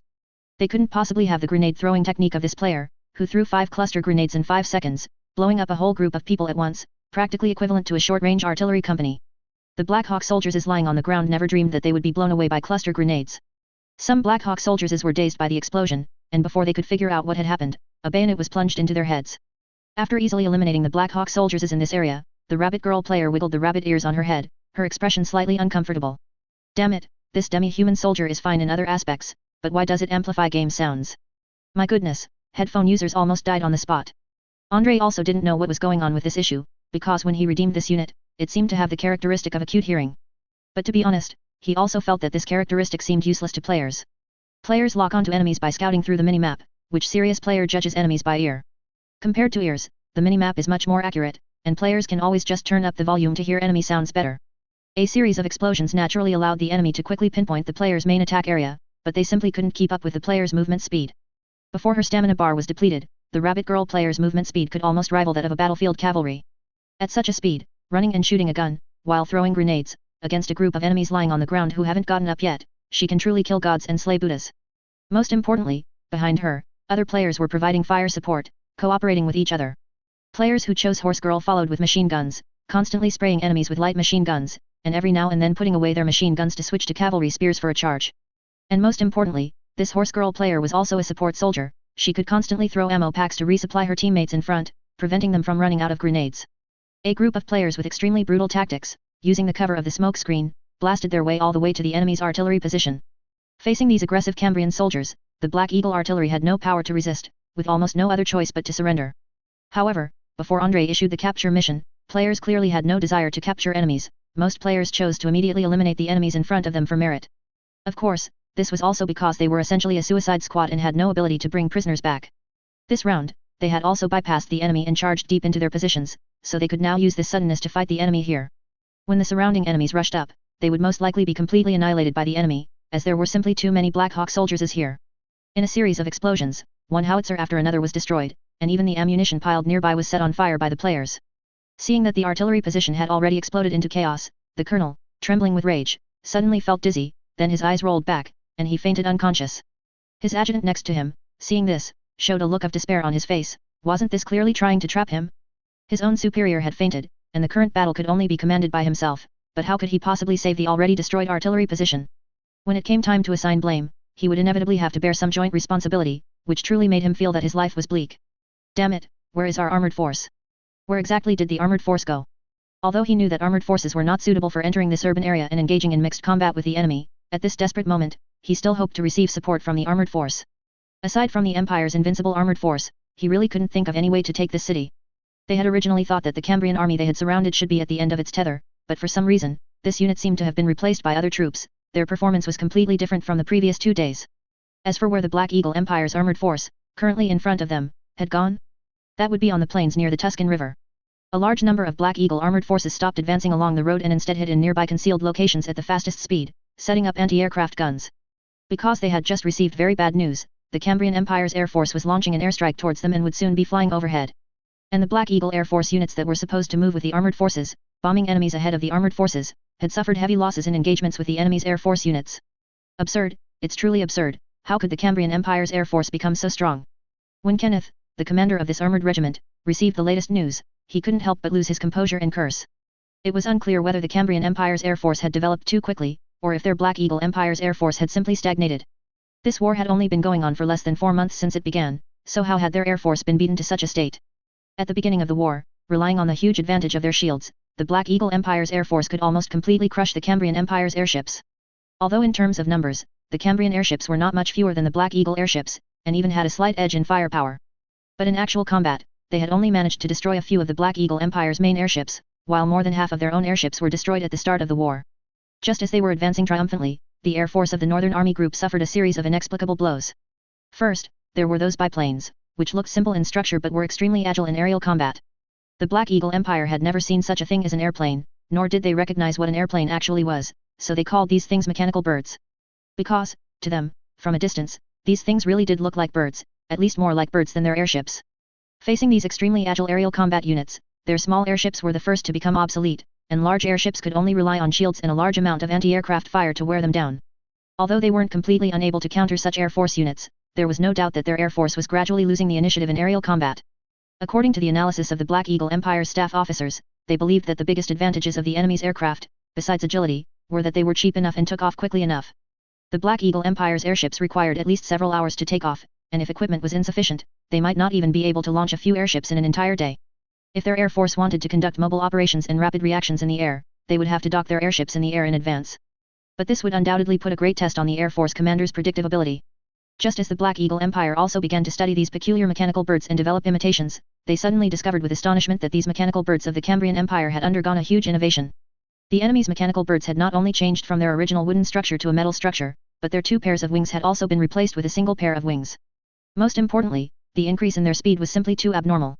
Previously, those mechanical birds had a speed of about 200 km per hour, sometimes even less than 200 km per hour.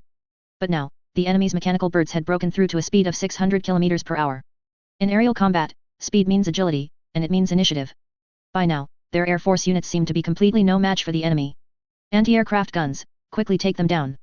Watch out for the enemy's dive bombers. When the distinctive sound of mosquito bombers appeared in the sky, the Black Hawk soldiers on the ground all panicked. Their armored forces did not have such powerful anti-aircraft capabilities. Although the Peacemaker's 4 machine guns and the Dreadnought's main cannon could fire at aerial targets, it was clear that these things were not specifically designed for aerial combat. It was also thanks to the Black Eagle Empire's foresight in equipping all armored forces with a large number of 88 flak guns to deal with the enemy's heavy armored units, which enhanced their anti-aircraft capabilities. But even so, facing the enemy's aircraft that came and went like the wind, their 88 flak guns found it very difficult to achieve effective lock-on. As shells constantly exploded in the sky, the players operating the bombers couldn't help but complain about the enemy's unscientific proximity fuses. These things were clearly a black technology of the World War II American anti-aircraft forces, yet they appeared first in the Black Eagle Empire's army. Of course, considering the absurd level of the tech tree in this world, they felt that this thing didn't seem like much. Compared to the Black Eagle Empire's massive Titan mechs, it was just an additional fuse with slightly advanced technology. What was that? Well, it seems we've locked onto the enemy's main armored forces. This place is practically swarming with Black Hawk army. Got it. Please, when you're flying, swing the plane around. Don't just keep flying in a straight line. Didn't you see our teammate just got shot down? The player in another seat grumbled while continuously strafing the ground below with the plane's autocannons. Although, under the cover of the armored forces, he actually couldn't hit too many infantry. But no matter what, the infantry he did hit were still like mosquito legs. They brought him some merit points, which was much more than slogging it out as infantry on the ground. Their mosquito bomber was not equipped with 4,000 pound bombs, but rather a large number of small bombs and rockets. While this meant they couldn't deal massive damage to a single target, these small bombs could still heavily damage the enemy's armored forces. As for rockets, how should one describe them?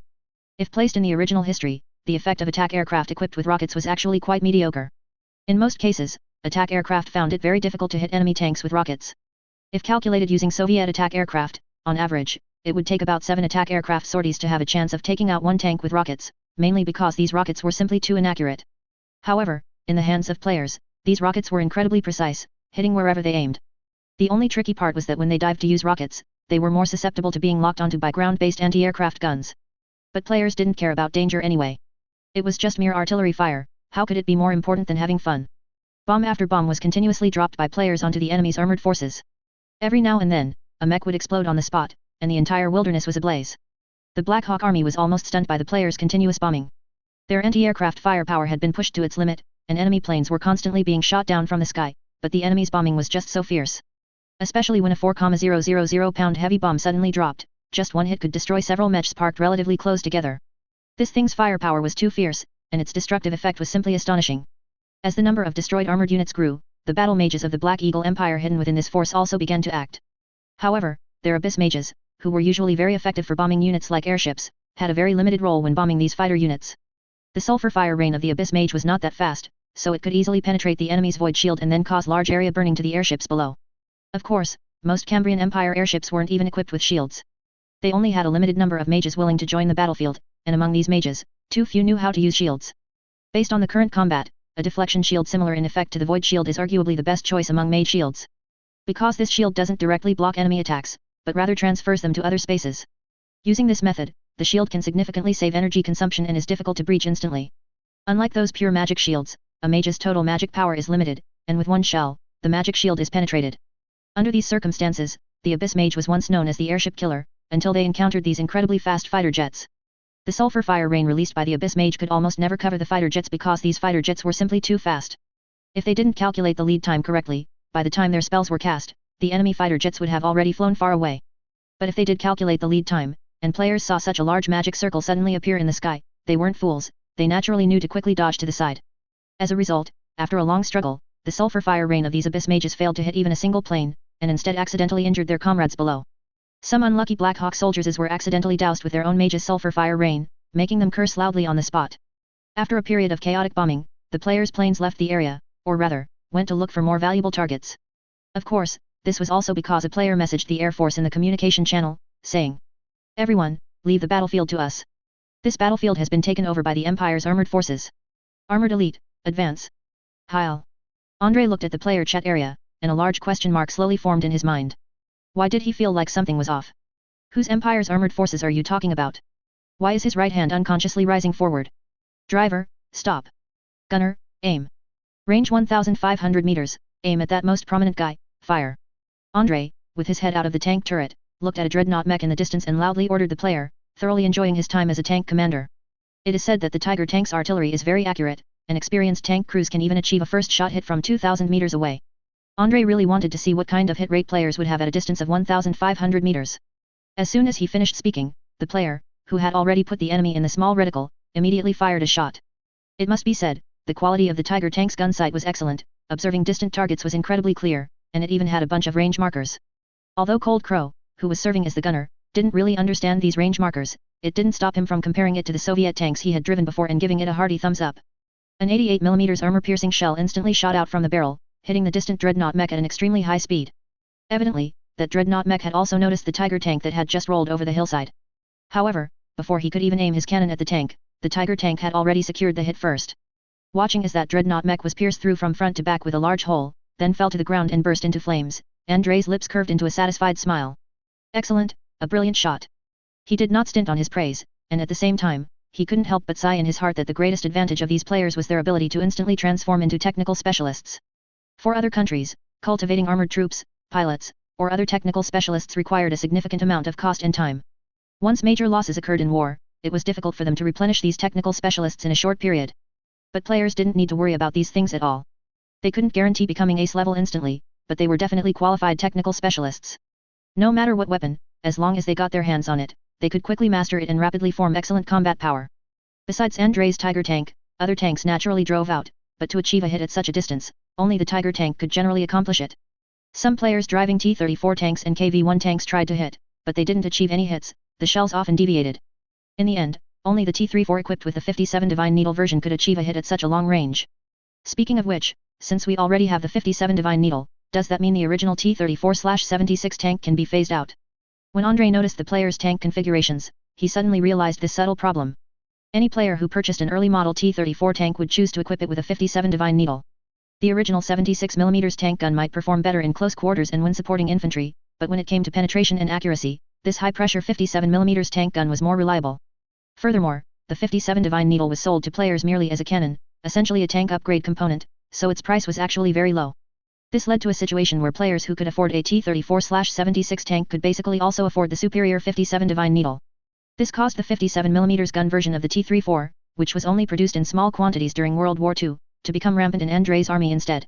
Although the 57mm gun's penetration was not as good as the Tiger tank's 88mm gun, this artillery also had impressive long-range penetration, capable of piercing most of the Black Hawk Army's armor without issue. Aside from some seemingly extra reinforced Hunter mechs, which appeared to block the 57mm artillery at a range of 1,500 meters, almost all remaining armored units were hit with one shot. Tisk. I thought we'd have a fierce tank battle here. Why does it feel like target practice? Andrei grumbled, somewhat dissatisfied, watching the slow reaction speed of the opposing armored forces. However, to be safe, he still retreated into the tank and didn't stay outside to show off anymore. This tank didn't actually need a commander, because players themselves could see an excellent field of view. Andrei staying here was more about acting as an NPC to give players quests, and incidentally, indulging his own tank commander fantasy. Bang! A sudden dull thud, like a knock on a door, but amplified by the tank's hollow interior, the sound was exceptionally crisp. An enemy had hit the Tiger tank, though it was unclear what kind of artillery it was, most likely a 75mm cannon. However, that type of artillery didn't seem to be able to penetrate the Tiger tank's frontal armor at 1,500 meters, Andrei's tank was completely undamaged. Gunner! Fire quickly, find the guy who ambushed us. As soon as Andrei finished speaking, Cold Crow fired a shot, but it missed. Quick, reload. Eat chocolate, big bites. Chapter 272, do you know what the 152mm Colt is? What the hell? What is chocolate? The player was a bit confused. He originally thought he was playing a battlefield-like game, so how did it suddenly turn into World of Tanks? But the gunner, Cold Crow, glanced to the side and suddenly found a row of chocolates on the ammo rack next to him. Good heavens, and judging by the text on these chocolates, they were actually genuine chocolates produced by the old Russians. So he had a question. He was a Cambrian Empire armored soldier, driving a German Tiger tank, with chocolates whose origin, whether Cambrian Empire or Russian, was unknown and seemingly unregulated placed beside him. Was this composition a bit too complex? Although the player paused for a moment, he immediately chose to eat the chocolate with the fastest movements. Or rather, for the players, they merely had the thought, and their bodies immediately entered an action animation, eating at the fastest possible speed. Just like when they initiated a bayonet charge and stabbed people, they didn't actually have to figure out how to operate the bayonet, the speed at which they ate the chocolate now was also astonishing. At the same time, the speed at which his other hand loaded the shells increased significantly. As Andrei watched the gunner player effortlessly load a 10-kilogram shell into the cannon with one hand, he couldn't help but exclaim in his heart. Good heavens, this truly lives up to the legend of the Cambrian Superman, his movements are fierce. Under normal circumstances, theoretically, an elite Tiger tank crew could fire a shot approximately every 8 seconds, this was the fastest they could achieve with normal loading speed. For the players, they averaged about one shot every 6 seconds, as not all tank soldiers could load a 20-pound shell with one hand. After eating the chocolate, the player's speed even reached the point where he could fire a shot in less than 5 seconds, turning the entire tank into a terrifying artillery position. Under such firepower, the Black Hawk Empire armored vehicles in the distance were destroyed one after another, almost completely unable to launch an effective counterattack. Alright, it seems players are now also focusing on maintaining distance in combat, there aren't as many reckless ones. After observing the firing operations of the other Tiger tanks around him, Andrei realized that staying at a distance and unilaterally sniping was indeed the correct choice.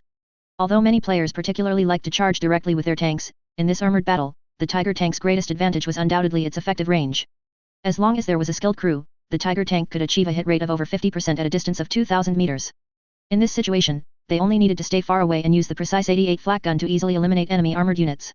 They didn't need to charge, they only needed to fire and wait for the enemy to approach, and in this process, the enemy army would inevitably pay a huge price. Of course, besides the somewhat cheesy tactics employed by the Tiger tanks, other players also initiated charges, with the main targets being the walking mech version of the KV-2. The toilet had certainly lived up to its name, even in its walking mech version, this thing still looked very ferocious. Of course, Andrei had always disliked the overly exaggerated height of this version of the KV-2. This thing's height had to be at least 6 meters, which meant that driving such an armored vehicle was too easy for the enemy to spot. Its concealment was almost zero. Trying to use this thing for an ambush was completely unrealistic. This thing seemed to have no particular advantages except for its relatively fast charging speed. Oh, right, this thing's armor defense was also quite good. Of course, the armor defense of this thing was no different from the original KV-2 tank. It could only be said that it was sufficient to resist most of the Black Hawk Army's artillery, but when facing the Dreadnought mech, this thing's effectiveness was not particularly good. It's unknown what the Black Hawk Empire went through to design an armored unit like the Dreadnought mech.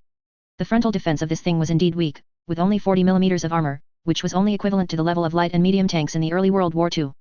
But at the same time, this thing's 75 mm long-barreled cannon was at least equivalent to the Panther tank's cannon from later in World War II. This thing not only had extremely high accuracy but also exceptionally strong penetration. From a distance, it might not be able to penetrate the KV-2 tank, but up close, this thing could indeed pose a threat to the KV-2 tank. It was precisely because of this that Andrei did not let the players driving Tiger tanks rush forward. According to his estimation, this thing's penetration power was completely comparable to the T-34/85, and possibly even superior.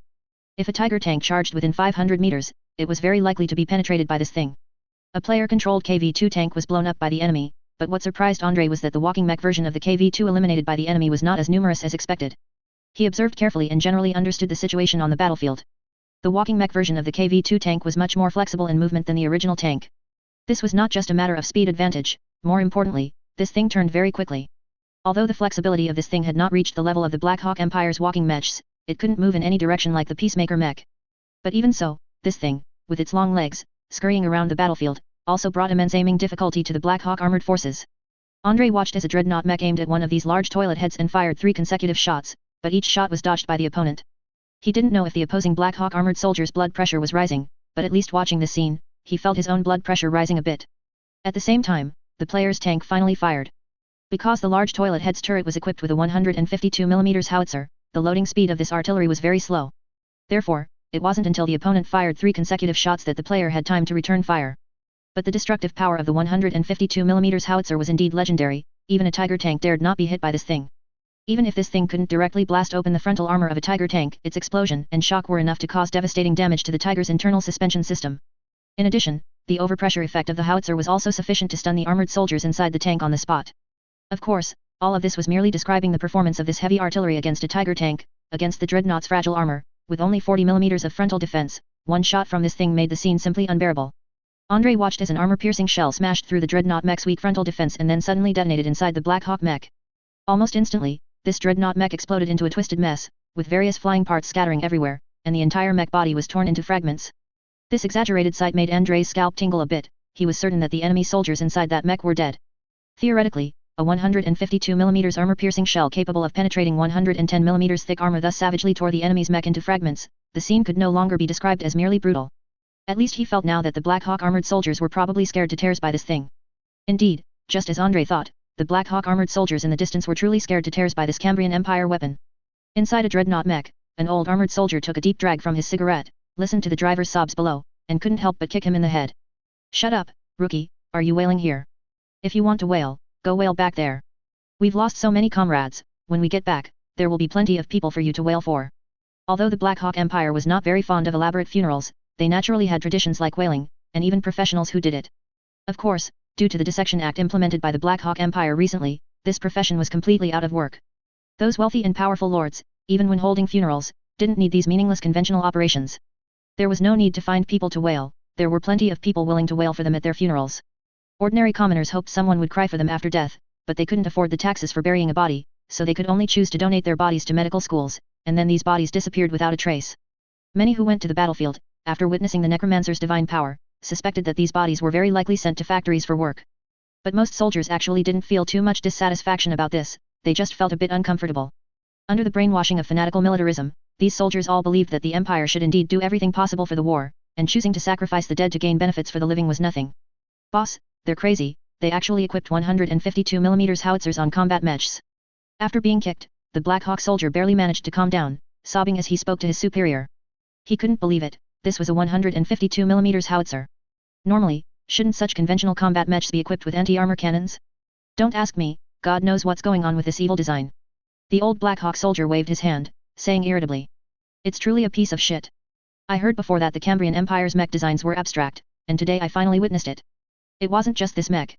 At a more concealed artillery position, a Black Hawk Empire artillery officer said to the soldier operating the anti-tank gun. Aim at that big guy and quickly blast him to death, or do you want to taste a howitzer? Hearing this, the soldier quickly fired at the closest KV-2 tank.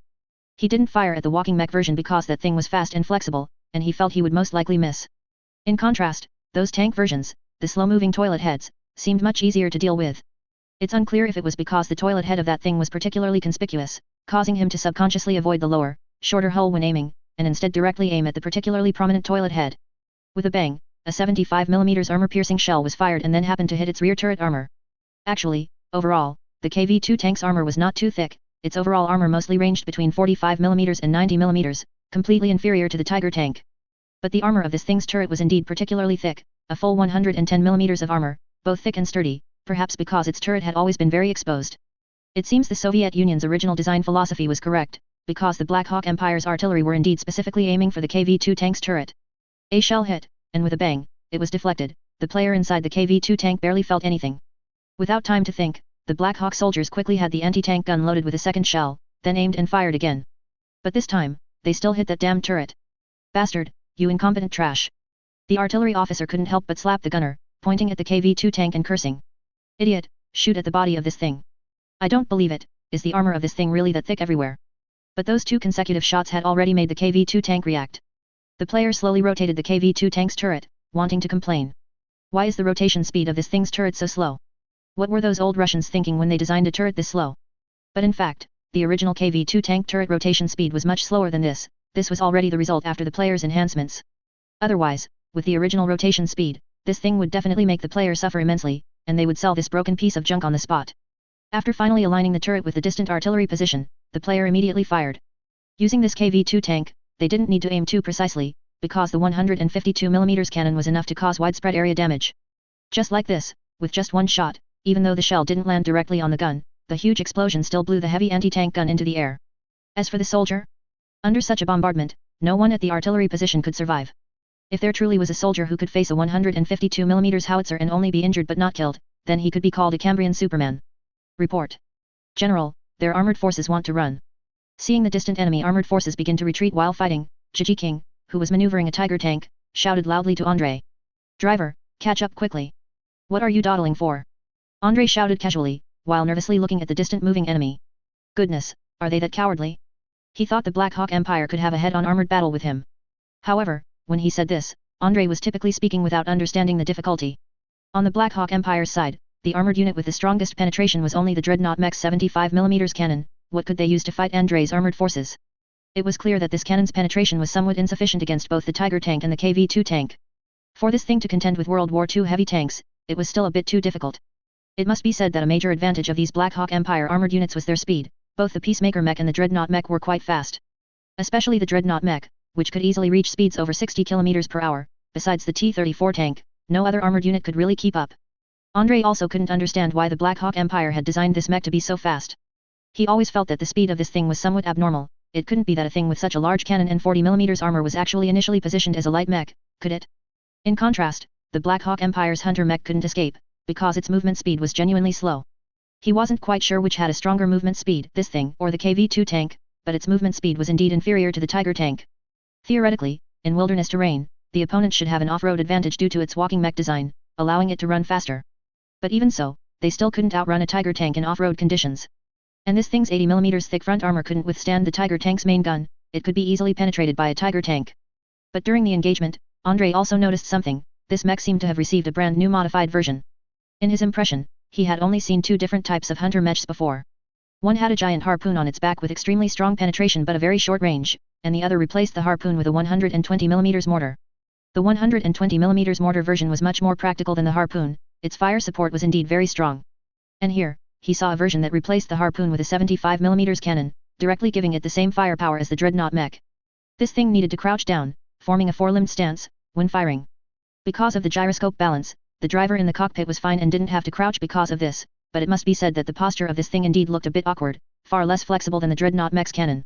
After dealing with these Hunter mechs that were left behind to cover the retreat, Andrei's expression became somewhat gloomy as he looked at the Black Hawk armored forces fleeing in the distance. Damn it, can't this KV-2 tank go any faster? Look at the T-34 tank, why is its speed so fast? Hearing Andre say this, Gigi King, who was busy driving, couldn't help but turn back and retort. General, they are medium tanks, we are heavy tanks, can they be the same? Even if you let us directly pour in barrels of oil, we wouldn't be able to reach that speed. Andre sighed, he was just complaining.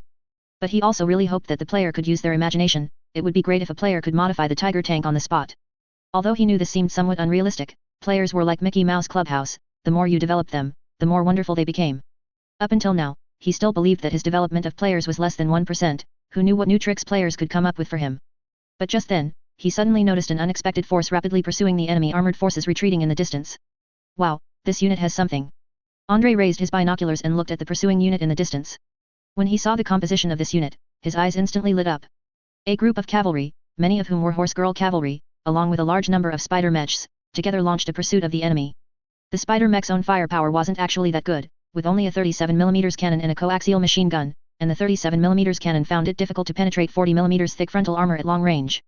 But don't forget, the enemy's armored forces were in retreat, they exposed their backs. It's clear that although the Black Hawk mech's design looked like a big cylinder, it obviously wasn't actually made like a barrel. The frontal armor of this thing was roughly twice the thickness of its rear and side armor, compared to its front, the armor protection at the rear was completely unable to withstand the main gun of the spider mech. And more importantly, the spider mech could still reach speeds of about 70 km per hour in off-road conditions, so it was really not difficult for players to catch up with the enemy. Emperor above, what in the world is this? A Black Hawk armored soldier suddenly noticed the spider mech that appeared from nowhere in the distance and was once again startled by its abstract appearance. This thing wasn't large, looked somewhat like a spider, but its movement speed was extremely exaggerated. They had no recollection of ever encountering a similar weapon, this thing seemed to have sprung out of a rock crevice. They couldn't even figure out what kind of walking mech the Cambrian Empire had developed that could have such a fast movement speed. Return fire, destroy that thing. No sooner had he spoken than a Black Hawk armored soldier immediately turned his mech's body sideways and fired backward while running. This sudden shot, like a horseback spear thrust, instantly detonated a spider mech that was pursuing closely. But at the same time, a retaliatory shot from another spider mech penetrated this dreadnought mech on the spot. Besides that, the horse girl cavalry also gave the Black Hawk army a splitting headache. The ordinary cavalry were still toiling to reach the Black Hawk mech, dodging enemy machine gun fire while pulling out grenades or anti-tank mines, preparing for close quarters combat with their mechs. But for the horse girl players, they had already switched to the tank hunter elite suit while running. When they transformed into tank hunters, these horse girls immediately became a group of highly mobile anti-armor soldiers.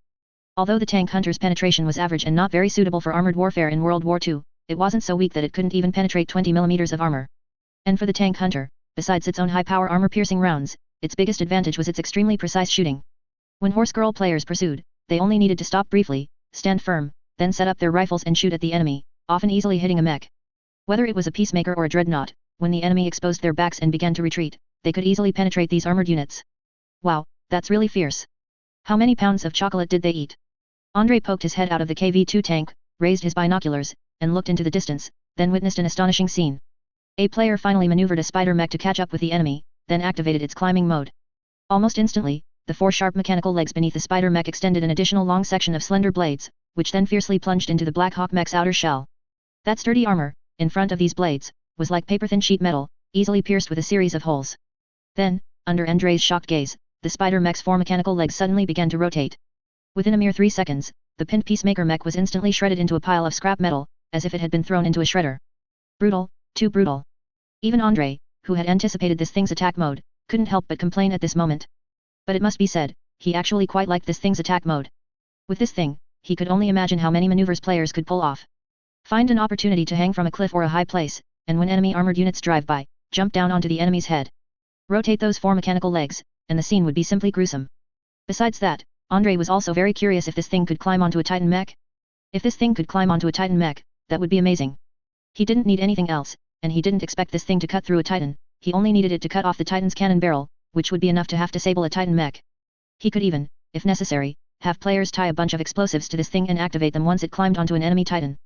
I don't know why, but I suddenly feel like Katyusha's Titan Legion isn't as important anymore. It seems we have more and more anti-Titan capabilities. Andre scratched his head and grumbled casually. Of course, he didn't truly believe the Titan Legion was completely useless, its breakthrough and destructive power were genuinely formidable. These things were purely equivalent to land battleships, pushing forward relentlessly, flattening anything in their path. Having the ability to penetrate a battleship doesn't mean you don't need to rely on battleships to exchange fire. If you want to stop a rampaging Titan Legion, it's better to have a similar Titan Legion at hand. Under the pursuit of the spider mech, this Black Hawk armored soldier unit, with the exception of a very small number who scattered and escaped, mostly failed to get away. According to statistics, Andrei and his side had eliminated roughly another armored regiment of the enemy. Adding in the enemy infantry eliminated, and combining the two, he had roughly and easily wiped out another half of an enemy armored division. Upon realizing this, a look of surprise appeared on Andrei's face. Shocking, when did the Black Eagle Empire's armored divisions become so easy to eliminate? One must know that, prior to this, the Black Eagle Empire's armored divisions had always been the Cambrian army's nightmare. But when he looked at the quality and quantity of his own various armored units, Andrei felt that it was all perfectly natural. Please, all the tanks and mechs on his side, cobbled together, could at least equal a full-strength armored division. And within this full-strength armored division, there were many extremely excellent armored units, with Tiger tanks and KV-2 tanks everywhere, and even various rather abstract mechs. Add to that the player's ability to resurrect, and the speed at which players could exchange for mechs and tanks. In this way, if he still couldn't quickly annihilate the enemy's armored division, then that would be the real problem. After pursuing the enemy for a while, Andrei chose not to continue the pursuit, as it would no longer be meaningful. They were unlikely to retake the city of Ulyanovka, because they didn't have enough troops to push the front back, nor enough forces to garrison the area. But it didn't matter, Andrei still left a group of players to slowly engage in guerrilla warfare with the enemy in the city. Based on the previous series of battles, he had already seen that these players' destructive power was actually greatest when they remained in the city. If they fought in the wilderness, facing the enemy's potentially superior firepower, these players wouldn't perform so abnormally. At the very least, if you disregard their firepower and armored units, and simply charge head-on into enemy artillery fire, most players would struggle to show too strong an impact.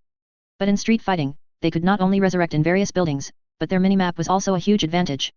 Adding various professions, and the automated weapons and grenades commonly held by players, combining these factors, each of them was a street fighting killer. Even if they were sent to Stalingrad to fight a meat grinder with the Soviet Union, it would be the Soviet Union that couldn't hold on first. Oh no, I suddenly feel a subtle urge. The more I think about it, the more I want to let the enemy into Petrograd and fight them in street combat. Just then, Andrei suddenly thought of a subtle maneuver, and his expression instantly became strange. It must be said that, if one doesn't consider casualties and other factors, and only considers the most suitable location, letting players turn Petrograd into the historical Stalingrad is indeed the most suitable. In such a meat grinder, no matter how many Black Hawk Army soldiers charged in, he was confident he could swallow them within a day. If he had the chance to drag it out until deep winter, or until other units launched a counterattack from the periphery, he might even have the leeway to completely wipe out the Black Hawk Army. However, this thought only stayed in his mind for a moment before Andrei dismissed it. Because the Black Hawk Army was not foolish. They wouldn't, after learning of the enemy's street fighting capabilities, still choose to fight a street battle where they couldn't utilize their advantages at all. Unless the Black Hawk Emperor had a sudden brain cramp, any normal commander would know that the best way to deal with a large city like Petrograd is to cut off its surrounding transportation. At that time, the large population in this major city would become the most terrifying beasts, they would consume all supplies and then fall into famine. Before long, a city plagued by famine would collapse on its own, no one could endure such a famine. Forget it, leave a portion of the players here to wear them down, then retreat first. Later, I'll have to ask my adoptive father how his food preparations are coming along. After thinking for a moment, Andrei decided to retreat according to plan and then consider the food problem. If worse came to worst, he would try to pull the troops to Folkov and establish the Folkov Front Army with his own forces in advance. Historically, the Folkov Front Army was never able to clear the severed railway and its overall performance was somewhat disappointing. But for Andrei, with the abilities of his players, he refused to believe he couldn't break through the enemy's defenses. As long as they dared to go all out, there was absolutely no defensive line in this world that could withstand the players' fierce assault. Andrei had full confidence in this. At the very least, the defensive lines within his knowledge couldn't hold. If the enemy came up with something beyond that, then it would be a different story. The news of the successful repulsion of the enemy's attack and the relief of the designated unit was quickly reported by Andrei to General Konstantin. Upon hearing this news, General Konstantin was in a rather good mood. As for Andrei's wish to hand over the remnants of this unit to him, with Lieutenant General Volkov as deputy commander, he also agreed. Anyway, the structure of this unit had been largely destroyed, and it was impossible to spend a lot of effort to rebuild it. Since this unit would inevitably merge with other remnants in the future, why not hand it directly to Andrei? General Konstantin had to admit that Andrei's subordinates indeed lacked talent. This was because Andrei's rise was too rapid. Looking at history as a whole, to rise from a captain company commander to a corps commander in such a short time was somewhat unscientific. If it weren't for Andrei's quiet production of the behemoth tank, the Tsar would not have, under pressure, immediately granted him the rank and position of lieutenant general and corps commander. After spending some time, Andrei once again retreated to Petrograd, arriving at this city that was both familiar and strange to him. As soon as he walked into his home, Andrei saw Katyusha and Yelena having afternoon tea together. He glanced at his current disheveled and dusty appearance, then looked at the two busy with their afternoon tea, and couldn't help but roll his eyes, instantly feeling a bit unbalanced inside. Damn it, no wonder those officers and soldiers returning from the front were dissatisfied with the city's powerful elite. If it were him, he would also feel a surge of imbalance. After quickly taking a shower and changing into clean clothes, Andrei also sat down at the table, grabbed a random biscuit, stuffed it into his mouth, and asked. My battle here is over. How's the city lately? No trouble, right? Katyusha thought for a moment, then said with a slight uncertainty. Basically no trouble. My Titan Legion is almost ready, all damages have been repaired, and inspections are complete. I have to say, your engineers are truly talented. How do they know how to fix everything? Andre shrugged as if nothing was amiss. Who knows? I do have such a group of talented people under me. Perhaps they are naturally gifted in mechanics. Seriously, if one day they suddenly go crazy and modify themselves into half human, half machine and then put on red robes, calling themselves gear boys, you shouldn't find it strange at all. Katyusha blinked in confusion, not quite understanding what Andre was saying. What the hell, why would they modify themselves into half human, half machine? Although this world had various complex gear prosthetics due to its highly developed engineering, normal people wouldn't actively modify themselves into that appearance, would they? How are the city's defenses arranged now? They should be almost complete, right? Andre thought for a moment. For a while, the players had been busy constructing various defensive fortifications, so he asked curiously. It's complete. Even the last batch of fortress cannons has been deployed. At this point, a look of disappointment appeared on Katyusha's face. The situation is a bit bad. The Black Eagle Empire's submarines launched a surprise attack on our Baltic Sea fleet, and several warships were heavily damaged. Since these warships couldn't be used, we simply dismantled their shipborne weapons and used them as fortress cannons. But the good news is, many Navy soldiers have temporarily transferred to become Army soldiers. Honestly, their ability to fight on land is much stronger than their ability to fight at sea. Andre nodded, he had known about the Navy soldiers coming ashore for a long time. As Russians, isn't it a classic tradition for the Navy's land combat capability to be stronger than the Army's? Just as Andre was about to ask something else, Yelena thought for a moment and suddenly said. Oh, that's right, I remember. It is said that to oversee Petrograd, the Tsar sent his second prince. Grand Duke Konstantin Nikolaevich will arrive here soon. Let him come, it doesn't matter. He's just here to be a figurehead anyway. Andre waved his hand, not putting this second prince in his eyes at all. He indeed didn't need to pay him any mind. After all, he was just the second prince, not the crown prince. He was here as a mascot and couldn't truly have much administrative authority. To put it bluntly, compared to local feudal lords who might amass troops and become self-important, Andre felt that the Tsar and crown prince might be more wary of their own sons and brothers doing the same. All in all, we just need to act as if that guy doesn't exist. All matters of war will be handled by General Konstantin. If that guy gives random orders or comes up with some other abstract behavior, just ignore him then. Andre took a sip of tea, but he was only halfway through his tea when General Konstantin suddenly kicked the door open and rushed in. In the next moment, his adoptive father brought him shocking news that almost made him spit out his tea. Chapter 273, Is the Saintess of this world a bit off? Andre, next, you and I will welcome some rather strange reinforcements that Petrograd might receive. Saint Joan of Arc of the Iris Empire has brought her Thousand Sons Legion over. Pfft. What in the world? Andre's brain instantly crashed due to the sheer number of plot holes in that statement, causing him to choke on the coffee he was halfway through drinking. He coughed several times, finally managing to clear the coffee from his windpipe, then looked at General Konstantin with an incredulous expression and asked. Old man, what did you say? Where did Saint Joan of Arc come from? And this, what legion did you say? He had heard of Saint Joan of Arc, whether it was the original Saint Joan of Arc, the FGO version dubbed the easiest woman to get along with in Chaldea, or other strange versions. But for Saint Joan of Arc to appear in this cesspool of a world, and then for a Thousand Sons Legion to inexplicably pop up, that made him feel a bit strange. Speaking of which, what exactly was this Thousand Sons Legion? It couldn't possibly be the legion under the magical little pony he was imagining, could it? Thousand Sons Legion? Wait, what, you don't know about the Saintess of the Iris Empire? General Konstantin said casually, then suddenly remembered something and looked at Andre with some surprise. Oh, right, I forgot. Your brain was damaged by a shell before, so you don't remember a lot of things. It's really troublesome. Why hasn't your brain recovered yet? Andre couldn't help but roll his eyes. He still wanted to ask that question himself. He wondered when the memory fragments in his brain would finally fully merge. Otherwise, he wouldn't be so passive in many aspects, and he only had a superficial understanding of this world's situation. Never mind, I'll just tell you. General Konstantin sat on a nearby armchair, found a comfortable position, and originally intended to light his pipe for a few puffs. But when he saw Katyusha and Yelena were also there, he hesitated, then put his pipe away. Previously, the Black Eagle Empire and the Iris Empire had a major war. The Iris Empire suffered a crushing defeat, and even Paris eventually fell after successfully holding out for 3 months. Andre nodded, silently complaining in his heart. What kind of crushing defeat was this? They fought quite well, okay? Don't underestimate Paris holding out for 3 months. You should know that in World War II on the original Earth, France only held out for about 40 days in total. The German army lost less than 200,000 men and simply swept through France. By this calculation, the resistance of Paris alone was enough to be twice the duration of France's resistance in World War II, plus the losses inflicted on the Black Eagle Empire. To put it bluntly, if you compare the Iris Empire of this world with France on Earth, the war record achieved by the Iris Empire of this world would be at least 5 times that of France on Earth. But clearly, General Konstantin still expressed disdain for the Iris Empire's war record. After occupying Paris, the Bourbon monarchy surrendered, losing its crown, but other forces in the Iris Empire were still resisting. Among all the resistance forces, the most extraordinary was the Thousand Suns Legion led by Saint Joan of Arc. General Constantin then gave Andrei a detailed account of Saint Joan of Arc's rise to prominence in this world. After hearing this series of events, Andrei had to admit that the Saint Joan of Arc of this world was also a cheat-level player.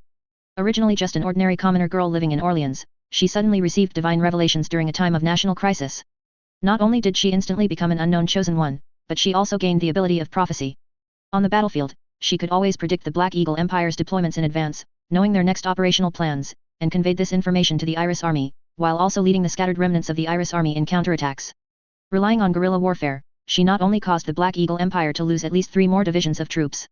In addition, Saint Joan of Arc also reassembled the scattered Iris Army to form a unit called the Thousand Suns Legion. Well, it sounds pretty awesome, and very unscientific. Andrei couldn't help but complain. This is even more unscientific than me. No matter what, I at least studied in a military academy for a few years, and I was born into an old military noble family of the Cambrian Empire, so I had a sudden enlightenment. But she is just a girl from a commoner family, with no exposure to any military knowledge, and she suddenly became such a genius military strategist who fights purely by intuition. Why does it feel so strange to me? However, no sooner had Andrei finished speaking than the general shook his head dismissively. Brat, you can't say that. Is there really such a big difference between you and her? Seeing Andrei somewhat stunned, the general sneered. Others don't understand you and think you learned something back then, but how could I not understand you? We have so many military books at home, and you haven't even looked at one. And those test answers in the military academy, honestly, I found them unbearable.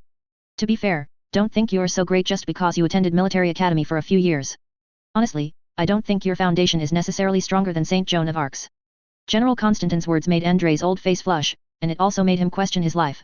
How bad must his military literacy have been back then to receive such an evaluation from his father?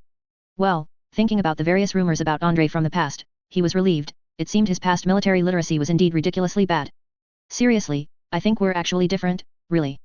Andrei argued awkwardly, but he received 3 sets of rolling eyes. Neither General Konstantin, Katiusha, nor Yelena were willing to believe how strong Andrei's military talent was in the past. There was nothing they could do, they had all seen Andrei's level back then. Otherwise, they wouldn't have been so surprised by Andrei's sudden ability to fight, leading them to believe that there really were geniuses in this world who could have a sudden enlightenment. Alright, let's not talk about my military literacy for now, let's get back to the main topic. I don't understand, since Saint Joan of Arc is a soldier of the Iris Empire, and her legion is entirely made up of Iris Empire people, why would she bring her troops here to fight? Andrei said this while shrugging towards the window. Although I have to admit that the Cambrian Empire has been hit hard by the enemy's continuous onslaught, and even has a tendency to collapse in this war, no matter how you look at it, we are still much stronger than the Iris Empire, right? So what's the situation? The Iris Empire has been destroyed by the Black Eagle, with only a bunch of crumbling colonies remaining outside, and now they're coming over for international aid. It must be said, this was truly the most internationally minded group of people Andrei had ever seen. Goodness, their homeland was destroyed, yet they still came to the Cambrian Empire, preparing to help the Petrograd Front Army continue fighting. He couldn't quite understand whether this was because the Iris people's hatred for the Black Eagle Empire had reached a certain level, or because they were truly so compassionate. In response to Andrei's question, General Konstantin couldn't help but roll his eyes. Brat, you ask me, who should I ask? I'm also wondering what's going on. But I heard that the Iris Empire is already fragmented. Before, some people even called Saint Joan of Arc a witch and wanted to capture and burn her. Perhaps for this reason, she decided to lead those who were willing to support her to continue fighting in a foreign land. Otherwise, she couldn't possibly lead her soldiers to fight a civil war first, nor could she just sit there and wait to die, right? General Konstantin didn't know much about the Iris Empire's internal politics, but he knew that after the Iris Empire collapsed, there were indeed a series of internal divisions. Then, the general roughly introduced Andrei to the state of the Iris Empire's fragmentation. The king chose to surrender, and a large number of royalist nobles in the country also chose to surrender. Then, with the support of the Black Eagle Empire, they established a puppet government in the southern part of the Iris Empire. A large number of capitalists chose to abscond with their money to the Wuxiao Empire, and then they announced the establishment of the Iris Republic there, forming a government in exile. At this point, General Konstantin's face showed a mocking smile. The level of those greedy and short-sighted businessmen is just so-so. As far as I know, their government in exile, from its formation until now, has been in fierce arguments over the parliamentary seats owned by various factions. Andrei also nodded, a look of disdain on his face. Capitalists, expecting them to take up the banner at a time like this, is really overestimating them. It was hard to say how many of these guys actually wanted to restore their country, but in any case, there was definitely a bunch of them who were purely driven by profit and speculation. Plus, they were on the territory of the Wuxiao Empire, and the Wuxiao Empire was a notorious European troublemaker. With this troublemaker meddling, even things that could have succeeded would be ruined, let alone a bunch of Iris capitalists who were already severely divided internally. General Konstantin continued to explain. Besides these people, most of the colonial governors of the Iris Empire abroad chose to declare independence, but there was one general who escaped and was quite capable. He relied on funding from the Wuxiao Empire to quickly go to Africa, forcibly integrated the Iris colonies there, and then established the Free Iris Alliance, currently persisting in combat there. André nodded. Regarding this guy, why did he feel such a strong sense of déjà vu? Old man, what's the name of that Iris general? Is he called de Gaulle? No sooner had André finished speaking than General Constantin shook his head and said. Did your memory go wrong again, or where did you hear that name? What the hell are two fishing rods? De Gaulle reportedly means. The stark contrast made Constantin's expression a little hard to maintain. Seeing André's strange expression, General Constantin was a bit speechless. He wondered what strange things his son was thinking about now. He definitely wasn't thinking of anything good. Besides these, there's Saint Joan of Arc and her Thousand Sons Legion. Originally, Saint Joan of Arc wanted to go south to continue the resistance, but the Bourbon puppet government expelled them, even calling her a witch. Then, she hoped to lead her legion to the Wuxiao Empire, but I never quite understood what happened. Anyway, she and the Wuxiao Empire almost went to war. After that, she went to the colonies, but there, she also parted ways with General Pétain on bad terms. It seems like she just can't get along with other Iris people. André blinked, asking with some confusion. If that's the case, why did she come over to our side? Even if she wants to fight the Black Eagle Empire, she doesn't have to come to our territory to do it. General Constantin shrugged, indicating he didn't know either. Who knows? I always felt that woman was a bit eccentric, doing things on a whim, no wonder she was considered a witch. I heard she saw some new omen, believing she should come here to continue fighting. Somehow she convinced the Tsar, and now she's preparing to bring her people over. Well, he didn't know how she convinced the Tsar to allow another country's army to fight on his territory. But André then thought, the Tsar isn't the Soviet Union's Iron Father. It's quite normal for him to let foreign armies help fight, feudal monarchs often do this. So how are they planning to get here? They're not going to come by airship, are they? As he asked, André gestured on the map and said. From Africa all the way to Petrograd, they'd have to travel from the equator to the Arctic Circle, passing through areas controlled by the Axis powers. So how are they going to manage it? Spatial teleportation. As soon as André finished asking, General Constantin replied. It is said that the saint seems to possess an extraordinary spatial talent. When she sees certain special instructions, she can transfer her legion directly using spatial magic. This time is no different, she plans to bring her legion over directly via spatial transfer. Snap. Suddenly, there was a crisp sound. Yelena, listening nearby, was completely bewildered, only feeling that this saint was truly amazing. But André and Katyusha, these two lieutenant generals, both understood what this meant, and so, almost simultaneously, their jaws dropped. After rubbing his chin, André looked incredulous. He didn't understand why General Constantin was so calm, nor why the saint had gone through so many detours instead of directly inflicting heavy damage on the Black Eagle Empire. You know, this was the ability to move an entire legion through space. What did that mean? No matter how powerful a military nation, even the seemingly invincible Black Eagle Empire, they could never withstand a legion running rampant throughout their territory. A legion with spatial movement capabilities was simply impossible to defend against. Who knew where they might suddenly teleport to? Please, they have such abilities, yet they were still beaten by the Black Eagle Empire and forced to flee in disarray. Good heavens, if I had this kind of distance-ignoring spatial movement, I would have long since led the legion directly into the Imperial Parliament building and hanged that damned Black Eagle Emperor and his bunch of nobles. André slammed the table, asking with some agitation. He was wrong. He had previously thought this saint was some military genius, but now he realized she was clearly a military idiot. No one could withstand spatial movement, such technology was simply too heaven-defying. To be able to transfer an entire legion across space, let alone fighting in World War II, it would be more than enough to fight a Third World War. Even Katyusha said the same thing, feeling her brain wasn't quite keeping up. Good heavens, if only she had this talent. Wouldn't she, with this talent, lead the Titan Legion to confront the Black Eagle Emperor that very night? Seeing André and Katyusha's excited expressions, General Constantin added. Careful, don't forget my premise. That saint can only move her legion when she sees special instructions, otherwise, she would have been invincible long ago, and we would never allow the Iris Empire to have such a strategic figure. André and Katyusha nodded together. Indeed, if the Iris Empire held such a strategic figure who could be used without restriction, they would certainly have to target the Iris first. Everyone feared their capital suddenly being teleported into by an entire legion, and even more, feared going to bed at night only for a Titan to crash onto their face. If this ability had no limits, then Saint Joan of Arc would inevitably become a global enemy, because it would mean she almost had the ability to drop nuclear bombs anywhere in the world. Alright, even if she can only see those damned revelations, this ability is still incredibly overpowered, isn't it? I truly don't understand how the Tsar and other monarchs can sleep at night after hearing such news. Numb. André truly felt a tingling sensation on his scalp. Anyway, after hearing about such a heaven-defying, formidable person, he felt a bit unable to sleep. The thought of a Titan suddenly appearing at his doorstep at night, shoving its cannon barrel through the window, gave him a genuine urge to quickly kill and silence them. Her special ability is naturally very deadly, but her revelations are hit or miss and don't always take effect easily. Furthermore, an advisory group of mages from several countries went to her and forced her to sign a contract, demanding that she must not use such abilities for war under any circumstances. Only then was a reluctant agreement reached. General Constantin said with a slight sigh. If not for that, and our fear of her going all out and indiscriminately slaughtering with her legion before dying, we would certainly have chosen to directly eliminate her. Was it fear? Perhaps. If there truly were a person holding a button that could launch a nuclear strike anywhere in the world, other countries would indeed be extremely wary of him. But precisely because of this, to prevent this person from launching a nuclear strike on a whim, all countries would surely unite to eliminate this hidden danger first. Andrei always felt something was not quite right here, as if the whole world had gone mad. Recalling the legion named Thousand Suns, he instantly raised his vigilance to the extreme, ready to open a respawn point and summon players if things went awry. Forget it, let's not talk about that for now. In any case, she will be bringing the Thousand Suns Legion to Petrograd, and we will simply go and welcome her. No matter what, that saint is quite skilled in warfare, and she has a very high popular standing in the Iris Empire. Her arrival will certainly provide some help to us. The next day, everyone arrived at an open field on the outskirts of Petrograd. To welcome the saint and her International Aid Legion, in addition to General Constantin, who came personally as the commander, Andrei, and a large number of senior officers from the Petrograd Front Army, along with a company of soldiers, all gathered there. Whether to show solemnity or to intimidate, Katyusha also brought her Titan Legion, and even Andrei's 2 P1000 rat converged here. General Constantin would occasionally check his pocket watch, hoping the designated time would arrive soon. Just as the pocket watch pointed to 9:09 am, Andrei suddenly noticed a huge Chinook fluctuation appearing before his eyes. In any case, his chosen faction had now unlocked the Tsianch side, and he could more or less use some strange Chinook spells. So, when this Chinook fluctuation suddenly appeared, Andrei's gaze instantly fixed on the open space in front of him. The other officers didn't notice anything. General Constantin was still a bit puzzled, wondering if the saint was late. But just then, the space before them was suddenly torn apart. A huge, rainbow-like, blue and pink vortex appeared out of thin air in the open space, followed by armored soldiers, painted blue, emerging one after another. Seeing these soldiers in blue power armor, Andrei almost summoned players directly, or quickly had the players in the P1000 rat open fire.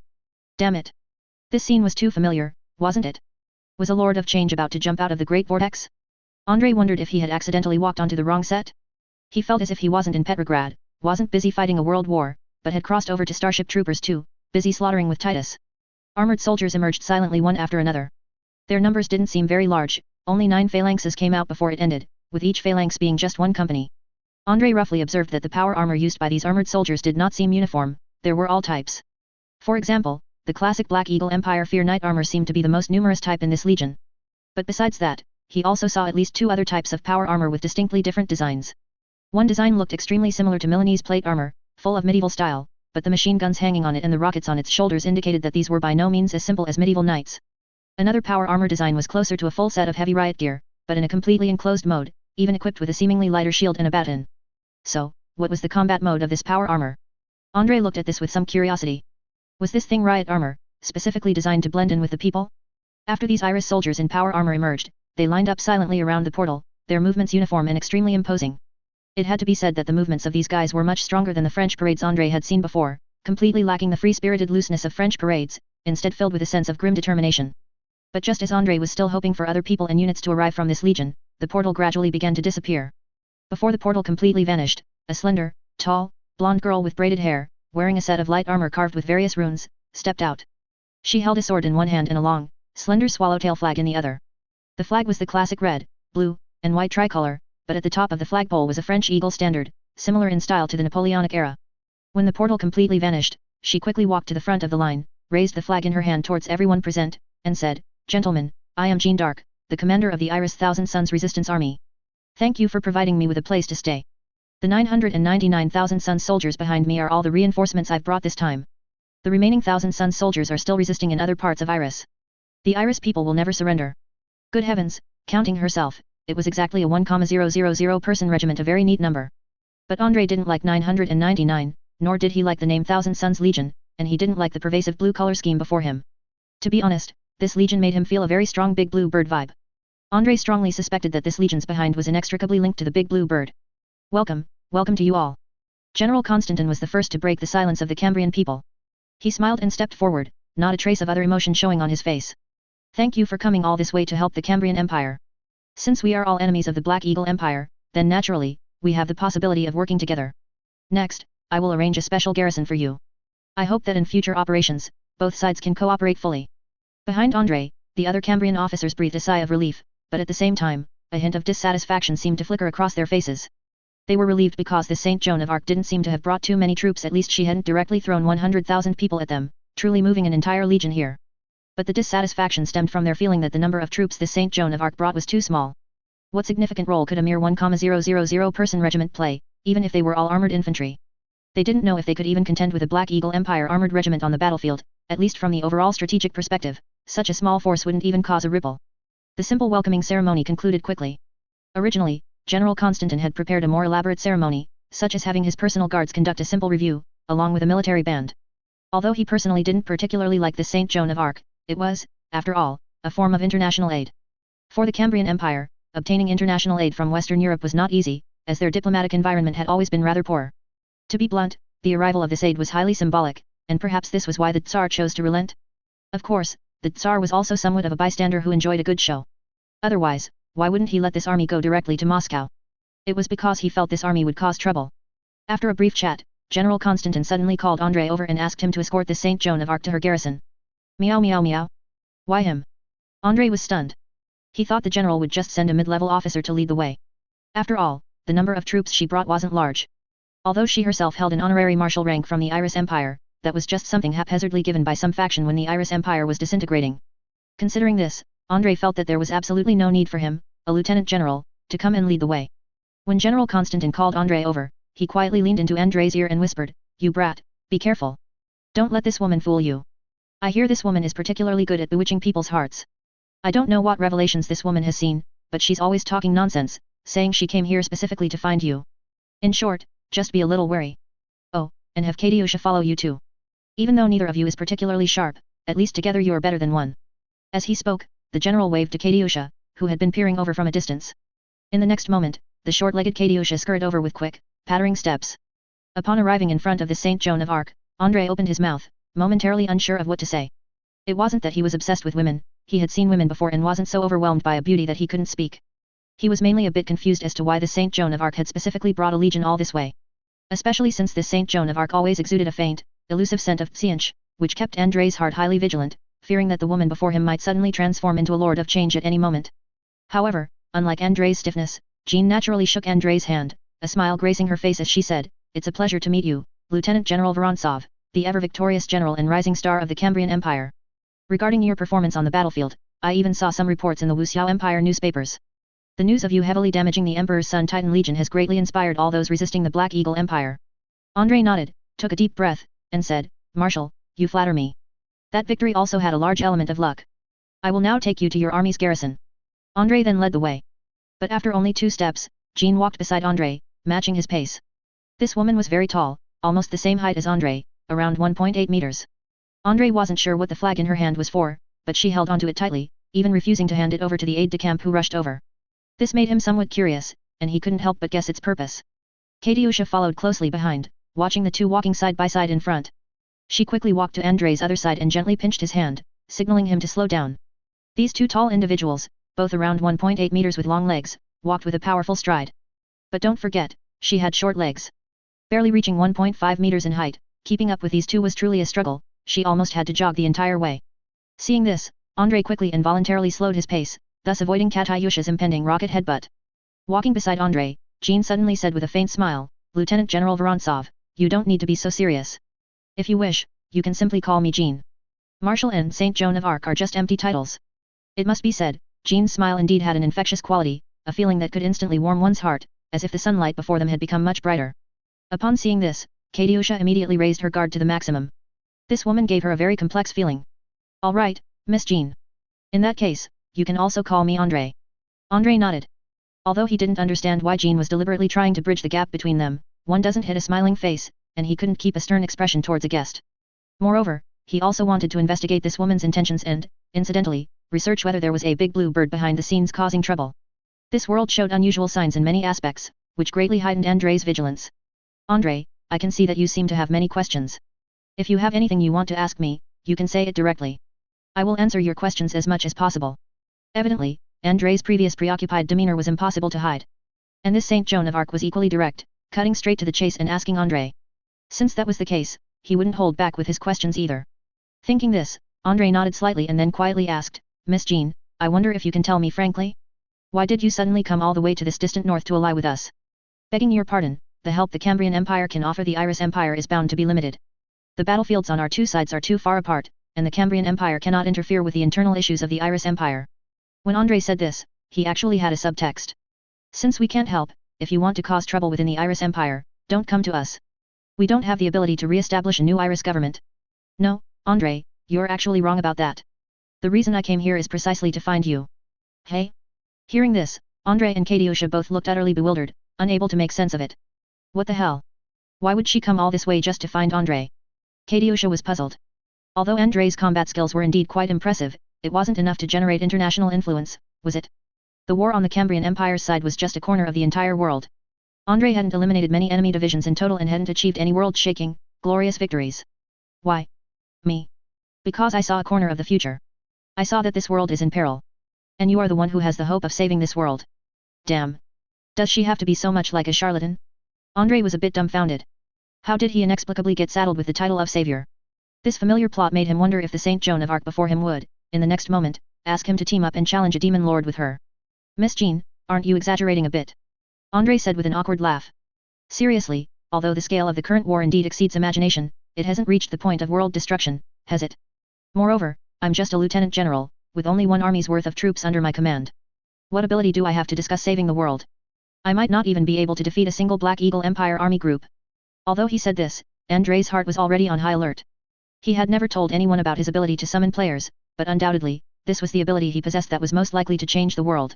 So, what exactly did this woman see to make her say such a thing? Chapter 274 Andre, I feel like I'm fighting the Terra Unification Wars. On the surface, Andre feigned a slightly bewildered look, but inwardly, he had already raised his guard to the highest level.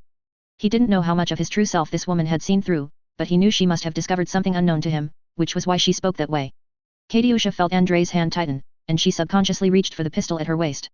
She could sense that Andre was absolutely in a state of immense tension and unease, so she was ready. If Andre gave the order, she would act immediately. Jean glanced at the two people beside her, seemingly noticing their tension. But she didn't find it strange, it was within her expectations. She believed that Andre definitely held a secret within him, otherwise, he couldn't possibly truly become a savior. They say the times create heroes, and heroes create the times, but she didn't believe an ordinary person could be shaped into a savior by the times. Jean said calmly. The reason I say this is because I accidentally glimpsed a corner of the future. In the distant future, which I call the end times, I saw the world take two completely different paths. One path leads to unknown evil gods and archdukes of hell descending upon the world, and the entire world is destroyed in an endless tide of chaos, ultimately turning into nothingness. But the other path is where we successfully repel the invasion of the evil gods, counterattack hell, and seal the immortal archdukes of hell. We achieve ultimate victory in the end times. And the reason these two futures have such a vast difference is because a variable appeared in both futures. After saying this, Jean stared intently at Andre, her eyes filled with a peculiar emotion, as if flames were burning within them. Andre was stunned for a moment, then pointed at himself and said, "You mean the variable between the two futures is me?" Jean nodded. "That's right, the variable I saw was you. In one future, I didn't find any trace of you. I don't know if you simply didn't exist in that future or if you died somewhere. In the other future, your role was to become the Grand Marshal and First Consul of the Cambrian Empire, and the Supreme Commander of the human allied forces, leading all of humanity in a counterattack against hell, achieving ultimate victory."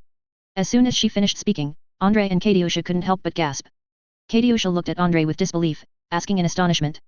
"By the Winter Goddess, Andreusha, what exactly have you done? Oh my goodness!" Andre was also completely bewildered, not so much by his future achievements, but for other reasons. Achievements were just that, with the push of a bunch of fourth calamities, if Andre only reached the rank of Lieutenant General or General in this life, it would mean he truly had it. Forget about becoming a Grand Marshal of the Empire, with the players pushing, if Andre didn't end up on the Golden Throne, it would already be a stroke of luck. What truly bewildered him now was hearing the phrase counterattack hell. Wait, did I hear that right? What the hell is counterattack hell? Is the hell you're talking about literal?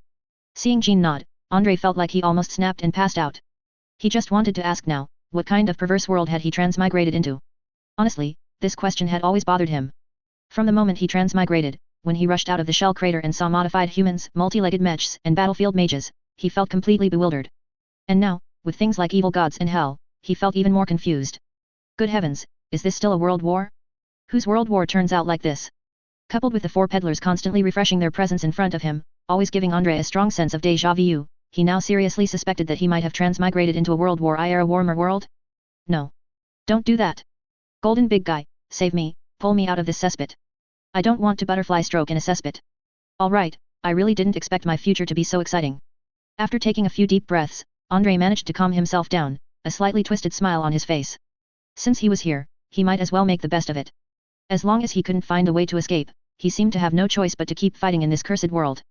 But he really hadn't expected that the biggest crisis he thought he would face was just the continuously attacking Black Eagle Empire. He had even planned that once he became a marshal, he would lead the player army and the Cambrian Empire's million-strong army back, all the way to Berlin, the capital of the Black Eagle Empire, and hang that damned emperor on a lamppost. However, from the current perspective, the Black Eagle Empire seemed to be just a minor problem at hand. The current world war likely had even darker forces behind it. Suddenly thinking of something, Andre asked Jean. Miss Jean, could you perhaps tell me what the situation of the Black Eagle Empire was in your end times? Jean recalled for a moment, then said with some uncertainty. I can't say for sure, because I only saw the tip of the iceberg of the future, and the content revealed was extremely limited. However, I saw that the Black Eagle Emperor seemed to have chosen to pledge allegiance to a red evil god and formed a ghoul legion, but the Black Eagle Empire also seemed to have undergone other divisions, though I don't know the situation of the divided Black Eagle Empires. A red evil god? The second brother Kern, whose big brother sits on the golden throne and he sits on the brass throne. Andre pondered inwardly, feeling like he could connect some of the dots. If the Black Eagle Empire had secretly begun to harbor Kern's faith, or if Kern was behind it, then their warmongering and brutality would have a reasonable explanation. But he always felt that the Black Eagle Empire's situation wasn't that simple. The omnipresent necromancers and a host of other rotten things always made him uneasy. Oh, right, the Black Eagle Empire also seemed to have many abyss mages.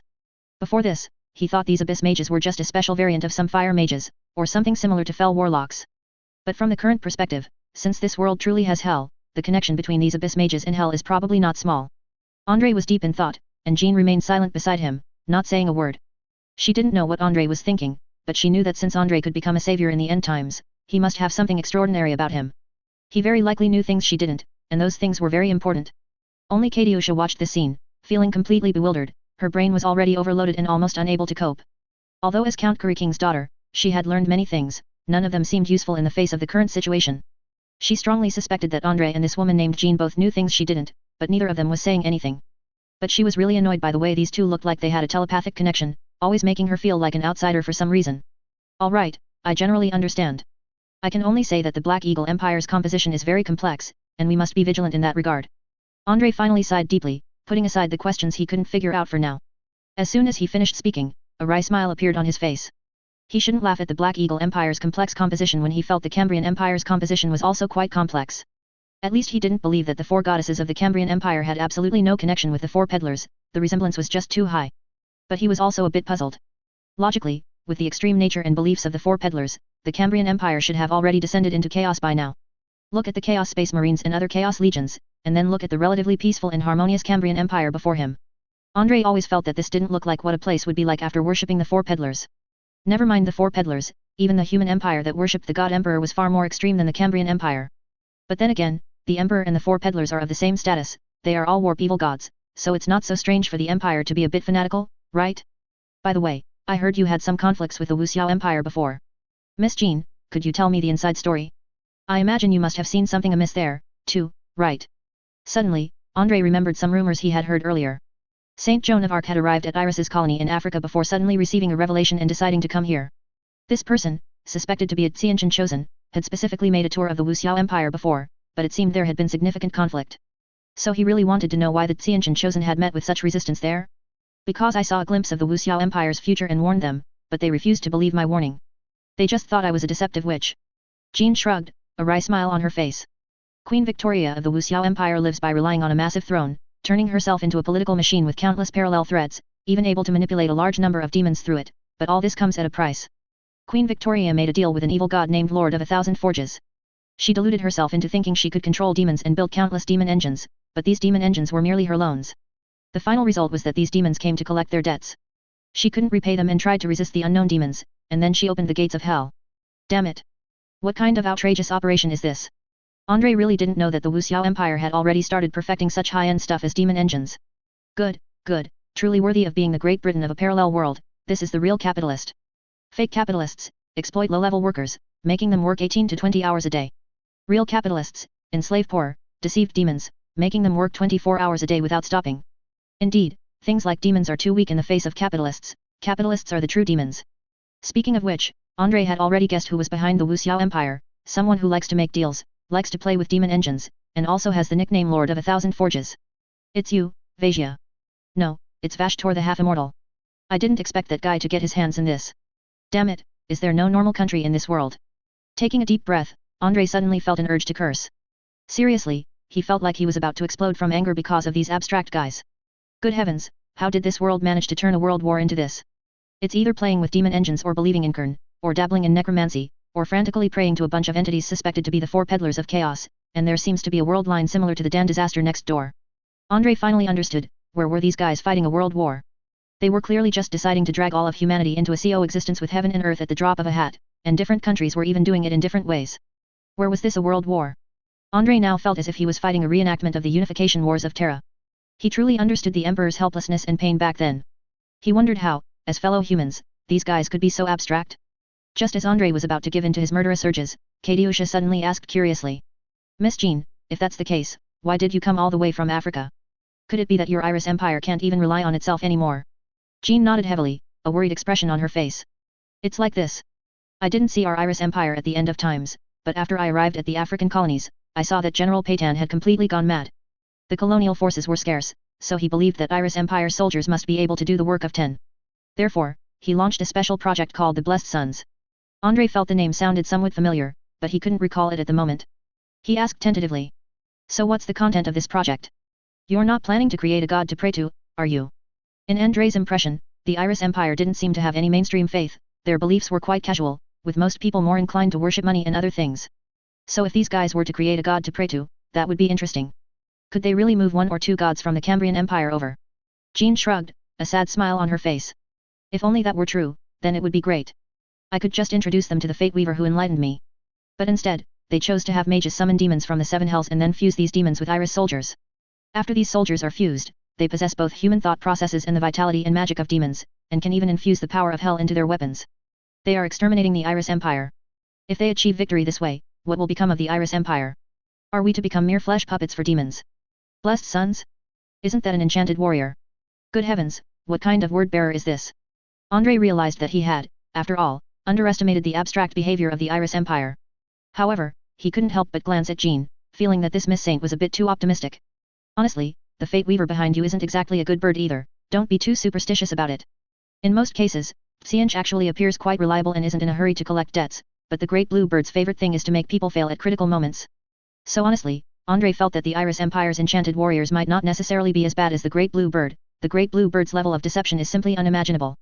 Sigh, I'm tired. Let this damn world just be destroyed. After bringing Jean's soldiers to the garrison, Andre pointed to the distant camp and buildings and said.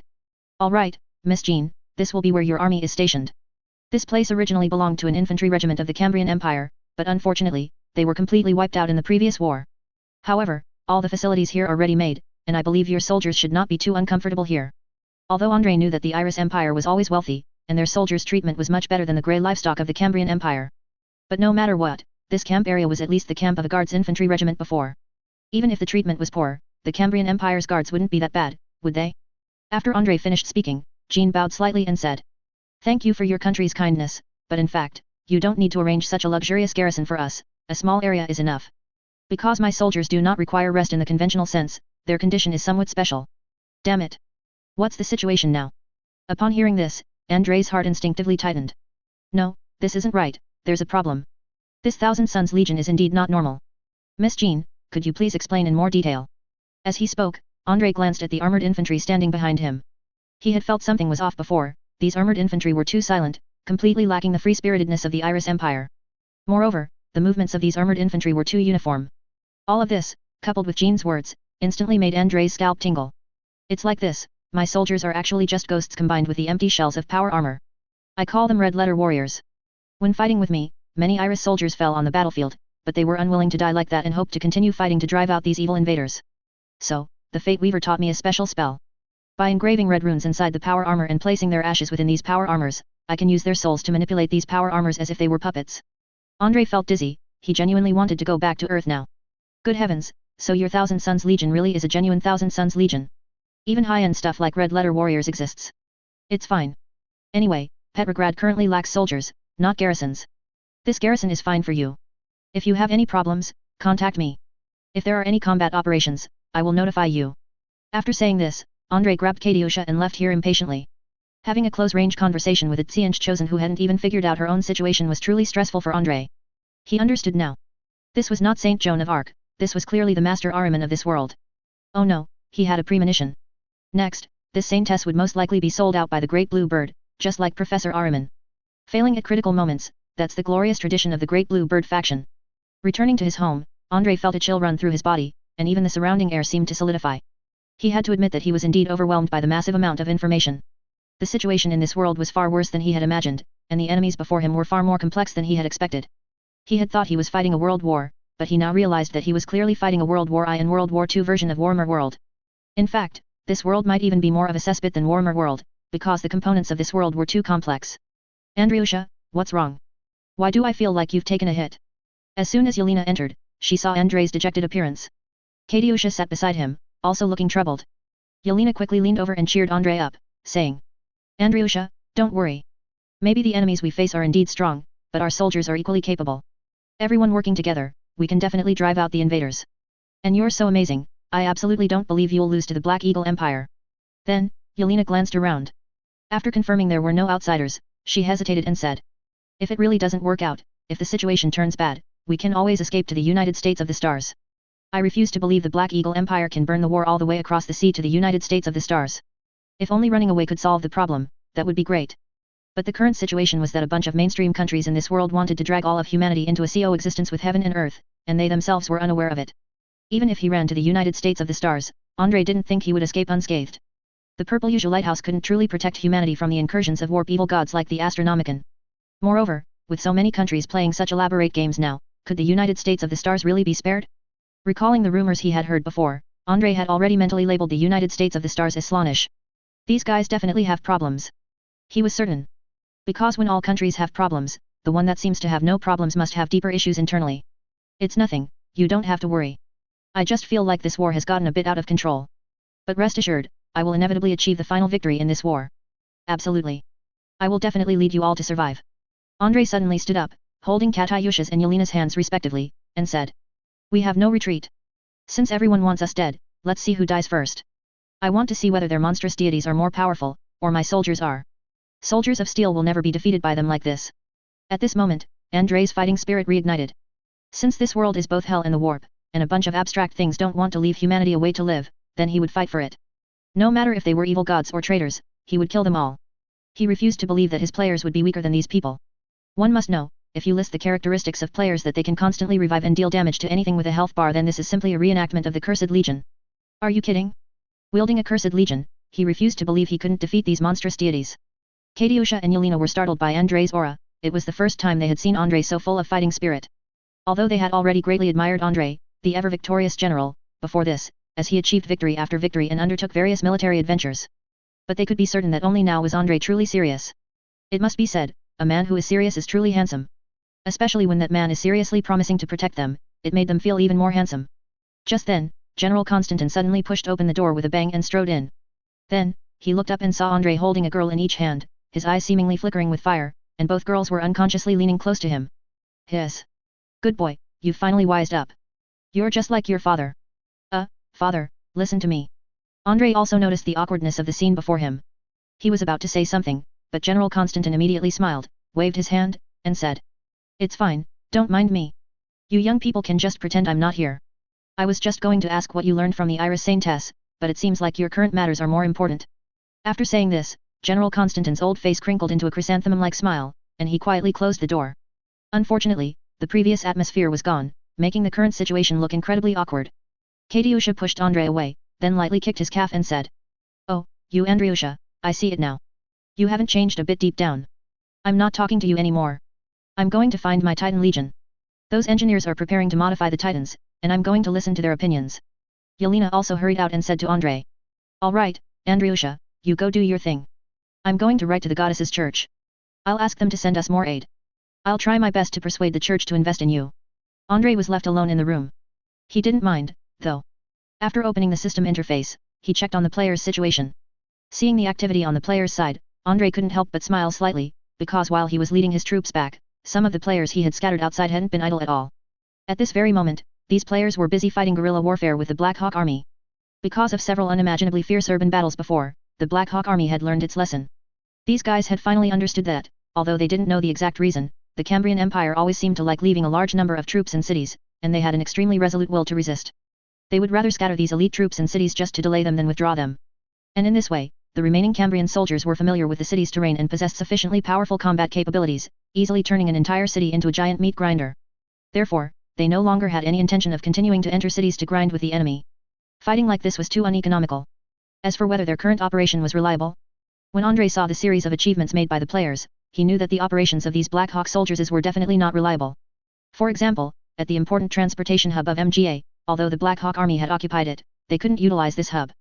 Because around this train station, a large number of players had been continuously launching small-scale sneak attacks on the Black Hawk army. Although it was only morning, all the Black Hawk soldiers were exhausted, and many soldiers could even fall asleep instantly by leaning against something. Because they hadn't had a good rest for at least 2 days. In these 2 days, they had truly experienced what a nightmare was, and what it meant for the forest to speak, and in Cambrian. There were enemies hidden in the dense forest nearby, constantly launching surprise attacks on them. All sorts of chaotic attacks came one after another, endlessly. Just last night, as they had just fallen asleep, enemy planes immediately flew over and dropped bombs on the ground. This series of bombs not only killed many people but also destroyed the railway they had occupied. Now, they had originally hoped to use the railway to transport supplies from the rear, but now they could only continue to use the road. They had even deliberately misled the Cambrian Empire into entrusting the construction of railways to the Black Hawk people when building railways for convenience of supplies, resulting in railways of the same specifications as the Black Eagle Empire. In the end, when they met Andre's army, they couldn't figure out how to use the railways here at all. After the air raid ended, the soldiers spent some time collecting the bodies of their fallen comrades, and incidentally cleaned up the debris, preparing to rest again. Despite many deaths, they still had to prepare for tomorrow's war. But no sooner had they lain down than mortars fired from the forest again. They didn't know how the enemy's mortars were fired, but they were extremely accurate, directly hitting their camp. Now, they immediately panicked that night, and several Black Hawk soldiers went mad, sweeping their submachine guns at the people around them. Not only that, but the enemies were like a group of tireless machines, constantly launching surprise attacks on the Black Hawk people. As a result, all Black Hawk soldiers were unable to sleep the entire night. Facing the players' continuous harassment and sneak attacks, they truly experienced what it meant to be on edge, with every rustle of leaves and blade of grass seeming to be an enemy. To allow their soldiers to rest, the Black Hawk army even organized a group of cavalry, assigning them to patrol outside the camp. These cavalry from Warsania eagerly hoped to make a good impression on their new master. So, even though they were assigned the arduous task of night patrol, they meticulously held flashlights and wandered around the camp, afraid that their Black Hawk superiors wouldn't notice them. And then, these cavalry from Warsania fell. They didn't know how the Cambrian soldiers did it, but each one was like a madman, attacking them continuously like moths to a flame. The number of attacking enemies was not large, about a squad at a time, but they always managed to bring out all sorts of strange things. Things like mortars, small caliber artillery, and machine guns. These guys always brought out a pile. From time to time, soldiers would even load white phosphorus incendiary bombs into mortars and then come to burn their barracks. These cavalry charged straight into the night with their lances, just about to show them what Warsanian lancers were like. But the enemy fought and retreated, leading them into the forest, and then they were completely bewildered. It was clearly night, and everyone was in darkness, so how could the enemy see their positions and shoot accurately? In the end, when they wanted to retreat, Cambrian cavalry, who didn't know where they came from, charged out, also holding lances, and fought with them. As a result, these Cambrian soldiers were extremely skilled in martial arts, and their war horses were fast. In the cavalry duel of lance against lance, they simply couldn't get the better of the opponent. Ultimately, these cavalry from Warsania were completely defeated, and the Black Hawk army almost collapsed on the spot. If their battle mages hadn't also joined the fight and managed to gather some other units, this battle would have been completely unwinnable. But even in broad daylight, would they be safe? Faster, all of you, hurry up and lay these sleepers. A Black Hawk soldiers held a wooden stick, obtained from who knows where, with an arrogant expression, constantly whipping a group of Cambrians they had rounded up. These Cambrians were villagers they had captured along the way, but unlike the crazed imperial guards, they didn't immediately resort to mass slaughter. However, it was naturally impossible for them to provide these guys with good food and drink, so they had captured them to use as laborers. It must be said that these guys were actually quite good as laborers, because among the captured villagers, there were indeed railway workers. With the help of these people, they estimated that it wouldn't be long before they could repair the bombed railway, and then they could leave. But they didn't know that when the players reconnoitered the area and discovered a large number of enslaved Cambrian villagers, they immediately prepared to launch a rescue mission. This scene was too familiar. Hadn't the Japanese done the same to the land of China back then? Watching a group of villagers being whipped by the enemy with sticks, forced to carry various heavy objects under the scorching sun, if someone suffered sunstroke and collapsed, they would be casually thrown aside and abandoned like corpses. This malicious scene made many players clench their teeth in hatred after seeing it. Damn it, these invaders are truly rotten to the core, I really feel it. Son of a bitch, no, after I go back, I have to go online and confront those little devils, and curse their damned Yasukuni shrine. Just then, a player suddenly popped up in the chat area, excitedly saying to his teammates. Everyone, quick, come to our respawn point. For this operation, I've brought out our guild's armored train. We're going to hit the enemies near this train station with a big one. Immediately after, the player explained. We've already scouted the area. The enemy hasn't brought any heavy artillery, so they can't possibly outbomb our armored train. Then, we'll use the armored train to blast our way along the railway, pick up the villagers here, and quickly transport them away in the carriages. Won't our mission be accomplished? Yes, that's a good idea. Before, their biggest problem wasn't how to defeat the enemy, but how to safely transport the villagers back. There were only about 10 of them players in total, and everyone else was busy with other things in other places. Plus, they didn't want others to share in this mission, wanting to monopolize the merits, so a problem arose. They could constantly respawn and keep wearing down the enemy, but what about the villagers? If they needed to protect at least 1,000 villagers, the enemy could quickly break through their defenses and might even slaughter these villagers to vent their anger. But with an armored train, they could quickly move these villagers away. As for whether the enemy had a way to intercept these villagers, that would depend on whether they had the ability to deal with a fast-moving armored train. Chapter 275, Fellow Villagers, we will surely repel the invaders. Woo woo woo. The old driver is about to start, anyone want to get on board? Coming, I'm coming. Wait a moment, help me with the ramp at the back of the car, I'm going to drive this toilet head up. The players quickly prepared the armored train. It had been parked near Schlüsselburg, responsible for guarding this transportation hub, and it quickly moved into action. Players entered different gun positions on the armored train, and one player even drove a KV-2 tank onto the flat car at the very end of the armored train, effectively adding an extra turret to it. In fact, during World War II, the Soviet Union often used tanks as artillery for armored trains when transporting them, forming a makeshift armored train. Doing so often allowed them to catch enemies off guard when contesting train stations, and also enabled their armored forces to quickly flatten enemies around the station. However, there were also drawbacks to this approach. If they were using a surprise attack, it was fine, but if the enemy was prepared, lining up all their tanks on the flat cars made them obvious sitting ducks. Furthermore, sometimes firing tanks from the train could lead to instability in the train's operation, making it a somewhat risky endeavor. Especially in most cases, the Soviet Union would never have put a KV-2 tank on a train, because its 152mm howitzer had too much recoil, and the tank itself was particularly tall, making its center of gravity somewhat unstable. This thing couldn't even turn at maximum speed when driving, otherwise, it would inevitably overturn, its stability was quite poor. Of course, that only applied to the original KV-2 tank. For players, their tank's physics engine had no such issues as overturning. Their tanks did have recoil when firing, but not enough to cause the vehicle to overturn, nor would they slide off the armored train, just as they could put tanks on an airplane and take off. Near the train station, Black Hawk soldiers were still driving a large number of laborers and civilians, making them busy with quickly repairing the railway here. Hurry up! Haven't you all eaten? A Black Hawk officer who understood Cambrian shouted loudly at the crowd, his eyes full of disdain. Sir, but we really haven't eaten. A farmer timidly raised his head and mumbled softly, but as soon as he finished speaking, the approaching officer whipped him hard across the face. Shut up! You want to eat without even finishing your work. After the Black Hawk officer left, everyone else present showed expressions of resentment, looking at him with hateful eyes. They never expected the enemy to reach here so quickly. Before this, they had planned to evacuate by train, but were blocked by the Black Hawk army. The Black Hawk Empire was not going to give them any prisoner of war treatment. Although they didn't directly turn these villagers into undead, they were still treating them brutally, forcing them into heavy labor. It was noon, and summer had arrived. Although the weather hadn't reached its hottest point, the sun was still scorching. These villagers had been toiling in the scorching sun without even time to eat or drink water. How could they not suffer adverse reactions? In fact, many villagers had already collapsed from heat stroke, and several had even died, but the Black Hawk people simply didn't care. According to their national propaganda, these Cambrians were merely an inferior race, and letting them all die was merely purifying their inferior bloodline. Of course, in the Black Hawk Empire's propaganda, almost all ethnic groups were considered inferior races, with only themselves being the superior race. Enlightened individuals naturally found this theory absurd and ridiculous, but most Black Hawk people, under the overwhelming media brainwashing, truly believed this theory and were willing to vent their beastly desires through it. One villager remained silent for a moment, then suddenly noticed that no Black Hawk soldier seemed to be paying attention to him. He cautiously stood up, looked around, and a look of excitement appeared on his face. Great, these guys weren't watching him, he could escape. He no longer wanted to continue. If he kept going, there was only death, he would surely be worked to death here. Thinking this, a surge of strength appeared out of nowhere in his legs, almost instinctively carrying his body as he ran desperately. Looking at the gradually receding railway and the distant green fields, a look of exhilaration appeared on his face. As long as he could dive into the bushes, find a place to hide, and escape under the cover of darkness, he would be able to get away. But his actions were eventually noticed by a Black Hawk soldier. A Black Hawk soldier raised his rifle, seemingly wanting to just kill him, but the officer, hearing the commotion, waved his hand and said excitedly. No, don't shoot, shooting now would be too boring. Mage, summon 2 Hellhound for me. I want to see if he can outrun your Hellhound. Damn, what kind of perverse hobby is this? Was the officer in front of him treating this place as his personal hunting ground? The Abyss Mage in the squad frowned slightly. To be honest, Coming from the academy, his heart wasn't so dark, he still retained a touch of ivory tower innocence. However, in the academy, the most common phrase he heard was, "An order is an order." The soldiers of the Empire obey orders, it is their duty. So, upon hearing his officer's words, he merely frowned for a moment before summoning two hellhound, then controlling these two disgusting hellish creatures to chase after the fleeing villager in the distance. Hearing the commotion behind him, the fleeing villager looked back and was instantly scared out of his wits. He was 30 years old now.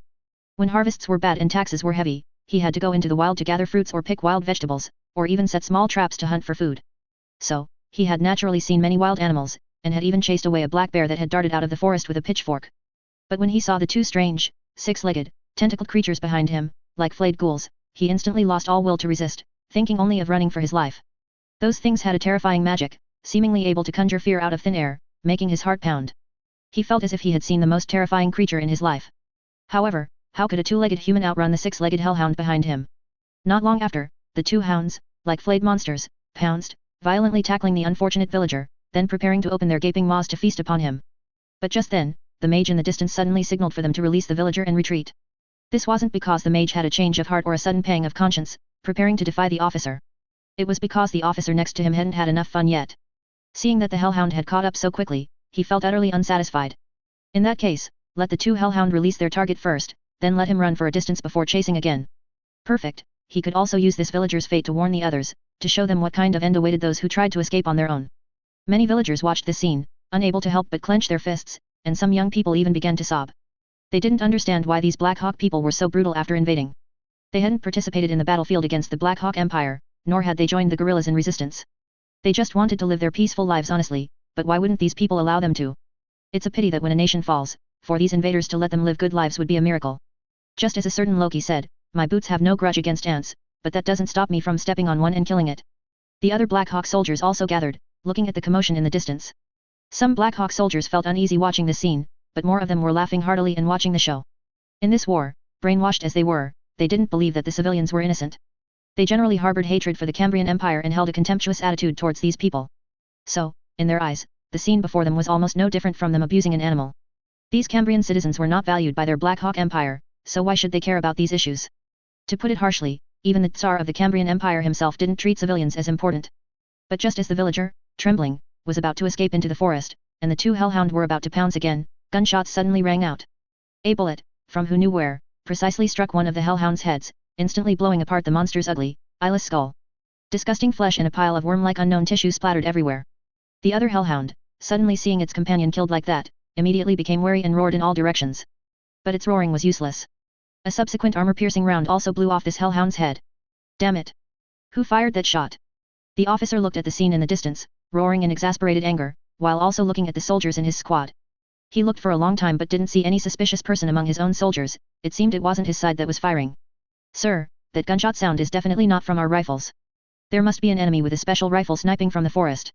One of the soldiers couldn't help but shout, and as soon as he finished speaking, a bullet flying across instantly pierced his head, blowing it open like a rotten watermelon.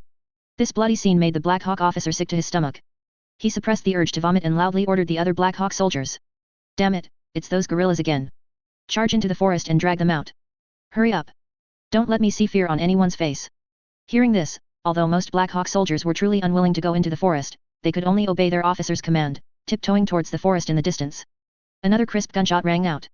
A Black Hawk soldier was hit in the neck, his entire neck broken, and a startled head fell off. Watching this bloody scene, all the Black Hawk soldiers felt a chill in their hearts. They knew that the enemy could not possibly be using an ordinary sniper rifle, this was very likely some kind of anti-material rifle. Damn it, what kind of pervert is this? Using an anti-material rifle against infantry, doesn't he feel pain in his shoulder? In most cases, anti-armor rifles are not used by soldiers against infantry. On one hand, it's because anti-armor rifle bullets are more expensive and rarer, on the other hand, it's also because the recoil of this weapon is too great. Even the strongest soldiers would find it difficult to fire an anti-armor rifle too many times.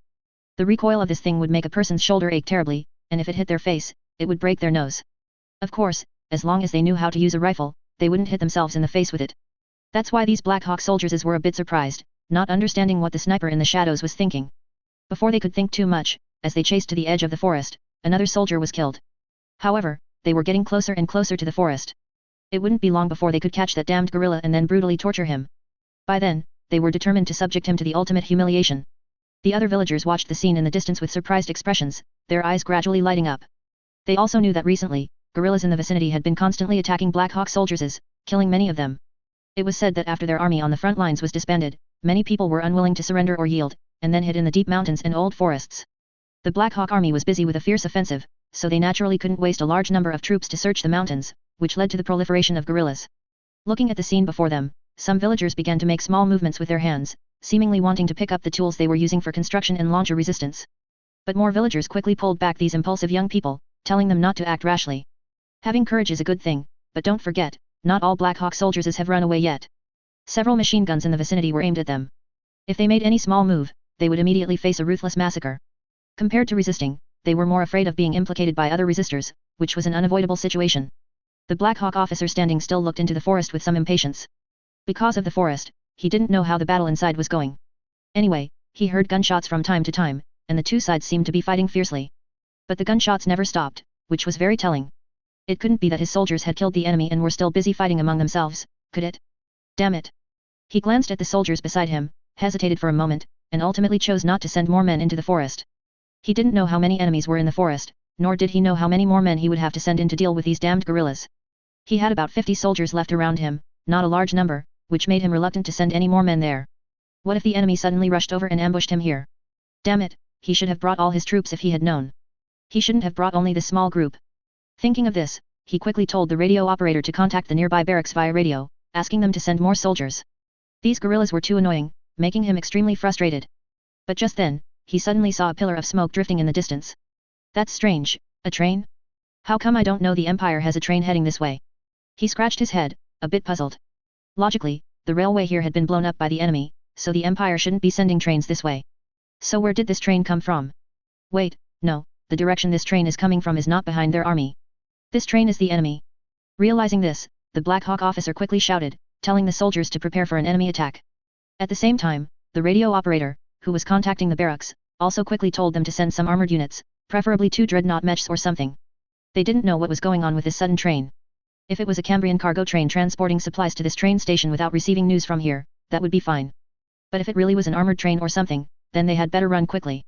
Just as they were thinking this, a cannon shot suddenly rang out in the distance. Immediately after, with the whistling sound of a shell cutting through the sky, a 76mm mountain gun shell landed among their troops. Damn it, hit them hard, kill these scumbags. These dogs, what I can't stand most is devils enslaving the people.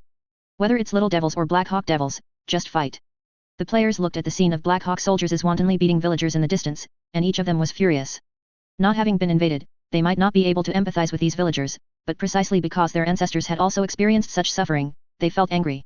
Suddenly, a player, not knowing what he thought of, couldn't help but let out a sneer and said, "Damn it, and that movie that just came out 2 days ago, what kind of crap was that? A perfectly good movie made no sense at all, I'm really fed up. Preaching patriotism for half a day, in the end, it's not as exciting as this crappy game. The feeling this crappy game gives me is even stronger than that movie." As soon as he finished speaking, a group of players joined in the complaining, one after another. It seemed that many players had a lot of criticism for the recently released movie. The shell that had just landed instantly destroyed a machine gun nest here, and at the same time, it stunned all these Black Hawk soldiers. Only then did they clearly see the appearance of the train in the distance. It was actually a famous armored train. Damn it! Are the Cambrian army crazy? Are they going to launch a counterattack here? What a joke, why would they send an armored train to a place like this? Seeing this scene, neither the leading Black Hawk officer nor the other Black Hawk soldiers present could understand. The Cambrian army had already withdrawn all the troops they could, so it was certain that they had abandoned this transportation hub. Although there were still many guerrillas here, in their opinion, these guerrillas were merely a means for the Cambrian Empire to annoy people, nothing to worry about. But if that was the case, why would they send an armored train? A valuable combat unit like an armored train shouldn't be advancing along the railway when the enemy launches a counterattack, coordinating with troops for fire support, should it? Who fights guerrilla warfare and sends an armored train? What is the purpose of sending this thing here? Until now, these Black Hawk soldiers and officers had not guessed that the reason this armored train was sent here was actually to rescue these villagers. If it weren't for the Black Hawk people's overly brutal actions here, the players wouldn't have suddenly deployed the armored train. Did they really think that using the guild's armored train didn't cost money or favors? Facing the armored train, these Black Hawk soldiers hastily chose to retreat, running desperately towards the outside of the railway tracks. However, none of them chose to hide among the villagers. It wasn't that they couldn't think of using the villagers as human shields, it was mainly that they doubted whether this armored train would show mercy for the sake of the villagers. Judging from the Cambrian Empire Army's past combat style, these guys were not benevolent and kind players. When Cossack cavalry suppressed internal rebellions in the Cambrian Empire in the past, their performance made foreign armies frown. Because of this, these Black Hawk soldiers dared not gamble, because they didn't think that Cambrian soldiers would suddenly have a change of heart and hesitate because of the villagers. They indeed dared not gamble, and this resulted in them appearing extremely exposed at this moment. The area around the railway ahead was all vast flat ground. Although there were some fields that could provide cover, these waist-high grasses were not enough to hide the Black Hawk soldiers. The high-explosive autocannon on the armored train was the first to open fire. A series of explosions erupted continuously among the fleeing Black Hawk troops, and several Black Hawk soldiers were instantly shattered on the spot. In addition, the cannons, mortars, and machine guns on the armored train were also sweeping the Black Hawk soldiers. The players were filled with rage at the sight before them, so much so that they had no mercy whatsoever when facing the Black Hawk soldiers. The Abyss Mage mixed in with the troops, gritted his teeth, cast a shield on himself, and then began to conjure sulfur fire rain. Compared to other targets, an armored train is easy to deal with using sulfur fire rain because its movement track is fixed. Suddenly, the players saw an emerald green magic circle appear on the top of the train, followed by large green fireballs raining down from the sky, smashing fiercely onto their armored train. These extremely hot magical fireballs easily burned through the armor on the top of the armored train, not only burning to death a machine gunner standing on it but also taking out a gunner hidden inside the train, almost burning a large hole through the entire armored train. Seeing this scene, the players were heartbroken. Damn, are their battle mages that destructive? They can even burn an armored train like this. Some players were full of surprise, unable to understand what was going on with the Black Eagle Empire's battle mages. You know, this armored train is a genuine war beast, so why does it seem so fragile in front of the opponent's sulfur fire rain? If it weren't for its large size and many carriages, making it not so easy for the enemy to take it out in one go, wouldn't anything else be instantly destroyed? But it didn't matter, the enemy's mage also exposed his position. The players, without mercy, manipulated the high-explosive autocannon and began a fierce bombardment. A series of shells continuously pounded the mage's shield, quickly putting him in a precarious situation. But just then, the mage suddenly fell backward, dropping precisely into a green rift, and then reappeared from the other side. However, judging by the mage's heavy breathing, the players could infer that the skill he had just used should not be something that could be used casually. The mana cost of this skill must be very high, otherwise, the opponent wouldn't appear so vulnerable. Thus, before the mage could react, a mortar shell immediately shot from the front turret, hitting his exact location. Seeing the kill record suddenly appear on his interface, the player controlling the front turret showed a satisfied smile. They didn't know that the spell the Abyss Mage had just used, in the conventional sense, was not actually a normal teleportation spell. Normal teleportation spells require spatial talent, and that stuff is too demanding. The previous spell, strictly speaking, should be considered a reverse operation of some kind of summoning spell. This time, the Abyss Mage didn't summon monsters from the 7 layers of hell or the 7 layers of the abyss, instead, he chose to use these monsters as coordinates to summon themselves into it. Undoubtedly, even if they were mages, they were still mortals. Mortals confronting hell would be subjected to unimaginable shock, just like mortals suddenly staring into the warp without protection.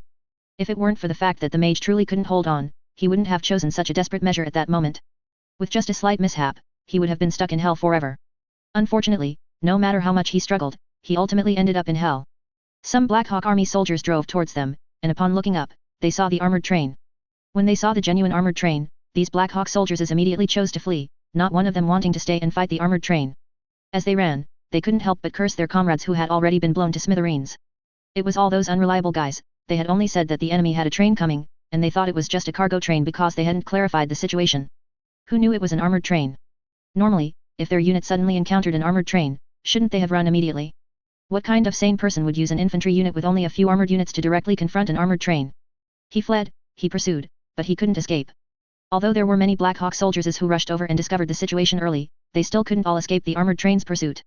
When the high-explosive mortar shells fiercely blasted into their ranks, these Black Hawk soldiers only wished they had 2 more legs, wishing they could quickly undergo flesh mutation and directly gain the movement speed of cavalry. It was truly deadly. How did they end up encountering such enemies? Not to mention, the enemy even drove a steel war vehicle off the armored train. Their unit's only dreadnought mech was originally preparing to blast the armored train with 2 shells, but then he suddenly saw the armored war vehicle driving off the train. A 75mm shell was fired first, but the player, controlling the tank with agile maneuvering, successfully dodged the shot. At the same time, the KV-2 tank immediately aimed its cannon at the dreadnought mech and fired a fierce shot, instantly piercing the dreadnought mech front to back, causing it to detonate. Following this, the war vehicle also joined the pursuit of the Black Hawk soldiers, its machine guns on the hull continuously spewing flames, fully venting the players' dissatisfaction with these Black Hawk soldiers. The villagers trembled as they watched the scene unfold before them like a battle of gods, their faces filled with confusion. Most of them didn't understand what had just happened. They only saw a monster, completely unlike the trains they had seen before, rumbling down the tracks. This thing was stocky and heavy, looking like a string of oversized coffins. Immediately after, this iron-clad monster unleashed powerful firepower, driving away all those damned Black Hawk devils, which was truly excellent. In the past, they would not have cheered for the Tsar's army, instead, they would have hidden far away. But at this moment, they truly wanted to cheer for these soldiers. Yura! No one knew who first let out the cheer, but the inspiring emotion seemed contagious, and soon more villagers joined in the cheering. As soon as a player jumped off the train, he was surrounded by a group of villagers. These Cambrian villagers looked at the player eagerly, their eyes filled with gratitude. Listening to the villagers chattering thanks and various concerns, the player felt dizzy from the noise. Although he believed this was just a preset program for NPCs, where they would express gratitude and even offer some quests after being rescued by the player. But no matter what, the feeling of being appreciated was ultimately not bad, it was certainly better than rescuing villagers and then being ignored. Fellow villagers, you have suffered greatly. Don't be afraid, everyone. We are soldiers under General Vorontsov. Get on the train with us, we will take you away. A player, after much effort, broke free from the crowd, found a large rock to stand on, and shouted loudly to the villagers. However, the scene before him was too chaotic, so his voice was quickly drowned out by the crowd. It wasn't until he raised his rifle and fired a shot into the air that the villagers quieted down and then heard his words. Upon hearing that the armored train had specifically come to pick them up, the villagers were even more moved. Many villagers, guided by the player, squeezed onto the train, constantly praising General Vorontsov as a truly benevolent leader. Their previous concept of General Vorontsov was mostly limited to him being a legendary war hero. Many villagers indeed had a strong liking for the identity of a war hero, but many others were indifferent to it. This General Vorontsov could help them beat up the Black Hawk Devils, which they certainly found satisfying, but in the past, how many of those so-called famous generals of the Cambrian Empire were good to them? Without mentioning anything else, when an uprising broke out in Kievan Rus due to severe famine, one highly respected imperial marshal led troops there to suppress the rebellion, causing countless heads to roll and slaughtering people wherever he went. No one knew how many civilians that marshal actually killed. In any case, it was certainly not as simple as just 100,000 people.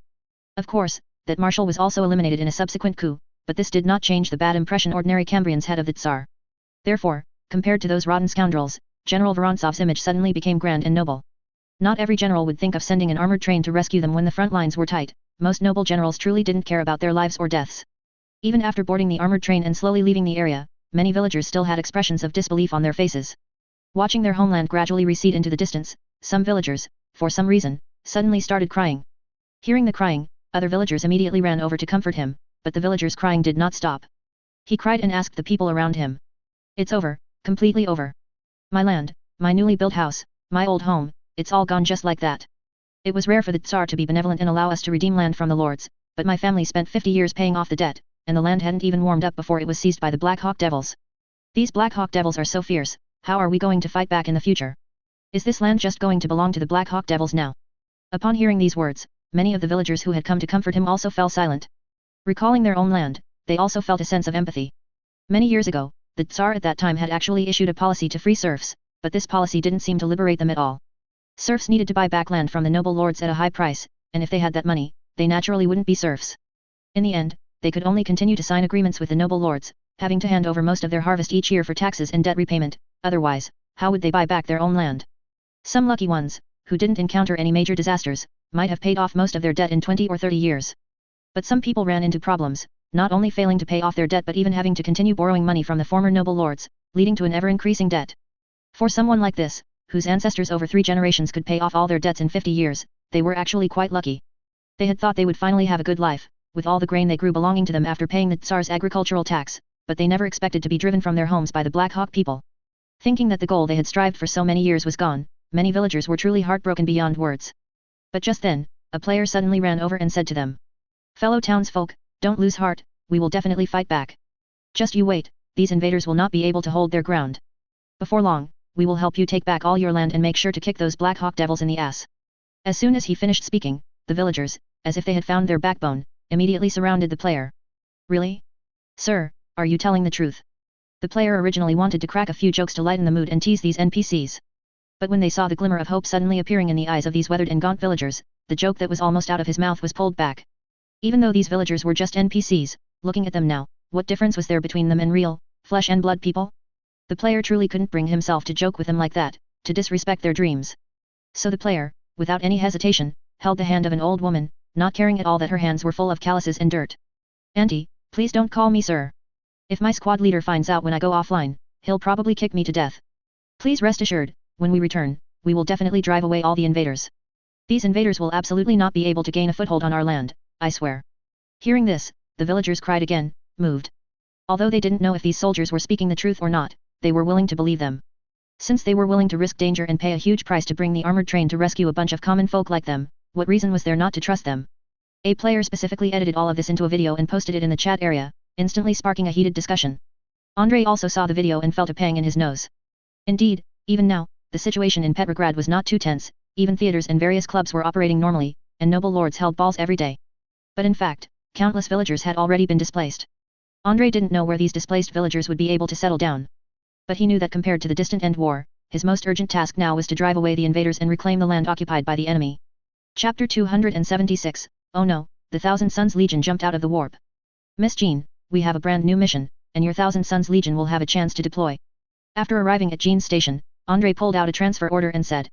The Black Eagle Empire has once again mobilized an army to attack Folkhov, intending to seize its important transportation hub. We must support them as quickly as possible, at the very least, we must arrive before the Grand Duke does. After reading the transfer order Andrei presented, Jean nodded. Why would your Grand Duke Constantin suddenly come over at a time like this? To be honest, I always feel like he's just getting in the way. Seeing that there was no one else there, only Andrei, whom she considered trustworthy, Jean couldn't help but complain in a low voice. In her opinion, that Prince insisting on coming to Petrograd during wartime was purely a political show, without any practical significance. His personal guard was useless on the large battlefield of Petrograd, and he himself was not a military genius. Coming here, he could only serve as a mascot. Furthermore, to protect this prince, the Petrograd front army would even have to mobilize more troops, which seemed uneconomical no matter how she looked at it. There's nothing we can do, we just need to follow orders and not think too much about it. Andrei shrugged, not intending to say too much to Jean, a foreigner. The reasons why the second prince suddenly moved towards Petrograd were somewhat complex, but none of it concerned them. It was unclear whether the Black Eagle army launched a new round of raids by chance or if they learned of the second prince's whereabouts. From the looks of it, they might very well intercept him halfway. And even now, the Cambrian Empire could not send further reinforcements to Folkhov, so the defensive strength there was extremely weak. In fact, according to the Black Eagle army's original attack route, they had no intention of capturing Folkhov. The most important aspect of this transportation hub was its connection between Petrograd and Moscow. Beyond that, this transportation hub held no great significance. According to the original plan, the Black Eagle army intended to first capture Schlüsselburg, located around Petrograd. After controlling this transportation hub, they would completely surround Petrograd. Unfortunately, because Andrei's army had persistently resisted in Schlüsselburg, repelling multiple enemy attacks, the Black Eagle army had to temporarily halt their offensive there. In contrast, Folkhov appeared even more dangerous. Jean's army could be mobilized at any time, and Andrei's army could also be moved quickly, as he didn't need to bring too many troops this time. The enemy hadn't deployed titans or organized large-scale group combat, having players in action was enough for his side. Even now, Andrei's other troops were still busy resting and reorganizing. These soldiers were mostly those whose units had been decimated on the battlefield and were then reassigned to Andrei's forces. They had suffered considerable trauma in previous battles. So, they needed time to adjust and to integrate. Even though Andrei's side was always in a hurry, he couldn't speed up this process. To be honest, he had even considered sending players to act as instructors, having them intensely train these soldiers. However, he only thought about the idea for a moment before abandoning it. Compared to players serving as instructors, the Cambrian Empire's original training system was actually more scientific and reliable. Numerous Cambrian veterans returning from the battlefield didn't need simple military training. As for specific tactics, the players' tactics were generally impossible to replicate. Even if they were taught hand by hand, these ordinary Cambrian soldiers wouldn't be able to learn them. After all, no matter how much Cambrian soldiers learned, it would be difficult for them to grasp the players' outrageous and suicidal tactics. They neither had the players' resurrection ability nor their physical fitness, making it truly impossible to replicate the players' operations. In this operation, Andrei brought one of his two P1000 Rat and also took the armored train from the other side. The armored train he brought this time was not the previous one, but another one that had undergone extensive modifications and was equipped with many cannons. In these days, that armored train, which had already been converted into a land battleship, received another round of modifications.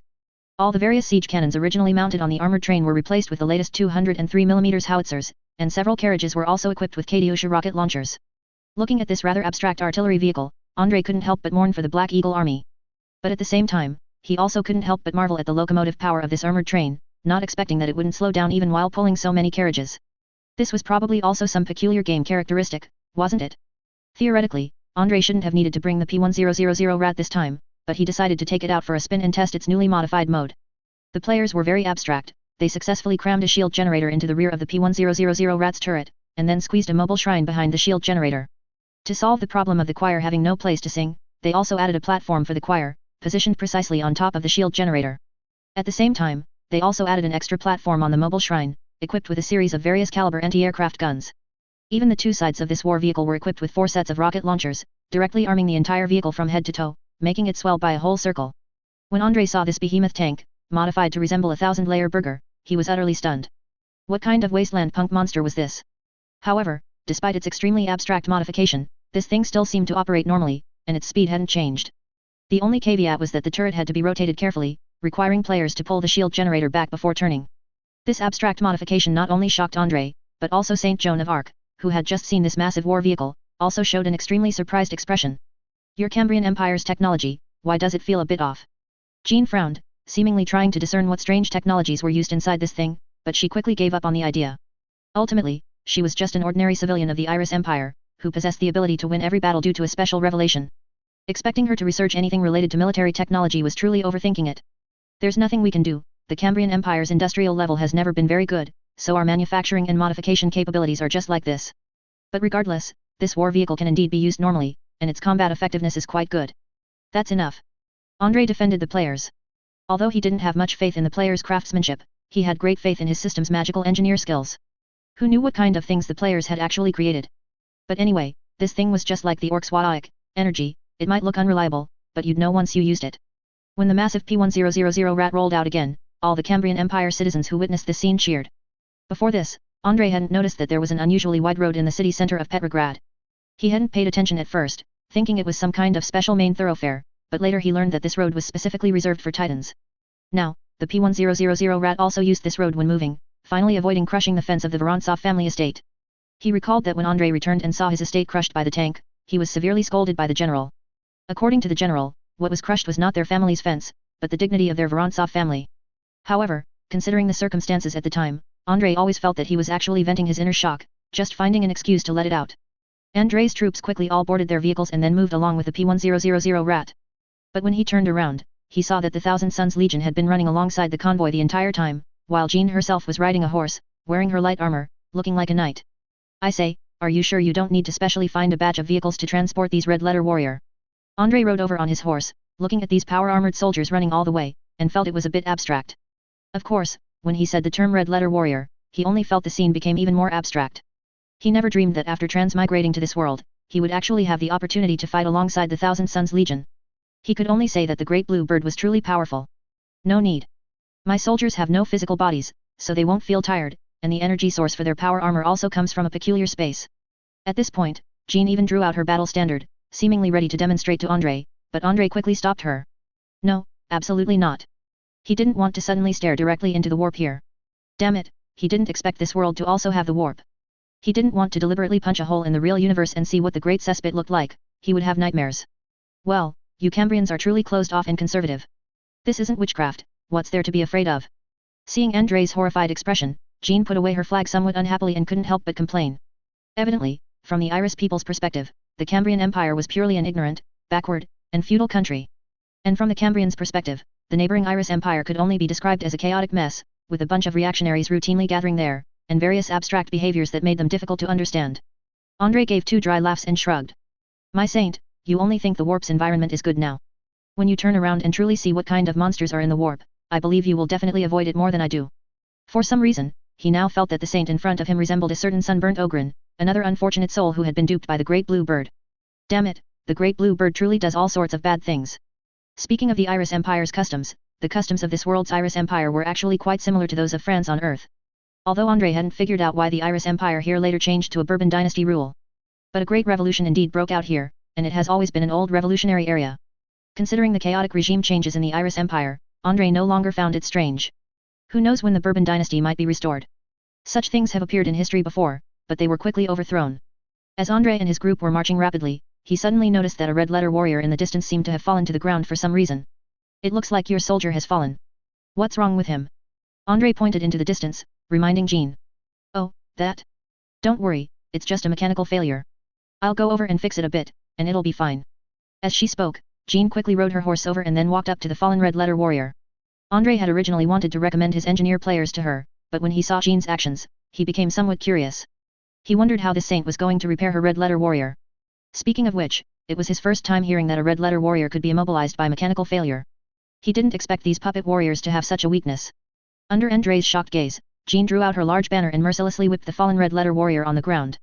Blue, exquisite flames flickered on the banner, and in a flash, the power armor was torn to pieces, reduced to a pile of broken parts on the ground. I say, are you sure this is repairing? No sooner had André finished speaking than Jean suddenly drew the long sword from her waist, wiped her hand across it, and a string of somewhat distorted text appeared. Fortunately, all Cambrian nobles were required to learn the Iris language. They even treated this language almost like their native tongue, using it for communication in various formal occasions and salon gatherings. So Andrei could recognize that the text written on it seemed to be, "Everything is going according to plan." Good heavens, what a big blue bird. That stubbornness is infuriating.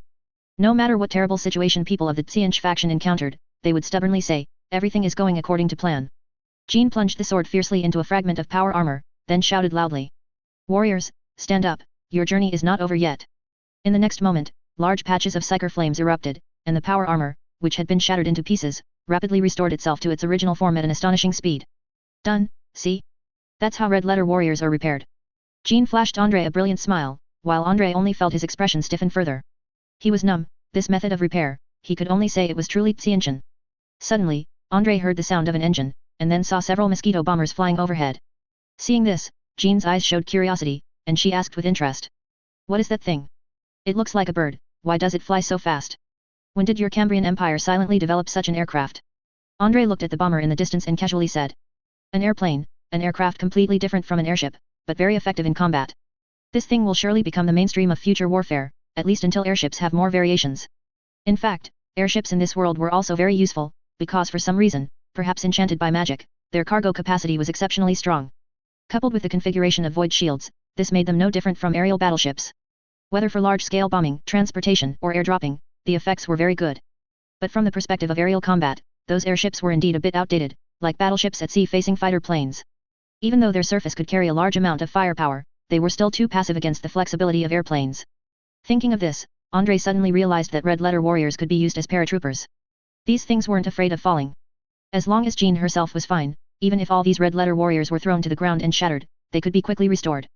Good heavens, what kind of undead legion is this? How is it similar to his players? Around the Folkov urban area, several Black Hawk armies were launching attacks on the city from different directions. In the sky, at least 3 large airship formations were simultaneously dispatched, carrying out fierce bombardments on the city. Major General Buletin XI, have we perhaps overreacted by concentrating so many forces to attack this place this time? With all due respect, the Empire doesn't need to waste a large amount of its strength here. Even if we only deploy 1/3 of our army, we can still crush the Cambrian defenders here. Beside Major General Buletin XI, a staff officer couldn't help but ask in confusion. He could understand that the Empire seemed to have an important military operation this time, needing to cut off this transportation hub, so it had to be a bit more cautious. But he couldn't understand why the Empire's military operation this time was overly cautious. Caution wasn't handled like this, was it? So many troops, all piled up here at once, what was it if not a waste? Even if the units dispatched were mostly auxiliary troops to avoid affecting offensives on other fronts, it was still a huge waste. Heh, you think it's a waste, but that's because your eyes only see Folkov and nothing else. After General Bushi smiled, he pointed to the map and said, "It is precisely because we have deployed such a large force this time that the Petrograd Front Army will send that ever-victorious general to support Folkov. But they didn't expect that after this ever-victorious general leaves, we will launch an attack on Schlüsselburg, cutting off that general's retreat in one fell swoop and trapping him here. If handled properly, we can encircle and annihilate that ever-victorious general here this time. It's time for us to wipe away our past disgrace." At this point, General Bushi's face showed a fanatical smile, as if a hunter had seen his most cherished prey. Throughout this war, the Black Hawk army had been invincible, but they had repeatedly been defeated by that ever-victorious general, with even 2 Titan legions suffering varying degrees of losses. This was unacceptable to the Empire, especially since their deterrent power had decreased significantly, which further angered His Majesty the Emperor. They needed to flatten Cambrian in one swift war, not fight a war of attrition here. So they not only had to defeat the enemy but also break the enemy's morale, making them believe that the Black Eagle Empire was invincible. Since that general had now become part of the Cambrian Empire's spiritual backbone, then let him die. Encircle and annihilate his army here, capture him, and then brutally humiliate the Cambrian Empire. This was the purpose of their campaign, the strong must brutally humiliate the weak.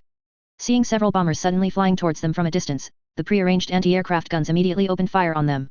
However, the players' maneuvering of these warplanes was extremely agile, making it difficult for the anti-aircraft guns to achieve effective hits. Watching shell after shell explode in the sky, while those few planes repeatedly soared, many Black Hawk officers couldn't help but grit their teeth in frustration. Too fast, simply too fast. Why don't we have such aircraft? A staff officer couldn't help but complain. I swear, the Empire invests so much money in the Air Force every year, but our experts can't even compare to these backward feudal lords of the Cambrian Empire, and the weapons they develop aren't even as advanced as these guys. If the Empire were willing to invest all these military funds into the army, I believe the Empire could certainly arm more armored units. However, General Bushi shook his head after hearing this and said, "This cannot be blamed on our Air Force. After all, these aircraft seem to have sprung out of nowhere. We had never heard of them before, and even other countries are seeing them for the first time. Who could have predicted such a thing? If we didn't have an Air Force, we wouldn't be able to execute Blitzkrieg. Blitzkrieg requires the cooperation of the Air Force and armored units. Compared to some conservative factions within the army, General Bushi was more open-minded. In his view, war required the cooperation of different branches of service, no war could be won by a single unit alone. Therefore, he always believed that the Empire's senior officers must understand multi-branch coordinated operations, rather than specializing in just one aspect. Divisions like Army, Air Force, and even various artillery and cavalry officers were too narrow, and did not conform to their trend of warfare. Humph, it seems these guys' Air Force is quite smug, isn't it? Send out the Abyss Mages, use the malicious shot spell, and shoot them all down for me. No sooner had he finished speaking than several Abyss Mages, who were already prepared, simultaneously cast the malicious shot spell. The Black Eagle Empire never expected that such a spell, which they had originally considered quite obscure and unnecessary to learn, would actually become a crucial move. Before this, they had never encountered enemies that conventional artillery found difficult to hit. At most, they had encountered enemies that artillery lacked the power to damage. When the previous combat example was reported, several army group commanders immediately gathered all the mages who knew the spell and had them specifically join the anti-aircraft units. The anti-aircraft units were overjoyed. With so many mages joining, their unit instantly became luxurious. A series of extremely mystical shells were fired, instantly shooting down several bombers in the sky. The fiercely burning bombers spiraled downwards, crashing heavily to the ground and becoming a pile of scrap metal. Some bombers even detonated their internal bombs, causing violent explosions. However, most players chose to parachute out before the planes crashed. For players, parachuting was just a thought, and it was almost impossible for them to get stuck and fall to their deaths. Players didn't expect that even though they were constantly flying in curves, circling and dodging shells, these shells seemed to have eyes, accurately hitting their flight path ahead of time. Damn it! Cheating, this is clearly cheating. A player cursed, pointing at the NPC in the distance and gesticulating wildly. This was too much bullying, what the heck? 100% accurate shells, seriously? Some players also noticed the anti-aircraft guns with green light glowing on their surfaces and couldn't help but ponder. It seemed this was another sinister spell. Who knew what kind of rotten tricks the Black Eagle combat mages could come up with? After dealing with the enemy, the artilleries operating the anti-aircraft machine guns immediately wanted to shoot down all the parachuting pilots. But just then, an officer stopped them. Don't be impulsive, capture their pilots alive. The Empire greatly needs specific data on enemy aircraft. If we can interrogate this data after capturing them, the Empire's aircraft development will make great progress. The officer shouted, gesticulating wildly, a look of excitement on his face. Up until now, the Black Eagle Empire's greatest difficulty in developing an airplane has been their inability to create a suitable aerodynamic structure. They weren't worried about the engine. By disassembling the power unit from a walking machine, they could guarantee sufficient power, effectively skipping World War I aircraft and jumping straight into World War II.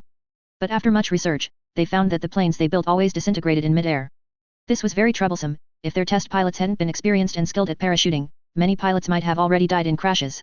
Immediately, several squads of Black Hawk soldiers ran towards the distant pilots, attempting to capture them alive. However, these pilots seemed to have parachuted into the urban area, landing behind a building. The Black Hawk soldiers who were about to charge stopped, unsure whether they should venture deeper into the city. Continue the attack. We will provide mortar cover for you. You must capture them alive. Seeing them stop, the officer shouted from behind, his eyes filled with a longing for meritorious service. In his opinion, these pilots only had some small handguns for self-defense and hadn't received any ground combat training, so what fighting power could they possibly have? Even if they managed to hide in the buildings, they would merely be lambs to the slaughter, and the Empire's elite soldiers would quickly ferret them all out. Other Black Hawk soldiers thought the same, and then they were eliminated. The first 10-man squad that rushed in engaged in a chaotic firefight inside the building, with continuous gunshots. Hearing such a loud commotion, the faces of the other Black Hawk soldiers outside changed drastically, because the squad that went in hadn't carried such fierce firepower.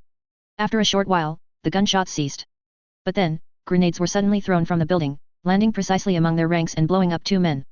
Damn it, our men have all been wiped out. How is that possible? Are all Cambrian Empire pilots former elite army personnel?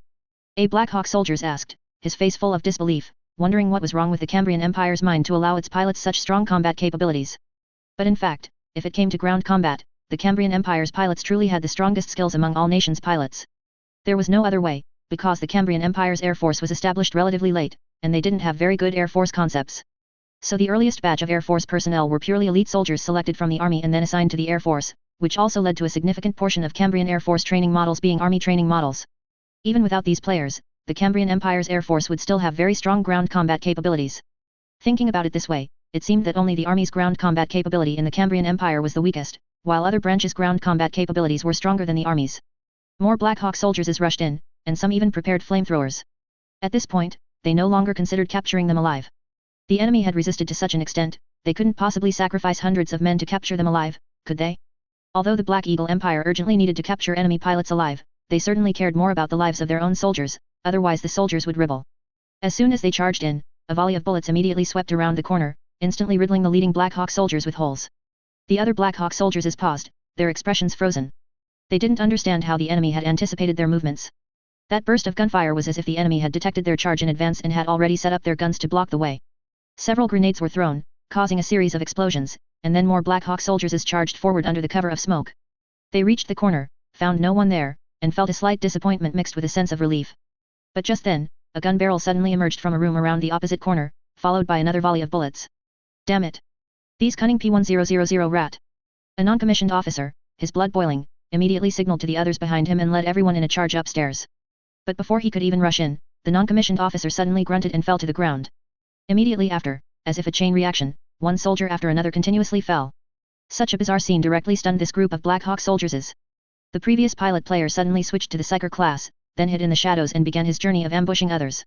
He realized that while judging enemy movements via the minimap and navigating the maze-like corridors was a good tactic. Compared to that, a Psyker combined with a minimap was much more satisfying, as this combination was purely brainless operation. One Black Hawk soldiers after another fell, while the other Black Hawk soldiers trembled, desperately trying to find the enemy's hiding place. But the enemy seemed to be playing hide-and-seek with them, although they could vaguely hear the enemy's footsteps as he ran, they just couldn't find where the enemy was hiding. Just then, the former pilot player had a sudden idea. He really wanted to see what kind of scene it would be if he suddenly overloaded his Psyker abilities in the enclosed space of a building, summoning warp demons. He wondered if doing so would turn the entire building into a chaos realm, directly trapping and killing all the Black Hawk soldiers who rushed in. So after taking off the inquisitorial special emblem, this player frantically used Psyker spells, quickly pushing his danger value past 100%. In the next moment, he entered a state of Psyker uncontrolled, his entire body exploded with a bang, and then a warp gate tore open out of thin air. However, this time, he didn't seem to summon a daemon, but rather some other strange things. During the march, Andre watched the players ranting and roughly understood the enemy's latest trick. Good heavens, they can even create spells with 100% accuracy. What else can these miraculous Black Eagle mages not create? Andre couldn't help but complain. He was now a little worried. What if the Black Eagle Empire suddenly developed ballistic missiles and then added this spell to them? If they did that, the Black Eagle Empire wouldn't need to develop computers to assist in ballistic missile trajectory calculations at all. Undoubtedly, if the opponent first used a malicious shooting spell, their ballistic missiles would have 100% accuracy. This was truly something impossible to guard against. Damn it, don't let the Black Eagle Empire develop V2 rockets, or else how can we play this game later? Andre couldn't help but curse. He suddenly felt a chill on his head, fearing that one day, during a perfectly good battle, a missile would fall from the sky and wipe him out. But just then, Saint Joan of Arc, riding her horse in the distance, suddenly rode over again. Andre, I suddenly sensed a strange coordinate. I seem to be able to teleport my troops there. Andre didn't understand at first, thinking that this saint had received some inexplicable revelation again. Sister, don't run around, there's a battle going on here. I'm not saying I want to run. What I mean is, I suddenly discovered a coordinate in the Fokov region, and I seem to be able to teleport people there. As she spoke, Jean pulled out a map and pointed it out to him. It's roughly here in the urban area. My Thousand Suns Legion can arrive instantly. Good heavens, what was this situation again? Andre blinked, not understanding what Jean's inexplicable teleportation was all about. However, he thought about it, nodded, and still let her teleport people over first. This was a good opportunity to let her Thousand Suns Legion test the waters in Fokov and assess the enemy's combat strength. Anyway, these red letter warriors could all be revived for Jean, as long as Jean didn't die, these red letter warriors wouldn't die either. This was simply the most perfect cannon fodder. Under the watchful eyes of Andre and the other players, Jean drew the sword inscribed with text, slashed it in front of her, and a huge rainbow-colored vortex formed out of thin air. Immediately after, she charged in first, followed by the other red letter warriors who quickly formed ranks and drilled through, soon disappearing completely. And a group of players kept exclaiming, all lamenting that they had encountered Tsianch. Good heavens, casually tearing open a warp gate, what kind of formidable person was this? This new female NPC seemed to have some tricks up her sleeve. The other few players hid in the building, maneuvering against the Black Hawk soldiers, while excitedly watching the location where the Psyker player had died. They had already seen the torn warp gate, and now they really wanted to know what would emerge from it. Surely it wouldn't summon the Lord of Change, would it? But in the next moment, they saw a female knight in light blue armor, riding a horse, emerge from within, holding a sword in one hand and a flag in the other, shouting. The Iris Empire will never surrender, freedom belongs to the people. Immediately after, a large contingent of power-armored soldiers charged out, rapidly forming combat formations and launching a countercharge down the corridor. What the hell? Is this right? This can't be right, can it? How did the female NPC who's always been with our general come out of the warp? What's wrong with that? Opening a warp gate and summoning the Thousand Suns Legion doesn't seem to be anything rare, does it? Alright, we've finally replicated a warm or chaos invasion, but why are we on the chaos side? A group of players watched the scene before them excitedly, all eager for the spectacle, just waiting for the blood to flow. But at the same time, the newly arrived squad of Black Hawk soldiers were all dumbfounded. Damn it! Where did they come from? By the Emperor, there's an ambush here. When did so many Iris Empire power-armored soldiers ambush us here? The squad that had just rushed in looked at the rifles and submachine guns in their hands, then at the hundreds of iron cans crowding the corridor in front of them, and they felt their entire being was not well. How were they supposed to fight these things? Charge them directly with bayonets. Chapter 277, even the Black Hawk army finds red letter warriors too sinister. Anti-armor soldiers? We need the power of anti-armor soldiers. Facing the large group of blue tin cans charging furiously towards him, the Black Hawk commander on the front line retreated, roaring shrilly. The other Black Hawk soldiers retreated, spreading out to provide covering fire for each other. Through extensive training, this retreat procedure had been etched into their bones. However, their current covering fire was useless, as their ordinary bullets could not penetrate these power-armored soldiers. Sparks continuously flew off the Iris armored infantry, and the Black Hawk army's marksmanship was precise and deadly, but they simply couldn't penetrate the armor. The Thousand Suns Legion charged at an extremely fast pace. After bursting out of the building, they quickly spread across the battlefield, simultaneously attacking the retreating Black Hawk army.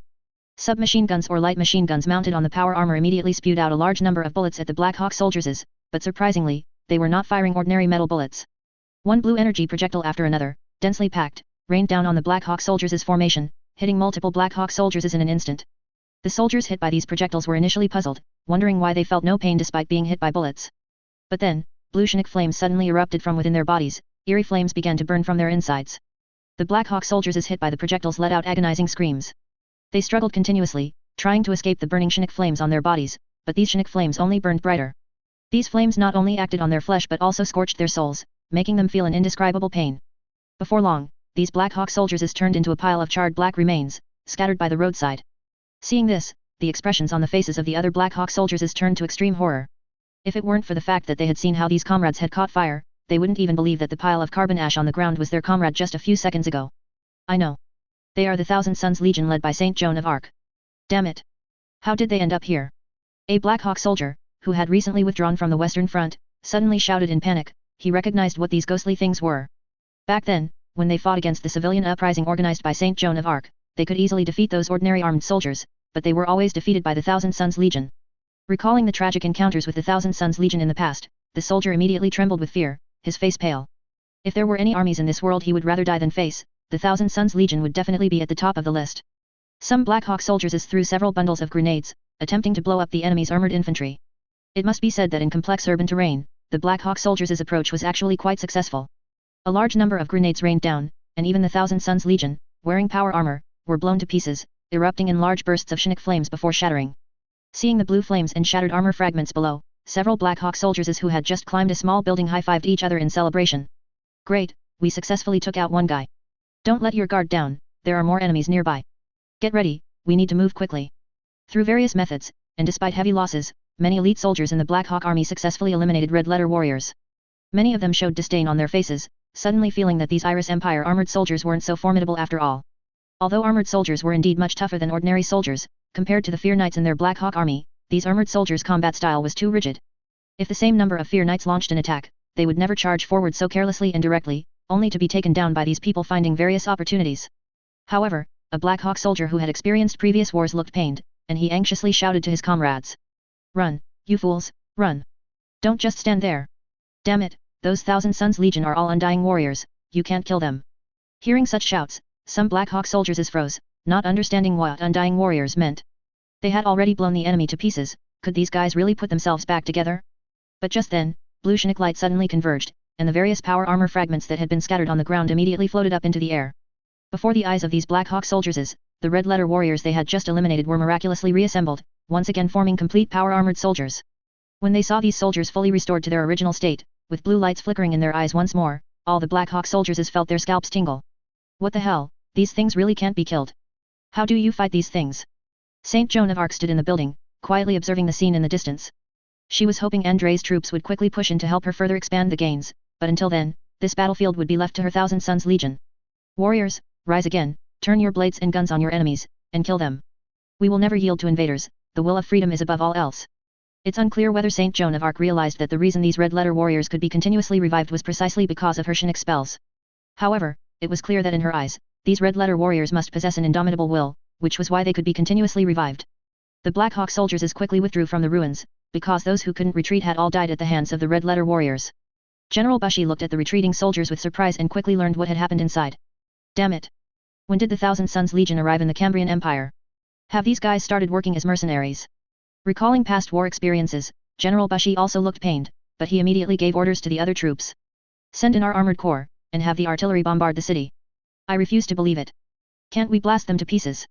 In previous wars, when the Black Hawk Army fought against the Thousand Suns Legion, their most common tactic was to continuously bombard them with heavy firepower, blowing them all to pieces.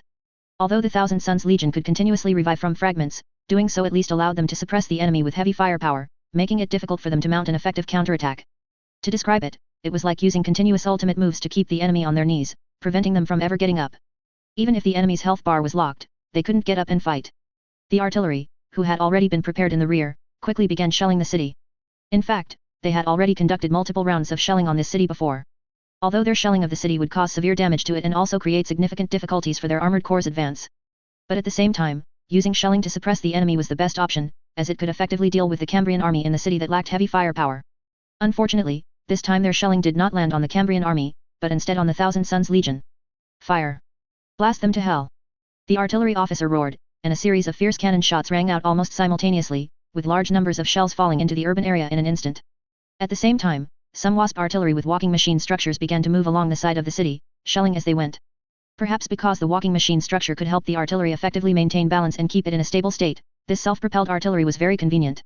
Basically, just by finding a position and stopping, without even needing any adjustments, the artillery could immediately begin shelling, which allowed the self-propelled artillery units to quickly adjust their firing angles. Saint Joan of Arc quickly found a hidden ruin to hide in. She was not foolish and didn't think of leading the charge at such a critical moment. She was merely a squishy spellcaster, one shot from the enemy could kill her. So, preserving herself as much as possible and then continuously reviving the Thousand Suns Legion to fight the enemy was what she should be doing most. Hiding with Saint Joan of Arc were several other player pilots who had just parachuted in. Looking at these Cambrian soldiers, Jean thought for a moment and then proactively asked them. Gentlemen, I didn't expect us to meet here. I have a few questions I'd like to ask, if you wouldn't mind answering. The players were stunned, not understanding what this game NPC was trying to do. Was she going to give them a survey in this way? Immediately, a player excitedly patted his chest and said. Yes, absolutely. Miss, ask away. If there are some benefits after the questions, that would be even better. Jean blinked in confusion, not quite understanding what these soldiers were saying. She had used her Fate Weaver ability to quickly master the Cambrian Empire's language, but why did she still find it difficult to understand these soldiers now? Not thinking too much, Jean curiously asked the soldiers.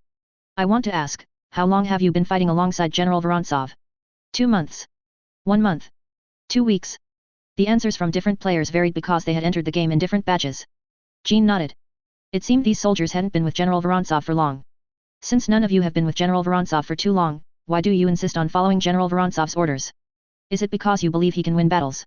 Although Andrei always felt his control over players was very low, with these players constantly being abstract and causing trouble, he essentially adopted a semi-hands-off approach with them.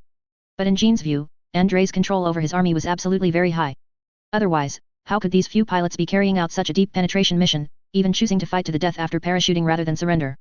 If it were their Iris Empire's army, if pilots fell into enemy hands, they would definitely not resist like this. According to the Iris Empire's philosophy, pilots were noble military personnel, worthy of respect. They only needed to surrender to the Black Hawk Army to receive appropriate prisoner of war treatment. No one saw any problem with a pilot surrendering. The players were stunned, it was the first time they had heard such a question. Why did they fight with Andrei? Because Andrei gave them quests. Andrei is a main story NPC and also their guide. If they don't follow Andrei into battle, can they really run to another faction? To be honest, if players had a choice, they would actually want to find a faction option and jump to another faction to play around. After all, the Cambrian Empire doesn't have that many unique units. In comparison, the units of other countries look both abstract and outrageous. Unfortunately, after much research, they couldn't find an option to switch factions, so they could only stick with Andrei. After a casual explanation, the player also complained about the game's inability to change factions. Of course, because they mentioned words like game and player, their words were correspondingly distorted. After hearing this, Jean was a bit confused. If judged purely by their words, these Cambrian soldiers didn't seem to have the high loyalty she imagined, they even had a desire to defect. But it was clearly the best time now, so why didn't they surrender to the Black Hawk Army immediately? Why did they even risk their lives to kill the enemy? However, after asking a few questions, Jean seemed to have deduced a pattern. These soldiers kept saying that their general would constantly give them missions and then reward them in various ways. From this perspective, could these Cambrian soldiers actually be similar to mercenaries? And their refusal to retreat, could it be due to some mercenary honor? But this explanation didn't make sense. If they were mercenaries fighting for money, why would they fight so desperately? Looking across the entire European continent, perhaps in past history, there were indeed mercenaries who would fight to the death for their employers, but those mercenaries would agree with their employers beforehand that they would never undertake suicidal missions. If that's the case, what's going on with these Cambrian soldiers? What kind of rewards did Andrei offer them that would make them willing to risk their lives to complete them? And by what means did Andrei control these people, making them willing to fight to the death for the Cambrian Empire, even though they clearly wanted to switch, and absolutely refusing to join other units? After thinking for a long time, Jean couldn't come up with an answer. Instead, the more she thought about it, the more contradictory it all seemed. It must be said, she was truly interested in Andrei now. If before, her interest in Andrei was because the Fate Weaver had revealed her future destiny, showing her how important Andrei would be in the future. Now, her interest in Andrei was because she was very curious about Andrei's management style for his soldiers, and also curious about what kind of charisma Andrei possessed to make so many soldiers fight to the death for him. Under the fierce artillery bombardment, 1,000 Sun's Legion soldier after another was blown to pieces, but even more 1,000 Sun's Legion soldiers rushed out in waves. Because they were prepared, several anti-tank guns were immediately pushed forward, and more Black Hawk soldiers armed with anti-armor rifles also came to the front line. Under a fierce attack, Red Letter Warrior after Red Letter Warrior was pierced, but these ordinary damages were not enough to finish off a Red Letter Warrior. If it were other soldiers, a large hole in their chest, or even their head blown off, would naturally be fatal, with no need for rescue. But for Red Letter Warrior, they were originally a bunch of hollow ghost soldiers. What big impact could a hole in an empty power armor have on them? No, this will never end if we keep fighting like this. Try incendiary bullets, see if incendiary rounds can work. Upon receiving the order, a new batch of newly rotated soldiers quickly loaded white phosphorus armor-piercing rounds into their anti-armor rifles. These were also a new type of bullet that their Black Hawk army had recently produced, mainly to compensate for the insufficient lethality of anti-armor rifles. Many times, they could indeed use these to penetrate enemy armored units, but after the bullet penetrated, it might not necessarily injure the driver inside. Although this thing would bounce around repeatedly when it hit the enemy's armor shell. But it must be said, the damage effect of this thing was indeed mediocre. Often, even after penetrating, the enemy's armored soldier and armored unit were still fine and could continue fighting. When armor-piercing white phosphorus rounds hit the Red Letter Warrior's power armor, they immediately ignited.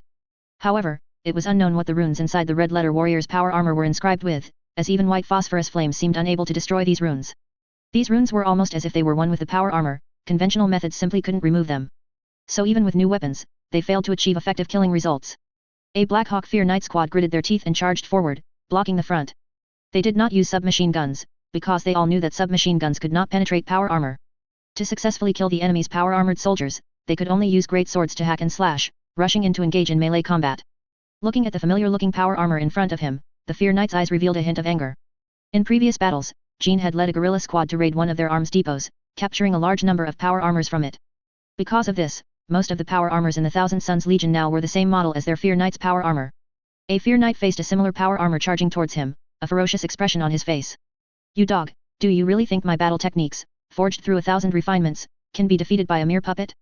You don't understand my pain and my beliefs. If it were another setting, this Fear Knight might have had a chance to become the male lead of some passionate anime. However, on the battlefield before them, reality was cruel. He truly believed in his battle techniques, forged through 1,000 refinements, and with one swing, he cleaved off the head of the opposing Red Letter Warrior, a smug smile appearing on his face. Undoubtedly, this sword strike of his was precise and deadly, enough to be called a masterpiece of swordsmanship. Unfortunately, even with its head severed, the Red Letter Warrior continued its charge normally. Under the Fear Knight's horrified gaze, before he could retract his sword to block and defend, the enemy's blade had already fiercely pierced into his chest, stabbing him down onto the ground. Jean looked into the distance with binoculars, a mischievous smile on her face. He, the heroic souls of warriors won't be defeated like this. Meanwhile, the players on the side kept exclaiming. How sinister, too sinister. Are there any decent people left in this world? What kind of perverse world war is this? At this moment, they couldn't help but mourn for the Black Hawk Empire for 3 seconds. Even units like the Red Letter Warrior had been encountered by them, these unlucky fellows had the worst luck. However, when the armored units of the Black Hawk army charged forward, the battle seemed to reverse again.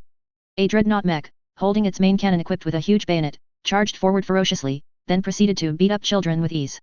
With just 2 kicks, it sent 2 Red Letter Warriors, who had just charged over, flying. Turning back, a bayonet slash immediately severed the bodies of 2 more Red Letter Warriors. Although these 2 Red Letter Warriors, even when split in half, were still crawling forward, the subsequent steel feet that descended from the sky crushed all the crawling remains on the ground. Of course, such aggressive Black Hawk armored soldier were only a minority, most armored soldier hid behind, continuously firing with artillery. They couldn't help it, they were also afraid. The Red Letter Warrior had plated metal weapons. It was unknown who invented this special weapon or what metal was used for the plating, ordinary soldiers didn't understand. But they knew that this weapon was simply divine, almost indestructible. This thing could even cut through armored units. Unless it was particularly thick, Ordinary sheet metal would be pierced with one thrust in front of such a great sword. Because of this, it also meant that when these red letter warrior approached, they truly had the ability to hack mechs with great swords. Anyway, in Andrei's understanding, he always felt that this weapon was like a power weapon in the warmer world, with a disintegration field applied. After all, besides power weapons, he hadn't seen any other weapon that could cut with such precision and achieve such a terrifying level of indestructibility. Saint, what should we do? Our red letter warrior seemed to be suppressed. Great chosen one, quickly use your wise mind and think of a solution. Watching red letter warrior after red letter warrior being taken down, Jean wasn't particularly anxious, but the players, on the other hand, became anxious. Don't rush, take it slow. We have all the time in the world to wear them down anyway. Jean shrugged, completely unconcerned about the current battle losses. Anyway, she only needed to occasionally swing her sword to gather a wave of psychic energy, and she could reassemble these red letter warrior, turning them back into 999 good men. Under such convenient conditions, she wasn't afraid of fighting a war of attrition with the enemy. But Jean suddenly thought of something and asked a player next to her. By the way, are there any explosives nearby? Jean suddenly remembered a tactic she used to employ in the Iris Empire, strapping explosives all over the red letter warrior and then sending them to self-destruct. Although Jean had never heard of Allahu Akbar, she knew very well that with such a high-quality undead army, it would be a waste not to play with self-destruction. She actually didn't expect the players to hand her bombs, as in her opinion, these few players were just pilots. To be honest, the fact that these players could even bring submachine guns with them when parachuting already surprised Jean considerably. It was the first time she had heard of pilots carrying submachine guns. But no sooner had she spoken than a player, as if offering a treasure, pulled out 2 satchels of explosives from somewhere and handed them over. Don't worry, we have plenty of explosives. Besides explosives, we also have cluster grenades, we have all kinds of explosives. Watching the players' grinning faces, Jean slowly formed a question mark. These players thought her red letter warrior looked sinister, and she also thought these players were a bit sinister. What do your Cambrian Empire pilots usually carry? Is this a legitimate pilot's loadout? When Jean took the satchels of explosives and cluster grenades, she was shocked, completely unable to comprehend what kind of pilots would carry such items. Come on, you're pilots. You're supposed to fly aircraft in the sky. Looking at this setup, why does your equipment look like you're going to blow up bunkers? Or is it a tradition in your Cambrian Empire's air force for pilots to throw grenades or satchels of explosives at people during combat? Jean couldn't understand, but she expressed great shock at this. Despite her shock, she immediately called over a group of red letter warrior and began to strap bombs onto these ghost soldiers. At the same time, the players also started strapping on bombs, and their movements were extremely quick. With the help of the players, within a few minutes, Jean had successfully strapped bombs onto dozens of soldiers. Phew. Thank you so much. I always feel like you guys are in the wrong profession. You'd definitely be better demolition experts than pilots. Recalling the pilots' skilled use of explosives, Jean couldn't help but tease them. Honestly, she truly felt these pilots were in the wrong line of work. It would be a shame not to use these skills as demolition experts. But after speaking, she paused again. That's not right. Where did these soldiers get so many bombs? It's not like they carried bombs when they flew, and each person carried hundreds of kilograms of bombs, right? Whose bombs are loaded into an airship's bomb bay, not on the pilot? Perhaps due to Xianqi's protection, Jean seemed to notice something out of place about these soldiers. Suddenly, her interest in Andrei and his legion grew even stronger. She strongly suspected that Andrei's legion, like her own Thousand Sons legion, might also be a special divinely blessed legion. After attaching the explosives, a new wave of red letter warriors rushed out, bringing a small shock to the Black Hawk army. The guy who was showing off with a bayonet earlier, intending to engage in close combat with a red letter warrior, was immediately blown away by an explosive package, then ruthlessly cut down by other red letter warriors. The scene was simply gruesome. Players witnessed firsthand how a power-armored soldier dismembered a mech with chaotic slashes. On other defense lines, the Black Hawk army, which had been blasted over a large area, was also in terrible pain. Major General Bulletin Xi, seeing the chaotic battle in the distance, angrily threw down his binoculars. What the hell is all this? Don't these guys have any proper way of fighting? Experiencing such an absurd fighting style for the first time, Major General Bulletin Xi felt that this was too different from the enemy he had imagined. Honestly, he now strongly hoped his spellcaster unit could pull off something big, preferably finding a way to counter the red letter warriors. Otherwise, fighting these guys, whether they could win or not was one thing. The sheer disgust was enough to sicken him to death. This was the first time in his life he had fought such a sinister unit. He could only say that he felt completely unwell after one battle. General, our reconnaissance cavalry outside has discovered traces of the enemy. The enemy has a large armored force approaching, roughly equivalent to a fully staffed Imperial armored division, and there are even Titan units mixed in. Hearing this news, Major General Bulletin Xi's eyes lit up. Oh, this is good. This is too good. I never expected General Vorontsov's troops to fall into our trap so quickly. It seems that the ever-victorious general is nothing special after all. How about it? Our troops ambushed near the road are all ready, right? It's time to launch the ambush. Ambush? There was indeed an ambush. However, the scene of this ambush might have been a little different from what General Bushi imagined, because before his troops hidden in the forest beside the road could act, the enemy's artillery fire covered the area. The Black Hawk army thought it was a good plan: lie low in the forest, don't move, and wait until the enemy's vanguard passed, then strike at their middle. Doing so could both take out the enemy's command center at once and prevent the enemy's forces from supporting each other, throwing them into chaos. However, as the player's vanguard passed through, a player suddenly noticed enemy troops hidden in the forest from the edge of the minimap. Holy crap, there are scumbags ambushing us in the forest. Fire! Fire! Let's strike first. The average players, without hesitation, immediately attacked the enemy in the forest. More than a dozen T-34 tanks that had just passed by simultaneously aimed their cannons to the side. The Black Hawk soldiers hidden in the forest were somewhat bewildered. They hadn't even figured out what was happening when the enemy had already discovered them. A series of cannon shots rang out, and 85mm high explosive shells instantly slammed into the forest, immediately creating a blast zone. The Black Hawk anti-armor infantry hiding there were instantly blown to smithereens, and the other Black Hawk soldiers were also dumbfounded, unable to understand how the enemy had found them. Return fire! Return fire! Get the Warsanian to come and support us. Tell their cavalry to charge from the flank. The Black Hawk soldiers hidden in the forest quickly returned fire while shouting orders to other units via radio. At the same time, a series of rockets immediately shot out from the forest, then slammed into the tanks on the road. No way, sir, do you have to play so perversely? The players were a bit confused.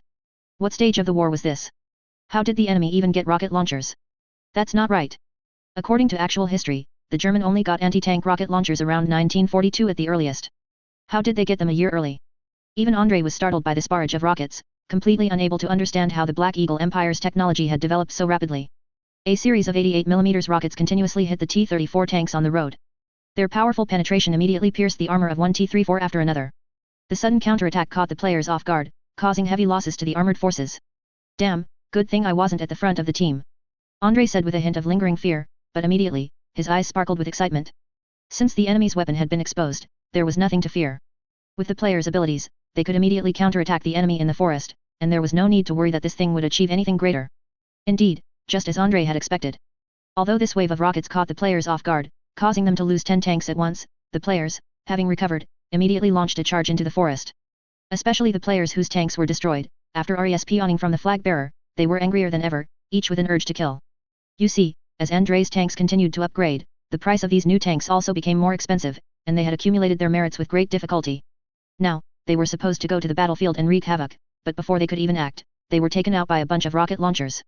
How could they be psychologically balanced? Since they were uncomfortable, they naturally couldn't let these NPCs live too comfortably. When a group of Cambrian soldiers launched a desperate charge, rushing into the forest as if their lives didn't matter, even the Black Hawk soldiers setting up machine guns in the forest were stunned. No one knew what the grudge was, but a group of guys charged in at extreme speed with bayonets, fiercely stabbing several people to death, followed by a barrage of grenades. A large number of grenades disoriented them. Even if the Black Hawk soldiers wanted to counterattack under such a fierce assault, they had difficulty finding where the enemy was. There were grenades, smoke bombs, and all sorts of other miscellaneous bombs everywhere. This series of fierce attacks left them completely bewildered, and the entire battlefield instantly descended into chaos. Of course, while they were in a chaotic battle, some unscrupulous players directly took advantage of the opportunity to reap kills. When Andrei saw the KV-2 mech being driven over, the expression on his face became horrified. Before he could say anything, in the next moment, a 152mm high explosive shell was slammed into the forest, instantly blowing up a group of people in the smoke, and earning a barrage of curses from the players. Clearly, he had a blast with that shot, taking out a group of Black Hawk soldiers at once. But at the same time, the players who were fighting alongside these Black Hawk soldiers were also taken out. However, fortunately, this person had a change of heart, or perhaps was worried about being targeted later. After receiving a barrage of curses and a dozen reports, he quickly retreated from the area and aimed his cannon in another direction. Over there, a hunter mech hidden in the forest was firing its cannon. This thing had just used its back-mounted cannon to take out a T-34 that had gotten too close. Just as he was about to fire a second shot, the Black Hawk armored soldier inside the mech suddenly noticed that a massive unit was approaching from this direction. When he maneuvered the mech to turn around, he immediately saw the tall mech on his flank, and the 152mm howitzer pointed directly at him. Oh, we're done for. The Black Hawk armored soldier was filled with despair. They couldn't understand what the Cambrian Empire's designers were thinking, to actually mount a 152mm howitzer on an armored unit. The next moment, an armor-piercing shell heavily struck the mech, instantly blowing it into a pile of scrap metal. General, stop watching the show, cavalry are charging our flank. Just as Andrei was still busy watching the spectacle, he suddenly heard a player shouting from the side. Immediately after, he noticed a large number of cavalry troops suddenly charging from the flank, and the Warsanian flag, red and white with an iron cross symbol in the upper right corner. Where did these cavalry come from? What are they? Andrei was a bit confused, but this didn't stop him from immediately ordering his soldiers to counterattack the cavalry. A group of cavalry players were eager to try their hand, they were looking for a suitable opponent to thoroughly crush. However, before these well-prepared cavalry and horse girl players could launch their charge, a deafening whistle suddenly rang out. Large swathes of rockets instantly formed a rain of fire in the sky, then slammed down in waves into the charging Warsanian cavalry. The scene was quite shocking, to say the least. The Warsanian cavalry, encountering such an attack for the first time, had no experience, and in an instant, countless cavalry were swallowed by the inferno. More importantly, amid the overwhelming flames and immense noise, their war horses were startled and immediately went wild and out of control. It could be said that the Warsanian cavalry brigade that had just charged in was almost rendered ineffective before it could even play a role. The concentrated, area of effect strike from over a dozen Katyusha rocket launchers directly crippled this unit. Alright, so this is how we're playing, hey. A cavalry couldn't help but be exasperated. What happened to the promised thrilling cavalry charge? All the kills were stolen by these unscrupulous artilleries with their rockets. Chapter 278 Draw your swords. Draw your swords. Retreat. Quick, retreat. What the hell? When did the Cambrian army get so strong? The Warsanian cavalry, who had just charged up, were blasted into a state of incapacitation by a barrage of rockets before they could even make an impact. As they retreated in a panic, they couldn't help but wonder. When did the Cambrian Empire's weaponry become so advanced? Why had they never seen such equipment from the Cambrian Empire before? Recalling the past, their Warsaniat and the Cambrian Empire would often engage in battles. Although there were wins and losses, overall, they weren't at much of a disadvantage. But now, why did they feel like they no longer recognized this world? The Black Hawk Empire had easily conquered their vast Warsaniat. Turning back, they arrived on this battlefield, encountered the Cambrian Empire's army, and were met with a head-on blow. For a moment, these Warsanian cavalry couldn't help but question their lives. Was their true combat strength actually very weak? Under the rocket bombardment, many Warsanian cavalry lost control of their war horses and were simply thrown off their backs. Facing runaway war horses, their safest option was to stay on the war horse's back, but it was difficult for them not to be thrown off. Relatively speaking, cavalry who actively jumped off were a bit better, at least they wouldn't get their feet caught in the stirrups. But those unlucky ones who didn't even have time to free their feet were truly miserable. They lay upside down on the ground, but one foot was still caught in the stirrup, and they were dragged along by the warhorse, their screams along the way being utterly horrifying. Following this trend, they would either be dragged to death by the warhorse or trampled to death on the spot by other warhorses. One could only say they died a very tragic death. From this aspect, it also showed that the quality of Warsania's cavalry was currently declining. Because experienced cavalry would only touch the stirrup with their toes, never putting their entire foot in. They did this to avoid accidentally getting their foot stuck and then being dragged along by the horse, unable to get off. Only inexperienced rookie cavalry would do this, and then tragedy would strike. The situation for cavalry who barely managed to jump off their horses wasn't much better, because they not only needed to guard against being trampled by their own war horses but also had to face the charging players. The cavalry players were quite dissatisfied with the kill stealing from the previous rocket barrage, so they now had to seize the opportunity to quickly rack up kills. Who knew if the sneaky ones in the back would launch another round of rockets and steal their kills again? Opportunity knocks but once, so quickly take out the enemies in front of them, and then consider other things. Perhaps it was because, compared to traditional Battlefield 1 cavalry, the horse girl, and demi-human unit, seemed more excellent. Because she not only possessed the characteristics of cavalry but also the characteristics of infantry, she could be equipped with various infantry weapons. So when the cavalry charged, apart from some free-to-play players who chose the old cavalry, most players had already switched to the horse girl demi-human unit. As a result, when Warsania saw a group of centaurs charging towards them, they were somewhat bewildered. Tat tat tat. Tat tat tat. Their bewilderment didn't mean the players were bewildered. Relying on the horse girl's strong arm strength, a group of players chose support soldier, or simply switched to the machine gun sentry set, almost everyone having a machine gun. The firepower unleashed was a veritable metal storm harvester. Some Warsanian cavalry originally wanted to counterattack with their carbines, but they had just managed to fire one shot when hundreds of bullets had already come their way.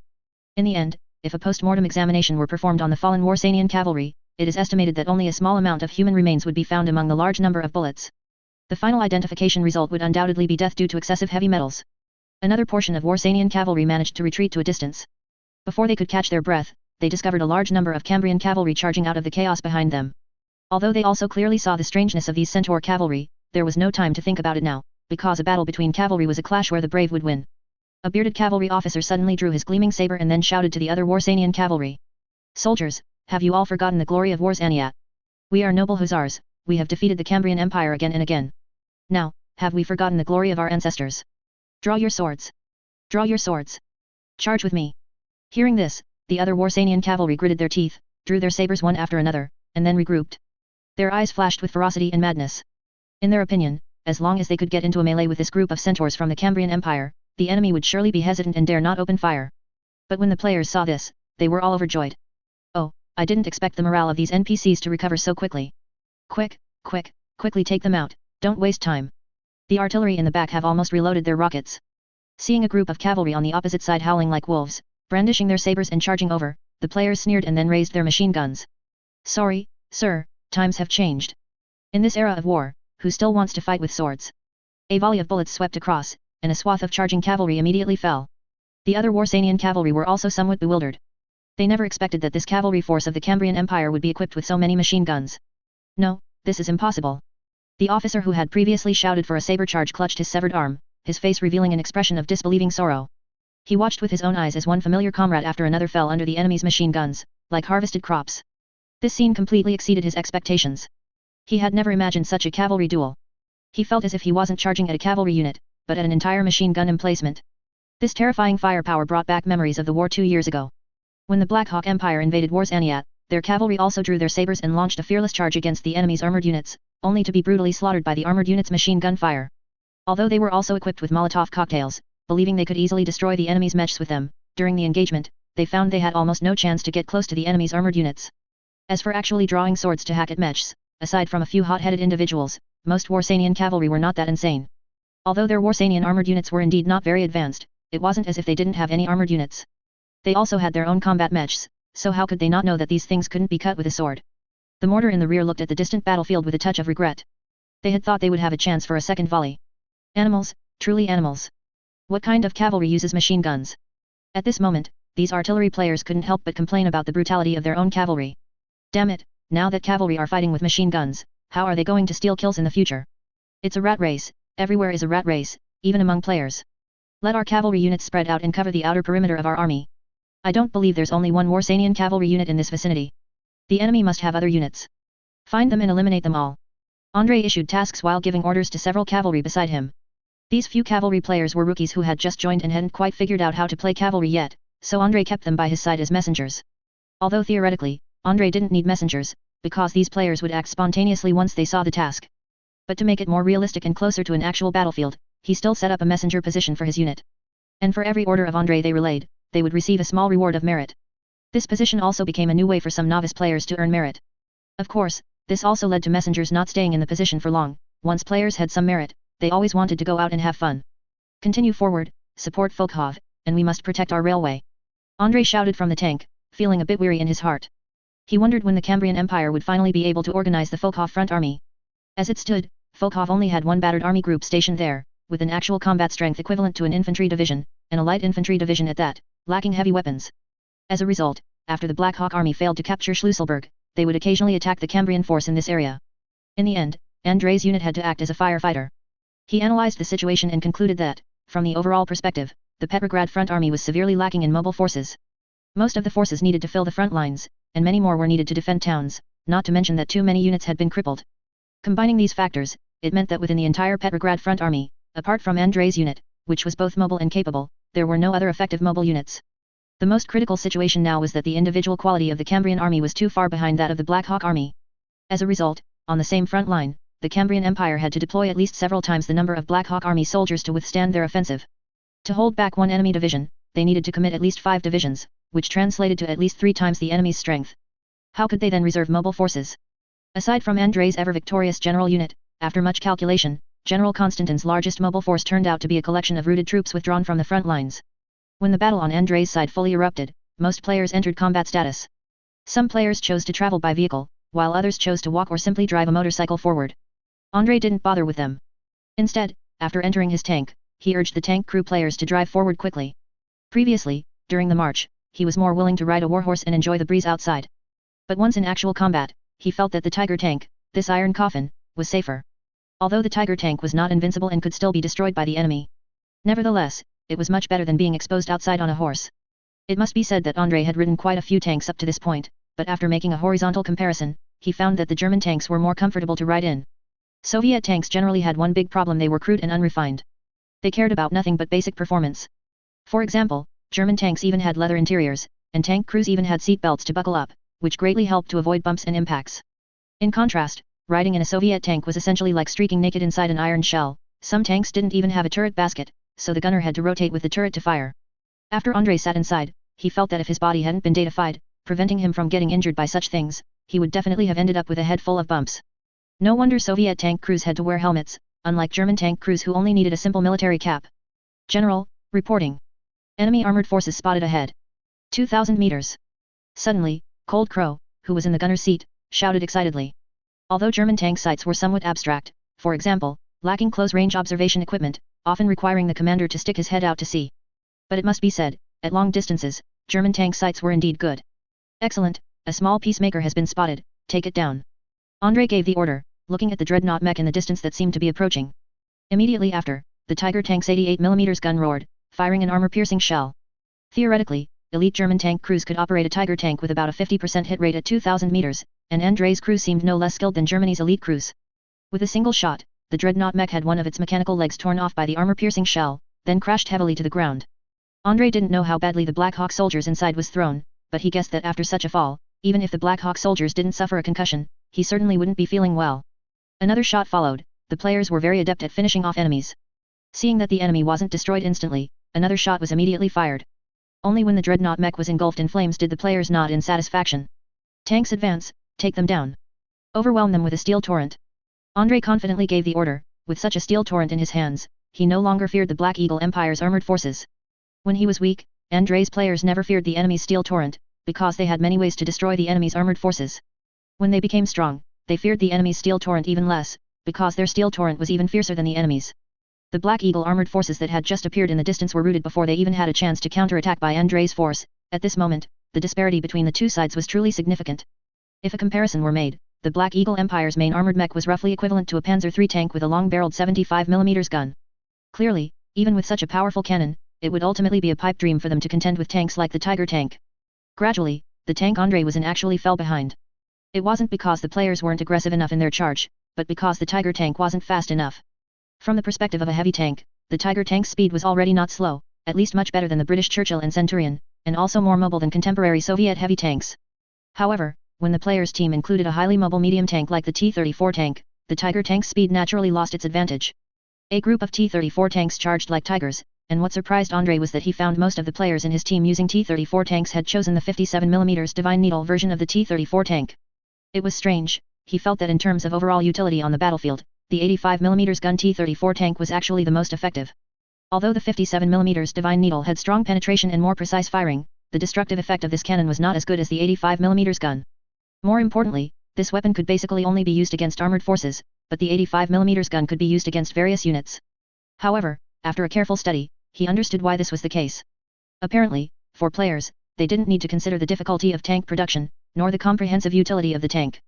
For them, the T-34 tank/85 tank was much more expensive than the 57mm Divine Needle, but when dealing with enemy armored forces, this thing didn't prove to be more effective. And if they needed to bombard infantry or other units, choosing the KV-2 tank would be better. Its 152mm large barrel was the true version answer. As a result, the T-34 tank/85 tank seemed somewhat in between, and coupled with the detailed differences in radio and commander aspects, it held no meaning for players, which is why this situation occurred. Well, one still has to approach problems from a practical perspective. The intricacies here are truly complex. Andrei shook his head, realizing that sometimes he really did take things for granted. The first wave of T-34 tanks charging easily rolled over the hills ahead, and then, they once again fell into an enemy ambush. Although many infantry players accompanied these tanks as they advanced, given the players' carefree nature, it was quite normal for them to fall into an ambush. What the heck is that? Where did that thing come from? Another crossover episode. Wait, isn't that our St. Jamin tank? Since when did the enemy have St. Jamin tanks? Behind several destroyed T-34 tanks, a few players looked at the camouflage tanks positioned in the distant defenses, their expressions a bit bewildered. What the hell? They found that their own weapons seemed to have been pirated by the enemy. When Andrei saw the screenshots sent by the players, he couldn't help but feel a little tense. He never expected the Black Eagle Empire to have developed tanks so quickly. To be precise, this thing couldn't be considered a pirated St. Jamin, but it was indeed very similar to a St. Jamin tank. A small tracked chassis, carrying a huge coffin-like body, with a 75mm cannon extending from the front. In terms of overall design, this thing was really too similar to the St. Jamin, but the Black Eagle emblem printed on it couldn't be faked. Damn it! Destroy those imposters! These despicable Black Hawk devils actually pirated the Empire's weapons. Andrei shouted loudly into the radio to the armored players in front, and immediately heard a chorus of boos from the radio. After all, from the players' perspective, this game also copied things from other places. To be honest, when they were in the Cambrian Empire's faction, using French tanks like the St. Jamin and German tanks like the Tiger tank, they actually felt quite out of place. Of course, being out of place is one thing, but if you asked players if they were willing to use them, they would definitely be willing. These were classic tanks, especially classic tanks battling mechs. This scene was even more exciting. It was a pity, they didn't know if they could use tanks to deal with other things in the future. If one day, a wave of tiger tanks fearlessly battling warp demons appeared, that would be a lot of fun. Although there was a chorus of boos on the radio, Andre simply chose to ignore it. Excuse me, did these models of tanks ever appear in this world before? No, they didn't. Since they didn't, and these weapons first appeared in the Cambrian army, bearing the Cambrian Empire's insignia. Then if these weapons weren't the Cambrian Empire's weapons, whose were they? But it must be said, Andre was genuinely surprised by the Black Eagle Empire's research and development speed. He didn't know where the Black Eagle Empire's factory producing these tanks was, but considering the total time it would take to transport these tanks to the front line, Andre estimated. The enemy probably didn't spend more than a month to develop this thing. This was truly incredible. Was the Black Eagle Empire's R&D speed that strong? Andre and his men didn't know that tanks weren't actually that difficult to develop, it was just an idea. Before this, the concept of tracks hadn't existed in this world, instead, there were abstract things like walking machines, so no country had ever developed tanks. But when they witnessed Andre's tanks on the battlefield, experienced engineers only needed to ponder for a moment to immediately understand their purpose and principles. It was like before the invention of the stirrup, mounted forces had never conceived of such an invention. This thing was a simple technology that was obvious once seen, only lacking an initial idea. So the Black Eagle Empire immediately found domestic tractors and boosted their power. After they replaced the engine with a larger one, installed a simple iron box on top, and then mounted a cannon, a tank was successfully born. Ultimately, this tank was named Initiator by the Black Eagle Empire, as it was the first similar armored unit they had developed. With their current armored experience, they could naturally see that while this armored vehicle might seem rudimentary now, its future development prospects were very promising. Although the Black Eagle Empire copied Andre's tanks, and even copied the tank bunkers Andre had previously created. However, once the players reacted, their tanks quickly lost their advantage. Overall, this tank shared a weakness with the Saint Chamond. Apart from having a decent cannon, it was useless in every other aspect. Immediately, players maneuvered their tanks to flank, making a wide circle, and using their mobility, quickly delivered side attacks against the enemy tanks. Compared to tanks with turrets, this type of tank had a very narrow firing arc, and once they were trapped in tank bunkers, its firing arc became even narrower. Therefore, when the T-34 tanks successfully outflanked them, these ambushing Black Eagle tanks instantly became sitting ducks. Boom! Boom! Boom! Explosions rang out one after another, and one Initiator tank after another was destroyed. The scene before them filled many Black Hawk soldiers with heartache, and one officer asked the lieutenant colonel standing behind him. Sir, I don't understand. These armored vehicles seem very useful, so why are we using them as bait? The lieutenant colonel merely shrugged, then sneered and said. It means nothing. If this thing were really useful, it wouldn't have been so easily destroyed by the enemy. Anyway, these things are just a batch of experimental products. The Empire is just testing whether this thing has practical feasibility, and the current test results are quite satisfactory. Next, he pointed to the T-34 tanks that had already bypassed to the flank of the forward position, saying with a contemptuous expression. Don't worry, none of these Cambrian Empire war vehicles will escape. Did you think we didn't account for the enemy's tactics when we set up this position? No sooner had he finished speaking than more than a dozen anti-tank guns were suddenly pushed out from the side bunkers, then launched an attack on these flanking T-34 tanks. The players never expected the enemy to deploy anti-tank guns here, and even aim their muzzles at their rear. As a result of this barrage, another 7 or 8 T-34 tanks were destroyed, and this series of head-on blows left the players somewhat stunned. Andre couldn't help but cover his forehead, finding the scene before him unbearable. What the hell? Why are they all fighting so recklessly? What are the motorcycle drivers busy with? Don't they know to scout first? He firmly stated that the combat training of these players really needed improvement. Their performance was truly subpar, they didn't even bother to scout. Those guys driving motorcycles, with mortars mounted on them like motorcycles, were still busy driving around this battlefield, bombing everywhere. He didn't know if their attention was completely drawn by the enemy tanks ahead, so they didn't consider that there might be enemy positions on the flanks. It wasn't until those anti-tank guns took out a batch of their own comrades' tanks that they reacted, then started shelling in the direction of the anti-tank guns. Watching those motorcycles moving and occasionally firing mortars, the Black Hawk armored lieutenant colonel on this position had a slightly strange expression on his face. That's odd, it doesn't make sense. How did they manage to do that? How can they hit us with mortars in such a state? One must know, firing a mortar requires measurement based on the aiming marks. Otherwise, how could they hit accurately? But in fact, these guys were driving motorcycles back and forth, making it impossible for the aiming marks to function, yet they always managed to hit important positions on the ground.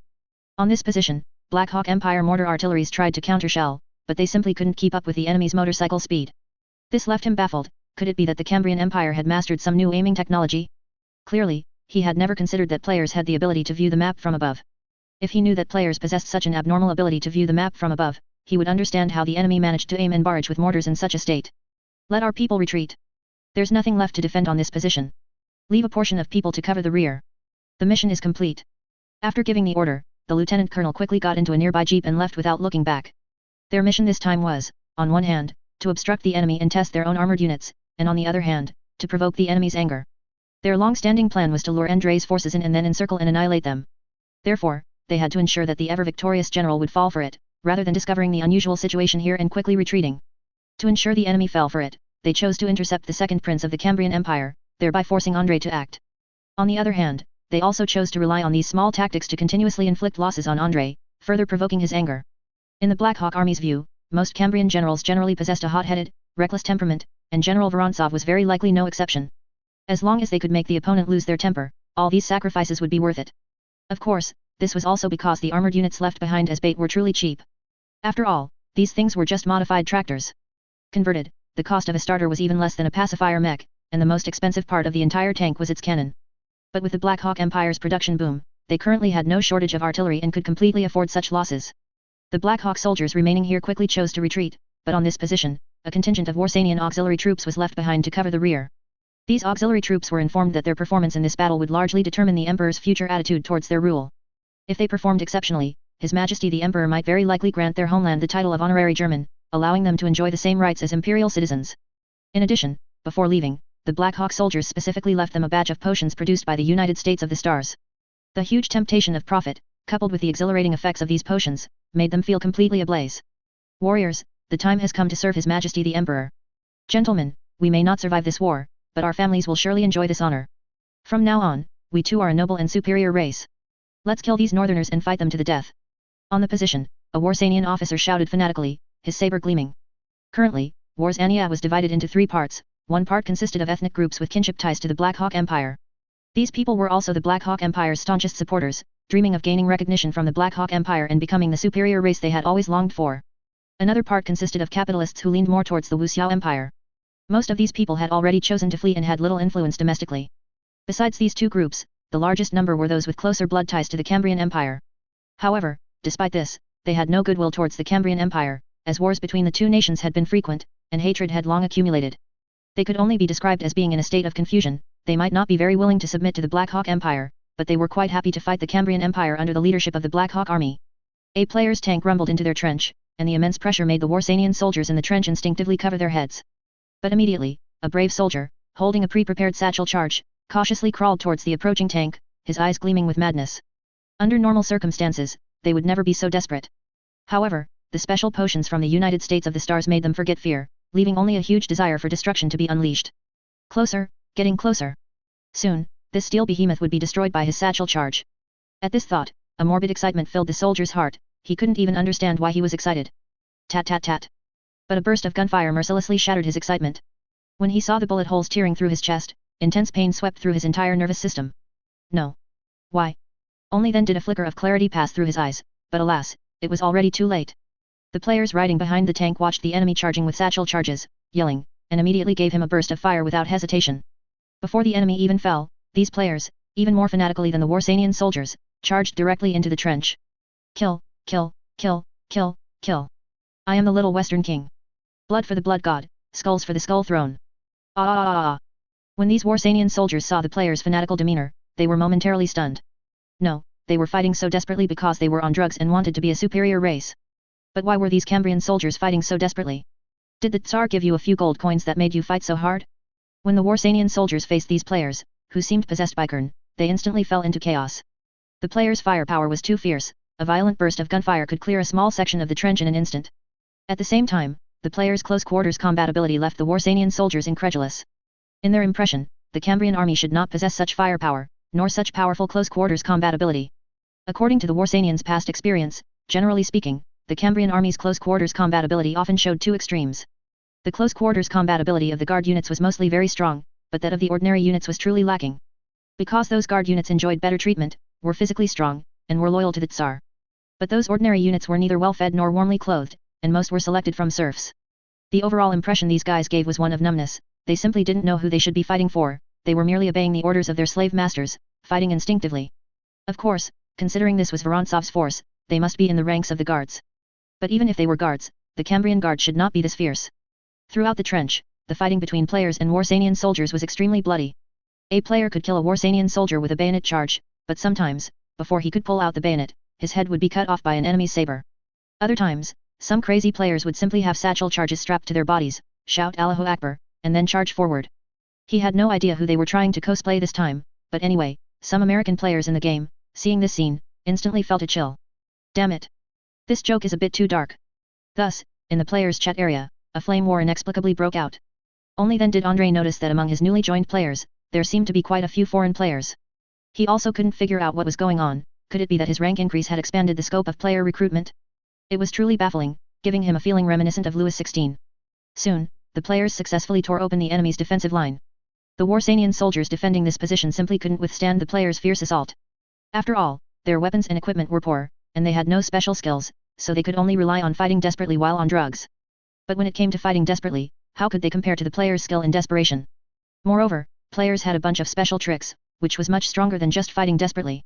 After dealing with this wave of enemies, the players at the forefront continued to pursue, but Andre turned his gaze to the artillery in the rear. Slow down the advance, our artillery can't keep up. After giving a reminder to the players ahead, Andre frowned in thought. He was currently pondering the Black Hawk Army's purpose in launching this series of attacks against him. For some reason, he always felt there was something strange about it, because whether it was the previous Warsanian cavalry attack and the ambush in the forest, or the obstruction on this defensive position, they all seemed to be rather inconsequential. He always felt that even if he were leading a force composed of ordinary Cambrian soldiers, such attacks wouldn't cause him significant damage, would they? Chapter 279, Let the enemy tremble under the artillery fire. Wait a moment, everyone. I feel like the situation before us might be a bit off. Andre stopped his tank, jumped out, and then, finding a random resurrection point, summoned his warhorse. He rode it all the way to his moving command post, which was behind him.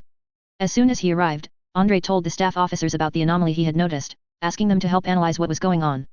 It must be said, having a staff corps was truly useful.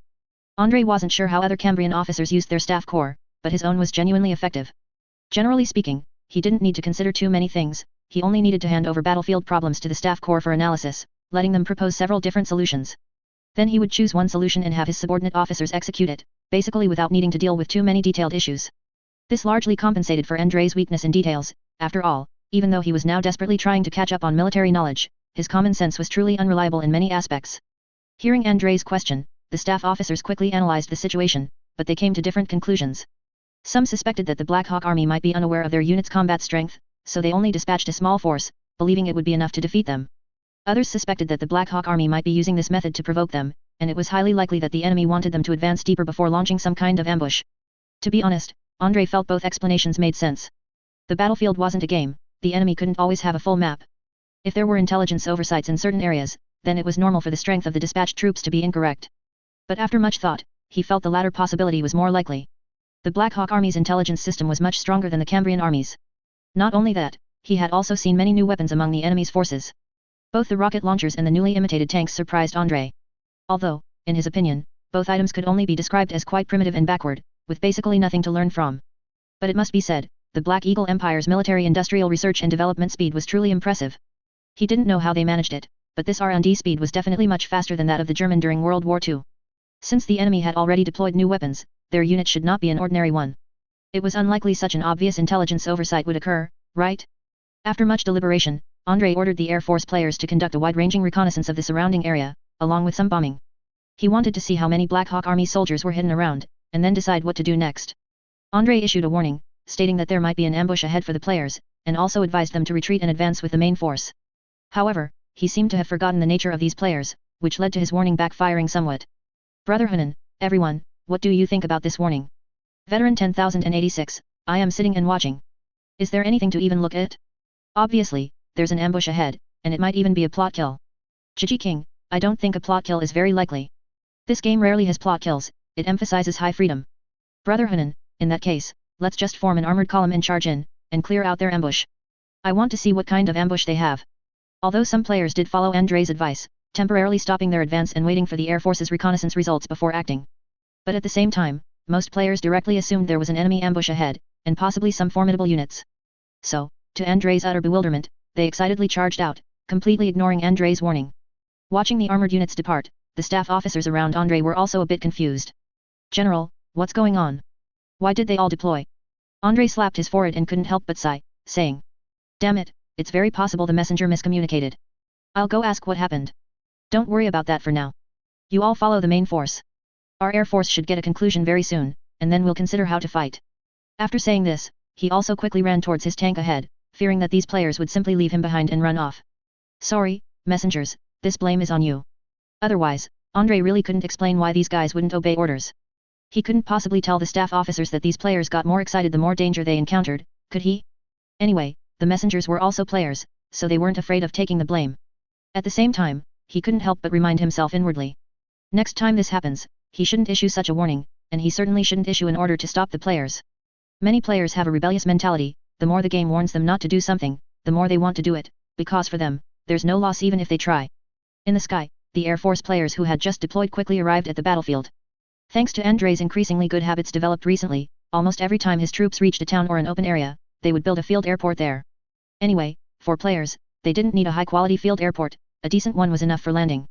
And with an airport, the Air Force's departure and resurrection became much more convenient, no longer needing to temporarily deploy from the airports in the far rear of Petrograd. Attention, our main task this time is reconnaissance. The enemy must have set up some ambushes nearby, so our mission is to find them. Inside the plane, a player reminded the others. According to their thinking, since the NPC had already issued a reconnaissance mission, and clearly stated to scout for enemy ambushes nearby, then there must be enemy ambushes, right? The mission had already been given, if they couldn't find an ambush, wouldn't that mean the mission failed? This was also a difference between reality and games, as games have scripts after all. However, after searching for a while, a player suddenly noticed enemy troop movements in the distance. Wait a minute, do the enemies over there count as an ambush?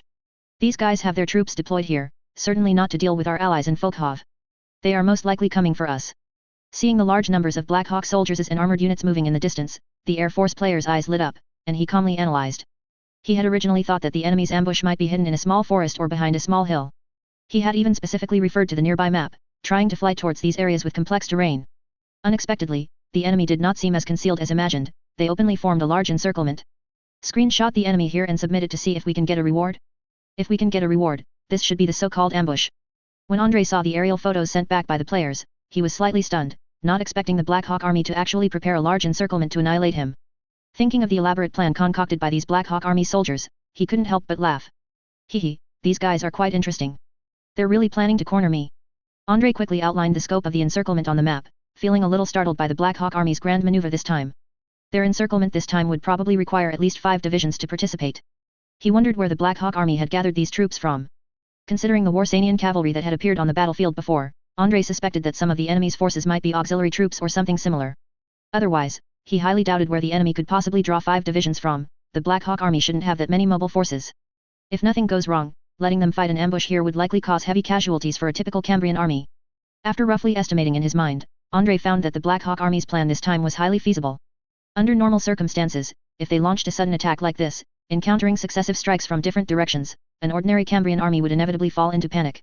In this chaotic battlefield, even elite guard units would likely not be able to quickly transmit orders in time, as they didn't have a chat system like the players. Once they were in a state of chaos, the Black Hawk armored units could quickly segment them, breaking them into smaller and smaller pieces, and then concentrate superior forces to eliminate them. And at the same time, the chaotic Cambrian army would be unable to gather effective counterattack forces, they would find it almost impossible to break through. However, this kind of tactic would not be very effective against players. Leaving aside the terrifying assault power Andre could unleash by having all players charge in one direction, just considering player resurrections, he could simply wear down the enemy indefinitely. As for supplies, players had very low supply demands, only armored units needed some fuel. Andre had brought back a considerable amount of fuel this time, and additional fuel would be transported from Petrograd later. It's important to know that Folkhov was a crucial transportation hub. As soon as he entered the city, he could immediately obtain supplies from the train station. Of course, all of this was predicated on the railway not being cut off by the enemy, but he believed the enemy would not be capable of severing his railway. Having figured all this out, Andre no longer concerned himself with the players' actions this time, but confidently ordered his tanks to charge forward. Of course, during the charge, he made sure his tank closely followed the P1000 rat, that thing was his greatest security guarantee. I wonder if the enemy has deployed any Titan units in this vicinity. Glancing at the photos sent back by the players, Andre muttered to himself while carefully observing the scenes within. If nothing unexpected, the enemy should not have any Titan Legion deployed here. At least, his air force had circled the area, and he hadn't found any traces of Titans. Without Titans, what was there to fear? His P1000 rat, without Titans, was purely a land battleship. It was time to make the Black Hawk army tremble under his artillery fire. Meanwhile, in the sky, the players' continuous airstrikes were giving the Black Hawk army below a splitting headache. Anti-aircraft guns. Anti-aircraft guns. Please, aim better. We can't hit it. That thing flies too fast. Where are our mages? I need magical assistance. At an anti-aircraft gun position, an officer, braving the machine gun fire from above, rushed over and shouted loudly at the artilleries. Earlier, a plane had strafed his unit. Although this round of strafing didn't cause many casualties, it did blow up 2 military vehicles in his detachment. Now, what good is that? Without vehicle transport, is he going to lead his soldiers on a run, following the armored units on foot? And most importantly, those 2 military vehicles carried a large amount of fuel. Although they strictly followed safety regulations, the burning fuel on those 2 military vehicles didn't cause too much damage. But this also meant that their armored units would fall into a fuel shortage. Everywhere, mages were being called, especially abyss mages who knew how to cast vile shot spells.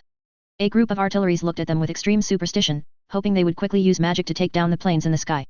Faced with such a situation, the several abyss mages who had just run over all had bitter smiles on their faces. Brother, it's not that we don't want to help you with magic, it's that we really don't know how. The vile shot spell was originally an extremely unpopular thing, and not many people in their unit studied it. To expect any abyss mage to know this trick was to overestimate them too much.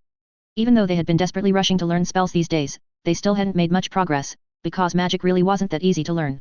The Black Eagle Empire's battle mages were typical products of extremism, they only needed to learn a few spells considered most practical, and besides that, their remaining time was spent meditating as much as possible to accumulate magic power.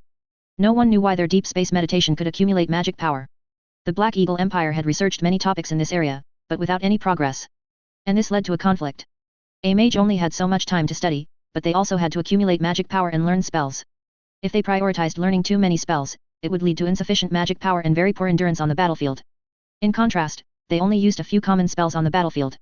Most spells, while not useless, were rarely put to use, or could be replaced by other things.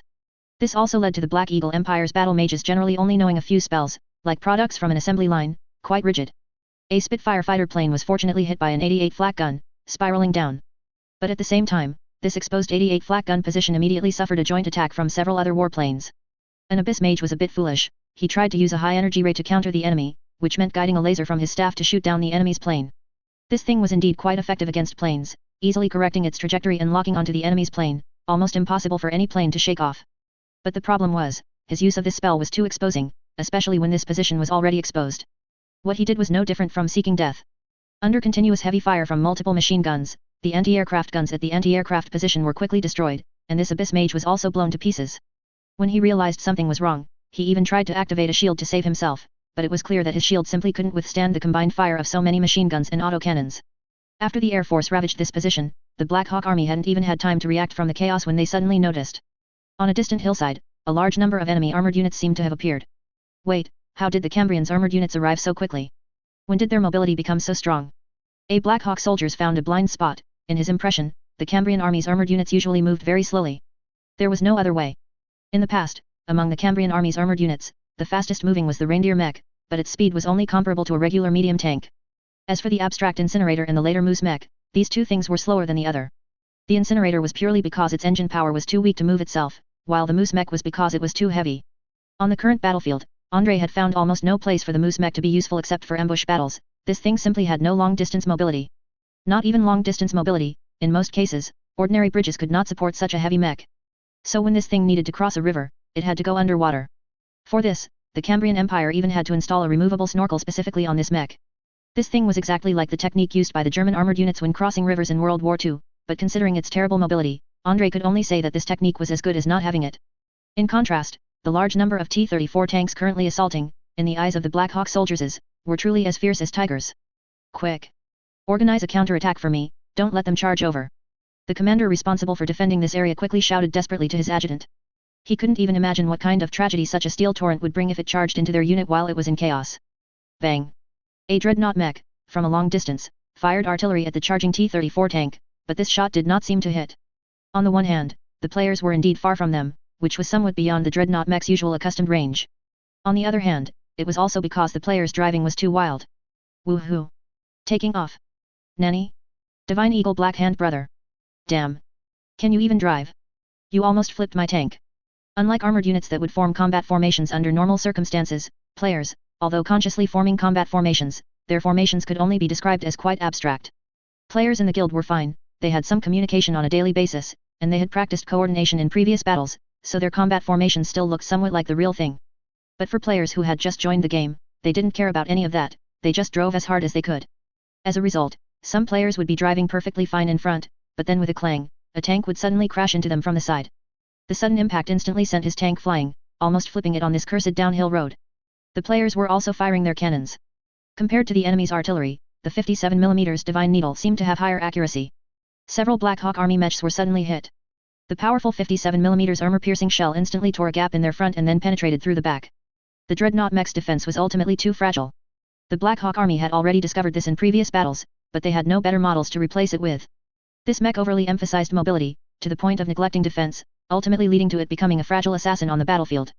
And when the enemy gained longer range strike capabilities, then this thing, having lost its preemptive firepower, would appear quite vulnerable. Some players would choose to stop and find a hidden place to fire, but most players, when driving tanks, really just charged forward head-on. They fired while driving, not caring where their shells would fly, only focusing on rushing forward. The players riding behind the tanks were also shouting loudly, and from time to time, someone would set up an IT launcher on top, blasting away at the front. Andrei's heavy tank unit followed closely behind. As he just crossed the hill and saw the T-34s charging ahead, he couldn't help but cover his face. Waik!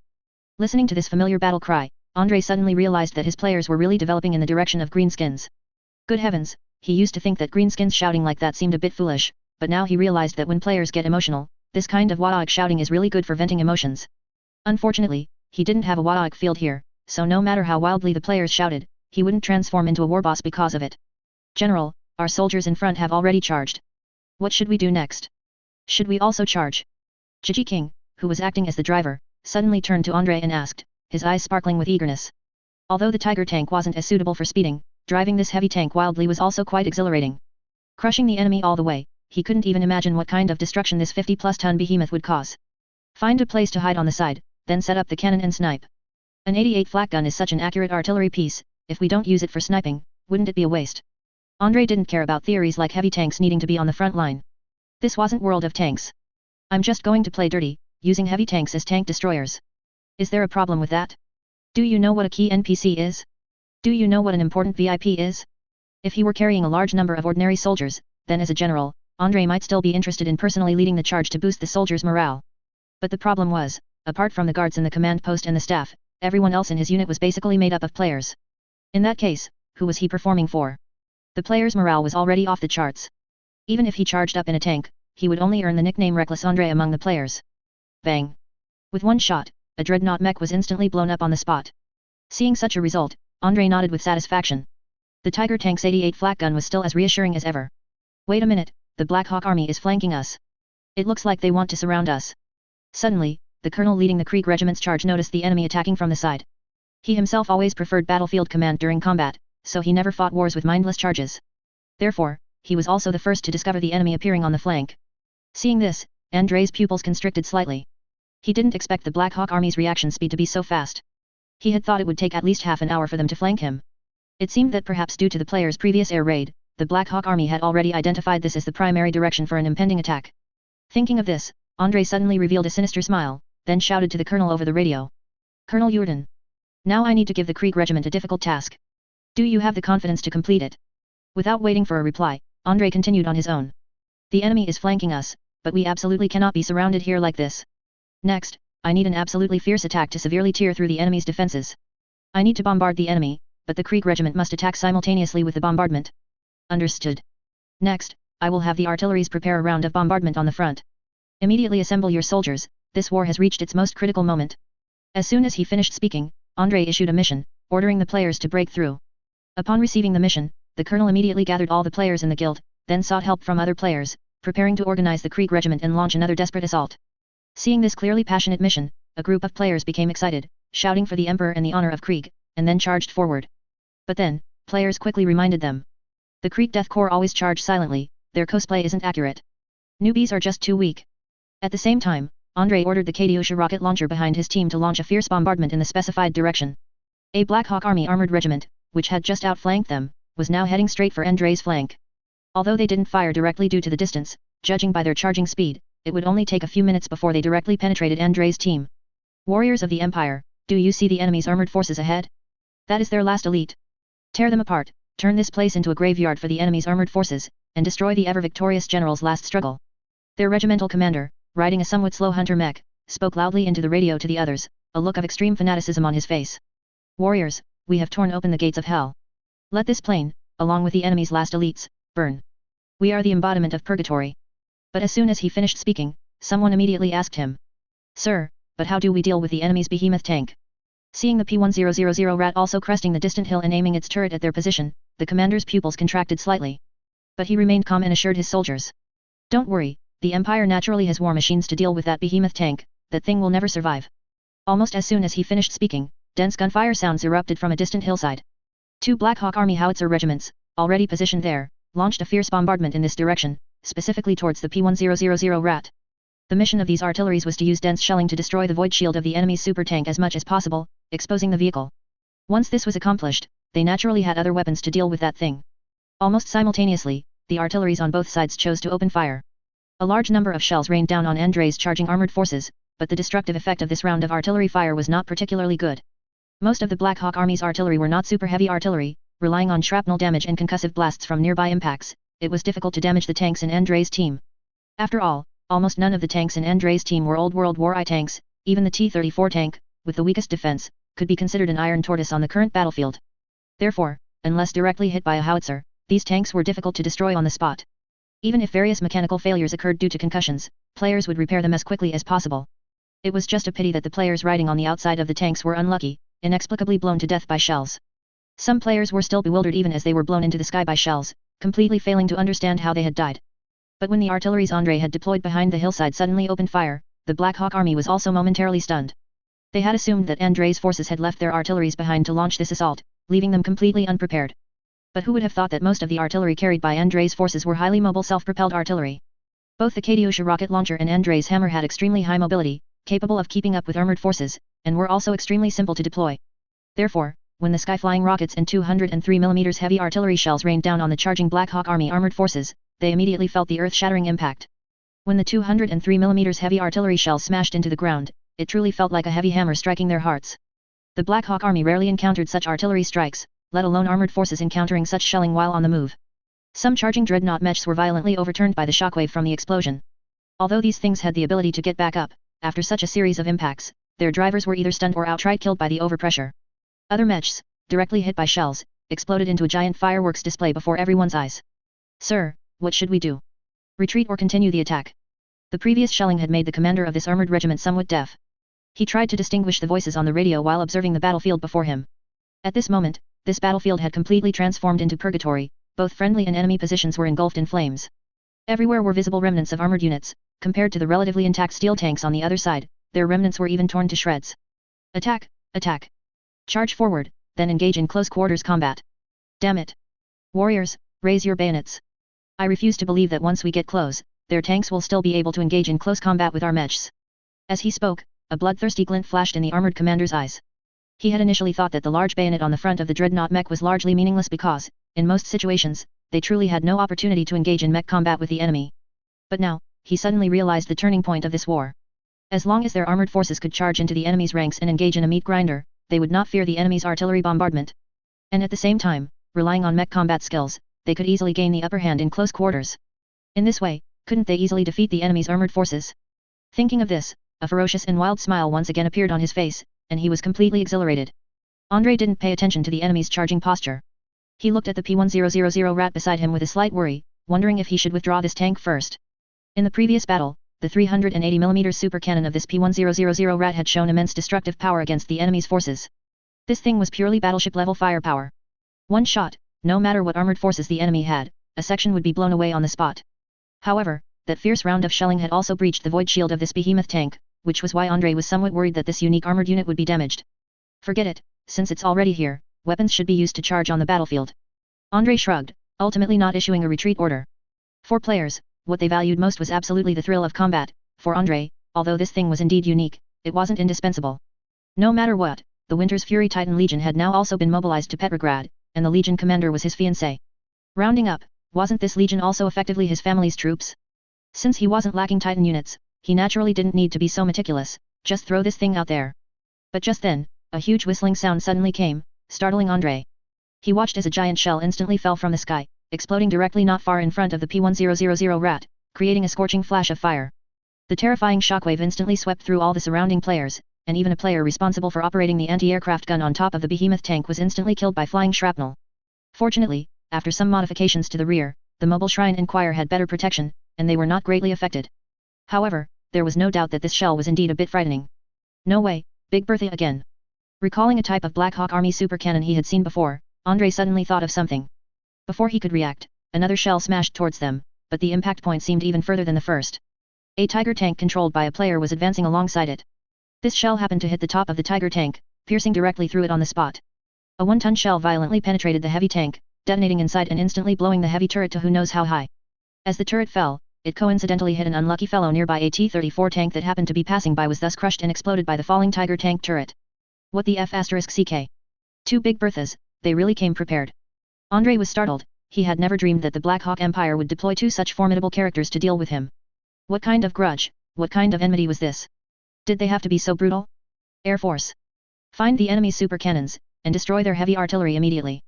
Andrei quickly issued orders to the Air Force via radio, simultaneously publishing the mission at the fastest speed. At the same time, the 2 armored forces, which were charging towards each other, also collided. When a dreadnought mech, holding its bayonet, heavily pierced through a T-34 tank charging at the very front, the commander who issued this close combat order felt as if his life had reached its peak. He had never expected that mech combat skills would have such a use. Didn't this mean he had found the trick to dealing with the Cambrian armored forces? But in the next moment, he heard that familiar, somewhat chilling whistling sound again. No, this is impossible. How could they fire on their own people? Watching the sky full of rockets bombard the armored battle group that was currently in a melee, he cried out in disbelief.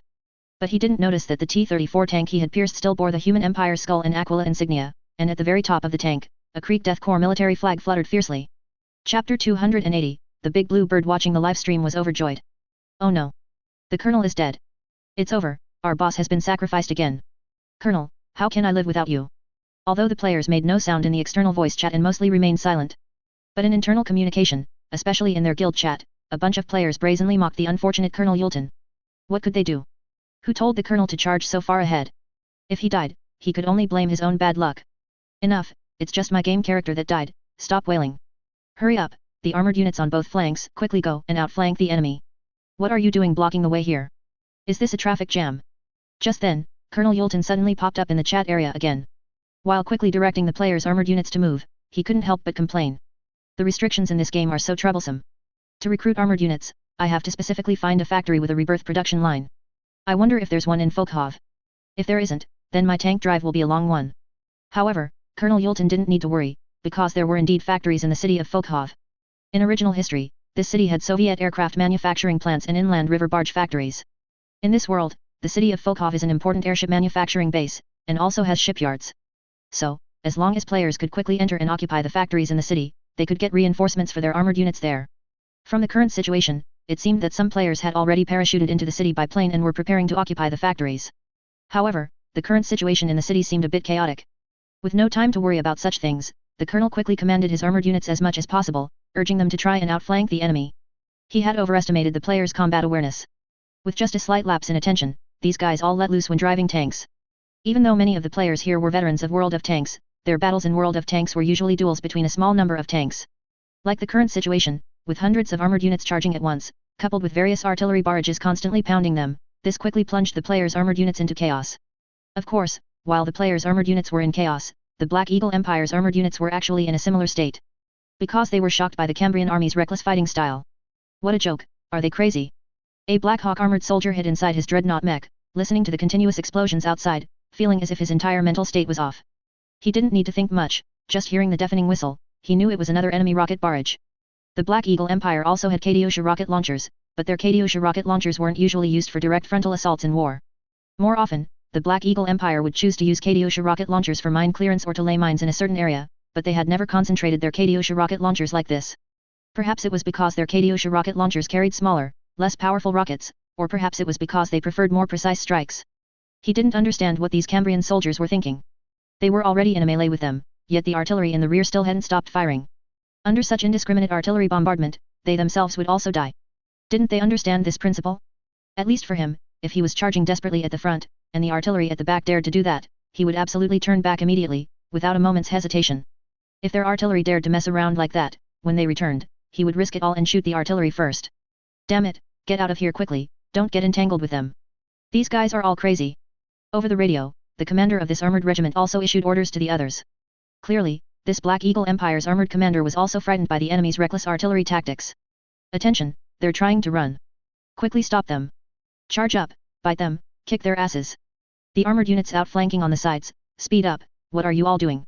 The colonel revived again as infantry. While busy commanding the battle before him, he found a suitable position and set up a huge anti-tank rifle.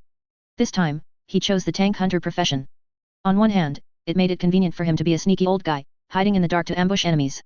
On the other hand, it also made it easier for him to survey the entire battlefield. Although anti-tank rifles weren't as effective against the Black Eagle Army's dreadnought mech, it depended on what they were shooting at. If one chose to directly shoot the frontal armor of a dreadnought mech, the rifle would basically not penetrate. But if one found a good angle and shot at the weaker parts of its mechanical leg on the side, or simply shot its side armor, it was still very possible to deliver a fatal blow. In actual combat, artillery don't actually need to completely destroy enemy armored units, they only need to damage certain critical parts of the armored unit to temporarily incapacitate it. It was the same here, as long as one of the Black Eagle dreadnought mech's mechanical legs was disabled, or its rotation mechanism developed problems, that dreadnought mech would no longer be able to fight. Although doing so wouldn't earn a kill reward, damaging the enemy also earned merit rewards, just not as high. No, the current situation is not right. In this chaotic battlefield, the Black Eagle Empire's armored regiment commander barely managed to discern the general situation, and a bead of cold sweat unconsciously trickled down his forehead. The Cambrian armored units are definitely not just going crazy, they must have other moves. He strained to look around, trying to make sense of the chaotic battlefield. But the battlefield before him was too chaotic, so much so that he couldn't understand it no matter how hard he looked. Continuously falling shells exploded between the two armies from time to time.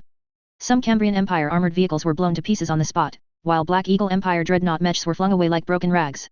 His soldiers, wielding 3-meter-long giant bayonets, were charging desperately. These Black Hawk armored soldiers were almost for the first time displaying dreadnought mech combat skills so exhilaratingly, relying on their desperate charge to pierce through one armored vehicle after another. But this was not enough, far from enough. The enemy had even more armored vehicles constantly charging, and at the same time, other armored vehicles were not sitting idly by. Although with the agility and flexibility of the dreadnought mech, they could easily flank the enemy's armored vehicles and plunge their bayonets in forcefully. But while the Cambrian armored units' operations were chaotic, they were not entirely disorganized, they knew how to cover each other, and shells shot at close range would hit their dreadnought mechs from time to time. Of course, the most troublesome thing was the endless rain of shells falling from above. He really couldn't understand how these Cambrian soldiers managed it, why didn't they show any signs of retreat in the face of such bombardment? This was clearly blatant betrayal, didn't they resent the Cambrian Empire? Just as he was thinking this, a radio transmission suddenly came from his dreadnought mech. Commander.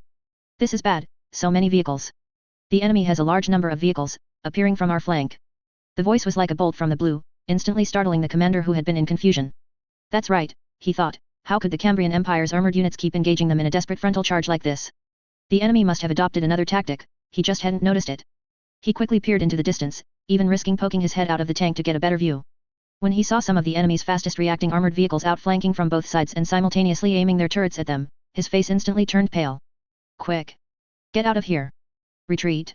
He shouted desperately, trying to get the radio operator inside the dreadnought mech to quickly communicate with the other dreadnought mechs, but a rocket that suddenly landed nearby drowned out his voice. This rocket happened to hit a hunter mech next to him. Although this hunter mech had strong defenses, it still couldn't withstand a direct hit from the rocket. A huge explosion tore a massive hole in the back of the dreadnought mech.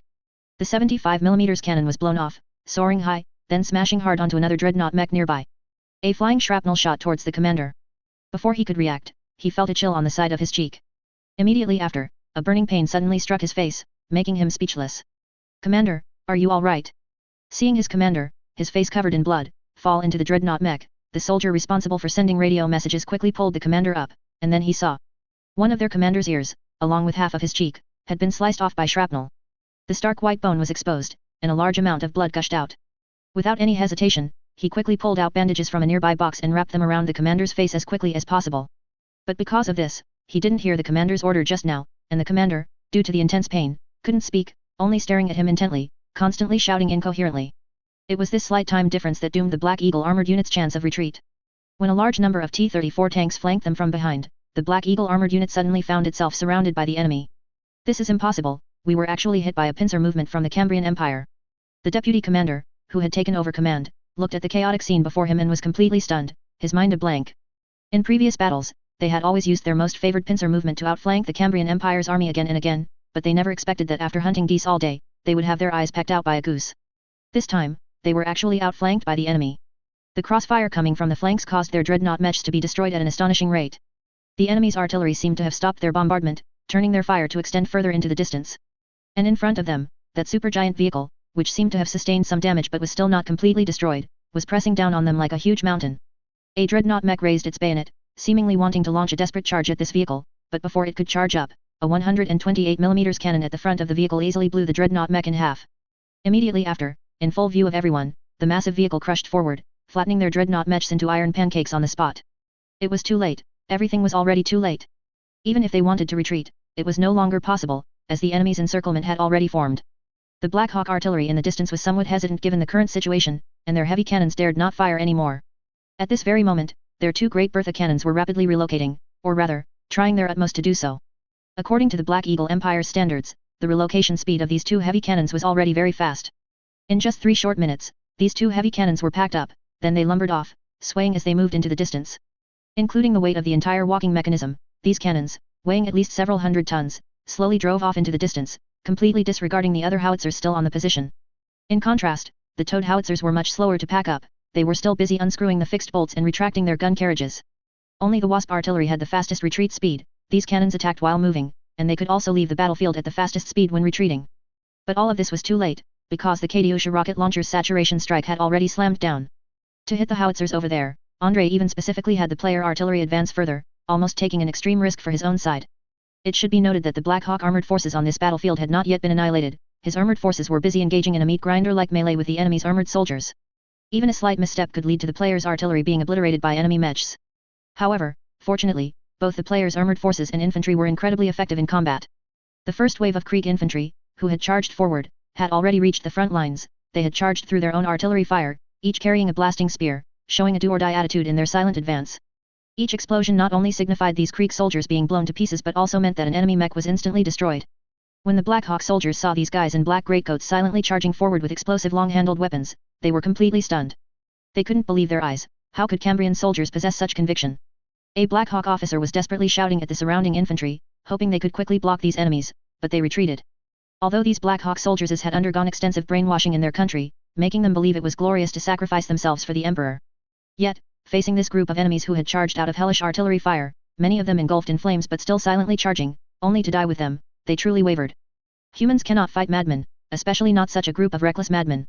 They considered themselves human, not yet transformed into desperate beasts, so they dared not confront such enemies head-on. These Black Hawk soldiers retreated, many of them retreating shamefully for the first time, which filled them with a sense of disgrace. But even with their honor bruised, they dared not look back, because behind them was a group of devils that had surged from hell. Compared to the abominations summoned by the Abyss Mage, this group of soldiers in black coats and gas masks, charging in silence, seemed even more like devils. As the rocket artillery blanketed the distant hillside, the Black Hawk Army's artillery deployed there suffered unimaginable losses in an instant. It was too brutal, they had never witnessed such firepower before. Hundreds of rockets landed on the hillside simultaneously, each rocket with a caliber of 150mm or more, which was almost equivalent to being bombarded by hundreds of heavy cannons at once. Even in the largest battles they had experienced, they had never seen hundreds of heavy cannons simultaneously cover a single area. Such an artillery barrage was truly no different from the end of the world. Under such artillery fire, one howitzer after another was torn to shreds on the spot, and even their ammunition, placed nearby, was shattered. Although the rigid Black Hawk soldiers had placed ammunition and artillery separately, this was to minimize damage from ammunition detonation. But under such firepower, they no longer needed to consider the issue of ammunition detonation, because the entire position had become a sea of fire. How is this possible? How could you already be unable to hold on? Major General Buletin XI was leading his armored grenadier division towards this area, but before he could lead his men to charge, he learned that the infantry division here had been routed by the enemy. Not only that, an armored regiment that had just passed through also suffered devastating blows, and even their 2 howitzer regiments deployed in the distance met with almost complete annihilation. Such abnormal losses made Major General Buletin XI hesitate for a moment. The Black Hawk Army had experienced large-scale losses before, but they had never suffered such immense losses in such a short period. Damn it! Are the Cambrian army all madmen? They actually fired at their own men's heads just to kill the enemy. Aren't they afraid of a soldier rebellion? Wait, stop advancing. Have our soldiers immediately construct defenses. Although doing so was somewhat shameful and did not conform to Major General Buletin XI's usual style, he still chose to avoid their sharp edge. In his opinion, these Cambrian soldiers, whether on drugs or by some other means, had entered a bizarre state of fanaticism. Therefore, charging now was meaningless and would only make him part of the routed forces. What he needed to do most now was to quickly stabilize this front line, preserve his effective forces as much as possible, and at the same time wait for other units to converge from different directions to completely surround them. Only in this way could they ensure the plan would proceed smoothly, as encirclement also required enough personnel to complete. According to his idea, Andrei's forces couldn't maintain this state indefinitely. Once his forces were at their limit, he could slowly wear down the enemy. By then, he would surely turn this battlefield into a complete meat grinder, slowly grinding down the Cambrian Empire's most elite forces. How are things in the city? Is the Thousand Suns Legion still constantly attacking? Just then, Major General Buletin Xi suddenly thought of something and asked his adjutant. General, the Thousand Suns Legion's offensive seems to have come to an end, but I strongly suspect they are very likely preparing for some larger offensive. After a moment of hesitation, the adjutant voiced his thoughts. He didn't think the Thousand Suns Legion would suddenly abandon their attack at such a critical moment, especially since Andrei's forces were fighting fiercely on the outskirts. Since the enemy chose to suddenly contract their defenses at this time, they must have some new objective. Never mind them for now, just have the soldiers hold their positions. Eliminating Vorontsov's forces is the most important thing. Major General Buletin Xi waved his hand somewhat irritably, feeling a splitting headache. He knew the enemy had a conspiracy, but he couldn't spare enough troops to stop them now. Engaging in a meat grinder battle with the Thousand Suns Legion in the city was not a wise choice. They had already experienced this on many battlefields before. And they didn't have enough artillery to continue suppressing them, nor could they transfer troops from other front lines. Given this, they could only let it be for now. In the city of Folkhof, several players and Jean rushed into a ruin, where they dug out 2 functional radios. Jean watched in surprise as one of the players took out a wrench, twisted the radio twice, and then began communicating with Andrei's side. Although she tried hard to suppress her doubts, she couldn't hold back anymore. She looked at another player nearby and asked. I don't understand, what strange things do your Cambrian Empire pilots have to learn? How do they even know how to use and repair radio equipment? Hearing this, the other player shrugged indifferently and said with a smile. What's so strange about that? Isn't it normal for pilots to be versatile? What if we accidentally land somewhere in the middle of nowhere? Wouldn't that be a disaster? Learning radio repair and usage means we can at least contact headquarters later. The player casually bluffed, but Jean looked pensive. Is that so? She mumbled to herself, feeling like she had learned something incredible, yet at the same time, feeling like something was not quite right. But after much thought, she finally chose to give up, because the player over there had already thrown the radio to her. Hello, Jean? Have your legion quickly tear open a gap around the city for me. I'll bring my troops in, and then we'll defend the city for a bit before launching a counterattack. Despite the fierce fighting outside, Andrei remained full of confidence, his voice indicated his strong vitality. Jean asked with some concern. General, are you sure you are going to do this? Don't tell me you can't see that this battle is a trap set by the enemy. But Andrei's reply was full of confidence. I know, but so what? Their trap can't trap me. This little trick is nothing to be afraid of. Our mission is to hold this place, ensure the second prince isn't intercepted by the enemy, and proceed with the mission as usual. Later, we'll use the train station to launch another counterattack and let them truly feel the power of the Cambrian Empire. Hearing Andrei's confidence, Jean originally had a lot of words to dissuade him, but now she couldn't say any of them. Alright, damn it. This is the first time I've known you, the ever-victorious general, to be so crazy. Since you're willing to go crazy, then I'll go crazy with you too. As she spoke, Jean suddenly let out an excited expletive. It was unclear whether she was infected by Andrei's optimistic mood, or if she felt that she had been suppressed by the Black Hawk army for too long and was now finally getting a chance to fight back, making her excited. In any case, Jean's emotions were suddenly stirred, and she became excited. And just then, a Cambrian army suddenly charged out from behind. They arrived here led by a player, saluted Jean and the other players, and then said solemnly. Everyone, we are soldiers of the Folkhof army group. We have learned that General Vorontsov is attacking this place and preparing to launch a counterattack. We are ready to counterattack at any time. Hearing this, the players' expression immediately became excited. Although they could see that the condition of this unit didn't seem too good, their uniforms were tattered, and the men looked quite fatigued. But what good would that do?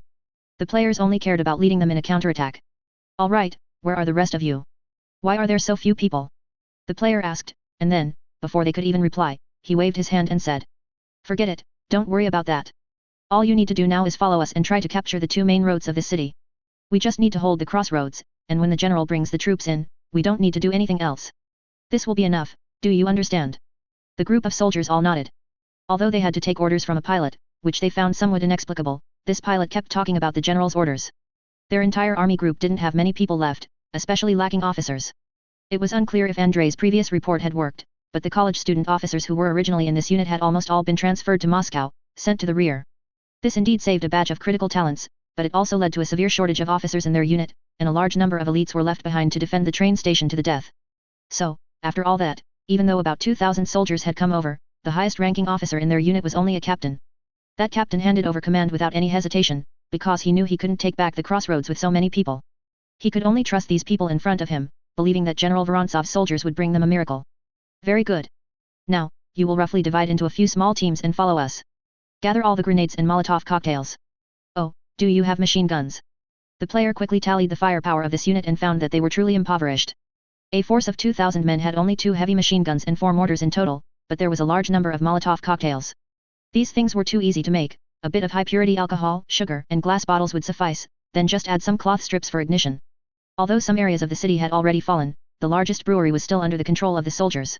It was unclear if it was because Cambrian soldiers had a special fondness for alcohol, but they fought exceptionally hard to defend the brewery, even repelling several rounds of attacks from the Black Hawk army. Besides that, they did find something very useful in this unit, a heartless cannon. This thing was a good item. It had played a significant role in the anti-Japanese war, the Liberation War, and later the Korean War. Take a large gasoline barrel, bury the lower half of the barrel in the ground, fill it with black powder and satchel charges, like an old-fashioned mortar, and then launch the satchel charges to attack the enemy. Although this thing had a short range, was inaccurate, and was prone to barrel explosions, it was the best firepower supplement when artillery was lacking. Back then, our party used this thing to great success in history. It was practically one of the early guerrilla artifacts. Of course, the player wanted the heartless cannon not just as a firepower supplement.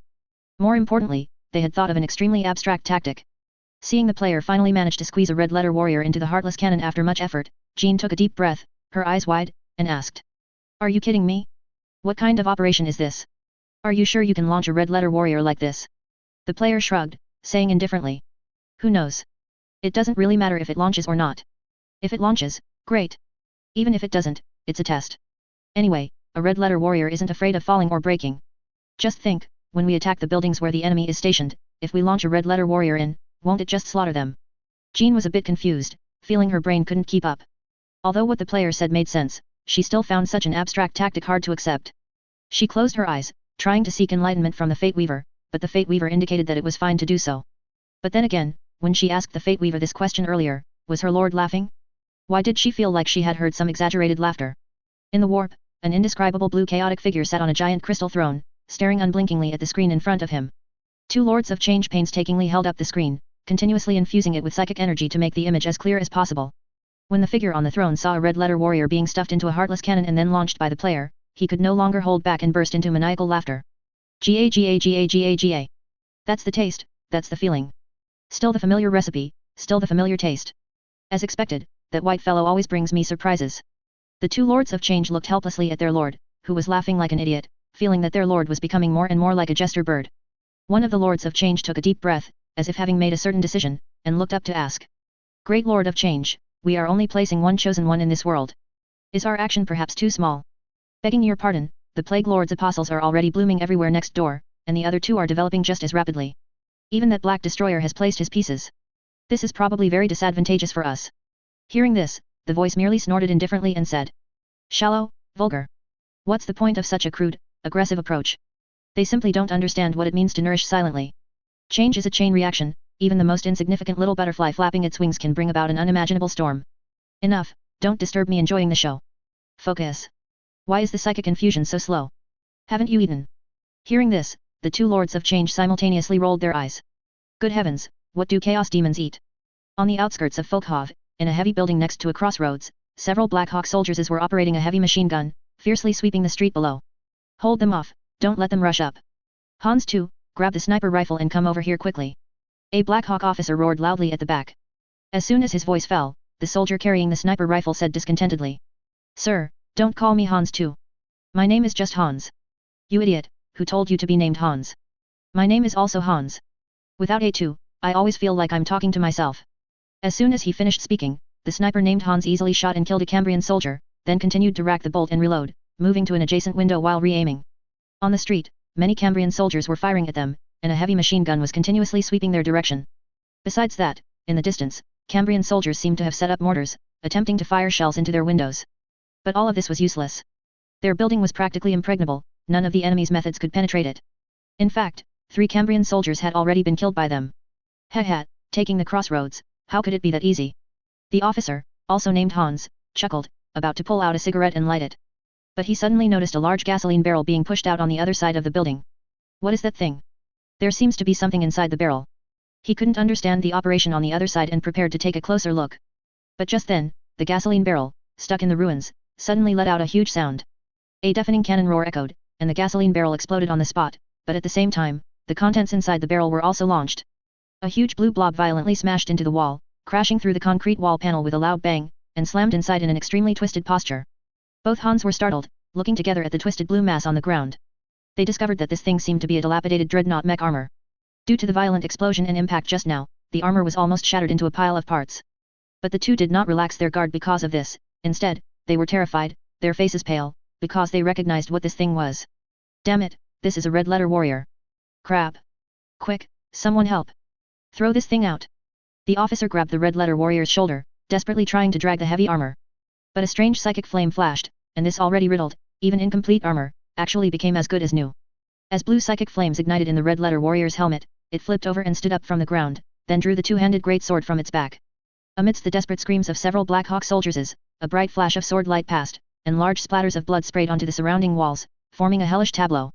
Not long after, this building, along with several other surrounding structures, was all captured by the players in this manner. Even though the Black Hawk soldiers had left anti-armor weapons in these buildings, they had no way to deal with the red-letter warrior jumping directly into their faces. Very good, it's time for the general's troops to move in. But speaking of which, where exactly are our general's troops? Why aren't they here yet? After successfully occupying the area, the player listened to the other Cambrian soldiers cheering, while discussing with some curiosity. Where was Andre? This was a serious question. And at this moment, Andre's armored forces were rapidly advancing towards the urban area, but he first needed to deal with some tricky issues. Damn it! Air Force, where is the Air Force? Quickly take out the Black Hawk Battle Mage Corps. Andre looked at the burning tank wrecks on the road ahead and the large green magic circles regathering above his head, cursing with a grim face. And just then, a large amount of artillery fire covered the area again. Chapter 281, No. My behemoth tanks. Damn it, where did these cannons come from? When Andre saw the artillery shells exploding within his own forces, he for the first time felt the formidable power of the Black Hawk artillery. Previously, his barrage should have at least crippled 2 of the enemy's artillery regiments, but he didn't expect the Black Hawk army to be able to gather such a large number of cannons again. Although Andre didn't clearly see the specific effects of their own artillery bombardment, based on his analysis of the enemy's artillery density and the player's artillery accuracy, that previous volley of rockets definitely crippled 2 of the enemy's artillery regiments. It was precisely because of this that Andre was shocked by the Black Hawk army's grand gesture. It seemed they were determined to swallow his entire force in one go. After roughly calculating the player casualties in this series of battles, Andre couldn't help but feel a little embarrassed. If he had been leading an ordinary Cambrian army, and had only brought a division-sized force instead of the entire army to charge over, he would have been defeated by now. Of course, if it weren't for the players, Andre would not have been able to break through the enemy's armored forces in the first place. Although the Black Hawk army's armored forces were somewhat broken by the players, if they were to launch an attack against a regular Cambrian army, their armored forces would definitely be an unstoppable steel torrent. Get the Air Force to quickly report coordinates and guide our artillery. Just as Andre was busy giving orders, players from other guilds were also responsible for commanding others. Don't just focus on blowing up enemy soldiers, those soldiers are meaningless. Investigate first. When we turn back, we'll have plenty of opportunities to launch large-scale bombardments against the enemy. After a fierce rant, the player suddenly realized a problem: where was their Air Force? Logically, with the battle raging so fiercely here, there shouldn't be only a few Air Force units rushing over. Where did the other Air Force units go? They couldn't have gone on a picnic somewhere else, could they? He checked the player chat logs and simply asked in the chat group. Only then did he realize that a portion of the Air Force was busy counterattacking the enemy forces in Petrograd. The Black Hawk army not only wanted to completely encircle Andre, but at the same time, they also seemed to be using this opportunity to launch a large-scale offensive against Petrograd. He didn't know whether this offensive was a probing attack or if they truly intended to take the city by storm, but in any case, the front line of the Petrograd front army was already in chaos. The Black Hawk army had dispatched a total of 6 large airship formations, which were relentlessly bombarding the defenses here. At the same time, players also went to try and eliminate their airships. Adding to that, it seemed another round of Titan battles had erupted over there. It just goes to show, it seems no matter which side, the fighting is not peaceful at all. Good news, we've found the location of their artillery position. Just then, an Air Force player excitedly reported, and immediately afterwards, a marker on the map was transmitted. Almost the instant this marker was transmitted, the artillery players, who had already prepared to counterattack the enemy, immediately launched a fierce bombardment towards the distance. The heavy Andre's hammer cannon let out a huge roar, sending one heavy shell after another flying into the distance. However, their round of bombardment seemed to have no effect, because it was blocked by the enemy's void shield. Wait a minute, where did their exposed position get a void shield generator? This isn't right, do their void shield generators exist independently? Seeing this, Andre and the players were shocked by the enemy's black technology. The Air Force players also tried to strafe the artillery position, but the effect was similarly unsatisfactory. A translucent shield covering the artillery position blocked all attacks. Wait a minute, pay attention to that giant truck on the enemy's position. What the hell is that thing? If nothing goes wrong, that thing should be their mobile shield generator. Just then, a player suddenly noticed an extremely abstract object appearing at the enemy's position. They couldn't quite describe what it was. It looked a bit like a heavy-duty truck, but it had 8 mechanical legs extending from its sides, and surprisingly, it had a cab at both the front and back, seemingly allowing it to drive in either direction. This made the players a bit confused. What was the purpose of such an abstract design? Was it difficult for this thing to turn around? But no matter what, the huge energy core above it, and the glowing object emitting the shield, were undeniably real. Given that, this thing must be a mobile large-scale shield generator. Damn it, Am I fighting some experimental unit of the Black Eagle Empire? Why are there so many strange black technologies everywhere? Andre was a little bewildered. Although he knew the enemy had a lot of black technology, he was still shocked by the strange contraption in front of him. Good heavens, could the Black Hawk army charge with void shields in the future? But then again, why didn't the Warhammer 40K world develop such advanced things? If they could create a large vehicle capable of carrying a void shield and deploying it around, wouldn't that allow a unit to be completely immune to enemy ranged firepower, forcing close quarters boarding actions? Considering the extremely abstract tech tree and tactics of the Warhammer world, coupled with the fact that many technologies there seemed to be out of production, a wry smile appeared on Andre's face. He could only say that there must be some internal reasons within the Warhammer world. Order our armored forces to turn, and have the cavalry launch an assault soldier towards that direction at maximum speed, to tear through the enemy's defenses and eliminate their artillery. The success or failure of the war rests on this one action: soldiers, charge. Andre quickly gave orders to the players, and at the same time, issued new missions. Although doing this forced him to break through another enemy defense line, which made Andre quite displeased, there was no other way, he could only operate this way now. Near that artillery position, the commander of this howitzer regiment was reporting to Major General Buletin XI. General, we have launched a new round of bombardment here and successfully attracted General Vorontsov's attention. But with all due respect, isn't this a bit too risky? We will probably find it difficult to hold them with our current defenses. Major General Buletin XI snorted coldly and said unceremoniously in the communication. We can't worry about so much now. We must use this method to consume them as much as possible, so that we can gain a greater advantage in the upcoming war. If nothing goes wrong, facing our traditional encirclement, they are very likely to choose to defend stubbornly using the Folkov urban area. At that time, we will once again fall into brutal meat grinder street fighting. So your mission is very arduous. As long as you can eliminate as many Cambrian soldiers as possible, we will have a much easier time in the upcoming war. After dispensing his motivational speech, Major General Buletin XI directly hung up the phone, leaving the regimental commander on the other end silently speechless. Damn it! Isn't this still using them as bait? Confound it, now he could only hope that their artillery would be accurate, and at the same time, hope that the Battle Mage Corps could put in some effort. Otherwise, even if the soldiers in front of him had already set up a complex trench defense line, he didn't think such defensive measures could stop the enemy. Because Andre's armored forces had too strong a breakthrough capability, he felt as if he was seeing a replica of the Black Hawk armored forces. Up until now, it was the first time he had seen a commander outside of the Black Eagle Empire army who could wield armored forces so skillfully. Andre's armored forces and cavalry all turned and began to charge fiercely towards the artillery position on the other side, but at the same time, some cavalry went to hunt down the battle mages hidden nearby. He didn't know how the Black Hawk army's battle mages got there, but they were all extremely well hidden, lurking in the forest and secretly casting spells on them. It must be said that the opposing Black Hawk army commander was also a talent. He actually thought of gathering mages for use, acting as a kind of mobile artillery. In most cases, the Black Hawk army gathered mages to cast complex spells that could not be cast by individual spells. Like this, purely for concentrated strikes using the mage's firepower, he couldn't say if it was unique, but it could certainly be considered quite innovative. Of course, separating mage units from the protection of the main force like this was also a very risky military operation. So now, a large number of eager player cavalry were charging towards them, ready to quickly cut down these mages. They're rushing into the forest, quick! Take them down!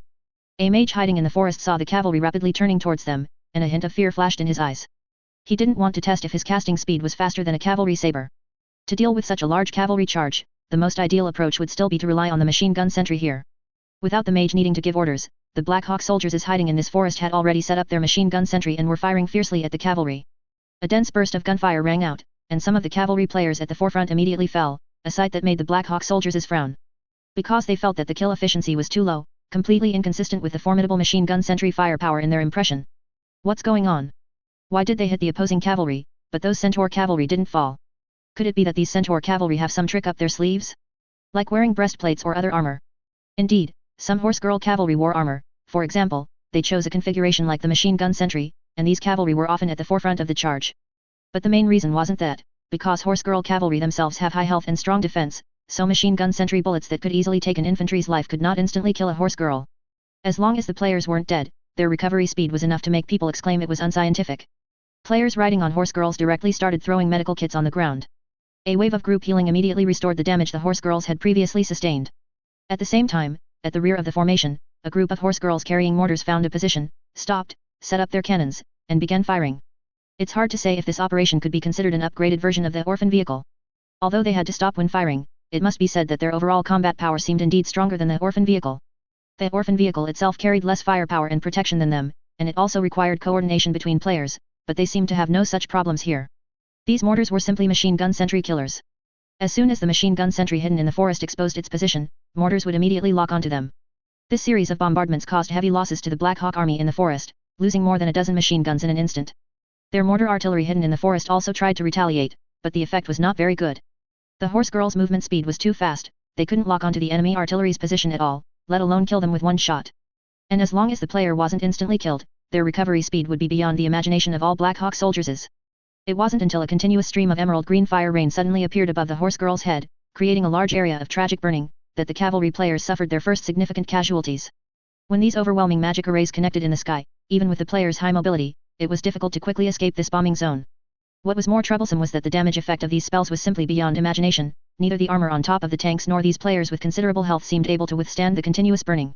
Many players inexplicably entered a state of death, they hadn't even figured out what had happened.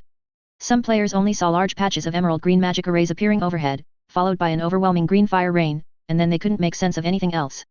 This terrifying scene of slaughter made Andrei's heart pound, and he couldn't help but worry for these players. He wasn't feeling regret for the casualties of the cavalry players, he was mainly feeling a sense of dread. Fortunately, the latest round of fire rain hadn't fallen on his armored units, and the damage from the previous fire rain wasn't too severe. Otherwise, his armored units might have been completely wiped out by this thing. No tank could withstand the area of effect strike of this thing, only a behemoth tank would have a chance to hold out. Damn it, why didn't I notice before that these abyss mage had such fierce output? Andrei recalled with a slight shock, and then realized the problem. He had never seen so many abyss mage used in a concentrated manner before. In the past, when he dealt with these battle mages, the situation he encountered was basically the enemy's battle mages fighting alone, or appearing in 2s and 3s. Even if there was fire rain coverage, it usually only covered a small area and could easily be dodged in advance. He didn't know whether the Black Hawk army had realized the shortcomings of this type of magic, or if they were trying to create some large-scale magic bombardments. In any case, the battle mages in front of him, at least more than 2 squads in number, who were concentratedly used, indeed caused Andrei a great deal of trouble. However, fortunately, the attention of these battle mages seemed to be entirely drawn to the cavalry players, and it was somewhat embarrassing to admit, the cavalry players weren't that valuable. Mainly, his armored units could only be recruited from heavy factories, and without heavy factories nearby, it meant these armored units were temporarily out of print. In contrast, cavalry could resurrect around the flag at any time and then launch an assault soldier on the enemy. Even if the losses were a bit heavy, with these players' ability to earn and spend influence points, they wouldn't care too much, at worst, they would just go back to finding odd jobs. While the cavalry were busy chasing the mage corps in the forest, Andrei's armored units began to charge the enemy's well-prepared trenches and anti-tank cone defenses. It must be said that when people are fighting, tactical progress is incredibly fast. When Andrei saw the anti-tank trenches and anti-tank cones forming the position in front of him, he was startled for a moment. He was not only amazed that the Black Hawk army seemed to have planned this in advance, but he was even more amazed that the Black Hawk army had actually come up with this thing. You know, this thing's effect against mechs with walking mechanisms is actually almost zero. They can step over it with one leg and won't be restricted by a small number of anti-tank cones at all. In other words, this thing was specially prepared by the enemy for him. It seems that the Black Eagle Empire's think tank should have already analyzed his tanks. Andrei thought with a slight sigh of admiration, and at the same time, he once again realized the closed-mindedness of the Cambrian Empire. Why hadn't he seen so many new weapons in the Cambrian Empire? The Cambrian Empire's R&D department really had problems. Although he was helpless, Andrei could only let his armored units temporarily deter. He even specifically tried to get the charging horse girl players to use wrenches to see if they could dismantle this thing, but the final experiment result ended in failure. It seemed that engineer couldn't dismantle this thing, at least not by simply using a wrench. However, some engineer, after realizing that wrenches were not effective, immediately pulled out satchels of explosives and tried to blow this thing up. But with a loud bang, the engineer's satchel of explosives also seemed to have little effect. At most, it only shattered one anti-tank cone in front, while the rest still stood proudly. Although Andrei knew that when armored units bypassed to the side, tanks exposing their flanks were very vulnerable to enemy attacks. But in this situation, he had no choice, he could only let the armored units go around from the side. However, at the same time, his artillery also launched a saturation strike on the enemy's frontline positions. Although his artillery couldn't damage the artillery positions in the rear that were blocked by void shield, at least they couldn't take down that super large mobile void shield in a short time of shelling. But if it was just dealing with the unprotected trench position in front of him, he felt there shouldn't be any problem. A series of fierce artillery bombardments caused smoke to rise all over the position in front, and huge explosions would occasionally blast away the unlucky ones hiding in the position. They looked at the shelling scene in front of them with a slight fear, not expecting that even at this stage of the battle, Andrei's unit could still unleash such fierce artillery fire. Accompanied by an officer's whistle, a large number of players wearing kriegskins once again launched a fearless charge.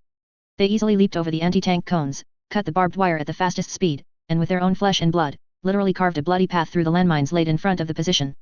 Immediately after, they completely disregarded the artillery fire falling from above and charged straight into the enemy's position, engaging in fierce fighting with the enemy in the trenches.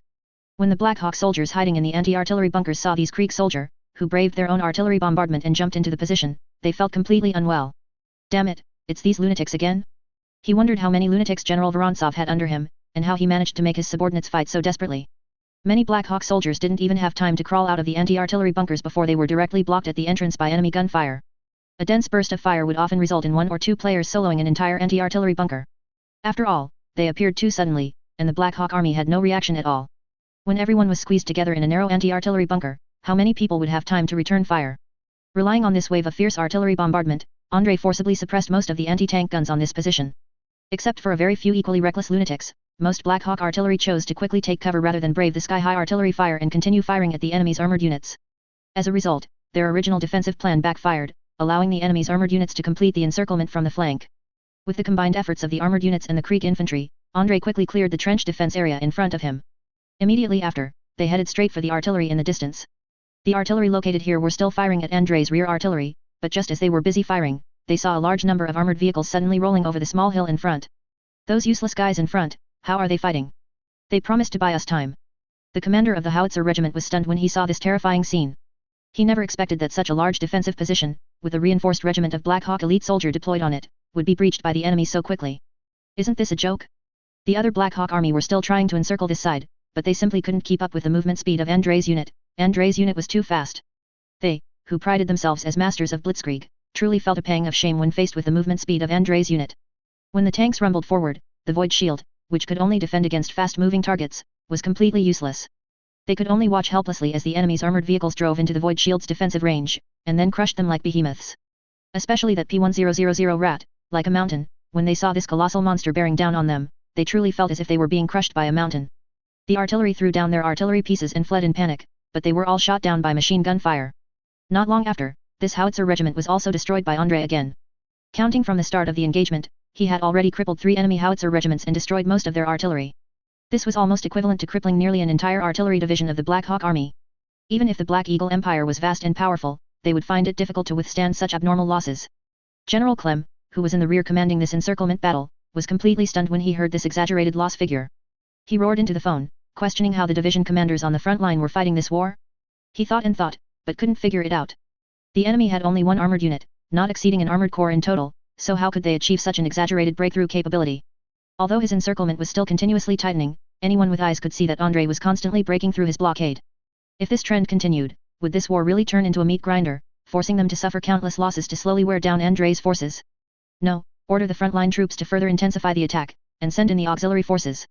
I refuse to believe it. Could this unit really have been blessed by some cold-blooded lady? It was precisely because of the heavy losses now that General Clem could not back down. Once they backed down now, all their previous losses would be in vain. This was a sunk cost. When Andrei's soldier eliminated the enemy's artillery regiment, they also successfully captured that peculiar combat vehicle. Because Andrei was very interested in this mobile void shield, he specifically issued an order, requesting players to capture this equipment as much as possible. Sure enough, this thing was also successfully seized intact by the players, at least it was already surrounded by multiple tanks. But just as the players thought they had captured this equipment, a battle mage standing on the large cart, responsible for operating the void shield, suddenly showed a crazed smile. However, because he was wearing a birdbeak mask, the players didn't notice the NPC's unusual behavior. But in the next moment, when the players saw the brightly glowing energy core, they instantly realized that something was wrong. Holy crap, we've been scammed. This thing is a freaking suicide bomber. Damn it, my new car. When the energy core exploded, the massive shockwave instantly destroyed several nearby tanks, causing the players to cry out in despair. Andrei's face was ashen, and he hung up the radio without a word, feeling an urge to kill. Even worse, right after the energy core exploded, the whistling sound of more shells came crashing down. This time, there were only 2 shells, but these 2 shells came from Big Bertha. One shell slammed heavily onto the P1000 rat, striking the surface of its armored turret. The immense impact caused the top of the armored turret to break, and the subsequent explosion further tore the turret apart. When Andrei saw his behemoth tank destroyed in such a way, its heavy turret flying high into the sky, he couldn't help but let out a desperate cry. No. My limited edition tank. Damn it. May the heavens strike them down, I swear I will not rest until the Black Eagle Empire is annihilated. Andrei gave the order with a slightly gloomy expression, but before issuing the mission, he carefully checked the map and finally gave up on having the armored forces continue the pursuit. The enemy had set up a huge pincer movement here, and if he sent his armored forces to pursue them, it was almost certain that all his tanks would be wiped out. Compared to that, Andrei then issued a mission, telling the Air Force players to take them out, preferably by launching a boarding action directly onto the enemy's super heavy artillery, then destroying the thing, or even capturing it. There was no other way, he could only pin all his hopes on the Air Force's boarding action now. As for the current ground forces, Andrei told the players to quickly advance towards the city. Once they entered the Volkhov urban area, they would be safe. At the same time, within the Volkhov urban area, both sides' forces once again engaged in a new round of chaotic fighting. Since none of the Air Force players carried banners, they couldn't set up a respawn point here, so the player forces in this area could only rely on these few Air Force players to hold the line. However, the troops defending other areas of Folkhov, upon hearing that this area had been recaptured, sent more people to reinforce it. They knew the importance of this main road, and they also knew that if they wanted General Vorontsov to bring in the armored forces, they had to firmly control this intersection. Otherwise, if the enemy set up bunkers here again, General Vorontsov and they would all be in trouble. To retake this place, the Black Hawk Army, along with a group of Warzania auxiliary soldiers, launched multiple fierce assault soldiers on the surrounding buildings. But even though the Cambrian soldiers defending here were poorly equipped and weak in combat, they were still repelled multiple times, because the enemy's tactics were too abstract. Throwing Molotov cocktails was nothing, that only worked at close range. But what was with them setting up gasoline barrels and using them to launch red-letter warriors at them? A company was charging, and suddenly a red-letter warrior dropped from above. Before they could figure out what was happening, the warrior rushed into their ranks and started swinging a great sword in a whirlwind attack. Several consecutive attacks were repelled by red-letter warriors falling from the sky, to the point where the Black Hawk Army developed a psychological shadow regarding this unfortunate unit. Many Black Hawk soldiers couldn't help but curse Saint Joan of Arc, wondering why this witch from the Iris Empire had to come here and cause trouble. Wasn't it enough that the Wuxiao Empire had expelled them back then? Did she have to come here to continue tormenting them? But they didn't know that Jean was also confused by the current situation, because she had never imagined that red-letter warriors could be used in such a way. Well done, Miss Saint, give the red-letter warriors below another resurrection and let those Black Hawk devils see our power. Ha ha ha, I thought these Black Hawk devils were so impressive, but I didn't expect them to be so easily repelled. The Cambrian soldiers hidden in the building watched the resurrected red-letter warriors outside with excitement. They never dreamed that these red-letter warriors could play such tricks, constantly giving the enemy a shock. At the same time, some Cambrian soldiers, getting into the spirit, simply opened their Molotov cocktails and started chugging them down. After all, the main ingredient in these Molotov cocktails was strong liquor, with a lot of white sugar added. Although the taste was a bit strange, it wasn't unpleasant. Especially when they desperately needed some emotional release, these strong liquors became the best choice. A laughing Cambrian soldier came over and wanted to toast Jean, but Jean still refused the drink. It wasn't that she couldn't drink, in fact, if she had the chance, Jean felt she quite enjoyed drinking. But when she saw these guys directly dismantle Molotov cocktails and start drinking the strong liquor inside, whose concentration was unknown but could easily ignite, she decided it was better not to take the risk. If she got alcohol poisoning here, who would control and resurrect the red-letter warriors outside? Moreover, there wasn't even a medic among these soldiers. If something really happened, she wouldn't know who to ask for help. Thinking of this, she suddenly looked at the players inside the building, once again marveling at the Cambrian Empire's pilot training. At this moment, the players there had transformed into medics and were treating a large number of wounded among the Folkhov city defenders. Whether due to a lack of medics or a lack of medicine, the condition of the wounded in Folkhov city was very bad. They originally had medical sisters, but in previous battles, their medical sisters were killed by a traitor, which led to them completely losing their last medical strength, forcing the soldiers to treat their own injuries. When the player saw that there were so many wounded here that could be treated, he immediately chose to switch to the medic profession and started operating. Taking advantage of this opportunity to frantically gain merit points from these wounded was simply too easy. Just by treating for a while, he had already earned enough merit points to buy another airplane. It was incredibly satisfying. Alright, medic, demolitionist, assault soldier, and artillery, even marksman. This is insane, what profession can't these pilots handle? They wouldn't be able to pilot mechs later, would they? The more she watched, the more Jean marveled at the origins of these players. She was certain that these guys were definitely not ordinary Cambrian soldiers. Cambrian soldiers couldn't master so many skills. Even some elite special operations forces wouldn't logically be able to master so many complex skills. It was as if they were trained to be all-around superhumans. Thinking of this, Jean suddenly became curious about Andrei. Before this, she couldn't help but wonder why Andrei could eventually become a savior-like figure. But when she saw these soldiers, she felt as if she had witnessed something strange. She wasn't sure what was going on, but she was almost certain that it was all related to Andrei. Could it be that Andrei had a way to turn soldiers into all-around superhumans? But even so, she felt that Andrei might not be able to deal with hell demons and other abstract monsters. The more she thought about it, the more curious she became about Andrei's secret, wanting to know how this savior, whom she considered her golden thigh, could save the world. Just then, a burst of cannon fire suddenly came from a distance. Hearing the massive cannon fire, Jean instantly realized that the situation was not good, because this cannon fire could only come from the Black Hawk Army's Big Bertha super heavy artillery. No way, that brutal. She stood up and looked into the distance, trying to see the battle scene far away, but she only saw smoke billowing. She wondered if Andrei's team could withstand such a super heavy artillery. But then again, since Andrei could be the savior later, he must be able to hold on, and the Lord had not given her any additional revelations. Thinking of this, Jean once again calmed herself down and quietly waited for Andrei's troops to break through and support her. But she didn't know that at this moment, Major General Buletin Xi of the Black Hawk Army was far from calm. Because just now, Major General Buletin Xi had received a very absurd communication. Wait a minute, wait for me. I need a reasonable explanation. The enemy's air force launched a surprise attack on our super heavy artillery, but we had a deflection shield, so we successfully blocked their attack. But what do you mean by people suddenly falling from their planes, crashing into our artillery, and then directly self-destructing to summon demons? On the other end of the communication, a Black Hawk communications soldier, reporting frantically over the radio, said tearfully. General, we don't know either. A guy dressed as a wizard suddenly fell down, and before we could shoot, he self-destructed. As a result, a magical vortex suddenly appeared, and then a large hand suddenly reached out from the vortex, not only turning many of our soldiers into demons but also constantly bombarding us with spells. What should we do now? We can't hold on.